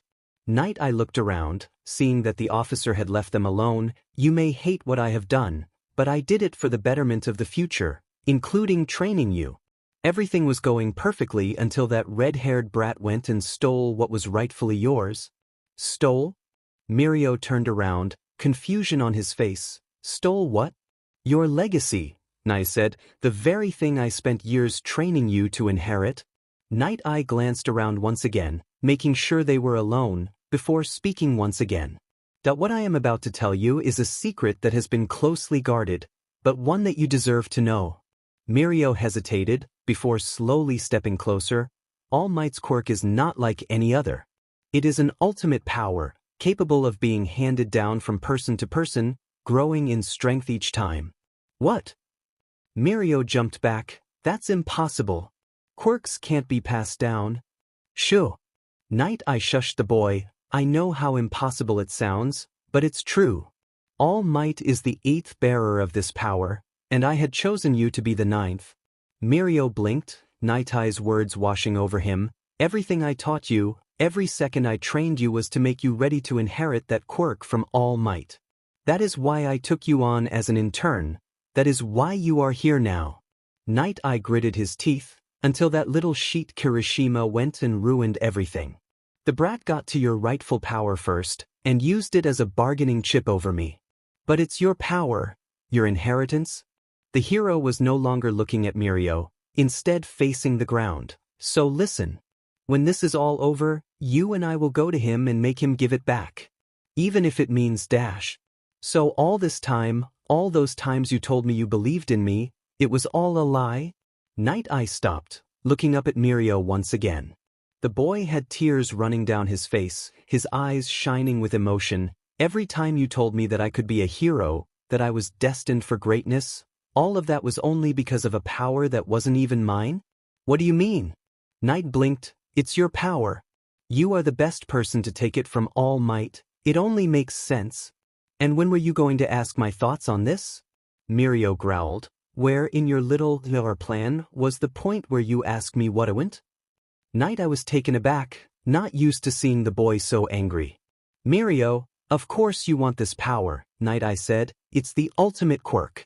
An unparalleled power unlike anything that anyone could imagine. And it was made for you. Mirio stood for a moment, staring at his former teacher with rage building in his heart. No, the boy spoke. No, I don't want it. Night Eye flinched at Mirio's refusal. I have always believed in becoming the strongest you can be through hard work and dedication. You always told me that real strength came from perseverance and struggle. Now you're telling me that all of this was just to give me the most powerful handout on the planet. Mirio stepped back, shaking his head. No. I don't want that. I don't need it. I am going to become the strongest hero. I am going to save 1,000,000 lives like I said I would, but I am going to do it with my own strength and nobody else's. Mirio, be reasonable, Night pleaded. This is bigger than me, bigger than you.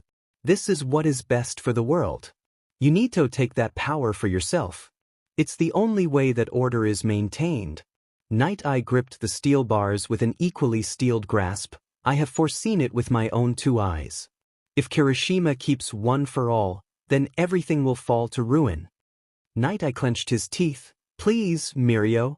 This is the only way to save our world from this dire fate. You need to believe me. Mirio stared at his teacher for a moment longer, before sighing and beginning to turn around. Believe in you? How am I supposed to do that if you never believed in me? With that last word, Mirio turned around, beginning to walk down the hall away from him. Night Eye gazed into Midoriya's eye, and within his future he saw a world on fire, cities reduced to rubble. Mirio gestured to the guard, who opened the gate ahead of him. An army of unseen soldiers, rising from the ashes and usurping the nation, with heroes left powerless to stop them. Mirio stepped past the gate, heading up the stairs. A hand raised to the sky, the last embers of life burning out of them as the world smolders around them. And with no more hesitation, the boy disappeared from sight, forever sealing their fate. Mirio turned the corner at the top of the stairs, walking out of the police station with a mind clouded with a maelstrom of emotions. In his distraction, he barely noticed the feeling of presence as he walked through the door. The police station lobby was empty, save for the officer at the front desk, who signed with boredom. However, he was startled when the metal detector at the door blared in alarm. Fumbling in the chair for a moment, the officer looked up and saw nothing in front of him. Blinking again, he tried to focus but, again, was met with nothing. The other officer on duty ran up the stairs, alerted to the sound of the metal detector going off. "What's happening?" the other officer shouted. The first officer stammered, before sighing to himself. "I don't know." The officer stood from his desk and walked over to the front. "It just went off. I didn't see anything come through." "Did you check the security footage?" the second officer inquired, walking over to the desk. Leaning over the side, the officer pulled up the cameras and observed the footage. Scrolling back, he watched the screen intently, waiting for anything that would seem out of place. However, as he was watching the cameras, he felt something touch his thigh and whirled around, only for nothing to be there. "What was that?" the officer grumbled, turning to his coworker. The front desk officer grunted as he leaned over the metal detector, before flipping the SWH on the metal detector off. What was what? The first officer asked. The second officer's eyes scanned around behind him, looking for anything that seemed out of place. Eventually, he sighed and rubbed his eyes. It's probably just exhaustion, the man groaned. Where is Muraoka? He was supposed to take over for my shift 2 hours ago. The first officer shrugged. Hell if I know. We both know the only time he comes in on time is if there is free food waiting. The two officers continued bantering, both of them engrossed in their conversation, but meanwhile, below the station in the cells, a soft tapping of feet on the floor rings out. A stunted tap, followed by a beep, and the gate swings open, seemingly of its own free will. Night Eye raises his head in confusion at the sound. Mirio? Night Eye speaks, hopefully, is that you? Walking up to the bars, Night Eye presses his head to them, looking out around the corner at who would have opened the gate. Only to see nothing there. Confused, Night Eye blinked, scanning the room for the other occupant, but still he saw no other person. It is only when a soft beep rings out from behind him, and the gate swings open, that Night Eye feels something buried deep within him come loose. No, Night Eye whispered, no, why you're not real.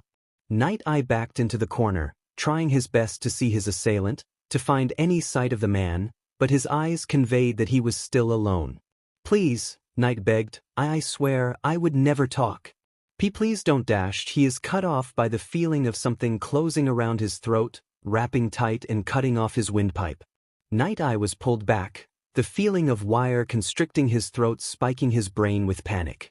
Mirai struggled against the restraint, kicking and flailing, and even managed to strike against something once or twice.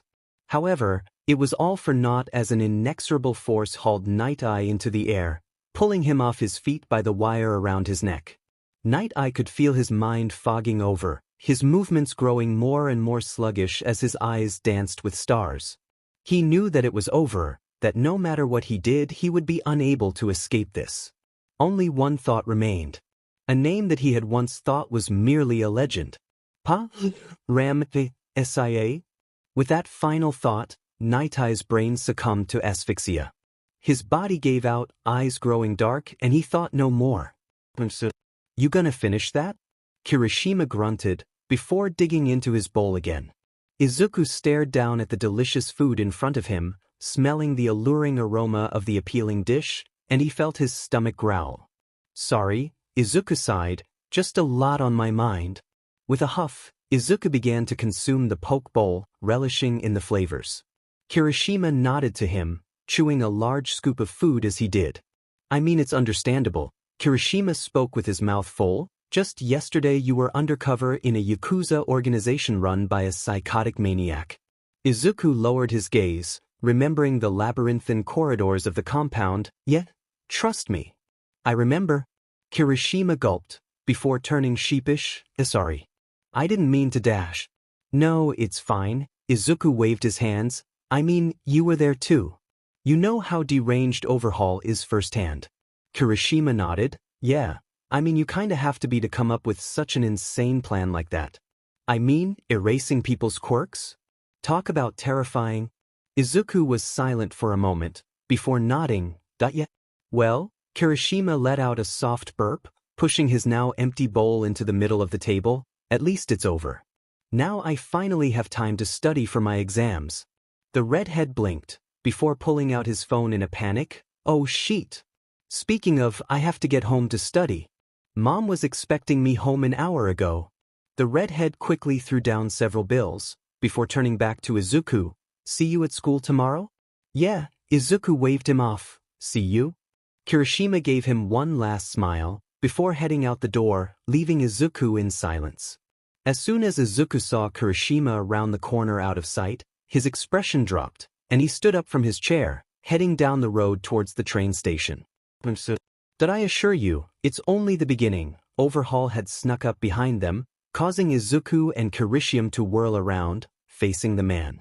Izuku subtly looked down at the case, at the bullet still in his hand.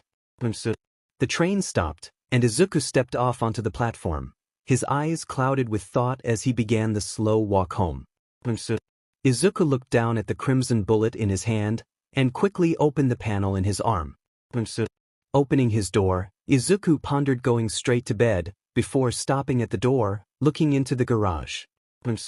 Stuffing the small scarlet projectile into his mechanical wrist, Izuku quickly closed the panel before slamming the case shut with his foot, facing overhaul head-on. Walking over to the tool chest, Izuku opened one of the drawers, observing the emptiness inside. With a swift move, Izuku pulled out the piece of perfectly shaped wood, removing the false bottom and pulling out the object inside. The crimson bullet reflected off of the low moonlight infiltrating into the garage through the still remaining hole. The glow of the moon shimmered across its cinnabar surface as Izuku held it. Aloft, above his head, scrutinizing it with his zoomed-in eye. Within this bullet is the power to take away people's quirks. Observing the bullet one last time, Izuku carefully placed it back into the tool chest, placing the false floor on top of it once again, and locked his secret away. Arc 3. Beach of a Hero. Alright, Izuku clapped his hands together, let her rip. Midoriya? Hikaru shifted his feet, looking at Izuku from the side. Are you absolutely certain that dash? Letting it rip? Hatsum shouted, before hitting the button with a manic smile on her face. Izuku watched with a smirk on his face and a heavy bag under his eye as the new thruster roared to life. The thick, steel plate sitting in the center of the test room rumbled under the building force of the naked jet strapped to it with cables and leather straps. The lab was fairly empty, with most of the other students at lunch, so the trio had agreed that now would be the best time to stress test the latest thruster cap design. The thruster hummed louder and louder, before a small spark shot from the cap, and a cone of blue flame erupted from the brass device. The table was now rattling in place, despite being bolted to the ground. The trio waited for the move to level out, watching as the inner cone of the fire glowed with a lighter azure flame. What are we at right now? Izuku called over to Hatsum, who held the controller. The amputee's hair had been pulled back into a loose ponytail behind his head to keep the now shoulder-length green hair under control, and he still displayed several yellow bruises along his arms and jaw. He was wearing a mint green tank top and cargo briefs. Covered in grease stains and small tears, the boy looks like he has been through a war zone. However, wearing his welding goggles, working on his projects, the smile on the boy's face showed he wouldn't choose to be anywhere else. 45%. Hatsum chirped. The energetic Pinkette had the dial in her hand, her steampunk goggles fastened over her eyes. The girl's hair fell unkempt and matted as usual, and she had several oil stains all over her face. Bump it to 55, Izuku ordered. Hatsum nodded and twisted the dial a bit. Izuku smirked as the wind whistled behind the thruster with significantly more force. He could feel the heat from the flame kissing his cheeks. Actually, make that 65. Hatsum nodded, increasing the dial once again. The end of the table was beginning to blow white-hot from the heat, and Hikaru pulled his collar, nervously. Hey, Midoriya? Hikaru coughed. Maybe we should take this a bit slower. What do you mean? Izuku tilted his head. The thruster cap is estimated to have a limit of 80% power, but we need to make sure that it can't go any higher. That's not what I mean. Hikaru shook his head. Look, maybe we should be relaxing right now? This is Dash. May, Izuku called. I think it's good. Bump it to 80. Izuku pointedly ignored Hikaru, pressing forward with his experiment. Hatsum nodded, oblivious to the conversation happening next to her, and wrenched the dial to the side.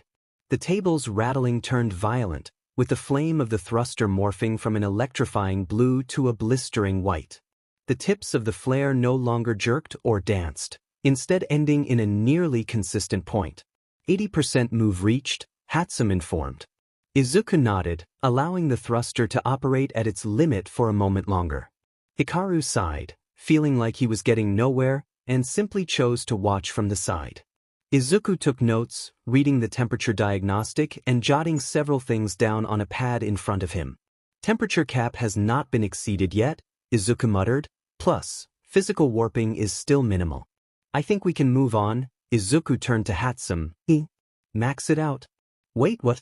Hikaru blinked. but May grabbed the controller and threw the dial all the way to the side. Immediately, the flame began to grow, now able to lick the far wall of the testing chamber. The table was now creaking and groaning, its strength waning against the inexorable force of the thruster. Hikaru squinted his eyes, noticing the thruster cap begin to warp, glowing with a white heat. "Okay," Hikaru shouted, "I think that's enough." "Just one more second." Izuku held up his hand. "We need to stress test it." "Midoriya, it's starting to warp," Hikaru argued. "We need to dash."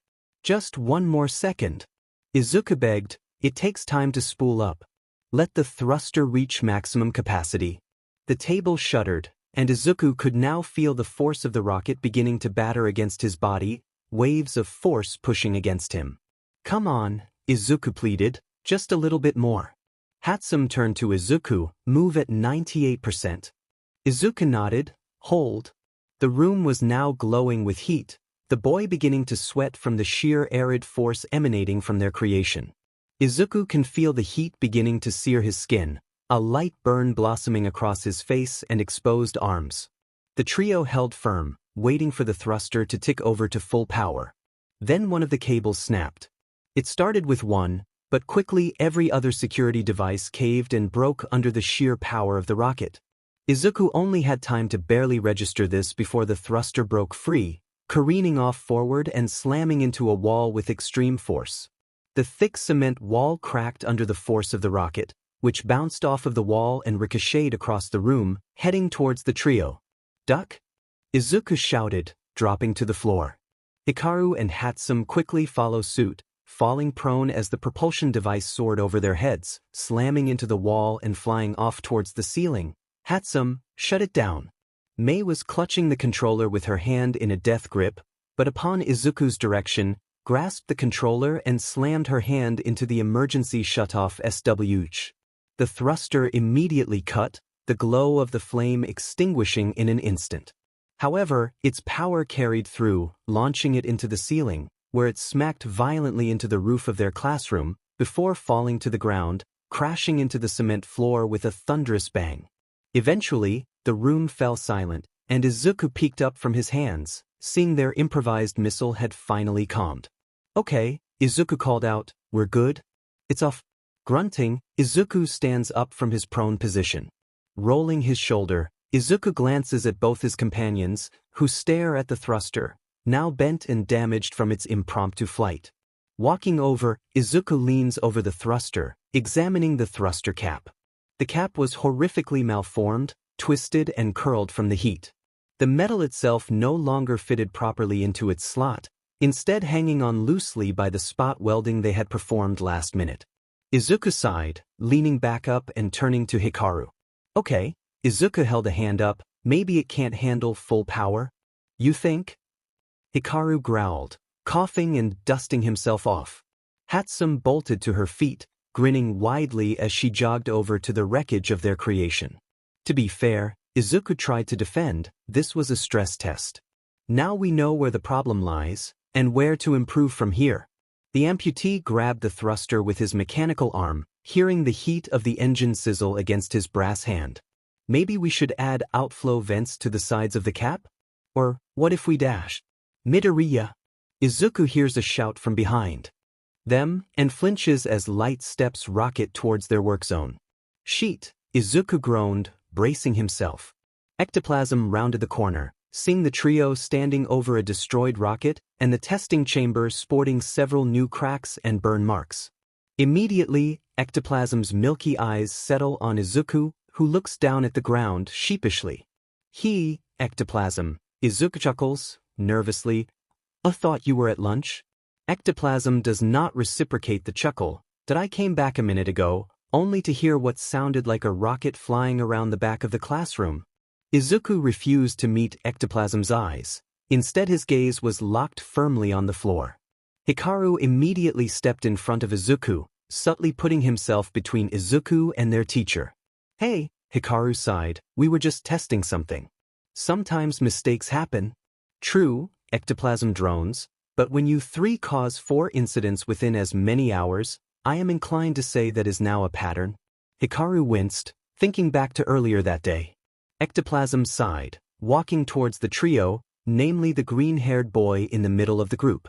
Midoriya, Ectoplasm leaned down. Look, maybe you should consider taking a break. I'm fine. Izuku grunts, I don't need a break. Inito keep working on this design.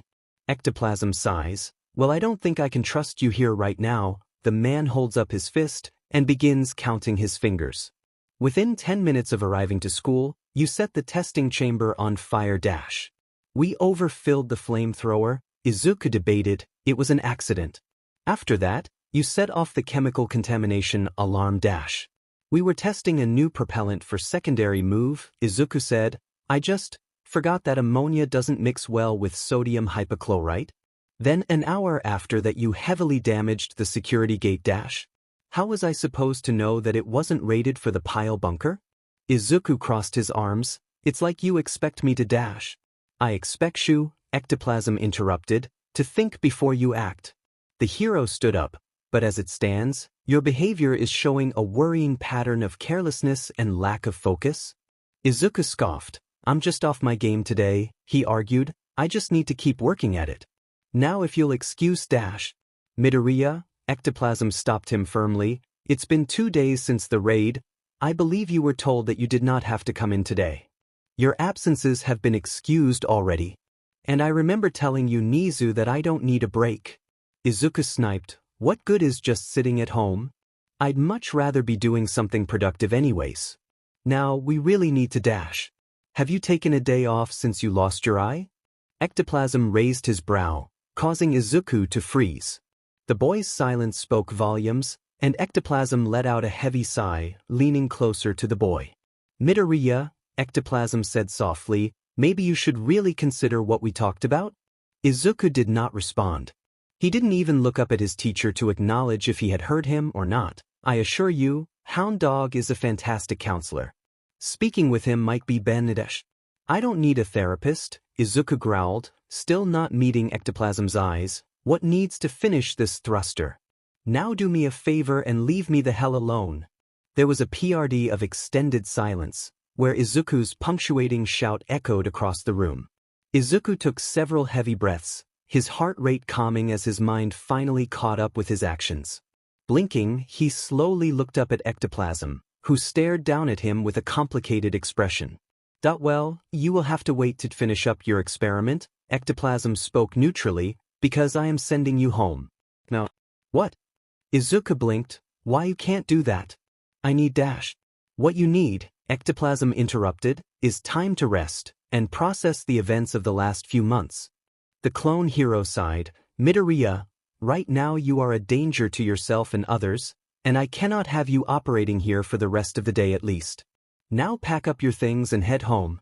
But Now, Ectoplasm ordered, pointing his finger towards the door. Izuku sputtered, trying to find words to defend himself, when he felt Hikaru put a hand on his shoulder from behind. Hey, the fireproof boy smiled at him, it's okay. We can finish up for the day and just wait for you to come back. There is no deadline on this, so we can just take a breather and come back to it later, okay? Izuku looked at Hikaru briefly, realizing that he was not going to win this argument, and sighed with finality. Fine, Izuku grunted, I'll leave, but I'm not agreeing to any counseling. Ectoplasm sighed, well, I'll take what I can get at this point. The hero walked with Izuku towards his desk, watching the boy pack up his things. If you really don't want to go home yet, why not try getting outside? Fresh air does wonders for the mind. Izuku didn't respond, simply stuffing several school supplies into his bag. I promise, you will feel better, Ectoplasm continues, but Izuku continues to ignore him in turn. You know, Izuku, Ectoplasm tried reaching a hand out to the boy. If you need to talk about your condition, then I am probably one of the most equipped to Can you just give me my homework for the day? Izuku cut him off, I don't want to fall behind more than I am on schoolwork. Ectoplasm blinked at him for a moment, before standing, I don't have it printed out just yet, but I can send someone to your home to bring the worksheets to you. Does that work? Yeah, sure, whatever, Izuku grumbles, can I go now? Ectoplasm nods, you may? Turning, Izuku begins to walk out the door without another word. However, just as he rounds the corner, Izuku collides with something red and solid. Oh, sorry man, Kirishima grunts, reaching out and stabilizing Izuku. The amputee blinked, before acknowledging his friend's presence, and forcing a small smile onto his face. Oh hey, Kirishima, Izuku waved lightly, what are you doing here? Training. Kirishima nudged Izuku, who blinked in confusion. Kirishima stared at him for a moment, before sighing, you forgot, didn't you? Izuku blinked again, before a wave of realization washed over him. Sheet, sorry, Kirishima. Izuku apologized, I completely spaced on that. We got way into our project today and I forgot. The big grimaced, his brow furrowing, but we won't be able to train today anyways, ectoplasm is sending me home early. What? Kirishima's eyes widened, why? Is everything okay? He's just overreacting. Izuku waved Kirishima's worry off. Ectoplasm seems to be under the impression that I need time to heal and come to terms, whatever that means. Izuku groaned, pressing a finger to his temple. I really don't understand his problem. I'm fine. Izuku opens his eyes and looks up at his friend expecting a look of agreement. However, what he is met with is the redhead's face twisted with conflict unmixed with worry. What? Well, Kirishima huffs, I can't say I disagree with him, to be honest. So you're on his side? Izuku grunts, stepping back and turning away. Kirishima quickly grabs Izuku's shoulder, stopping his retreat. I'm not on anyone's side, Midoriya, because there are no sides. Izuku rolls his eyes, but Kirishima presses on. Look, maybe ectoplasm has a point? I mean, when was the last time you had a day off? Everyone needs days off. Like I told him, Izuku huffs, I don't want or need a day off. What needs to focus on my projects and continue my work? Why? Kirishima raises his eyebrow. Are you on some kind of deadline? Will the world end if you don't finish your machines today? Izuku gritted his teeth, but didn't respond, so Kirishima carried on. Midoriya, it's okay to take a break. Maybe this is a good thing? Izuku stared ABC at his friend, trying to be angry with him. However, the honesty that lay bare on Kirishima's face was impossible to be angry at, and his anger slowly started to bleed away. Izuku's shoulders relaxed, and he hunched forward slightly, sighing. Weren't you the one who wanted to train today? Izuku groaned, a last-ditch effort to get Kirishima to drop it. However, the redhead crossed his arms, undeterred. Your health comes first, Kirishima declares, firmly. If you need a day off, then you'll get your day off. Understand? It doesn't feel like much of a day off if I'm being ordered to take one, Izuku sighs, glumly. Maybe, Kirishima shrugs, but hey, look at it this way. You get to relax and leave school early, and it won't even count against your attendance. Some kids would kill for that chance. Izuku felt his mind stumble at that sentence. Namely the word kids. In truth, it was hard to think of himself as a kid, at least in the same sense as the typical high schooler. For some reason, the word felt ill-fitting, like a chain that is just a bit bigger than the others in the link. It's clunky and unseemly, and immediately feels wrong. Kirishima seemed to notice Izuku's musings, and squinted in concern. Hey, are you sure that you're okay? Izuku's brow furrowed at that, his face closing once again, like I've said 100 times, to as many people, I'm fine, okay? Okay, Kirishima holds his hands up, I'm just worried about you, man. Well, don't be, Izuku huffed, raising his bag over his shoulder again. I've taken care of myself for this long, I don't need people worrying about me now. That did not ease Kirishima's worries, but before he could continue the conversation, Izuku turned around again, and began walking quickly down the hall. Kirishima was self-aware enough to get the hint he was not meant to follow, so instead, he simply let out a breath and prepared to head back to class. However, a voice behind him stopped him in his tracks. Kirishima? Ectoplasm called out, what are you doing down here? Kirishima turned around, seeing the clone hero standing in the doorway of the 1H classroom. Kirishima quickly turned to his teacher, bowing slightly at the waist. Oh, hello sir, Kirishima said. I was here to meet Midoriya, but he just left. Ectoplasm sighed. And I'm assuming he was in a bad mood when you spoke to him? Kirishima nodded, and Ectoplasm put a palm on his head. I'm afraid I may have contributed to that. Yeah, he filled me in, Kirishima responded, watching the retreating figure of Izuku disappear around the corner. For what it's worth, I agree with you that he needs a break. I feel like everybody but him agrees that he needs a break, the hero groans, but he's as stubborn as they come. Kirishima couldn't help but agree. So was he really getting that bad? Kirishima raised a brow. I can fully imagine him being reckless, but I doubt he did anything too dangerous by UA standards. Ectoplasm grunted, nodding his head. True enough, that wasn't the only reason I told him to leave. Kirishima waited for Ectoplasm to continue. The boy lost his arm in a lab accident, and lost his eye in an act of brutality that went unavenged. He fought several high-ranking villains, infiltrated a criminal organization, and nearly died countless times. Midoriya may act like he is fine, but I have a feeling that things are, but he is simply distracting himself in his work. He needs time to come to terms with everything and heal. The clone hero turned to face Kirishima again. A day won't be enough, but it's a start. Kirishima stared ahead, choosing not to answer his teacher. Instead, he focused on what the hero had said, his mind tripping up at the word accident. Immediately he is brought back to the internships, to his conversation with Roundhouse, to what the sidekick had said to him about that night. That I have seen accidents before, that was no accident. Kirishima shook his head, coming back into the moment. Ectoplasm had returned to his classroom, and Kirishima knew that it was high time he did the same. However, as he walked back to the 1A room, Kirishima couldn't prevent those words from ringing in his head, again and again and again. Shouldn't you be in class right now? Maijima groaned over the phone. Izuku was exiting the school gates holding his phone to his ear as he walked. The boy's brow knitted with irritation as he walked. Ectoplasm kicked me out of the classroom, Izuku grunted. I didn't even do anything that bad. Did you blow anything up?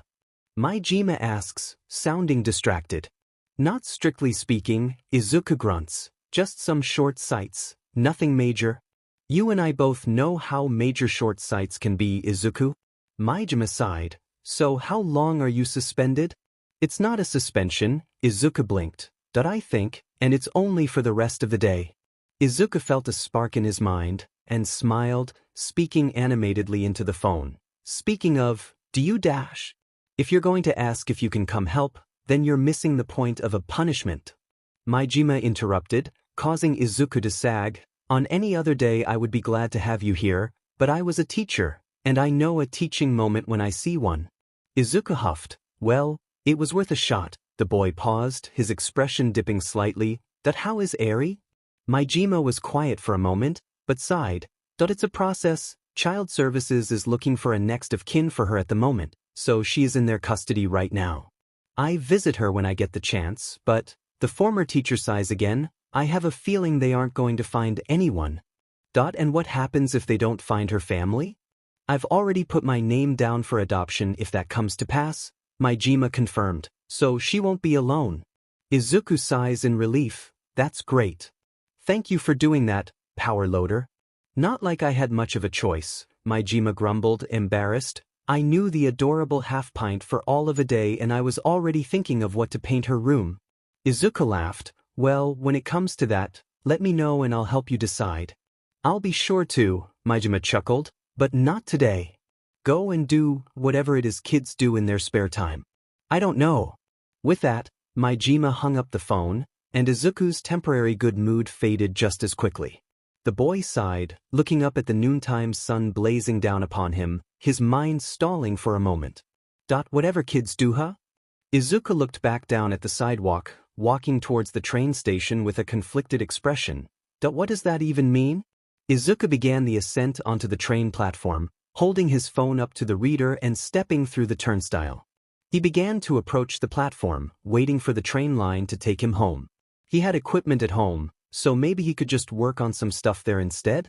However, his attention was taken from his musings by the sound of giggles from the side. Turning his head, Izuku sees a small child spinning around on the platform, laughing and shouting with glee. The boy couldn't have been older than kindergarten age, and wore an oversized parka that covered all but his feet. The hood was up over his ears, but tucked along the side of his face to not obscure his vision. He was throwing. his arms in all sorts of directions, his body twisting and ducking under itself like a fighter plane. From his mouth, a barrage of whoosh and pute sounds burst in short gasps. Eventually, the boy tripped over his feet and fell to the ground, giggling the whole way. A short distance away, a woman ran up to the child, her heels clacking as she stooped low to the boy's level. "Look, Mommy," the boy giggled, "I'm the robot from TV." "Yes, dear," the woman smiled warmly at her son, "you're quite amazing indeed. Now can my big strong robot be a good boy and stick close? The train platform is no place for playing." The boy nodded, stumbling to his feet and tapping over to his mother, where he grasped her hand with both of his, and the mother and child began walking over to their line a short distance away. Izuku watched the two interact, and felt a sting of something unfamiliar, as if a memory he had forgotten was trying to bubble its way to the surface of his mind. Suddenly he's 5, waiting for the train with his parents. He's jumping around on the metal floor, shouting out superhero moves and twirling around in what, to him, must have been the coolest thing imaginable. Behind him, he could hear his father laughing. It was one of his rare days off, and the family was going shopping for a special dinner. He remembered his mother rushing over to him and holding his shoulders, smiling at him but warning him that he needs to be more careful. "You might be a cool hero someday, but for now you need to be careful, Izu, okay?" He remembered his mother grabbing his left hand, leading him back to his father. He had walked between his parents, and his father had grabbed his right hand, each of his parents clutching one of his diminutive mitts in their own. He recalls how safe he felt in the moment, the warmth of his parents' hands in his grasp. The light in their eyes relaxed him as he giggled and cheered. As the loud train approached, his parents put their legs in front of him as a barricade between him and the speeding steel behemoth. The doors opened, and his parents counted to 3, before lifting him up over the gap in the train and walking into the car together, with little Izuku laughing all the same. Then a bell rings out, and the warmth snaps away, like a blizzard swarmed through his body. He is wrenched back into the present, hearing the bell ring out, signifying his train approaching.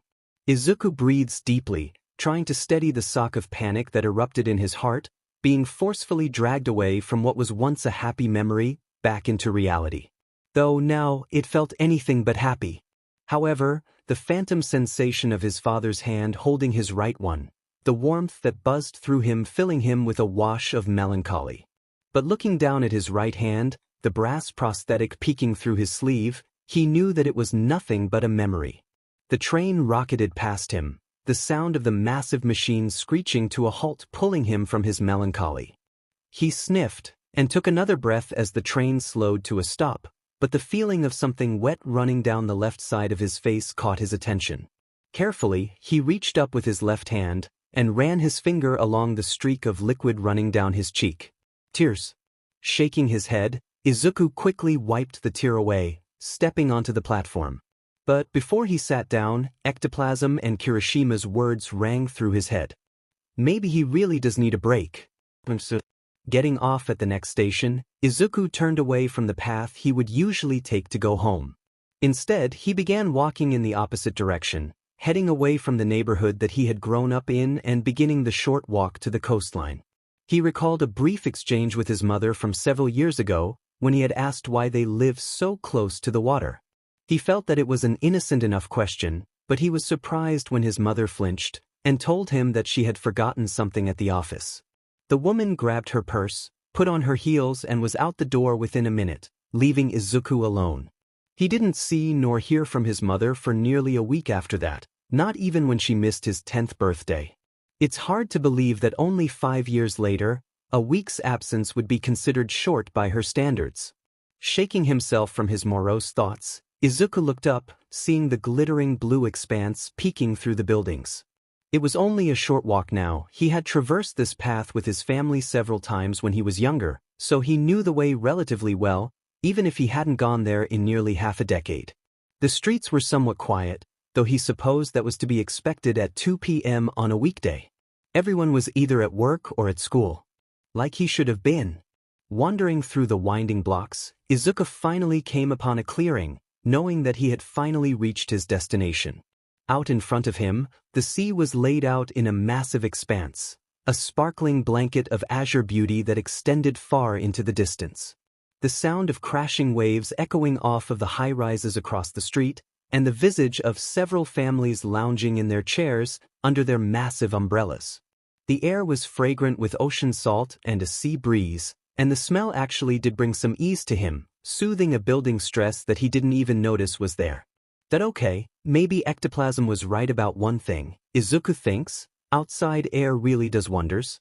Taking a deep breath, Izuku began to walk over to the beach, carefully crossing the street in front of him. He descends the stairs of the raised beach wall, walking down the steps to the sandy shore below. Immediately when his shoes make contact with the sand, Izuku feels overdressed. He was still wearing the tank top and cargo briefs from the classroom, and he looked around at everyone lounging in swimsuits and breathy clothes. A soft flush of embarrassment finds its way onto his face, and he feels his cheeks to see if it's visible. However, as soon as his right hand clinks against the metal plate around his right eye, the embarrassment fades.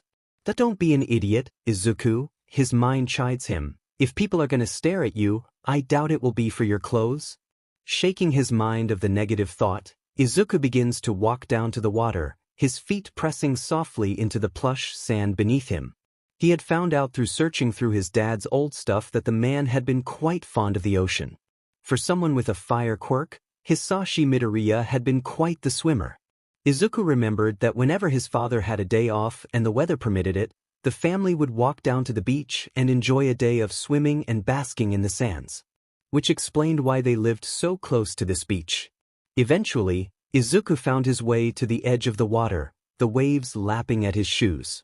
Flinching, Izuku quickly removed the garments from his feet, stuffing his now wet socks into his damp shoes, and tossing them to the side.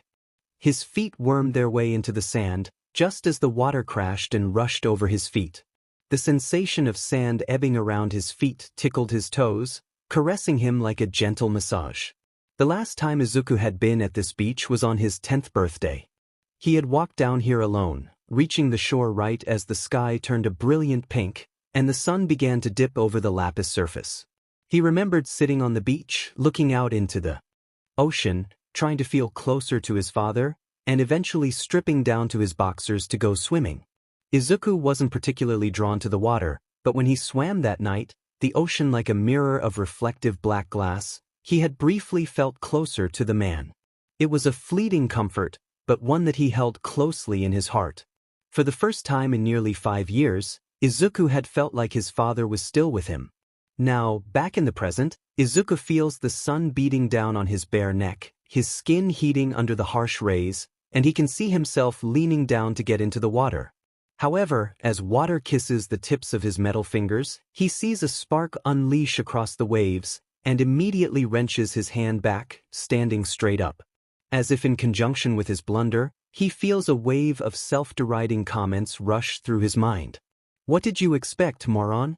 Izuku growls at himself, you were the one who was so focused on making it work. Did you just expect that to magically have no issues? Izuku feels a sting of humiliation and anger, all directed at himself, rush through his mind. When he was constructing the generator, his mind was focused on his revenge. Wreaking havoc upon the hero course and showing that he was just as good as everyone else. So, to nobody's surprise, he had forgotten several things that felt very basic in hindsight, such as how he would be able to swim. He hadn't thought that it would be a problem he simply couldn't solve. After all, he had solved far more complicated issues on a strict time limit.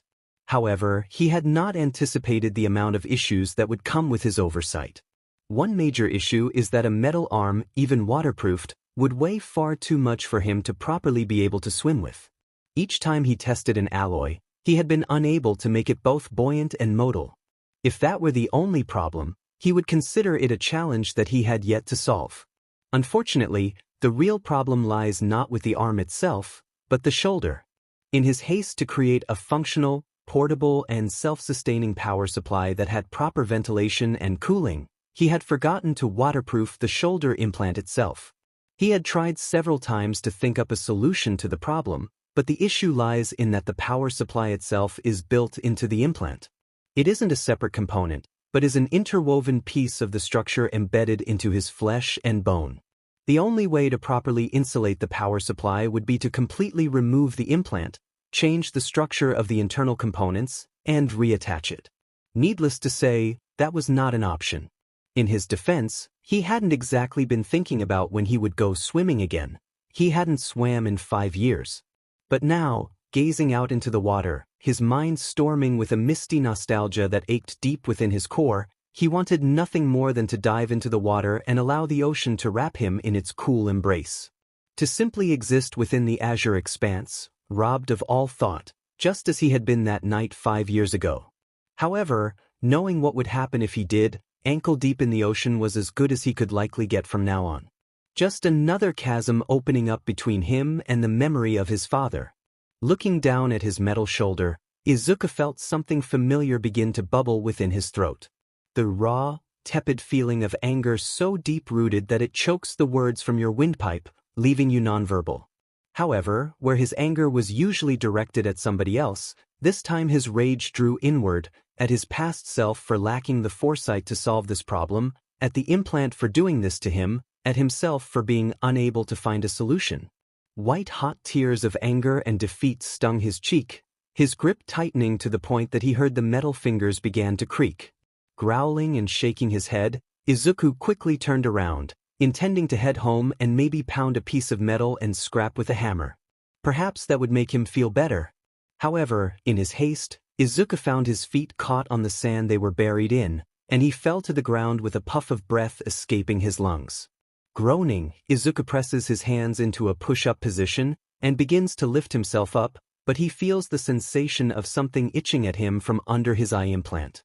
Izuku quickly lifts his body up and runs his hand along the seam of skin and metal that coated his face, feeling the tiny grains of sand that had become caught in the creases of his implants. Immediately, the feeling of sand gritting against his skin began to erupt, which only served to make him feel even worse. He couldn't even wash the sand out of his shoulder because of the power supply, for fear of getting water in the dynamo itself. So, he would have to scrape the sand out with something when he got home, a slow and painstaking process and one that he absolutely despised doing.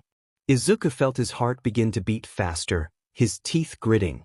His rage was beginning to boil over, but he felt powerless to direct it anywhere. Everything he was angry at lay within him, and he had no real way of expressing that here.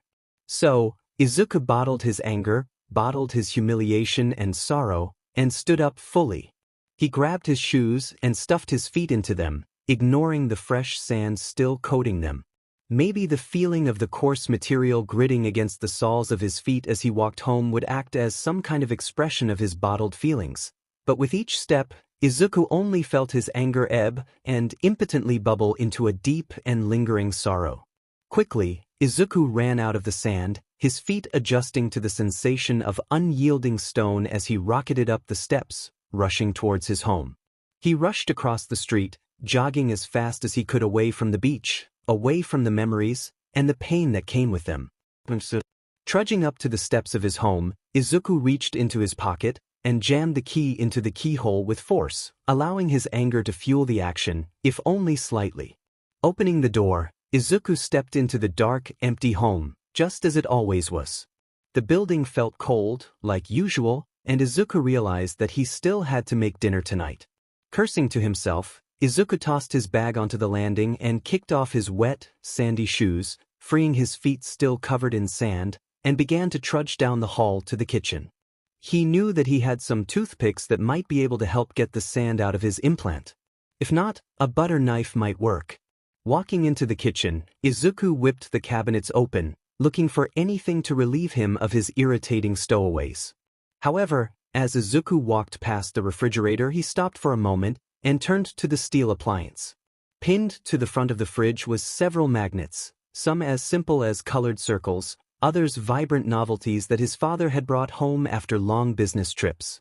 Every other day he would walk past it without a second thought, but today his eyes linger on one object, left dusty and forgotten. It was a picture more than a decade old, in fact. The small square held a glimpse of a moment that Izuku had all but forgotten. He was small but sat tall on his father's shoulders. The snapshot captured him with a large smile on his face, hair waving in the wind as he squirmed on the man's shoulders. Below him, his father was caught mid-laugh, smiling as he looked up at his son. The man wore a casual t-shirt, emblazoned with the kanji "Fort Breathes." His father had loved his novelty shirts, almost as much as his mother had hated them. Behind the camera, his mother had been chuckling softly along with them, basking in the moment of genuine joy the young family was living. In the background, Izuku saw several roller coasters and dead-drop rides, all alive with lights and sound. The sounds of screams of joy as people rocketed past at breakneck speeds on roller coasters danced in his ears, even now. He can almost smell the odor of cheap popcorn and fragrant stalls, enticing people to come and indulge while they relax at the park. In Izuku's hand, he held some novelty plush of the mascot, one that he had lost shortly after they arrived home. He still felt the sensation of the cheap plush rubbing against his hand. It was a piece of junk, truly, but he had been overjoyed when his parents had bought it for him. Izuku walked closer to the image, plucking it off of the refrigerator and holding it aloft. His eyes were locked onto the boy in frame, the familiar shock of green hair that lay unruly and wild across his head. The bright green eyes, full of hope and excitement. The small red shirt that he had stained with mustard at some point along their day trip. Izuku knew that this boy was him. He knew that this child, screaming with joy as his father danced around under him, was the same boy that is standing in this kitchen right now. But no matter how hard he tried, the more he gazed at this picture, the more he gazed at this boy, he felt like he was staring at a stranger. Izuku felt his heartbeat erupt in his chest, and quickly he ran back down the hall, throwing the bathroom open and turning immediately to face the mirror inside. Holding the picture aloft, Izuku gazed into the reflection of the mirror. Briefly, he wondered when he had last gazed into a mirror, but the thought evaporated when he saw what awaited him within his own reflection. Instead of the wild emerald locks that this boy had, Izuku's hair was grimy and filthy, darkened by sweat and grease. His hair was still in its ponytail, but strands had fallen loose, landing across his temples and forehead in random rivulets. Instead of the bright emerald orbs this child had, the man in the mirror's eyes were mismatched. His face is marred by a brass plate and a glowing blue machine where his right eye should have been, where it once was.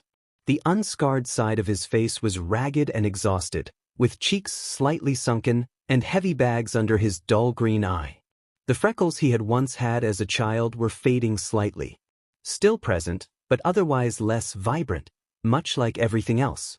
Where the child had once held that cheap plush, now he holds this image, his metal finger grazing lightly against the surface of the photograph. The child's right arm was light-toned flesh, matching his left, but the man in the mirror had heavy burn scarring running along his shoulder and up his collarbone, staining his skin an angry red. Where the scar grew more violent, a metal plate was sewn deep into his flesh, seared in place by his own hand. A mechanical arm ran down, glinting off of the light of the bathroom. Izuku's mismatched eyes flicked between the picture and his reflection, trying to remind himself that this happy child, this excited, normal kid that sits in frame upon his father's shoulders, was himself. But the more he gazes at his reflection, the harder it becomes to see that. In truth, these two people are not the same, not really. One of these people has their future ahead. A bright, happy life with a bright, happy family. One where his father spends time with him, teaches him how to swim, teaches him how to tie a tie, teaches him how to throw a baseball, to drive, to live. This child's life is one of bliss, a good life with a good family. And Izuku has none of those. Izuku drops the photo, his hand curling into a fist. Gritting his teeth, Izuku watches as the man in the mirror begins to cry, tears leaking from his still flesh eye. The reflection becomes flushed with anger and sadness, and its jaw trembles under the force of its fury. Reeling back, the reflection slams its metal fist into the mirror, causing the entire structure to shatter and splinter.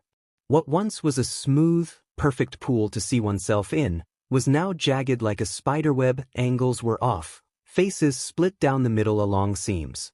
Shakily, he lifts his fist off of the mirror, gazing into the reflection once again.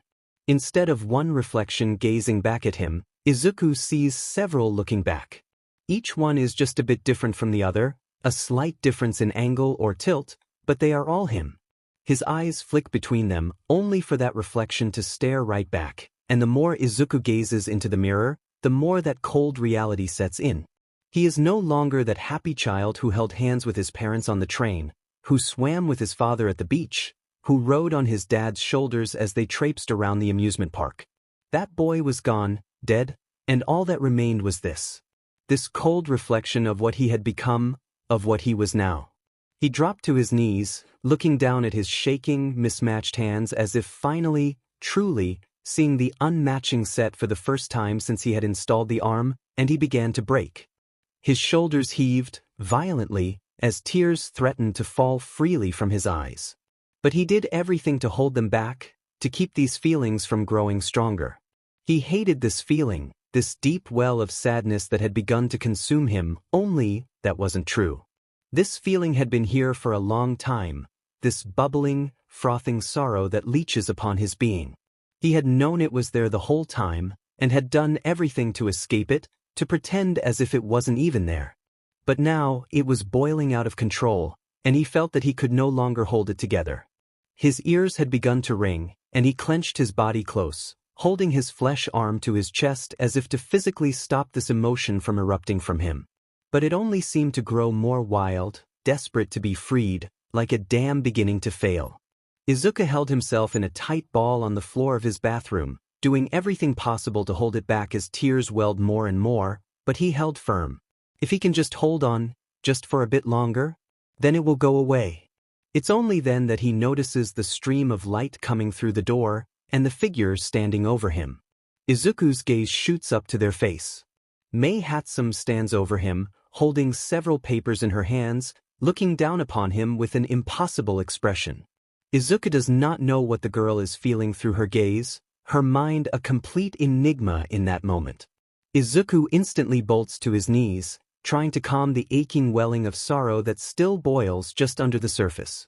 Hatsum, Izuku chuckled wetly, why are you here? He sniffled, feeling humiliated as she looked at him in his vulnerable state. That ectoplasm-sensei asked me to bring you your homework, Hatsum responded, carefully. He gave me your address, and these papers, and he said to bring them to you. The girl's chin dipped microscopically. I saw that the door was open, and I heard something break, so I got worried and came in. I am sorry that I did not ask. Izuku mentally slapped himself for being so stupid. Of course he had forgotten to close the door behind him when he got home. Huffing, Izuku desperately tried, and failed, to steady his voice. Well, why you can just leave it on the tea table. I'll deal with it later. Izuku choked on his own words, desperately trying to keep her from seeing him like this. However, Hatsum doesn't budge, continuing to stare down at him as he knelt fetally on the floor. She doesn't say anything, but the concern in her gaze tips Izuku off to what she is feeling, and he tries to beat her to the punch. I'm fine, Izuku sniffs. Nothing is wrong. Even as he speaks the words, he feels more and more unconvinced by them. You can just leave the papers on the table and go. As his sentence ends, Izuku feels tears welling once again, and desperately closes his eyes, trying to fight them. Did you hear me? I said you see, can go. His sentence is cut short by the sound of loose papers fluttering to the ground, and something warm wrapping around his body. He smells motor oil and metal char, the scent of a hard day's work. Opening his eyes, Izuku sees a curtain of pink hair in front of him, his homework left scattered across the ground behind them, and Hatsum's arms were wrapped, tightly, but hesitantly, around his body. It was clear the girl was very unsure at the moment, but she held firm all the same, embracing Izuku in a comforting hug. My counselor once told me that, sometimes, people get sad, and when they get sad, a hug can help them. Hatsum spoke slowly, carefully choosing her words. I do not like hugs, but I thought that this might be one of those times that he talked about. Izuku didn't respond, his mind stalled from the gesture. He felt her warm hold upon him, the comfort that the gesture brought him melting away at the walls he had built, melting what little remained of his resistance to the tide of sorrow that was threatening to drown him, and in a burst of emotion, the tide consumed him. Izuku broke down, sobbing loudly and fully, tears rolling down his face in thick rivers. His throat quickly turned raw and hoarse, but he still cried out in anguish, the weight of everything that had happened to him completely enveloping him. Through this, Mei held firm, clutching Izuku desperately, as if he would fly away if she didn't. Her grip upon him anchored him, keeping him grounded as his walls shattered and his emotions erupted out of him like an atomic bomb. In his anguish, Mei kept him together, holding the pieces in place as his emotions broke him again and again. Her warmth, her comfort, was all that kept Izuku whole through all of this. Time ticked by, and Izuku could not tell if he had been sobbing for seconds or centuries. By the time he was done, the light of the hall had turned a soft red, indicating that sundown was coming, and with the last gasps and jargus of his body crying out, Izuku finally settled, basking in Mei's warmth one last time.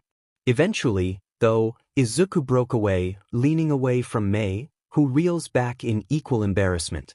Izuku isn't sure exactly what to say at that moment. Sorry that you had tea to see that. It's all he can muster for Mei, who stares back at him with wide eyes. Do you feel better? Hatsum asks, face flushed lightly. Izuku opens his mouth to respond, but it's only then that he realizes how lithe feels. It's as if a mountain had been pulled from his shoulders, and he felt better than he could remember.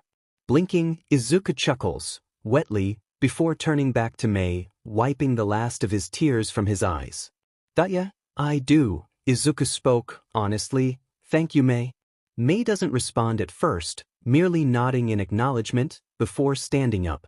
Izuku coughs to himself, standing in turn. Izuku stumbles on his words, I know you don't like physical contact, so I'm sure that wasn't comfortable for you. Izuku bows his head, so thank you, Hatsu dash. I do not normally like hugs, Mei confirmed, interrupting him, but I think I like hugging you. She did not turn around to see the shock on his face, merely walking quickly out of his house and out the door, breaking into a jog down the street. Izuku turns, watching her rush down the street, ignorant of the blush that covered her face. All right, Izuku called out, cut it? Kirishima gasped, the energy from his arm fading with a soft sizzle. Izuku quickly examined the limb, looking at the subtle cracks in his hardened skin with a frown. He jotted several things into his notes, before turning back up to Kirishima. Clench your fist and relax it, please, Izuku instructed. Kirishima did just that, tightening his fist into a ball, and wincing at the spike of pain that shot up his arm. Izuku immediately wrote something else down, before looking up at his friend. All right, Izuku pulled a chair over to Kirishima, I think that's enough for today. But I didn't even punch anything, Kirishima grunted, flopping into the chair. And yet you look like you just did a wind sprint, Izuku rebutted, it's clear that energy in your body is more than just pure force. It's got enough power to injure you even when you haven't done anything yet. Izuku wetted a towel, and tossed it over to Kirishima, who began wiping his face. So am I screwed? Kirishima asked, hoping that Izuku would deny the claim. Fortunately, the greenette shakes his head. Likely not, Izuku answers, after all, this is a quirk awakening, right? I doubt that your body would awaken if it wasn't ready for the power. Kirishima looks down, feeling a bubble of guilt pool in his stomach. Yeah, is all the redhead can say, leaning back in the chair, so what can we do now? Well, it's pure energy, right? Izuku asks, to which Kirishima nods. Then the best thing you can do is try to figure out how to properly channel and direct the energy. For example, Izuku walks over to the rack to their side, where his still damaged armor lay on a hook. I have an internal dial built into my arc beams. If I didn't, I would have probably melted somebody by now. Kirishima gulped, and Izuku slowly sat down again. So we just need to find a way to dial your power in, right? I guess that makes sense? Kirishima seemed unconvinced. We have time to figure it out, Izuku assures. For now, we'll take it one step at a time. Izuku looks up at the clock. Free PRD ends in about half an hour, why don't we just relax for a minute or two? Ding, Kirishima chuckled. Who are you and what have you done with Izuku? The amputee rolled his eyes, but his expression turned somewhat thoughtful. That you were right, you know? Kirishima curled a brow in confusion, so Izuku clarified, You and ectoplasm, you were right. I wasn't okay. I don't think I've been okay in a long time. Kirishima stood up from his seat, moving over to Izuku, who holds a hand up. You realized that the reason I wasn't taking a break was because I knew if I did, then I would be forced to confront some things that I really didn't want to face. Izuku shuddered, but I did, and honestly, I feel good, better than I have in a long time. The amputee looks up at Kirishima, so, thank you, Kirishima, I mean it. Kirishima looked down at Izuku for a moment, before settling back into his chair. The two sat in silence for a while, before Kirishima spoke up. I never knew my dad, the redhead begins. Ever since I can remember, it's been me and my mom against the world. And don't get me wrong, Kirishima holds up a hand, my mom has done an amazing job as a parent, but it's always only been her as far as I remember. Kirishima chuckled, dryly. Hell, she says that I look a bit like my dad. I have his hair, apparently, but I really don't know what to think of him, or what I even can think of him. Do you hate him? Izuku asks, bluntly, and Kirishima looks at him with a complicated expression, before shaking his head in denial. It's hard to hate someone that you never knew, you know? Kirishima shrugged. I can't hate a man I have never seen. It's like hating a ghost. The redhead grits his teeth. What I do hate is what he does to my mom. She remembers, and I don't think she ever got over him leaving. The ninth holder sighs, looking back up at Izuku, that she hides it well, but I think even now, 16 years later, she hasn't come to terms with it. I remember once, when I was a kid, I found my mom at a bad time. She was halfway through a bottle of Pinot, crying, and I went up to her asking what was wrong. The redhead shuddered. She whirled around and told me to leave her alone, and that, it's your fault. It's your fault he's gone. Izuku listened in silence, letting Kirishima share this secret with him. Eventually, the redhead turns his head up, his eyes misty. I can tell even now she remembers what she said that night, and hasn't forgiven herself. Kirishima looked down. I don't hold it against her. She spent so long being strong, that it was inevitable she would break, and break hard. I guess, Kirishima struggled to find the right words. That I guess that, in a way, you are a lot like my mom, you hide the pain well, but that only means that when it comes out, it won't be pretty. The redhead shrugged again. Maybe that's why I could see it? I don't know, but I could see that you were hurting, and I wish I could have helped more. Izuku leaned over, metal hand grasping Kirishima's shoulder. You did more than most, he said, simply. Kirishima nodded, and the two leaned back in their chairs again. However, Izuku spoke again. Why did you want to tell me that? Kirishima blinked at him. Well, you shared something with me. It only felt right to share one with you. He spoke as if it was simple common knowledge. We're friends, right? Izuku blinked, as if considering Kirishima's words carefully, before nodding. The redhead stared at Izuku for another moment, before sighing to himself. Hey, Kirishima paused for a moment, considering his words. Can I ask you something? What is it? Izuku raised a brow at Kirishima. How did you lose your arm? Immediately, Izuku felt himself flinch, his walls closing off once again. He turns away from Kirishima. I told you, I lost it in an accident. Bullshit, Kirishima responds, immediately, and Izuku whirls back to him. You and I both know that isn't true. Izuku flinches again and turns away, hiding his face from his friend.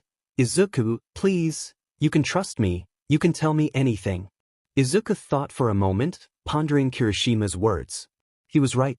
They are friends. More than that, they are two people who have seen hell together. Izuku trusts Kirishima. And so, the amputee turns back to Kirishima, staring at his friend, looking for any sign that he should close him out once more. But when he sees none, he opens his mouth and tells Kirishima everything. Kirishima thunders down the hall, his expression twisted into a vicious scowl. His footsteps echo through the halls as he approaches the 1A homeroom. It's 3 minutes to the next PRD, but the redhead can't bring himself to care. Instead, he slams the 1A door open and storms into the classroom. Kiri? Mina asks, what's dash? Kirishima walks past her, past his own desk, heading towards the far side of the classroom. He turns down the lane, walking deeper and deeper into the room, his eyes locked onto one student in particular. Bakugo is looking out the window in boredom, so he doesn't see Kirishima approach until he is right in front of him. However, before the ash blonde can let out a snide remark, Kirishima tenses, and the boy's eyes widen briefly in realization right as Kirishima lunges at him, tackling the explosive boy to the ground. Kirishima raises his fist up high, before bringing it down hard onto Bakugo's nose. He doesn't use one for all, merely slamming his hardened hands into Bakugo's face, unleashing his ire upon the prone boy. He hears the rest of the class shouting out in alarm, but he doesn't care, slamming his fist again and again into the blonde bomber. Bakugo, eventually, rights himself enough to unleash a small explosion at Kirishima, who grabs his fist and pins it down, slamming his other hand into the boy's face again, feeling the satisfying crunch as Bakugo's nose shattered. Eventually, someone being Shoji, pries Kirishima off of Bakugo's prone, bloody form. Kirishima, that's enough. Shoji keeps his cool in the situation. Kirishima lunges again, shouting for Shoji to let him go, but the tentacled boy does not oblige. Once Bakugo stands again, feeling his now broken nose, the ashen blonde lunges at Kirishima, but is pulled back by Siro. "Whoa, hey!" Siro shouts, "What the hell is going on? This piece of shit deserves it." Kirishima growls, lurching again, "He's a effing monster." Bakugo scoffs, says the FING loser extra who had to get a cheap shot in to score a hit. Kirishima roared, lurching against Shoji again, this time managing to get free and rushing Bakugo again. The redhead grabs Bakugo by the head and slams him into the wall, causing the ashen blonde to let out a gasp of pain, but Kirishima doesn't stop. Instead, he pins Bakugo to the wall and holds his hands above his head. "I know what you did," Kirishima cedes, "and you deserve nothing but hell. This piece of garbage has no right to be here." "Whoa, Kirishima," Kaminari says, "Look, I know Bakugo is a pile of shit, but that's a lot." As Kaminari tried to ease the situation, the sound of the door opening rang out, and Aizawa rushed in, scarf in hand. "What the hell is going on?" Aizawa called out. His eyes lock onto Kirishima, who has Bakugo pinned to the wall. "Kirishima, let him go now. He knows what he did." Kirishima shouts. "He knows what he did to Midoriya?" "Midoriya?" Jairu raises a brow, alarmed by the shouting. "I mean, we all saw what he did in the festival. It's kinda hard to forget, actually." The girl shuddered, but Kirishima whirled his head around. "No!" He shouted out, louder and angrier than anyone had ever heard him. "I mean before. Before the sports festival." Everyone looks at Kirishima in confusion, and the boy turns back to Bakugo. "You beat him for years, abusing him day after day. This monster spent nearly a decade beating on Izuku again, and again, and again. And if that wasn't enough, you just had to take it a step further, didn't you?" Kirishima slammed Bakugo's head into the wall again, the ashen blonde struggling against his grip. "It wasn't enough to just hurt him. No, your ego wouldn't allow that, would it? So you had to leave a permanent reminder, right?" Kirishima, Ojiro says, "What are you trying to say?" "I'm saying this monster is the reason that Izuku is missing an arm." Kirishima roared.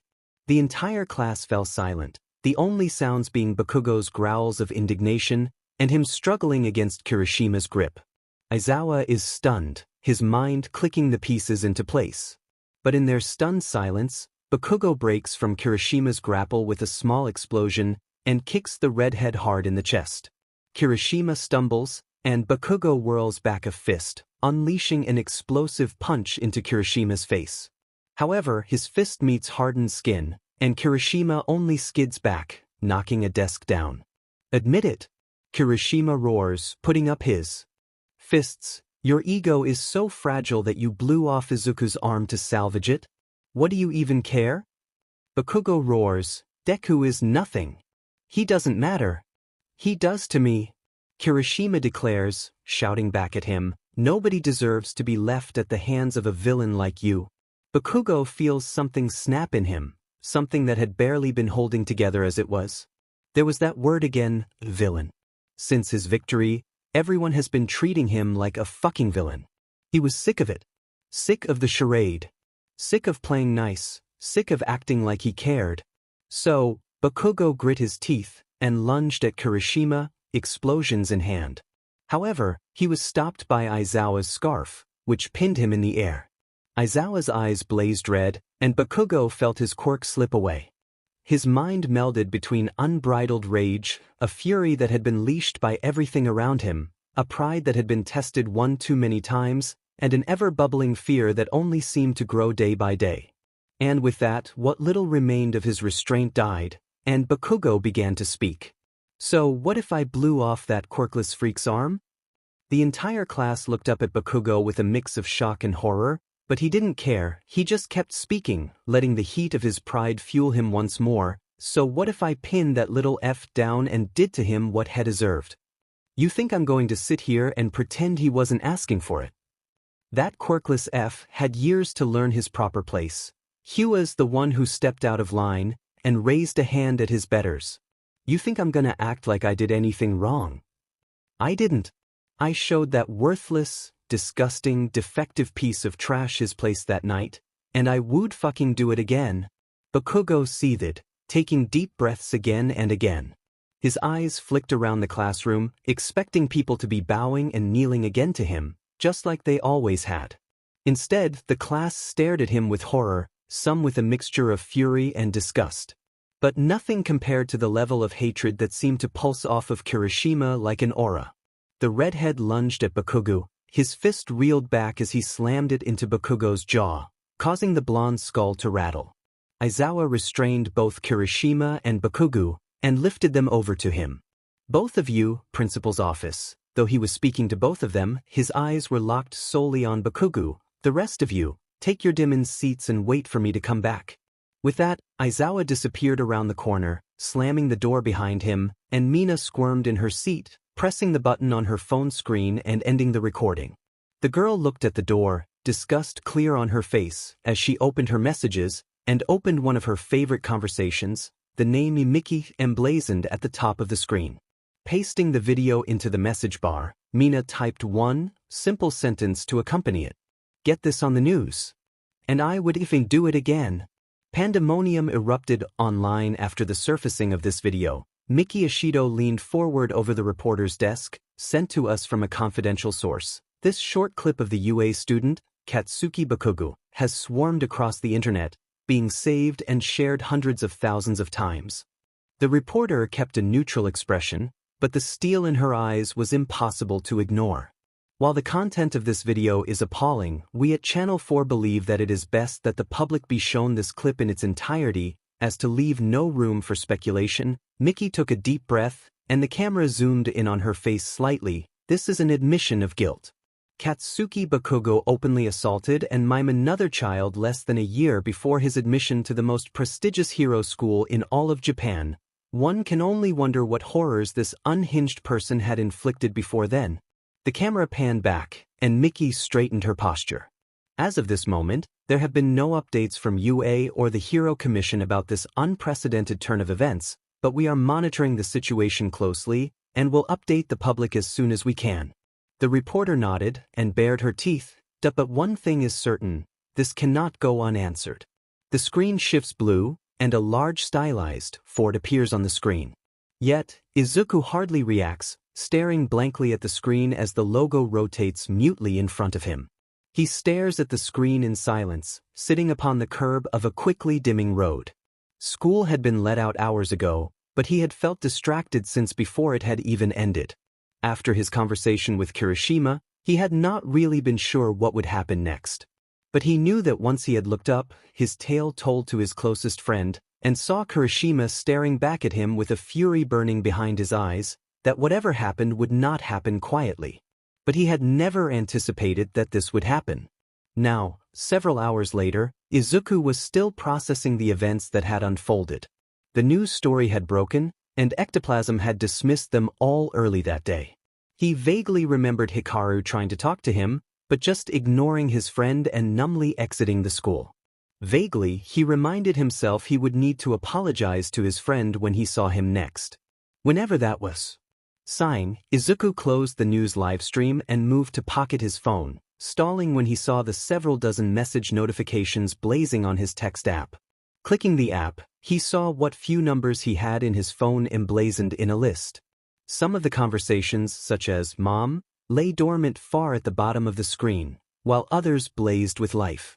A few texts from Hikaru, the only visible text being, "I'll let you have some space."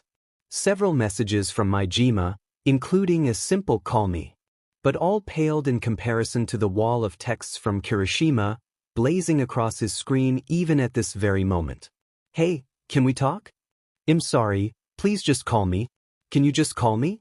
He stared at the messages with a conflicted expression on his face, still flesh hand hovering over the keypad on his phone, but he held himself back. If he did call Kirishima, what would he even say to him? What did Kirishima even want him to say? In truth, Izuku didn't even know what to feel right now. His mind was filled with a cornucopia of different feelings, so much so to the point that he didn't even really know what to do about the situation at hand. On one hand, he felt a small measure of smug satisfaction. Seeing Bakugo exposing himself for all the world to see was catharsis, to put it simply. After years of the BSRD getting away with act after unspeakable act, Izuku couldn't help the bubble of joy that stewed within his heart. However, Izuku felt a cold sadness in equal measure. He had told Kirishima his story in confidence, and had expected that Kirishima would treat his secret with respect. But instead, the redhead had marched over to Bakugo and practically announced them to the world. So, Izuku couldn't help the small knot forming in his stomach that made him feel cold and sick. But truthfully, both of these feelings were completely drowned out by a frigid, dark nihilism that polluted his mind. Since the announcement, Izuku had seen the flood of people talking on message boards and social media, overwhelming comments condemning Bakugo's actions and declaring that he deserved to be arrested. But what really brought these dark thoughts to the surface was the interview that Izuku had seen with his former principal at Aldra.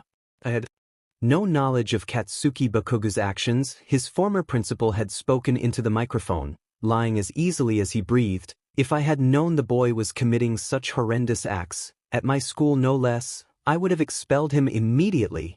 An outright lie, one that Izuku had to grit his teeth to fight the measured roar attempting to escape his throat. The man had known Diamond well what Bakugo was capable of, and had known exactly what Bakugo would do to him day in and day out. But of course, now he attempts to hide his involvement, shoving the blame squarely onto the psychotic blonde. Of course he would cut and run when things get too hot. A dark part of Izuku's mind said, "Gotta watch your own back when your actions come back to bite you." Honestly, he isn't surprised. When this all came out, he had hardly expected that hellhole to go down with the ship, but their continued deflection and dodging of responsibility was a constant reminder of how easy it is to squirm out of facing your sins so long as you direct all blame onto others. He should be happy that Bakugo is finally getting what is coming to him, but all he can think about is those who aren't getting what they deserve. Izuku sighs to himself, standing up from the curb and beginning the walk to the train station. The sun had begun to dip past the horizon. The once cloudy skies were darkening around him, bathing the world in a bleak pewter, as if to remind Izuku of his bleak mood. He hovered over the call button, a centimeter away from contacting his red-haired friend, but it was like he was frozen, unable to take that final step and actually speak with Kirishima right now. Maybe his mind was telling him something. Instead, Izuku dialed a different number and held his phone up to his ear. His attention was in front of him, seeing the bustling streets of Tokyo around him as hundreds of men and women dressed in semi-formal office wear hustled through the streets, heading home after a long day's work. He did not have to wait long. One ring was all it took for the other person to pick up the phone. "Hey kid," a familiar gruff voice barked over the phone. "How are you?" "Hi, Maija," Izuku sighed. I'm still trying to figure that one out, to be honest." "I can imagine." Izuku heard his former teacher sign into the phone. "You must be conflicted, to say the least." Izuku nodded. "How is everything going on your end?" "Good," Majima perked up. "I got in contact with the hospital, and they said that Eri will be ready to leave within a few days. So now it's a matter of convincing those BSTRDS at CPS that a single man who lives in a workshop filled with high explosives and dangerous industrial equipment is a good candidate for adoption. Izuku can almost feel the stress in Mijima's voice through the other end of the phone. It's an uphill battle. Izuku grunts, non-committally. How many other people are looking to adopt her? Not many, Mijima admits, which is sad in its own right, but it also means that competition isn't exactly stiff. The hero chuckled, I have a feeling I will win them over, and if not I can always WP out the OL, Mama charmed. What charm? Izuku snarked. Hey now, Mijima jibed, respect your elders, I'm still a hero after all. Izuku chuckled, feeling slightly better after talking with Mijima for a bit. However, he still felt the nagging storm of emotions from before, and he also had a suspicion that Mijima knew it. Hey, Mijima said after a short silence, I'm not working on anything important right now. So, if you wanted to talk? Izuku found comfort in his former teacher's stumbling question, glad that he was not the only one who felt awkward. Immediately, his mind told him to deny Mijima's request, but then his mind washes back to his house. To kneeling on the floor, a maelstrom of emotions consuming him and dragging him down into the abyss, only for the warmth of Mei's embrace to pull him back out. Izuku takes a breath for a moment, considering his words. He looks up at the darkening sky, as the clouds swirled around him. Is it weird that I don't know what I am feeling right now? What do you mean? Mijima inquired. It's just, Izuku paused, carefully choosing his words. Realistically, I should be happy, right? Bakugo is finally facing some level of karma. People now see what a monster he really is, and while part of me is happy, I can't help but feel upset. Upset at Kirishima? Mijima asks. No, Izuku immediately denies, but hesitates. Well, maybe a little, or maybe a lot. Izuku finally admits, sighing as he stretches his arm above his head. The streets have died down, and the dark city seems almost peaceful as he rounds the corner, heading for the station. I know he meant well, Izuku defends his friend, looking down at the sidewalk, but a part of me feels betrayed by what he did. Izuku gazed up at the buildings around him, monoliths of the modern age standing resolute in their formidable stature. I told him that in confidence, it trusted him, and the first thing he does is goes and attacks Bakugo, shouting it out for the world to hear? It wasn't his secret to tell, the green-haired boy sighs. I don't know, am I being ridiculous? Izuku asks Mijima, who had been stone silent until that point. I think you're going to process your own feelings however you will, Mijima answered, causing Izuku to furrow his brow. That doesn't really answer my question, Izuku says, neutrally. Well, it's like you said, Mijima groans, he probably meant well, but we both know Kirishima is a little bit more than impulsive. From what it seemed like in the video, he probably let his emotions get the better of him. I doubt he was intending to air your past like that. So you think I should forgive him? Izuku asks, raising a brow. I think you should talk to him, at least, Mijima explained. I have a feeling that you haven't spoken since the incident, have you? Izuku sighs. No. I'm not telling you to play nice, Mijima elaborated, nor am I saying you have to forgive him for what he did, but I do want you to at least remember why I got so angry. Kirishima cares about you. You're important to him. In the short time I knew him I had never seen him so angry, so clearly what you told him lit a fire in his heart, and he acted upon it without thinking his actions through. Sound familiar yet? Yeah, Izuku sighed, looking down at his arm. Still, I don't know if I can forgive him, not yet. Then don't, Mijima answers, bluntly, but at least talk to the kid. Give him a chance to explain himself, and if you aren't satisfied with the answer, then don't accept his apology. So just cut him off? Izuku grunts, hating that idea as well. Cut all ties and move on? That doesn't feel better. I didn't say that, Mijima sighed. Izuku, I think you're still processing what happened. My advice? Take some time to really think about it, let it stew in that big brain of yours until you find a solution that you think is best. The older man grunted, and Izuku heard shuffling as he presumably stood from his desk. I say at least give him a chance to explain himself, and decide what to do from there. Izuku thought about Mijima's words for a while, stirring on his former teacher's logic for a moment or two, before he nodded to himself and answered the phone.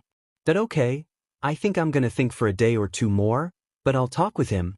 Good, Majima sighs in relief. For what it's worth, I think you and Kirishima are good for each other. You seem a lot happier lately. The support hero snickered to himself. Besides, any friend who willingly gets into a fistfight like that is a friend worth having. On that note, Izuku rolls his shoulders. I'm surprised you didn't have a similar reaction. I was worried you might try to kill Bakugo yourself. Oh, trust me, Majima growled. When I found out through the news, I was ready to dig a tunnel under his house and collapse the whole structure while he was sleeping. The hero let out a deep breath. But I stopped myself, figuring I ought to focus on you right now, rather than my own anger.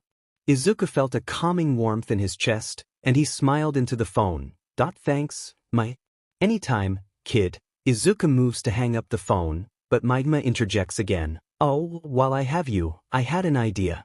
Should I be scared? Izuku quips.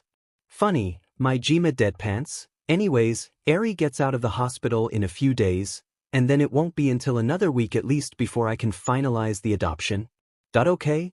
Izuku raises a brow, unsure of where he is going with this. And the culture festival is happening in 3 weeks, Majima states, finally getting to the point. I think it would be a good chance for Eri to get some time outside and have fun, and I imagine that she would want to be there with you. A small smile creeps onto Izuku's face. I think that's a great idea, Majima. Awesome, the former teacher lets out a breath of relief. Honestly, I wasn't sure you would want to go. Izuku pauses and nods. Honestly I don't, but you're right, it would be good for Eri to get out and socialize, plus I think she might like the celebration. I heard that the hero course is working on putting together a performance. Perfect, Majima yawned. We can work out the details later. For now, you should probably be getting home. It's late and you have school in the morning. Yeah. Izuku rolled his eyes. Good night, Grandpa. He hears Majima's brief cry of indignation before his thumb presses the red end call button, and he pockets his phone.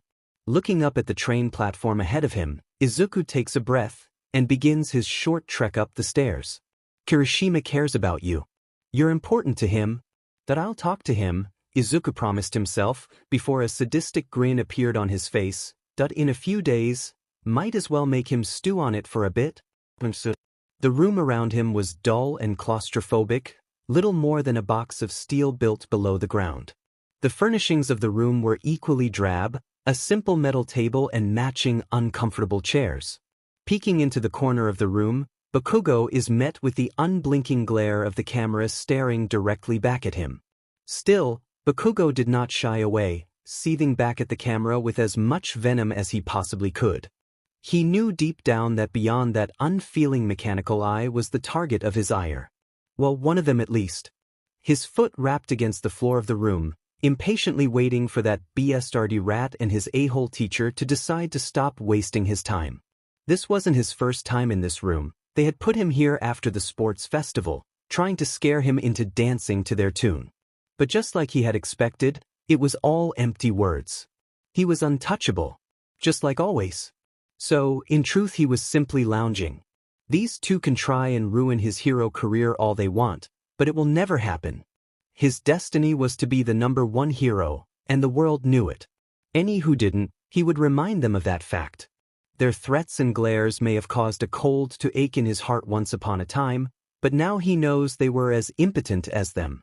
Just because they liked to pretend he had done something wrong doesn't mean they were right. It just meant they were jealous and trying to tear him down. Well, it wouldn't work. And all Bakugo had to do was sit and wait for them to come back in here, tail between their legs, and tell him he is free to go. They sure are trying to make me sweat though. Bakugo smirked, leaning back in the chair and putting his hands behind his head, legs swinging up and slamming his heels down on the metal table. I've been here for hours. Why don't they just get on with their stupid posturing and stop wasting my precious time? I have a future to build. As if on cue, the door clicked open, and in walked his captors. Bakugo lazily swerved his eyes towards them, barely acknowledging their presence. It wasn't like they were worth his attention. They liked to play that they were in charge, but he learned from his last school that it was all an act. They would never do anything to slight the future #1. His reputation mattered far too much. Honestly, if it weren't for their status as the #1 hero school, Bakugo would have left a long time ago. The other academies have to be dying to get their hands on him. Ah, Nizu chirped, I trust one haven't kept you waiting too long? Bakugo puffed air from his mouth, refusing to answer them. His eyes flicked between his principal and homeroom teacher, who stood in the back of the room, eyes locked on his student. These clowns want to waste his time? Fine. He can waste theirs right back. However, Nizu pulled up a chair and crawled into the seat opposite him. Well, no matter, Nizu's expression was as withdrawn as always, not giving Bakugo any sign of what he was thinking. That same mask of a smile that the rat always seemed to wear was coating his face, just like always. The only difference was he didn't fear the rodent anymore. They both knew how powerless he really was. I promise I will make this quick, Katsuki Baku, Nizu assured. This will only take but a few more minutes, and you won't even need to say anything if you do not wish.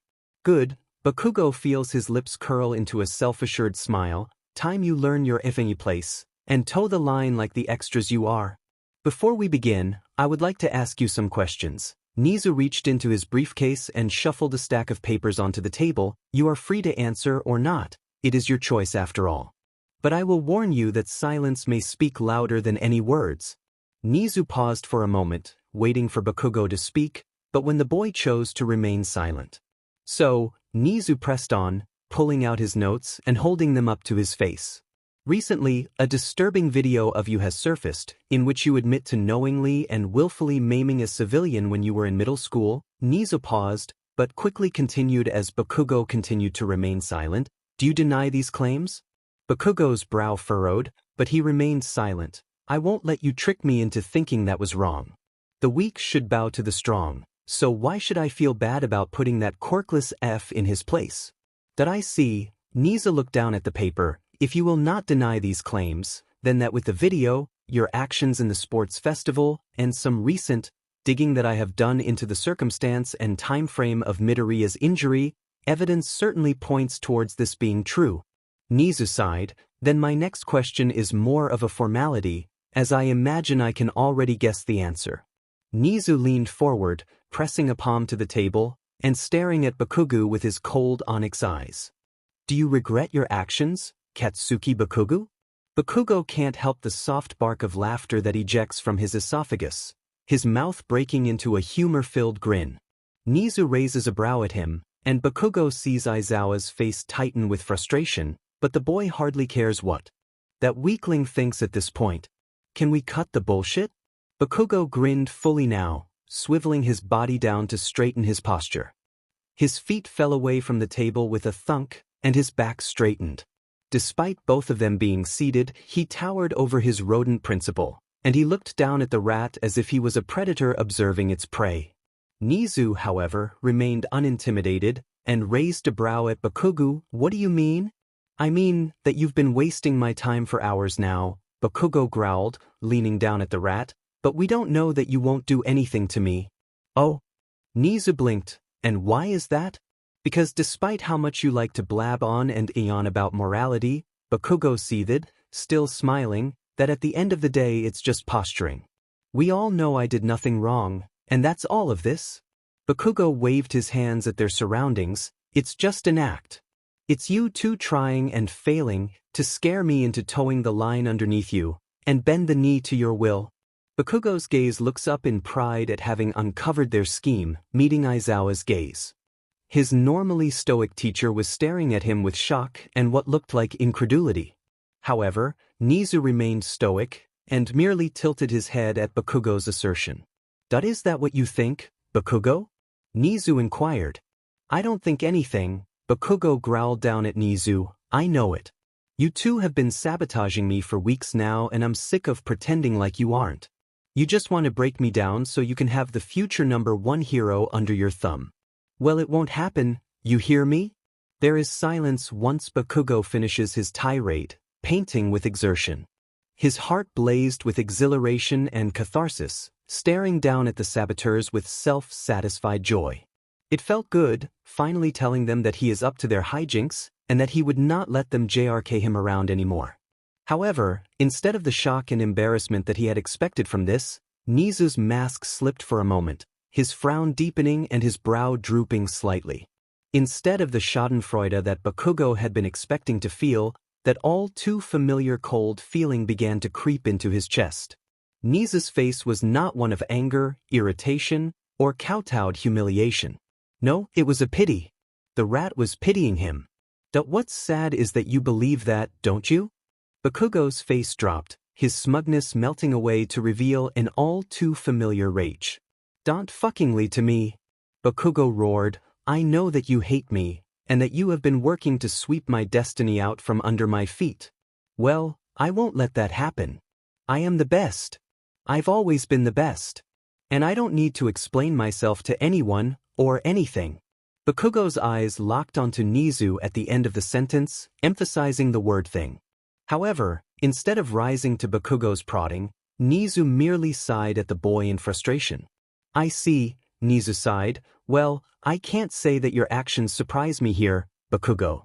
In truth, this is about all I had expected from you. A shame you couldn't prove me wrong. Bakugo bit back his next string of insults, instead smirking down at the rat once again. Whatever. Just give me another impotent threat and send me on my way. We both know you won't do anything to me. Maybe once upon a time, that was true, Nizu nodded, but you see, things have changed. Nizu pulled out his phone and clicked a few buttons, before flipping the phone around for Bakugo to see. MDM President, a reporter shouted over the crowd. What is the Hero Commission's official stance on Katsuki Bakugo, given new revelations? The Hero Commission thoroughly denounces the actions of Katsuki Bakugo. The stern women spoke into the microphone. We believe the actions that he committed upon the quirkless boy are heinous, shocking and vile, and do not represent the values of heroism that we at the Commission hold precious. You say that, ma'am. Another reporter, this one a young man, spoke up, but previously in statements given to the public you actively defended, and some might argue endorsed, Katsuki Bakugo as a promising young hero. Have recent divulgences changed your opinion?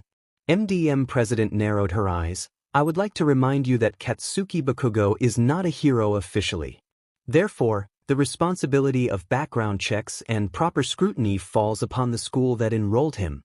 Forgive me, MDM President, a stern woman stood up, but that statement conflicts with statements given by Principal Nizu himself. The woman opened her notepad. Nizu spoke on an evening talk show, and stated that the Hero Commissions believed that Bakugo had the potential to become the next symbol of peace. MDM President's face twisted slightly in frustration, the first sign of emotion that she had shown the public. My statement is as follows. MDM President presses on. As of this moment, the Hero Commission actively denounces Katsuki Bakugo, and my sincere hope is that UA will follow suit. Cameras flashed as the woman leaned away from the stand, footsteps softly echoing as she walked down behind the stage, her face twisted into a scowl. Bakugo stared at the screen, numbly, as if observing an illusion. The contents of the video were still not registering in his mind, and instead he found himself at a complete loss for words. However, one thing he knew for certain was that the creeping cold that was beginning to grip his heart had all but consumed him. That same numb pulsing of fear that had been taking root like a parasite within him was now permeating through every single cell in his body. Bakugo, Nizu shook his head, pulling his phone back. The most pathetic thing about all of this is that you think I had to do anything in particular to destroy you? Bakugo looked up at Nizu, numbly, but the only person responsible for what is happening right now is you. Bakugo shouts, though it sounds more like a whimper, it's all Deku's fault. He's trying to destroy me. He wants to tear me down to his level. You have to see it too, right? Midoriya's not the one who brutalized a civilian, Nizu rebutted. Plus it isn't Midoriya who made the Hero Commission denounce you, nor did he make us expel you from this school. Bakugo felt something in his heart shatter. His gaze turned up to Nizu, who standing in his chair was now standing above the slouching boy. Why you can't? Bakugo roared, trying to reignite the anger that had nourished him for so many years. You can't do this to me. I'm the best. I'm number one. The greatest to ever live. You can't do this. It isn't right. What isn't right, Nizu growled, stepping onto the table, is that you got away with it for so long, but it seems that even though justice likes to take its time, it does still exist. The diminutive chimera stepped off of the table, hopping down onto the chair before jumping once again onto the floor. Your ID has already been disabled, Nizu informs. We expect that you will return it along with your uniform within the next week. Your parents are waiting for you in the observation wing as we speak. Nizu looked up at the corner of the room, towards the camera. I'm sure after your little performance, they have much to speak with you about. Bakugo froze, his gaze twisting up to the camera that he had once been glaring at with such confidence. Now his gaze is one of fear and confusion. It isn't until Nizu exits the room that everything finally crashes down on him. For the first time in his life, Katsuki Bakugo knows what it is to feel helpless. The sun had finally ceased its battle with the horizon, dipping under the earth and plunging all of Japan into darkness. Streetlights blossomed to life, glowing in the gloom of the cloudy evening. However, all over the city, lights were on in buildings and homes. One such building was the second floor of a tea shop, where an apartment made roost above the cozy store. Within that apartment sat a man, silver of hair with a steely cobalt gaze. His hair was well-groomed, and he possessed well-styled facial hair. He wore a well-fitting dress shirt, buttoned up to just under his neck, and overalls connected to black dress briefs. Danjuro Tabita held one hand on his teacup, glass raised just above the small plate in his other hands. However, his attention was focused solely on the screen. It was a video that he had seen before, but it had been all over the news for several days now. Two civilians falling to their deaths, only for an armored figure to swoop in and save them from their grisly fate, a small child clinging to its back like a baby koala. The armor was thick and Spartan in philosophy, a relatively simple and dull design, which served far more functionally over fashionably. In truth, the most flashy thing about the armor was its capabilities, not its appearance. So why had the news been obsessing over this boy for so long now? Danjuro didn't mean just this event either. This boy, Izuku Midoriya, had been in the news for over a month now. When he had first heard of the boy, it had been in the aftermath of the sports festival. Danjuro had chalked the entire thing up as another example of someone flying too high, only to get thrown down to earth as a reminder that you are only what God allows you to be. But since then, Izuku Midoriya had continued to be in the news, continued to make a name for himself, whether it be staring down the hero killer and declaring himself different, or soaring over a Yakuza base, carrying a little girl on his shoulders. It seemed like Midoriya had a knack for staying in the zeitgeist of their society. And it irritated him to no end. This boy makes news so easily, like it's second nature to him. It seems like every time he steps outside, he is moved into some escapade bound to make national headlines all across Japan, and yet here Danjuro sits, trying everything he can to draw eyes to him, from his flashy outfits to his videos documenting his crimes, and still hardly anyone knows who he is. What was Midoriya's secret? Danjuro sighs, and shakes his head, rewinding the footage once again to just before the rescue. He hits play again, just like the dozens of times before he had done just that, and watched the entire thing play out. He sees the people falling, eyes unblinking as the mechanical man rockets in from just out of shot, but, instead of grabbing the people and saving the day, Danjuro's mind shifts, a memory melting over his gaze, plastering itself right into the forefront of his consciousness. Instead of an armored boy, it was a hero with blue wings and black hair. Instead of catching the civilian and saving the day, he sees the visage of a young boy, with silver hair the same as his own, bouncing up on elastic air platforms to try and help. He sees those same air platforms catch the winged hero dead on, who loses their balance and is thrown off track. The worker continues to fall, down and deeper down still, until he hits the ground with a sickening crack. He hears the gasps in the crowd, he turns to them, trying to process what had just happened, and sees nothing but anger and shock staring back at him. He would never forget their faces, the humiliation and dread that had blossomed in his heart that day, that same dread that had never left him since then. Blinking once, Danjuro is pulled back from his memories. He had paused the screen just before Midoriya had saved the reporter. His cobalt eyes harden, looking at the armored boy with a searing heat. What makes your actions so different from mine? Gentle? Danjuro hears from around the corner. Turning, he sees a familiar river of red hair trot around the corner. The small woman turns to face him, eyes shining and smile bright, just as she always gazed upon him. Danjuro smiled at her, standing up from his chair. Yes, La Brava? Danjuro spoke verbosely, trying to drown out the thoughts from his previous brooding. Do you need something? La Brava looked down, foot tapping lightly against the floor. It's getting late, so I made you some chamomile tea. I know that you like to drink it before bed, so. She trailed off, eyes looking up at Danjuro with some hesitation. Danjuro blinked before looking up at the clock and gasping with alarm. Heavens, Danjuro gaped, I hadn't realized the time. Apologies, La Brava. Thank you for making tea for us. Of course, the diminutive redhead chirped, I would do anything for you. Danjuro smiled, but felt a knot form in his heart. He knew she wasn't joking, and that fact scared him still. I still need to clean up, so off to bed, La Brava. His eyes turned to steel, gazing down at the short woman. Don't we have a busy day tomorrow? Do you have the camera prepared?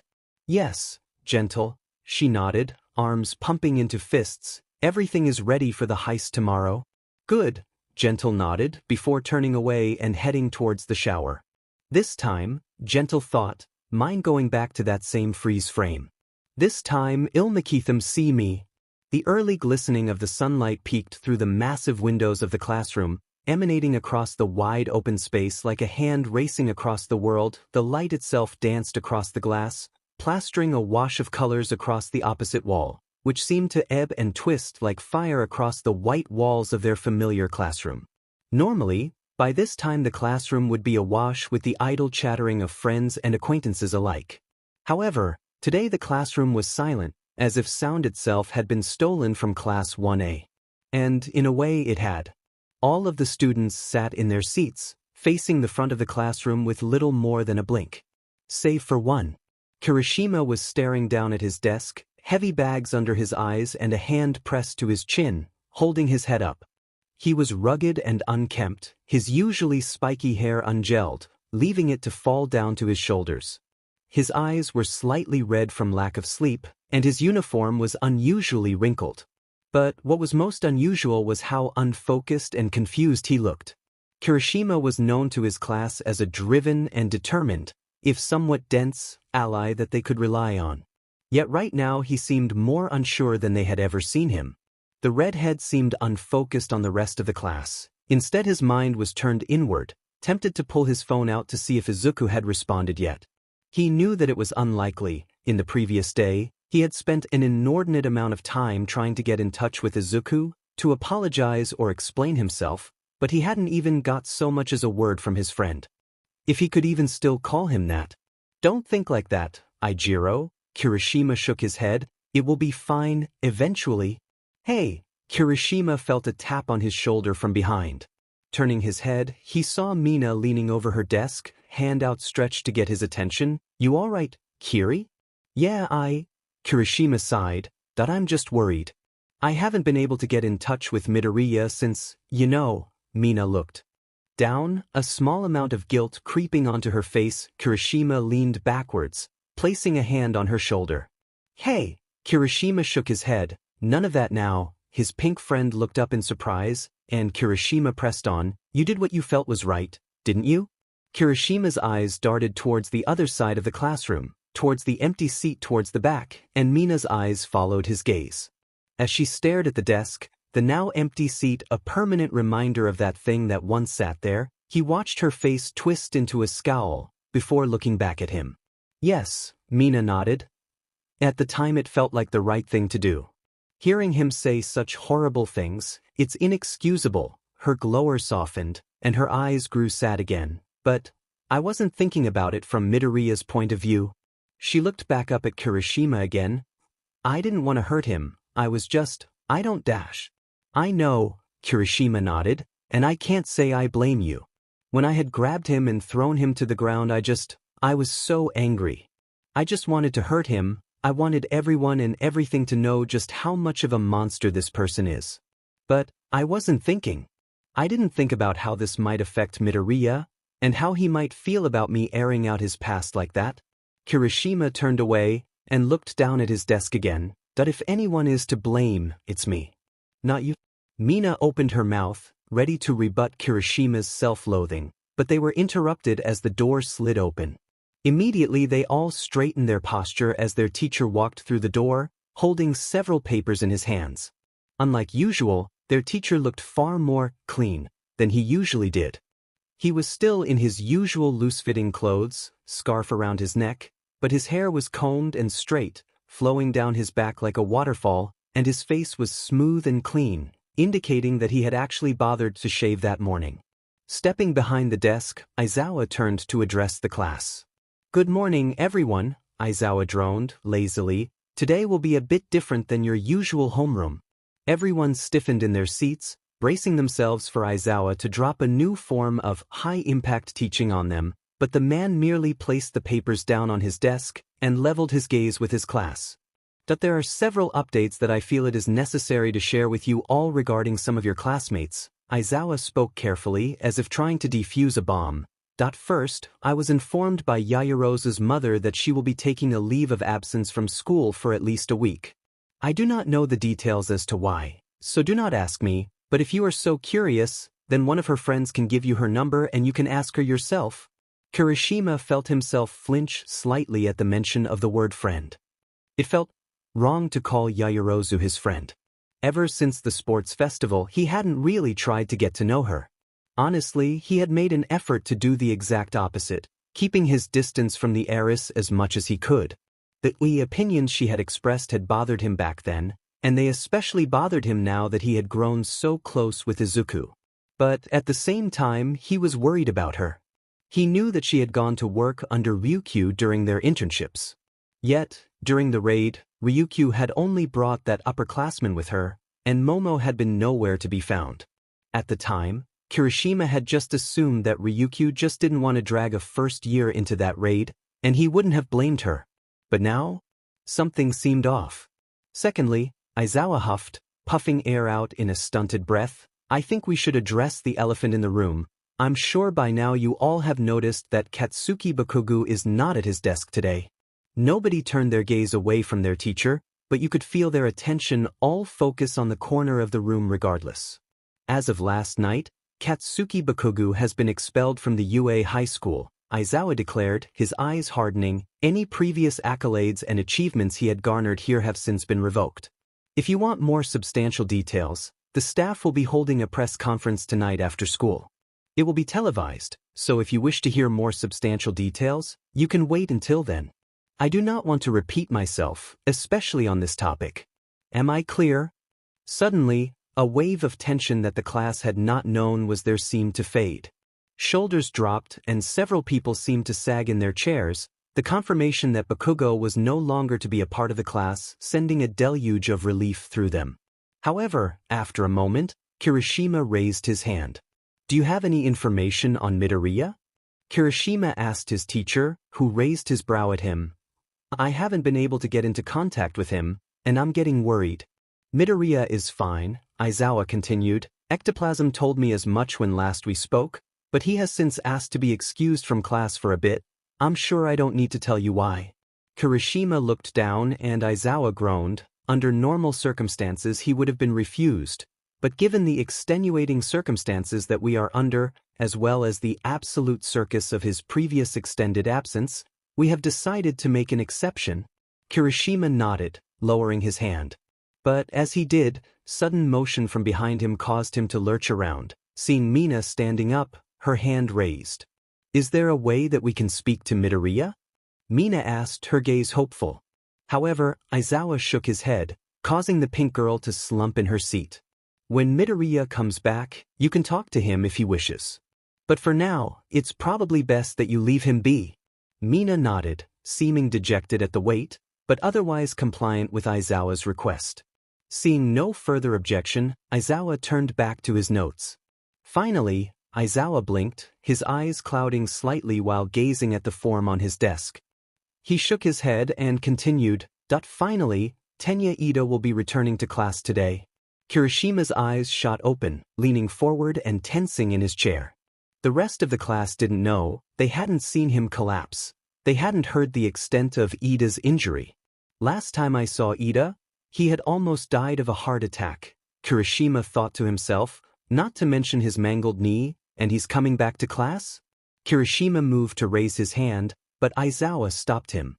Let me make this clear right now. Aizawa held up his hand. Ida is only returning to class in a very limited capacity, at least until some details are worked out. Aizawa looked down, taking a deep breath, before looking back up. That being said, I expect you to treat him the same as you did before, understand? There were several murmurs from around the classroom, people speaking in confusion to one another, hushed whispers carrying gossip in the wind. It's only when Aizawa slammed his hands into the desk that people actually calmed down, straightening their posture and sitting at attention. Aizawa waits for a moment, eyes glowing red, before he deactivated his quirk and nods. He turns to the door and opens it, leaning out into the hallway. You can come in now. Aizawa stepped back a pace, holding the door open. From the hall, Kirishima heard a strange set of sounds. One was the all-too-familiar thought of a shoe against the floor, but the other was far more stunted. It did not sound off in sequence with the footfall, instead being off a moment or two.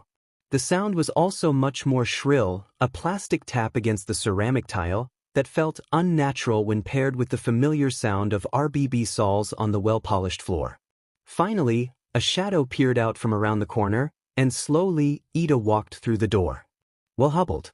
His right leg was suspended in a sling that was hooked onto his belt loop from behind, holding the limb upward. Wrapped tightly around his knee was a thick gauze pad that seemed to completely lock the leg in place. Touching the ground in its place was a steel crutch, held firmly in place under his armpit. His summer uniform exposed his arms, and the base of his neck, revealing more bandages wrapped around him. Kirishima winced at the row of red spots that ran down his arms, remembering the way that the exhaust pipes had ejected from his skin, and the gaping ulcers that had been left behind. It was clear that they had still not fully healed, and Kirishima knew that for every hole visible on his arms, there were a dozen more hidden under his clothes, lining his legs, sides, torso, and even his abdomen. But the most shocking thing to Kirishima was Ida's face. His mouth was marred with rough, patchy skin, clearly denoting burns, that ran from his chin to just under his nose. His bottom lip was nearly gone, having been burned away by the flames that had been emanating from his mouth during his triggered rampage. The burns ran up as high as his cheek, liking at the joint where his ears met his skull, and the boy's closely cropped hair did little to hide the damage that had been done along the side of his head. His left earlobe was almost burned away, and the rest of his ear was left malformed and gnarled, sitting on his skull like a tumor. There was a soft gasp from the far end of the room, and Kirishima's head flinched towards the sound. Uraraka was at her desk, hands over her mouth in a shocked gasp. Kirishima turned to observe the rest of his class, only to see nearly all looking at Ida with the same amount of shock and horror. Kirishima, for his part, merely looked down, not wishing to see the state of his classmate. Ida turned, looking at the desk behind Uraraka, and slowly began to hobble his way over to the seat. The soft think tap of his mismatched locomotion echoing across the classroom like a gavel against wood. Nobody dared address their blue-haired classmate as he marched towards his desk, with most unsure of even what to say. Eventually, he turned the corner into the lane of his desk, but he grunted with pain as his still-functioning ankle twisted uncomfortably, causing a spike of pain to shoot through him. He recovered and moved to his desk, but stopped as he looked down at the chair. He looked down at the seat for a moment or two longer, before turning back up to Aizawa. Is it all right if I stand? Ida's voice was hoarse and ragged. It's clear that the heat from his overcharged quirk had a negative effect on his vocal cords. Kirishima dreaded what else that drag destroyed. Aizawa nodded, and Ida gingerly slipped his bag off of his left shoulder, placing it onto his seat and unzipping, placing his notebook on his desk and slightly leaning over it to write. Aizawa stared at Ida for a moment longer, before turning to the rest of the class. Now, with those out of the way, Aizawa pressed on, let's move on to today's lesson. The sun had reached its lowest point in the sky, and the summer heat was reaching its peak of the season. However, inside of his father's garage, Izuku was used to the heat. With the garage door open, he stood in the smoldering cement room, hunched over his desk, soldering iron in hand. Dressed in nothing but a tank top and shorts, Izuku relished in the smell of burning metal as he seared the wires together. All right, Izuku nodded, lifting his head up and picking up the device. Time to test this out. Walking over to the opposite side of the workshop, Izuku loomed over his other project, a thick, metal chest plate sitting on a mannequin torso. The chest piece was unarmored, being mostly a prototype. However, underneath where the plating would eventually be lay several rows of hexagonal carbon fiber sheets, tightly conformed to his body shape. The thick fabric tightly interlocked into a quilted shirt and riveted into the chest plate itself. Getting his hands on this much-coveted fabric was a process, but he had to thank Majima for having the hookups necessary to make this happen. And also for not bothering to change his passwords. Hey, Izuku thought, better to ask forgiveness than permission. Shrugging to himself, he approached the rear of the chest piece. The exoskeleton of the chest piece extended several centimeters off of the carbon fiber weave, molded from a thick frame that ran along his shoulders, waistline, neck, and sternum. Along the back ran several pistons and hidden hydraulics. Upgrading the hydraulic cylinders will be a chore, but in doing so he would be able to open the rear hatch faster and easier, potentially saving him time in actually climbing into the suit. Hopefully. That or it immediately jams and he gets stuck inside. Problems for another day. Izuku shakes his head, focus on the task at hand. Turning his attention to the backplate, Izuku notes the new addition of several pockets hidden within the exoskeleton frame itself, running down his spinal column, shoulders, and flanks. Each square cutout was no bigger than a finger's length, but within each of them were small pistons, each wired up to the internal components. Reaching down, Izuku grabs a large button, with its cable running into the chest plate and pushes his thumb down on it. He listens as the soft tune of a machine whirring to life begins to bellow out from the chest piece, the hum of electricity reviving the mechanisms and causing the diagnostics to run. He watches as several small flippers and dials began to whir, and the pistons hidden in the back of the exoskeleton extended fully, popping out of their hidden warrens and revealing themselves for all to see. All right, good start, Izuku nodded, before shutting off the chest piece. Now I just need to. He trails off, leaning over the chest piece and reaching down just under the sternum. With a soft huff, he wrenches the plate free and reveals a motherboard wired into the sternum plate, along with several wires running up its length and branching off in different directions. There you are. Grinning, Izuku firmly grasps the motherboard, and with a firm tug, wrenches the circuit board free, and begins the process of unhooking the wires from the chest piece. Okay, Izuku huffs, now I just hook this into place. Hooking in the new motherboard, Izuku slots the circuit board into place, and then pops the plate back into place. Grasping the button once again, he presses down with his thumb, and listens for the hum of machinery for a second time. However, unlike before, the machine whirs to life significantly faster than before, the pistons extending in an instant, and the diodes and turnstiles were to life, alive with motion. Izuku felt a buzzing in his pocket, and chuckled to himself, Majima must have seen the order for the carbon fiber. Grabbing his phone from his pocket, Izuku unlocked it and checked his messages, expecting the usual tirade from his former teacher, but instead he felt a lump form in his throat as he stared down at the message that awaited him. Why are you on the news again? The text conversation had been dormant for nearly 2 years now, not a single message exchanged between the two of them. His mother had been a phantom to him for so long now. The only sign that she still lived is that the bills were paid and some money was deposited into his account for food every week. Now, as if out of nowhere, she finally reaches out to him, and that is the first thing that she asks? Not, are you okay? Not, how are you doing? Not even, is that a new arm you've got there? No, he knew exactly why she was asking that. He would be a fool to believe she just hadn't seen the news for the past few months. First the events of the sports festival, then stain and overhaul. Hell, he knew the hospital had tried to contact her, only to be left unanswered. He knew exactly what his mom was really asking him. Why can't you stop drawing attention to yourself? Gritting his teeth, Izuku shoved his phone into his pocket, turning his attention back to his work, ignoring the bubbling of anger growing in his chest. If she wanted to walk out of his life then fine, but she can't just butt in when it becomes an issue for her. Somebody is busy, a voice called out from the open door frame. Izuku flinched, turning around to face his visitor. Immediately upon laying eyes upon them, he tenses and slowly takes a half step back. Two familiar figures stood in the open garage door, staring at Izuku with complicated expressions. The first had his arms crossed over his chest, his face twisted into a smirk. He wore a dark shirt and a soft green tie, as well as plaid slacks of green and pewter. His umber hair was longer than Izuku remembered from middle school. His fingers were longer than normal fingers, extending outward past his elbows. Izuku remembered the feeling of Yuto's fingers holding him down, gripping his form tightly as they pinned him to the lockers. The heat collected in Bakugo's palm as they cackled at his misery. The second figure seemed far less sure of himself. Wearing a matching uniform, the other boy's shoulders were drawn inward, and his eyes seemed to dart around the garage as if trying to spot any traps. His hair was spiked and wild, bushing out over his head in stunted bursts. Izuku's eyes locked onto the boy's jaw, which was slightly distended.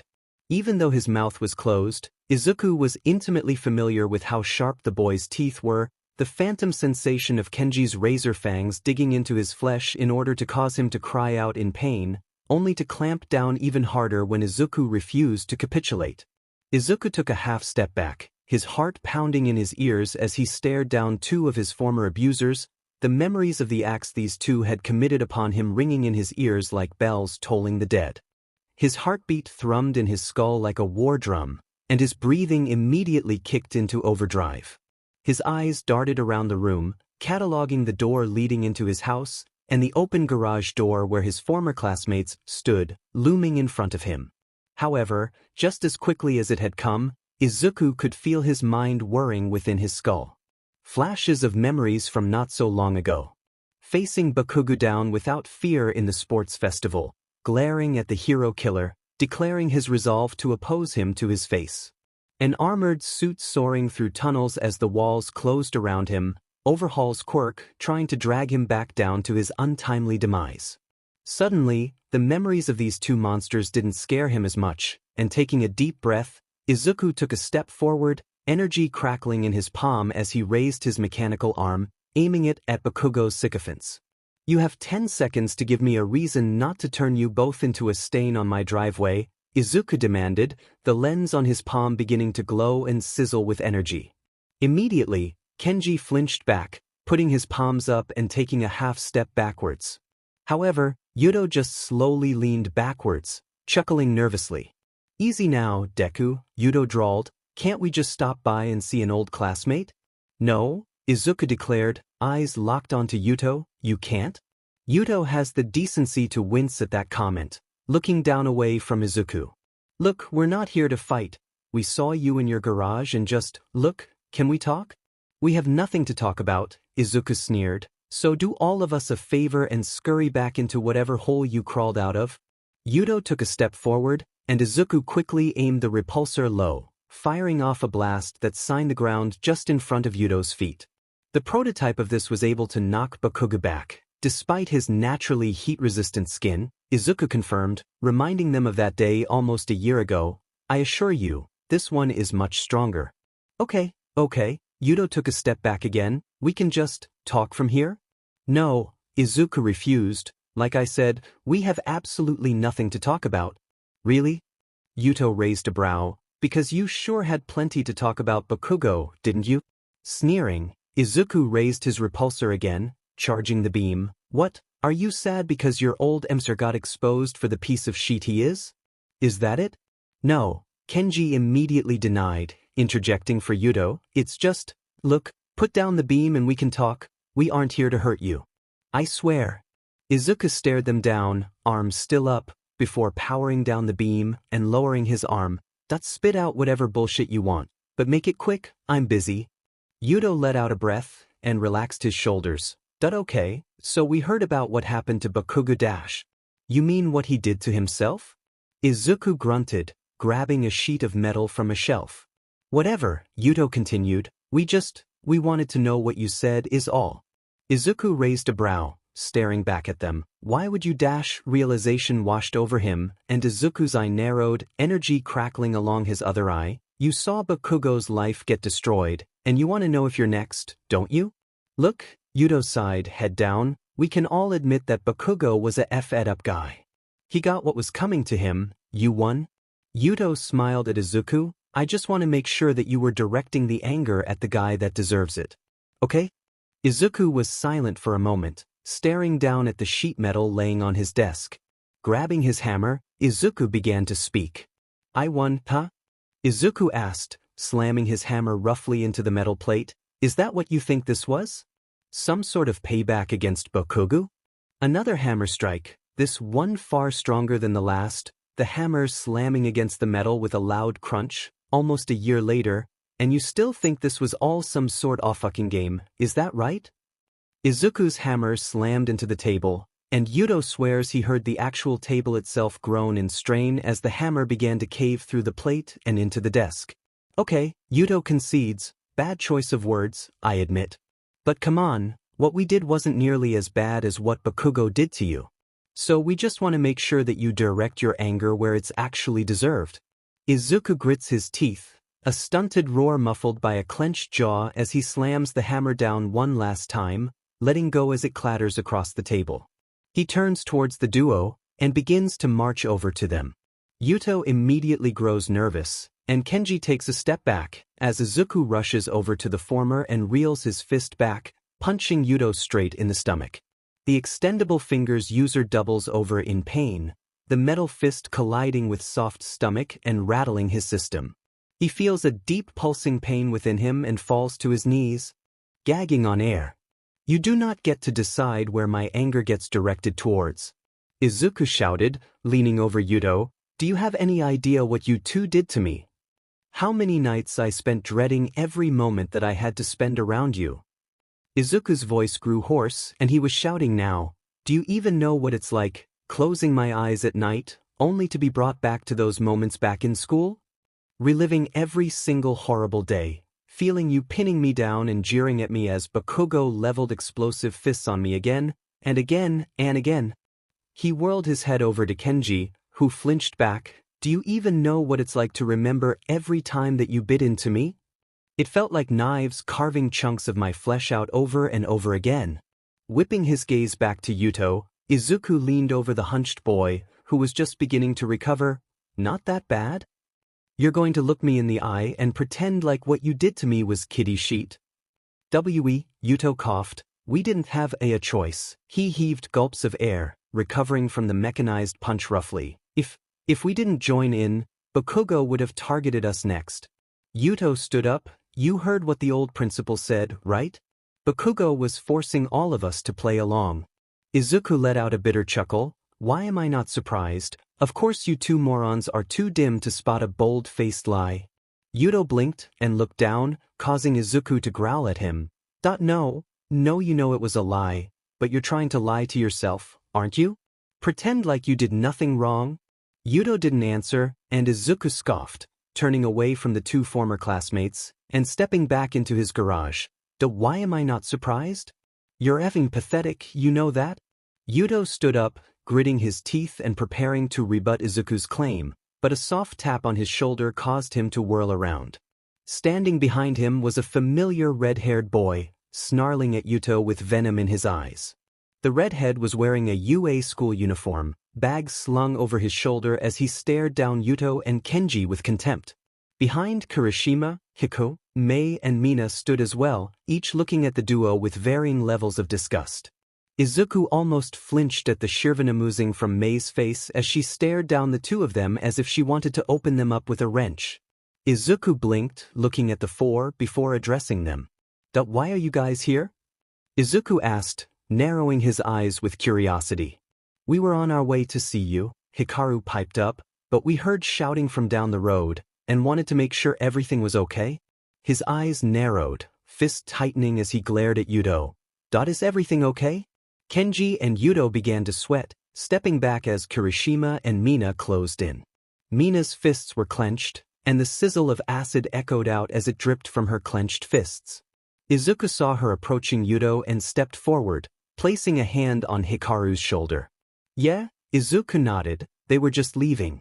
Izuku glared at the duo, who immediately flinched back. Isn't that right? Why yeah? Yuto coughed, tugging Kenji's shoulder. We're leaving. No point in being here anymore. The two turned and began swiftly walking away from the garage, heading out towards the street, before Izuku called back out to them. Hey! Izuku barked, causing the two to flinch and slowly turn around. I didn't say anything about you, okay? Yuto and Kenji blinked, staring at Izuku in shock. So do me a favor and leave me alone, okay? I want nothing to do with you, or any of the people from that place anymore. Izuku looked down before looking back up at his friends. You two aren't innocent, and I don't expect you to change. I'm sure come tomorrow you will both be back to your same old routine of trying and failing to pretend like the last 10 years were just some sick game mixed with light hazing, but I don't care anymore. I just want you to stay away from me. Got it? Yuto looked at Izuku, narrowing his eyes into a glare, before huffing and trudging down the street. However, Kenji stalled for a moment longer, his expression pensive and almost forlorn, before shaking his head and following down the road. Once they were sufficiently out of sight, Izuku let out a breath he didn't know he was holding and turned towards the group. Immediately, he was met with the still new feeling of Mei immediately approaching his side, wrapping her hand around his wrist and pressing herself close to him. Izuku fought the blush that was forming on his cheeks. Okay, for real now, Izuku tilted his head. Why are you here? I was being serious, Hikaru puffed, crossing his arms. You didn't show up to school and didn't send so much as a text. We were worried, Midoriya. Izuku had the decency to look guilty. That's sorry, I had a lot on my mind I guess. I'll say, Kirishima added, looking behind him. What do you have going on back there? Oh, Izuku stepped back, Mei letting go of his wrist. It's a modified exoskeleton with collapsible thrusters. Izuku walked over. I noticed that concentrating all of the move from the MK2 made it unwieldy and difficult to adjust speeds properly. So, instead of exchanging every thruster already present for modified thrusters, I figured we could try adding afterburners to the chest piece to act as secondary move. That way I can activate more of the boosters in stages to achieve varied acceleration. Kirishima and Mina stared at him, blinking blankly as they tried to absorb what Izuku said. However, Mei had already rushed over to the chest piece, grinning madly as her eyes rapidly telescoped in and out all over the skeleton itself. Hikaru hummed, nodding to himself. That definitely works, Hikaru sighed. Plus it would save us a decent amount of time. What about the carbon fiber underweave? Mostly for added protection, Izuku shrugged. When I was fighting Ida, the plates began to fail. I had to rip them off myself in order to maintain my breathing, but it left my body pretty badly exposed. I figured an extra line of defense wouldn't hurt. Mei turned back to Izuku, pouting as she gripped the chest piece. You should have waited for classes to be over. I have so many ideas for this baby. I didn't know you were coming, Izuku huffed. You guys just showed up unannounced. Mei blinked at Izuku before looking down at her feet. Do you not want us here? Izuku blinked at her before looking around at the quartet standing in his garage, and he found that the feeling of turmoil that had been stewing within him had begun to fade, a soft warmth spreading through him like a warm blanket on a winter's night. No, Izuku shook his head. You guys can stay. Mei let out a little squeal before turning her attention back to the exoskeleton, cataloging his handiwork. Hikaru walked over, trying to keep her in line as his fellow support students immediately began theorizing how to improve upon his design. Izuku grinned, letting out a soft breath from his nose, before he felt a hand lay upon his shoulder. Hey, Kirishima grunted, looking at Izuku. Can we talk? Both of us? Izuku looked between Kirishima and Mina, both looking down with small measures of guilt, and immediately knew what this was about. Yeah, sure. Izuku turned towards the other support students. Hey, I'll be back in a moment. Takeru, you're in charge. Mei let out a small grunt of indignation, but Izuku ignored her antics and led Kirishima and Mina into the house. Passing by the bathroom, the door still opened, Mina whistled. To herself, looking at the shattered mirror. She gaped. What happened there? Izuku looked down in embarrassment. He stammered. I had a rough day. Mina blinked, looking back at the mirror, before her expression dropped a bit. Oh, she looked down, sorry. It's fine, Izuku shrugged. So, what did you dash? He barely had time to turn around before Mina bowed low at her waist, head nearly smacking into the kitchen table. I'm so sorry. Mina cried out, eyes closed. It was me that leaked the video to the press. Izuku blinked in realization, before stepping back and taking a deep breath. Ah, Izuku nodded. In hindsight that makes sense. It was your sister that leaked the story, right? Mina stammered. When I heard what Kirishima said, I was just so angry. The pink-haired girl raised her torso, straightening her back out. But I wasn't thinking about how this might affect you. It's your story, and it should have been your choice if it goes public or not. So, I'm sorry I didn't give you that choice. Izuku stared at her for a moment longer, before turning to Kirishima, who refused to meet his eyes. After a moment, Kirishima turned his head upward, staring at Izuku dead on. You told me something in confidence, Kirishima began. You trusted me to hear you out and shared a secret with me that you hadn't told anyone else. Kirishima grit his teeth, fist clenched and shaking with frustration, and I just went and shared it with the whole world, like it was nothing. As soon as you told me what that monster did to you, I just wanted to make him pay.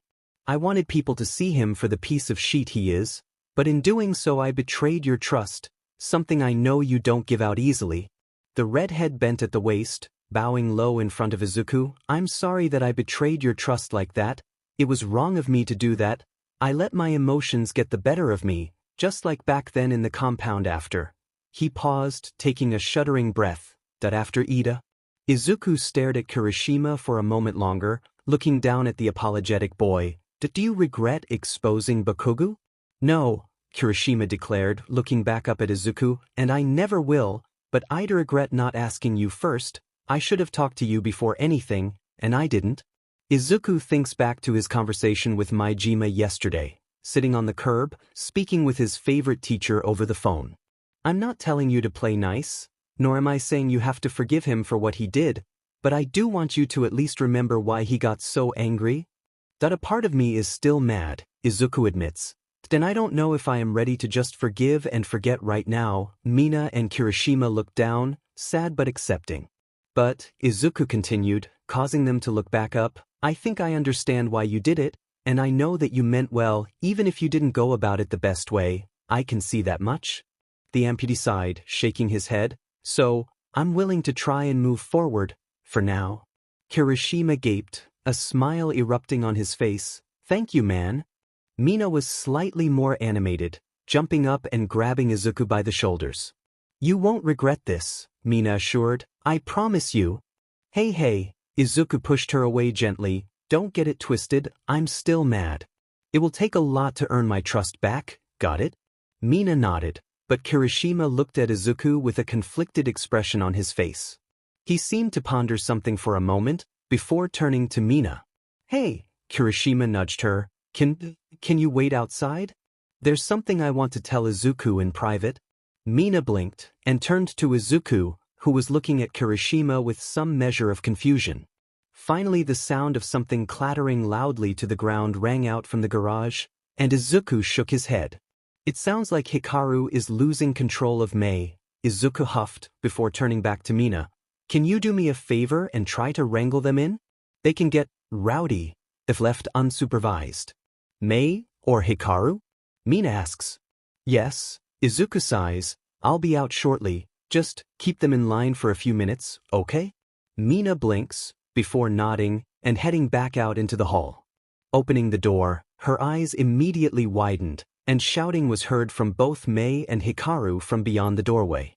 Hatsum, I told you that was way too much electric input. Hikaru shouted.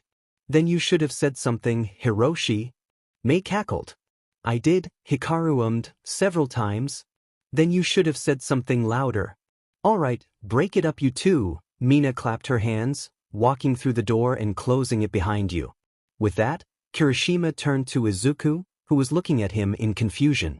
All right, Izuku crossed his arms. What is this about? Kirishima looked at Izuku with a complicated expression on his face. before nodding to himself and staring at him dead on. What I am about to tell you, you can't tell anyone. Understood? Izuku raised a brow. Do you think sharing a secret with me is going to make me forgive Dash? No, Kirishima shakes his head, and that isn't what I'm trying to do. Izuku stops speaking, settling back into his crossed arms stance. I'm telling you this because I trust you, and I think you can help me. But this is the kind of secret that is dangerous, as in could put you in life or death situations dangerous. Sounds pretty par for the course at this point, Izuku jokes, dryly. Kirishima looked at Izuku, unamused. I'm being serious, the redhead insisted. You cannot tell anyone about this, got it? All right, Izuku put his hands up. I promise, I won't tell anyone. Not even Mei? Kirishima pressed. Why specifically Mei? Izuku raised a brow. You two are dating, right? Kirishima blinked, leaning back. Immediately, Izuku's face erupted into a blush. What? No. Izuku sputtered. It's not like that. Oh, Kirishima shrugged. Could have fooled me. You two seemed pretty close back there. It's not, I didn't, Izuku stammered, before huffing deeply and rolling a shoulder back, trying to quell his red face. Look, can we just get back on track? Right, sorry, Kirishima redirected. All right. This all starts with the story of two brothers. All right, Nizu spoke into the microphone, one at a time, please. The chimera pointed into the crowd, and a journalist stood up from his seat. Principal Nizu, the journalist looked down at his notepad. Would you care to comment on the status of your student, Katsuki Bakugo? Former student, Nizu clarifies, as of last night, Katsuki Bakugo is no longer a student at UA High. The teachers and I came to an agreement that that kind of deplorable behavior should never be tolerated within heroism. Yet he was tolerated for several months after the events of the sports festival. Another reporter, this time a woman, interjected, is it fair to say that the signs were all there before this happened? Yes, that would be fair, Nizu agreed, and there were several among the staff that wanted Bakugo to be reprimanded or expelled after that incident. However, we were advised against this. By the Hero Commission? A third reporter queried. I cannot answer that question, Nizu smiled, but I will say that Bakugo's behavior was beyond reproach, and as such, UA acted decisively to excise him from the path of heroism. Nizu leaned forward into the microphone. Let me be clear that the path of heroism is not one that should be gifted to anyone. It should be earned by the truly righteous and nurtured by the truly just. The screen goes dark, and the room is bathed in shadow. Sitting in his plush lounge chair, Ridestro sips on a mimosa, smiling to himself as he stares at the black screen. So, a former hero hopeful, excised like a tumor and left to rot, Ridestro smiled, leaning forward in his chair. Yes, he'll be perfect. Working this late had become an unfortunate routine for Tsukachi, staring out his window as the dwindling sun painted the landscape with a deep amethyst hue. The streetlights had begun to flicker to life, illuminating the streets and their ebbing populations. His office was thick with the miasma of coffee, long left abandoned from this morning, and stacks of papers lined his desk, reports of traffic stops, jaywalking and petty theft no doubt. Usually, Tsukachi had no issue with staying focused on his task. His superiors had always previously described him as a workaholic, at least to his face.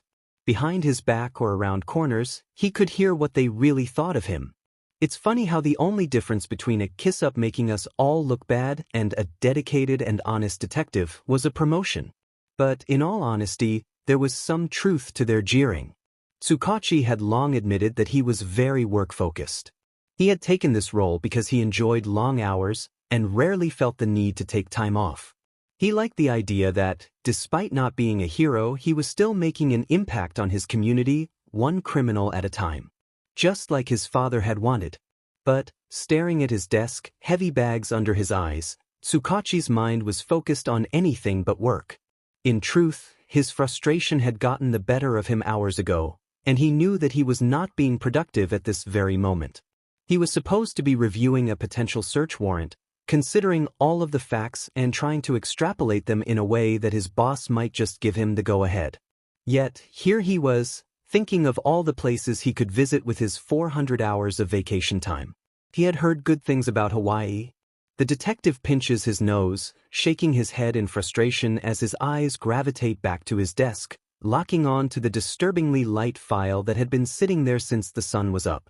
Ever since the video released about Katsuki Bakugo, where the boy directly admitted to harming another person maliciously and willfully, their precinct had been in charge of fastening together a case against him, asking for potential witnesses and sending subpoenas to several security camera companies.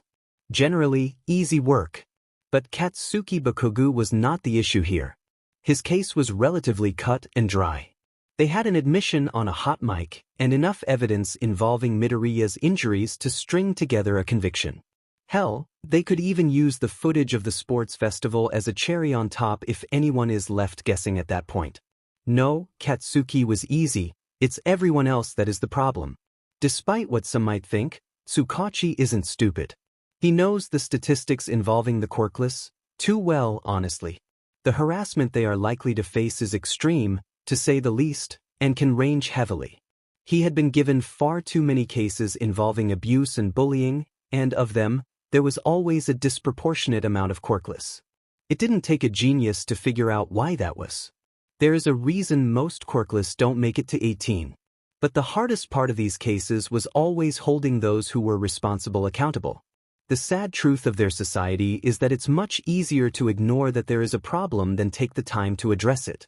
Too many wish to focus on the more important issues, like the rise in villainy across the board and the potential retirement of their longest-running prime minister in history. You know, things that matter. Katsuki Bakugo presented an opportunity, however, and Tsukachi intended to seize it with everything he had. It was foolish to believe that Katsuki's action went unnoticed. Abuse like that doesn't just happen in the shadows. There were others, people who either saw it happen, knew it was going on, or actively participated. He knew that, anyone with a functioning frontal lobe knew that. The only problem was proving it. He had noticed that Midoriya and Bakugo had known each other for years, and had attended the same schools for over a decade. Abuse like Midoriya's doesn't just happen. There are always signs, and Tsukachi refused to believe that the school was not at least tangentially involved in its occurrence. To believe that Bakugo's abuse was unknown to the principal was absurd. Yet that weasel had stuck firmly to his story, and Tsukachi didn't have any other evidence to support his claim, anything but his word. If I could just get him in an interrogation, Tsukachi begged, then I could fold him, just like I did with Night Eye. Due to lacking a hero license, Tsukachi was not permitted to use his quirk outside of official police interrogations or other police work. He understood the rule in theory, but in practice it was truly a pain in the butt. The amount of criminals that had walked because Tsukachi was not allowed to submit his quirk's findings in court unless he had used it in official capacity made him sick. Honestly, it was the thing he hated most about this job.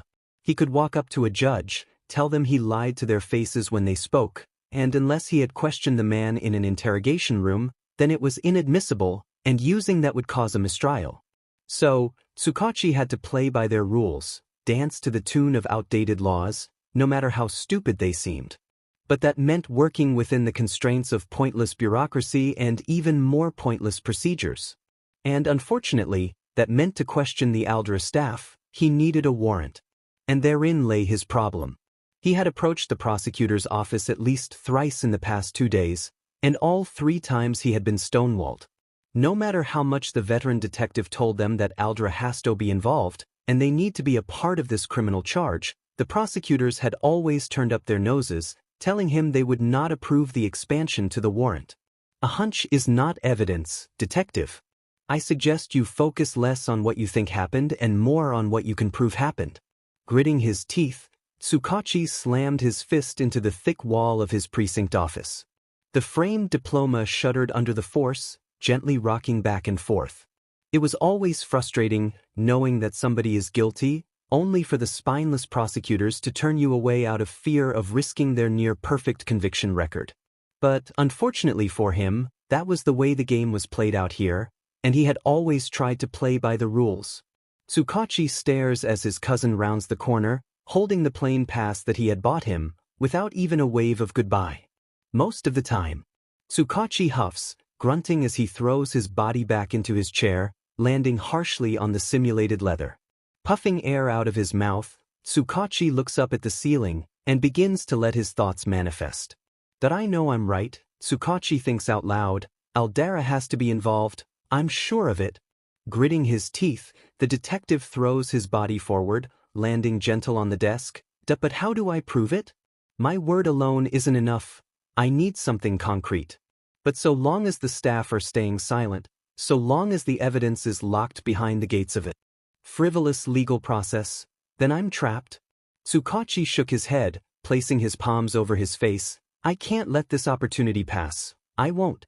If I get a testimony from Midoriya, that would help, but I know I'll need more. I need another witness.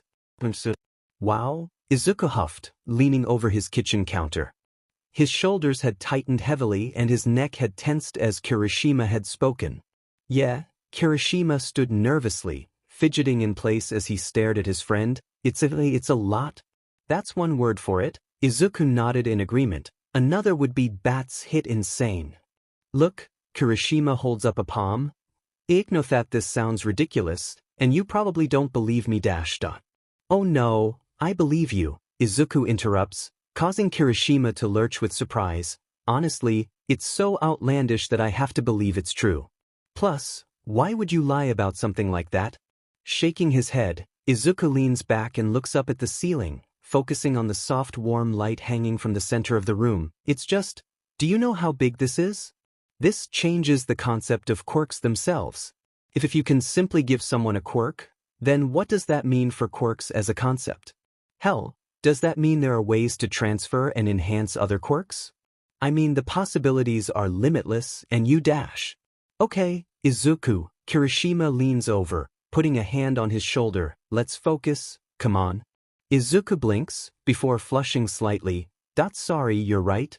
The amputee takes a deep breath and focuses on the task at hand. So this? All for one that he's gone?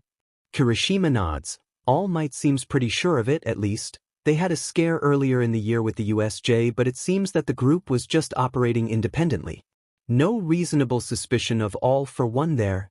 Izuku nods. Okay, in that case, Izuku grabbed a metal bowl sitting on the counter and hurled it against his wall.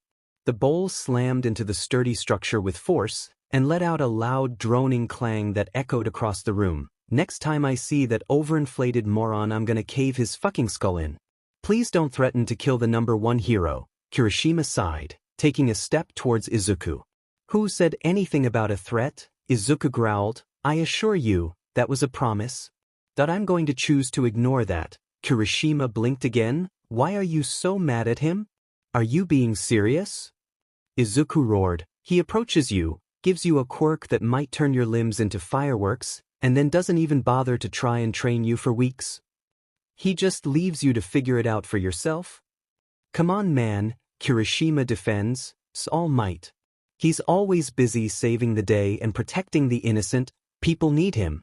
Bullshit, Izuku parried. There are hundreds of heroes who can do that job. What All Might really should be focusing on is training you so that you don't when you use his quirk. I haven't died. Kirishima rebuts, weakly. Yet, Izuku finishes, you haven't died yet? Whatever, Kirishima shakes his head. The point is, All Might will help me, eventually. No, Izuku shook his head, he's helping you tomorrow, because me and you are gonna have a little chat with him tomorrow morning. What? Kirishima exclaimed, we can't just do that. All Might. And? Izuku queried a brow. He's also your mentor, whether he wants to be or not. And every second he spends ignoring you is a second that you suffer. Izuku turned away. Speaking of, we'll be starting to train more intensely tomorrow. Wait, Kirishima blinked. You still want to train me? Are you kidding? Izuku blinked. If anything, I want to be more involved now. Before you framed it as if your quirk had a spontaneous evolution. By the way, that was already fishy to say the least. Kirishima slumped. But this changes everything. This quirk was not designed for your body, so I'll need to adjust my regimen to account for that. Not to mention we may as well start from scratch. Izuku sighed, rubbing his temple. It's gonna be long nights from here on out. Understood. Kirishima nods and then looks down, shuffling his feet. That's so, you're not mad? Izuku raised his brow. Mad? Why would I be mad? Well, Kirishima fidgets. It's just, I have 2 quirks now. Izuku blinked at Kirishima in confusion, but his mind pieced his silence together. Did you think I would be jealous? No. Kirishima reels back before settling. Maybe a little, I don't know, Kirishima stuttered, before sighing and leaning against the wall. I guess I didn't know how you would react. Everything you've been through, all because you don't have a quirk. He speaks the last word as a whisper, all while Izuku stares in stone-faced silence, and now here I am, coming to you with help controlling my second quirk. I didn't know how you would react, nor how to even really explain it to you. There is a PRD of silence between them, Izuku staring at Kirishima, clearly pondering his next words. All the while Kirishima shuffles in place, nervously awaiting his friend's response. Finally, Izuku placed a palm on the kitchen counter and turned away from Kirishima. Do you know why I built that first suit in the sports festival? Izuku asked, causing Kirishima to flinch in shock. The redhead blinked once, and then shook his head in denial. I know you wanted to win, but I don't think that's what you mean. Izuku nodded and turned back towards Kirishima. That after what Bakugo did to me, I felt so angry. Kirishima nodded, gritting his teeth in sympathy. I had just gone through something that I don't think I'll ever be able to forget, all while the world just seemed to shove me aside, propping Bakugo up while they do everything in their power to shut me down, all because I'm quirkless. The amputee straightened his posture and walked forwards. I wanted to show them all that they were wrong about me, Izuku admitted. I built the suit to show that, even though I didn't have a quirk, I could take on anyone, even the future of heroism, with nothing but trash I could stick together in a couple weeks. Izuku sighed, his shoulders dropping. It was my way of proving that I don't need a quirk to matter, that people like Bakugo aren't as special as society wants us to believe, and that even a quirkless freak like me could hold their own with the right tools, and winning the sports festival was supposed to be that proof. Kirishima winced, remembering the finale of the sports festival. The carnage of that last fight burned into his retinas. But that didn't happen? Izuku shook his head. No, it didn't. Izuku sighed, turning back to Kirishima. But that isn't my point. The reason why I fought then, the reason I fight now, is to show the world that I matter, to prove it beyond a shadow of a doubt, even if I don't have a quirk. Looking back up at Kirishima, Izuku's eyes held a steel behind them that expressed even within his mechanical replacement. So no, I'm not jealous of you, Kirishima, and I never will be. Kirishima blinked at his friend, stunned into silence at his declaration. The redhead seemed to hesitate, before turning away from Izuku. And if All Might had asked if you wanted the quirk? Kirishima postulated. What would you have said? I would have said no. Izuku shook his head. I don't need or want a quirk, especially not one that could possibly blow off my limbs. The amputee winced, before lifting his prosthetic up into eyesight. Don't have a lot more of those to lose. You know? Izuku, I'm serious, Kirishima declared, only for Izuku to shake his head. So am I, Izuku responds, steel in his eye. Kirishima, I'm not jealous of this, okay? Honestly, I can't think of anyone better suited for this quirk. Really? Kirishima seemed unsure, but Izuku held up his hand. Of course, the amputee approached him, poking his friend in the arm. With your natural quirk you can mitigate the blowback caused by One for All. This is perfect for training up your control without risking permanently damaging your limbs, at least until you can figure out a less self-destructive way of using the power. Kirishima winced. Right? My quirk makes it perfect? But not just your quirk, Izuku continues. If I were to pick someone who I would trust with a power like this, you would be my first pick. Kirishima blinked in surprise, and Izuku pressed on. Kirishima, I don't need to guess if you're capable of doing good with that power. You saved me without it, back in that alley. I didn't dash, Kirishima tries to rebut, but Izuku keeps going.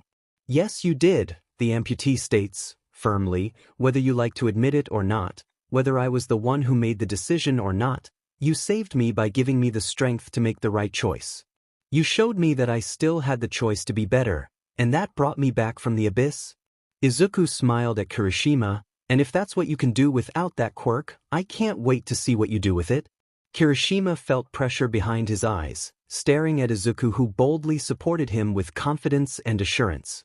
A watery smile finds its way onto the redhead's face, and he lurches forward, wrapping Izuku in a powerful bear hug. Thanks, man. Kirishima spoke simply. Of course, Izuku nodded as the two broke away, eyeing the clock. It's getting late. You all should probably start heading home soon. Kirishima scoffed. That's pretty rich coming from you, Mr. Workaholic. Izuku rolled his eyes. Yeah, get to stepping a-hole. I'll see you tomorrow at school.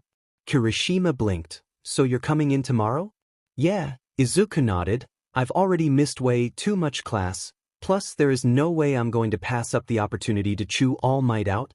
The redhead sighed. Okay, just to be cordial? Please?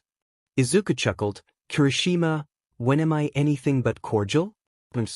This was a mistake, Kirishima deadpanned, staring with a dull expression as Izuku leaned over All Might's frail form, jabbing a finger into the hero's chest. And what do you do after handing over the most destructive power known to man? Izuku roars. You go and fuck off on some string of crime stopping instead of actually teaching the kid how the quirk even works. I'm sorry, All Might threw his hands up. I've been unfortunately busy with hero work. All Might still needs to make the rounds every once in a while. He has had the quirk for weeks. Izuku exclaimed, throwing his hand up, and he still has no idea how the hell he is supposed to use it without decimating his skin or breaking his arms. And your excuse is that saving cats from trees was more important. Look, forgive me Midoriya, Toshinori's eyes narrowed, but you are not a hero, and therefore do not know the first thing about heroism. I would appreciate it if you didn't pretend that you understand how important it is that All Might is seen by the public. I understand that in the areas you operate, there are several dozen other hero agencies and hundreds of other heroes that can solve crime just fine on their own. The quirkless boy raised a brow, smirking, or do you just think they can't do their own job? I am fully confident that the other heroes can perform their duties to the expectation that the public expects of them, All Might recites, as if muscle memory, but this isn't about them. It's about the symbol of peace. I'm sure that's what Night Eye was thinking when he sent me into the meat grinder and tried to get Kirishima to give up his quirk. Izuku jabbed, causing Toshinori to flinch violently. Kirishima stepped up, grasping Izuku's shoulder. Hey man, Kirishima interjected, that isn't All Might's fault. He and Night Eye haven't been affiliated for years. And yet everything Night Eye did was about preserving All Might's legacy and finding the best successor for the job. Izuku turned back to All Might, and he didn't know anything about it? Either he's complicit or he's a moron. Kirishima looked like he wanted to argue, but Toshinori stood from his seat and approached Izuku. That what Night Eye attempted to do to you was horrible, Toshinori admitted, and I will admit that his actions were motivated by his past association with me, but I swear to you that I knew nothing of what Sir Night Eye was doing, and I would appreciate that you refrain from speaking about him after. All Might trailed off, and Izuku seemed to recognize the look of loss in the veteran hero's eyes. Fine, Izuku relented, but that doesn't excuse your absence in Kirishima's training. From what he told me, you basically gave him the quirk and let him walk off on his own to figure it out. You don't see that as irresponsible? I have always had every intention to take an active role in young Kirishima's training, All Might defended. We have just had issues scheduling training due to Kirishima's internships and my responsibilities as a hero. Which speaks to your inability to plan ahead, Izuku parried. You said before that you have faith that other heroes can do what needs to be done. Why not cut down your own time in the public and spend what time you can training the next generation? You told me before you could only be a hero for 3 hours a day maximum. Why are you still pushing it? All Might tensed at the mention of their first meeting, his eyes flickering to Kirishima, something that Izuku had taken note of. However, Kirishima steps in and places himself between the two. Izuku, come on, Kirishima pleads. I'm sure All Might has his reasons for being so busy. We should just dash. No, young Kirishima, All Might interrupts. Midoriya has a point. Kirishima whirls around in surprise. I have been prioritizing my own desires in favor of your benefit, and that is a failing on my part. Toshinori bowed. I swear that starting tomorrow I will devote as much time as possible to your continued training. You mean we will? Izuku crossed his arms. Don't take this the wrong way, or do, I really don't care, but I don't trust you to train Kirishima on your own. I want to be involved. Toshinori shook his head. I do not believe that would be conducive to a learning environment, Midoriya. I understand you are Kirishima's friend, but he needs teachers dash. I have several years of quirk analysis under my belt. Izuku interjects, not to mention, you have seen what I am capable of doing with just files and video? Or did you forget that I almost won the sports festival? All Might shook his head. We are not talking about machines, Toshinori deflected. We are talking about quirks, and I am not so certain that you can provide much when it comes to that regard. Izuku grit his teeth and was ready to press the attack, but Kirishima stepped in, glaring at All Might. Most of Izuku's inventions during the sports festival were made with the express purpose of countering the hero course's quirks, Kirishima explained. Or, did you forget that he beat me in 2 hits? Or that he was able to nullify Bakugo's quirk with a specialized cannon?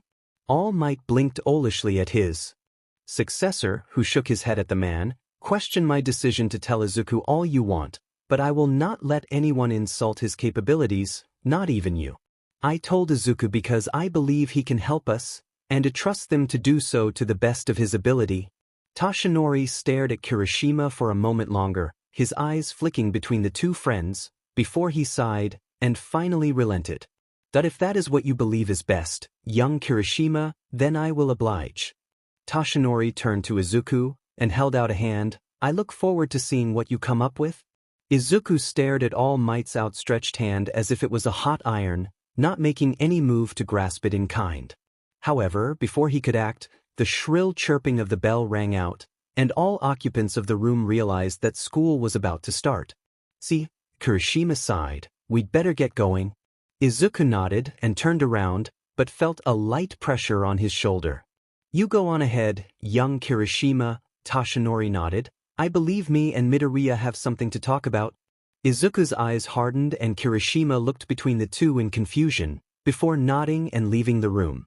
As soon as the door closed, Izuku yanked All Might's hand from his shoulder and took a step back, whirling on the hero. What the hell do you want? Izuku spat, causing All Might to flinch. Izuku stared in silence at the hero, who seemed to hesitate to continue. After a moment, Izuku rolled his eyes. I have missed a lot of school, Izuku says with boredom, so if you don't have anything to say, then I'll be going dash. What did you tell Kirishima about our first meeting? Izuku stopped, staring at All Might in surprise. The hero continued on, stepping closer to the amputee. Does he know about our first interaction? All Might asked again. Izuku seemed to catch his stride and huffed. That he knows a bit. Mostly that we met and it didn't go well.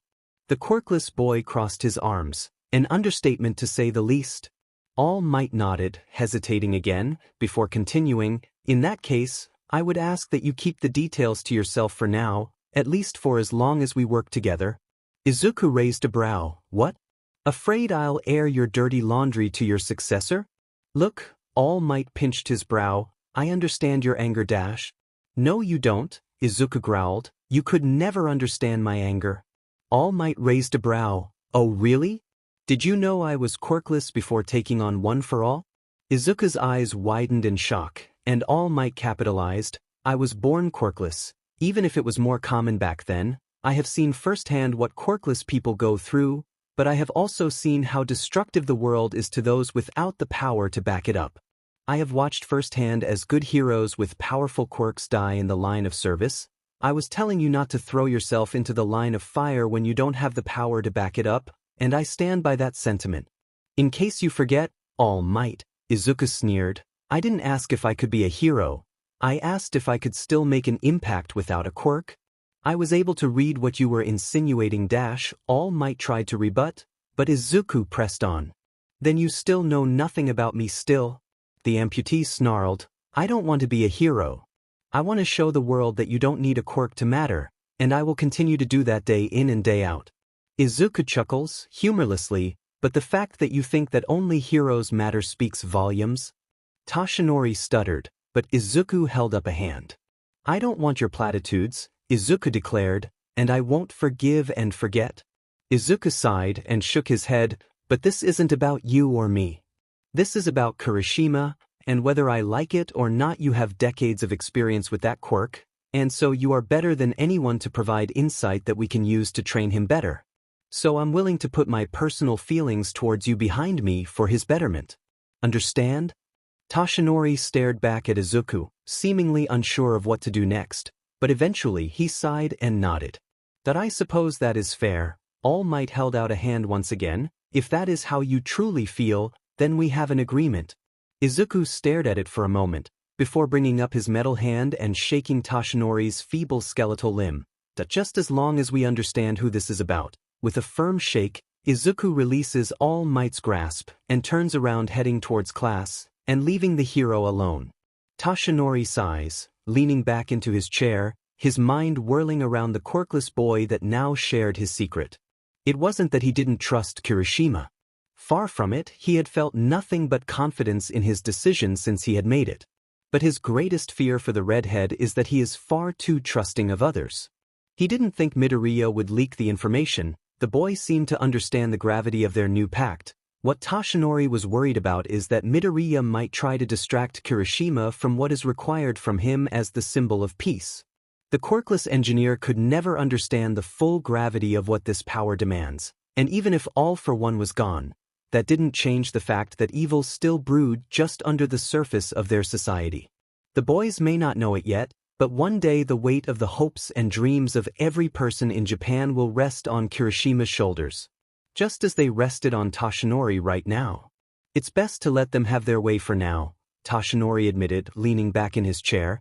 Let them have their respite before reality sets in, and allow Kirishima to be a child while he still has the chance. Izuku sighed, stuffing his books into his backpack as the bell chimed once again. Ectoplasm clapped his hands at attention up front, trying to rein in the class before they left. Remember class, Ectoplasm reminded, your homework is due Monday of next week. I will be collecting the papers at the door, so make sure you do it before you get into the classroom, okay? Ectoplasm's beady eyes washed over the room. I have high expectations. Once the culture festival is over, we will begin the process of internships for students. Remember that you should start shopping around as soon as possible. With a nod, the clone hero turned around and vacated the classroom, followed in line by most of his students. Izuku slung his bag over his shoulder, but instead of heading towards the door, he began to walk to his workstation, where Mei and Hikaru were already waiting for him. Izuku smiled and rubbed his hands together. All right, so what have you guys been working on? You mentioned a surprise. Behold! Mei held up a large, intimidatingly red button and slammed her fist into it. Hikaru just barely had time to shout an objection before the sound of something whirring to life echoed out across the booth. Izuku's eyes widened in shock, but nothing prepared him for the sonic boom that fired off, sending him skidding back several feet and falling to the ground. Coughing, Izuku righted himself as Mei and Hikaru scurried over to his prone position. What was that? Something that someone, Hikaru pointedly shouted towards Mei, promised would remain inactive until we get it outside. I do not remember doing that. Mei shook her head. I told you 4 times. Mei shrugged, then you did not say it clearly enough. Guys, focus. Izuku groaned. Mei, what was that? We added an initial burst to your thrusters, Mei explained. This small boost should send you about 0.91 meters into the air, where the actual thruster burn will begin. This should make for more dynamic and speedy takeoffs, which saves you time activating the boosters. Izuku blinked, turning to look back into the booth. That's brilliant. Have there been any hiccups so far? Well, as you can see, Hikaru grunted, it's a bit overtuned. We're working on lowering the pressure socket in order to make it much smoother. Izuku nodded, standing and clapping his hands together. All right, we've got some work to do. Izuku! A voice called from the front of the classroom. The amputee blinked in confusion, before rounding the corner, and seeing his red-haired friend waiting by the doorway. Oh, hey, Kirishima, Izuku waved. Did we have training today? I thought we all agreed on tomorrow? No, it's not that. Kirishima shook his head, suddenly turning nervous. Look, one of my classmates wants to speak with you. Izuku looked at him in confusion. Okay? The amputee tilted his head. Then where are they? In the hall. Kirishima sighed. Look, just know this wasn't my idea. He insisted in meeting with you, said he wanted to ask you something. Kirishima, what's the problem? Izuku rubbed the back of his head in confusion. Sighing, Kirishima leaned out of the doorway and gestured for his classmate to come in. Izuku heard the sounds of a thumping footstep, followed by the tapping of something metal on tile. It's only once the figure rounds the corner that Izuku's eyes widen, and then narrow in suspicion. Midoriya, Ida spoke, voice gravelly and rough. I need your help.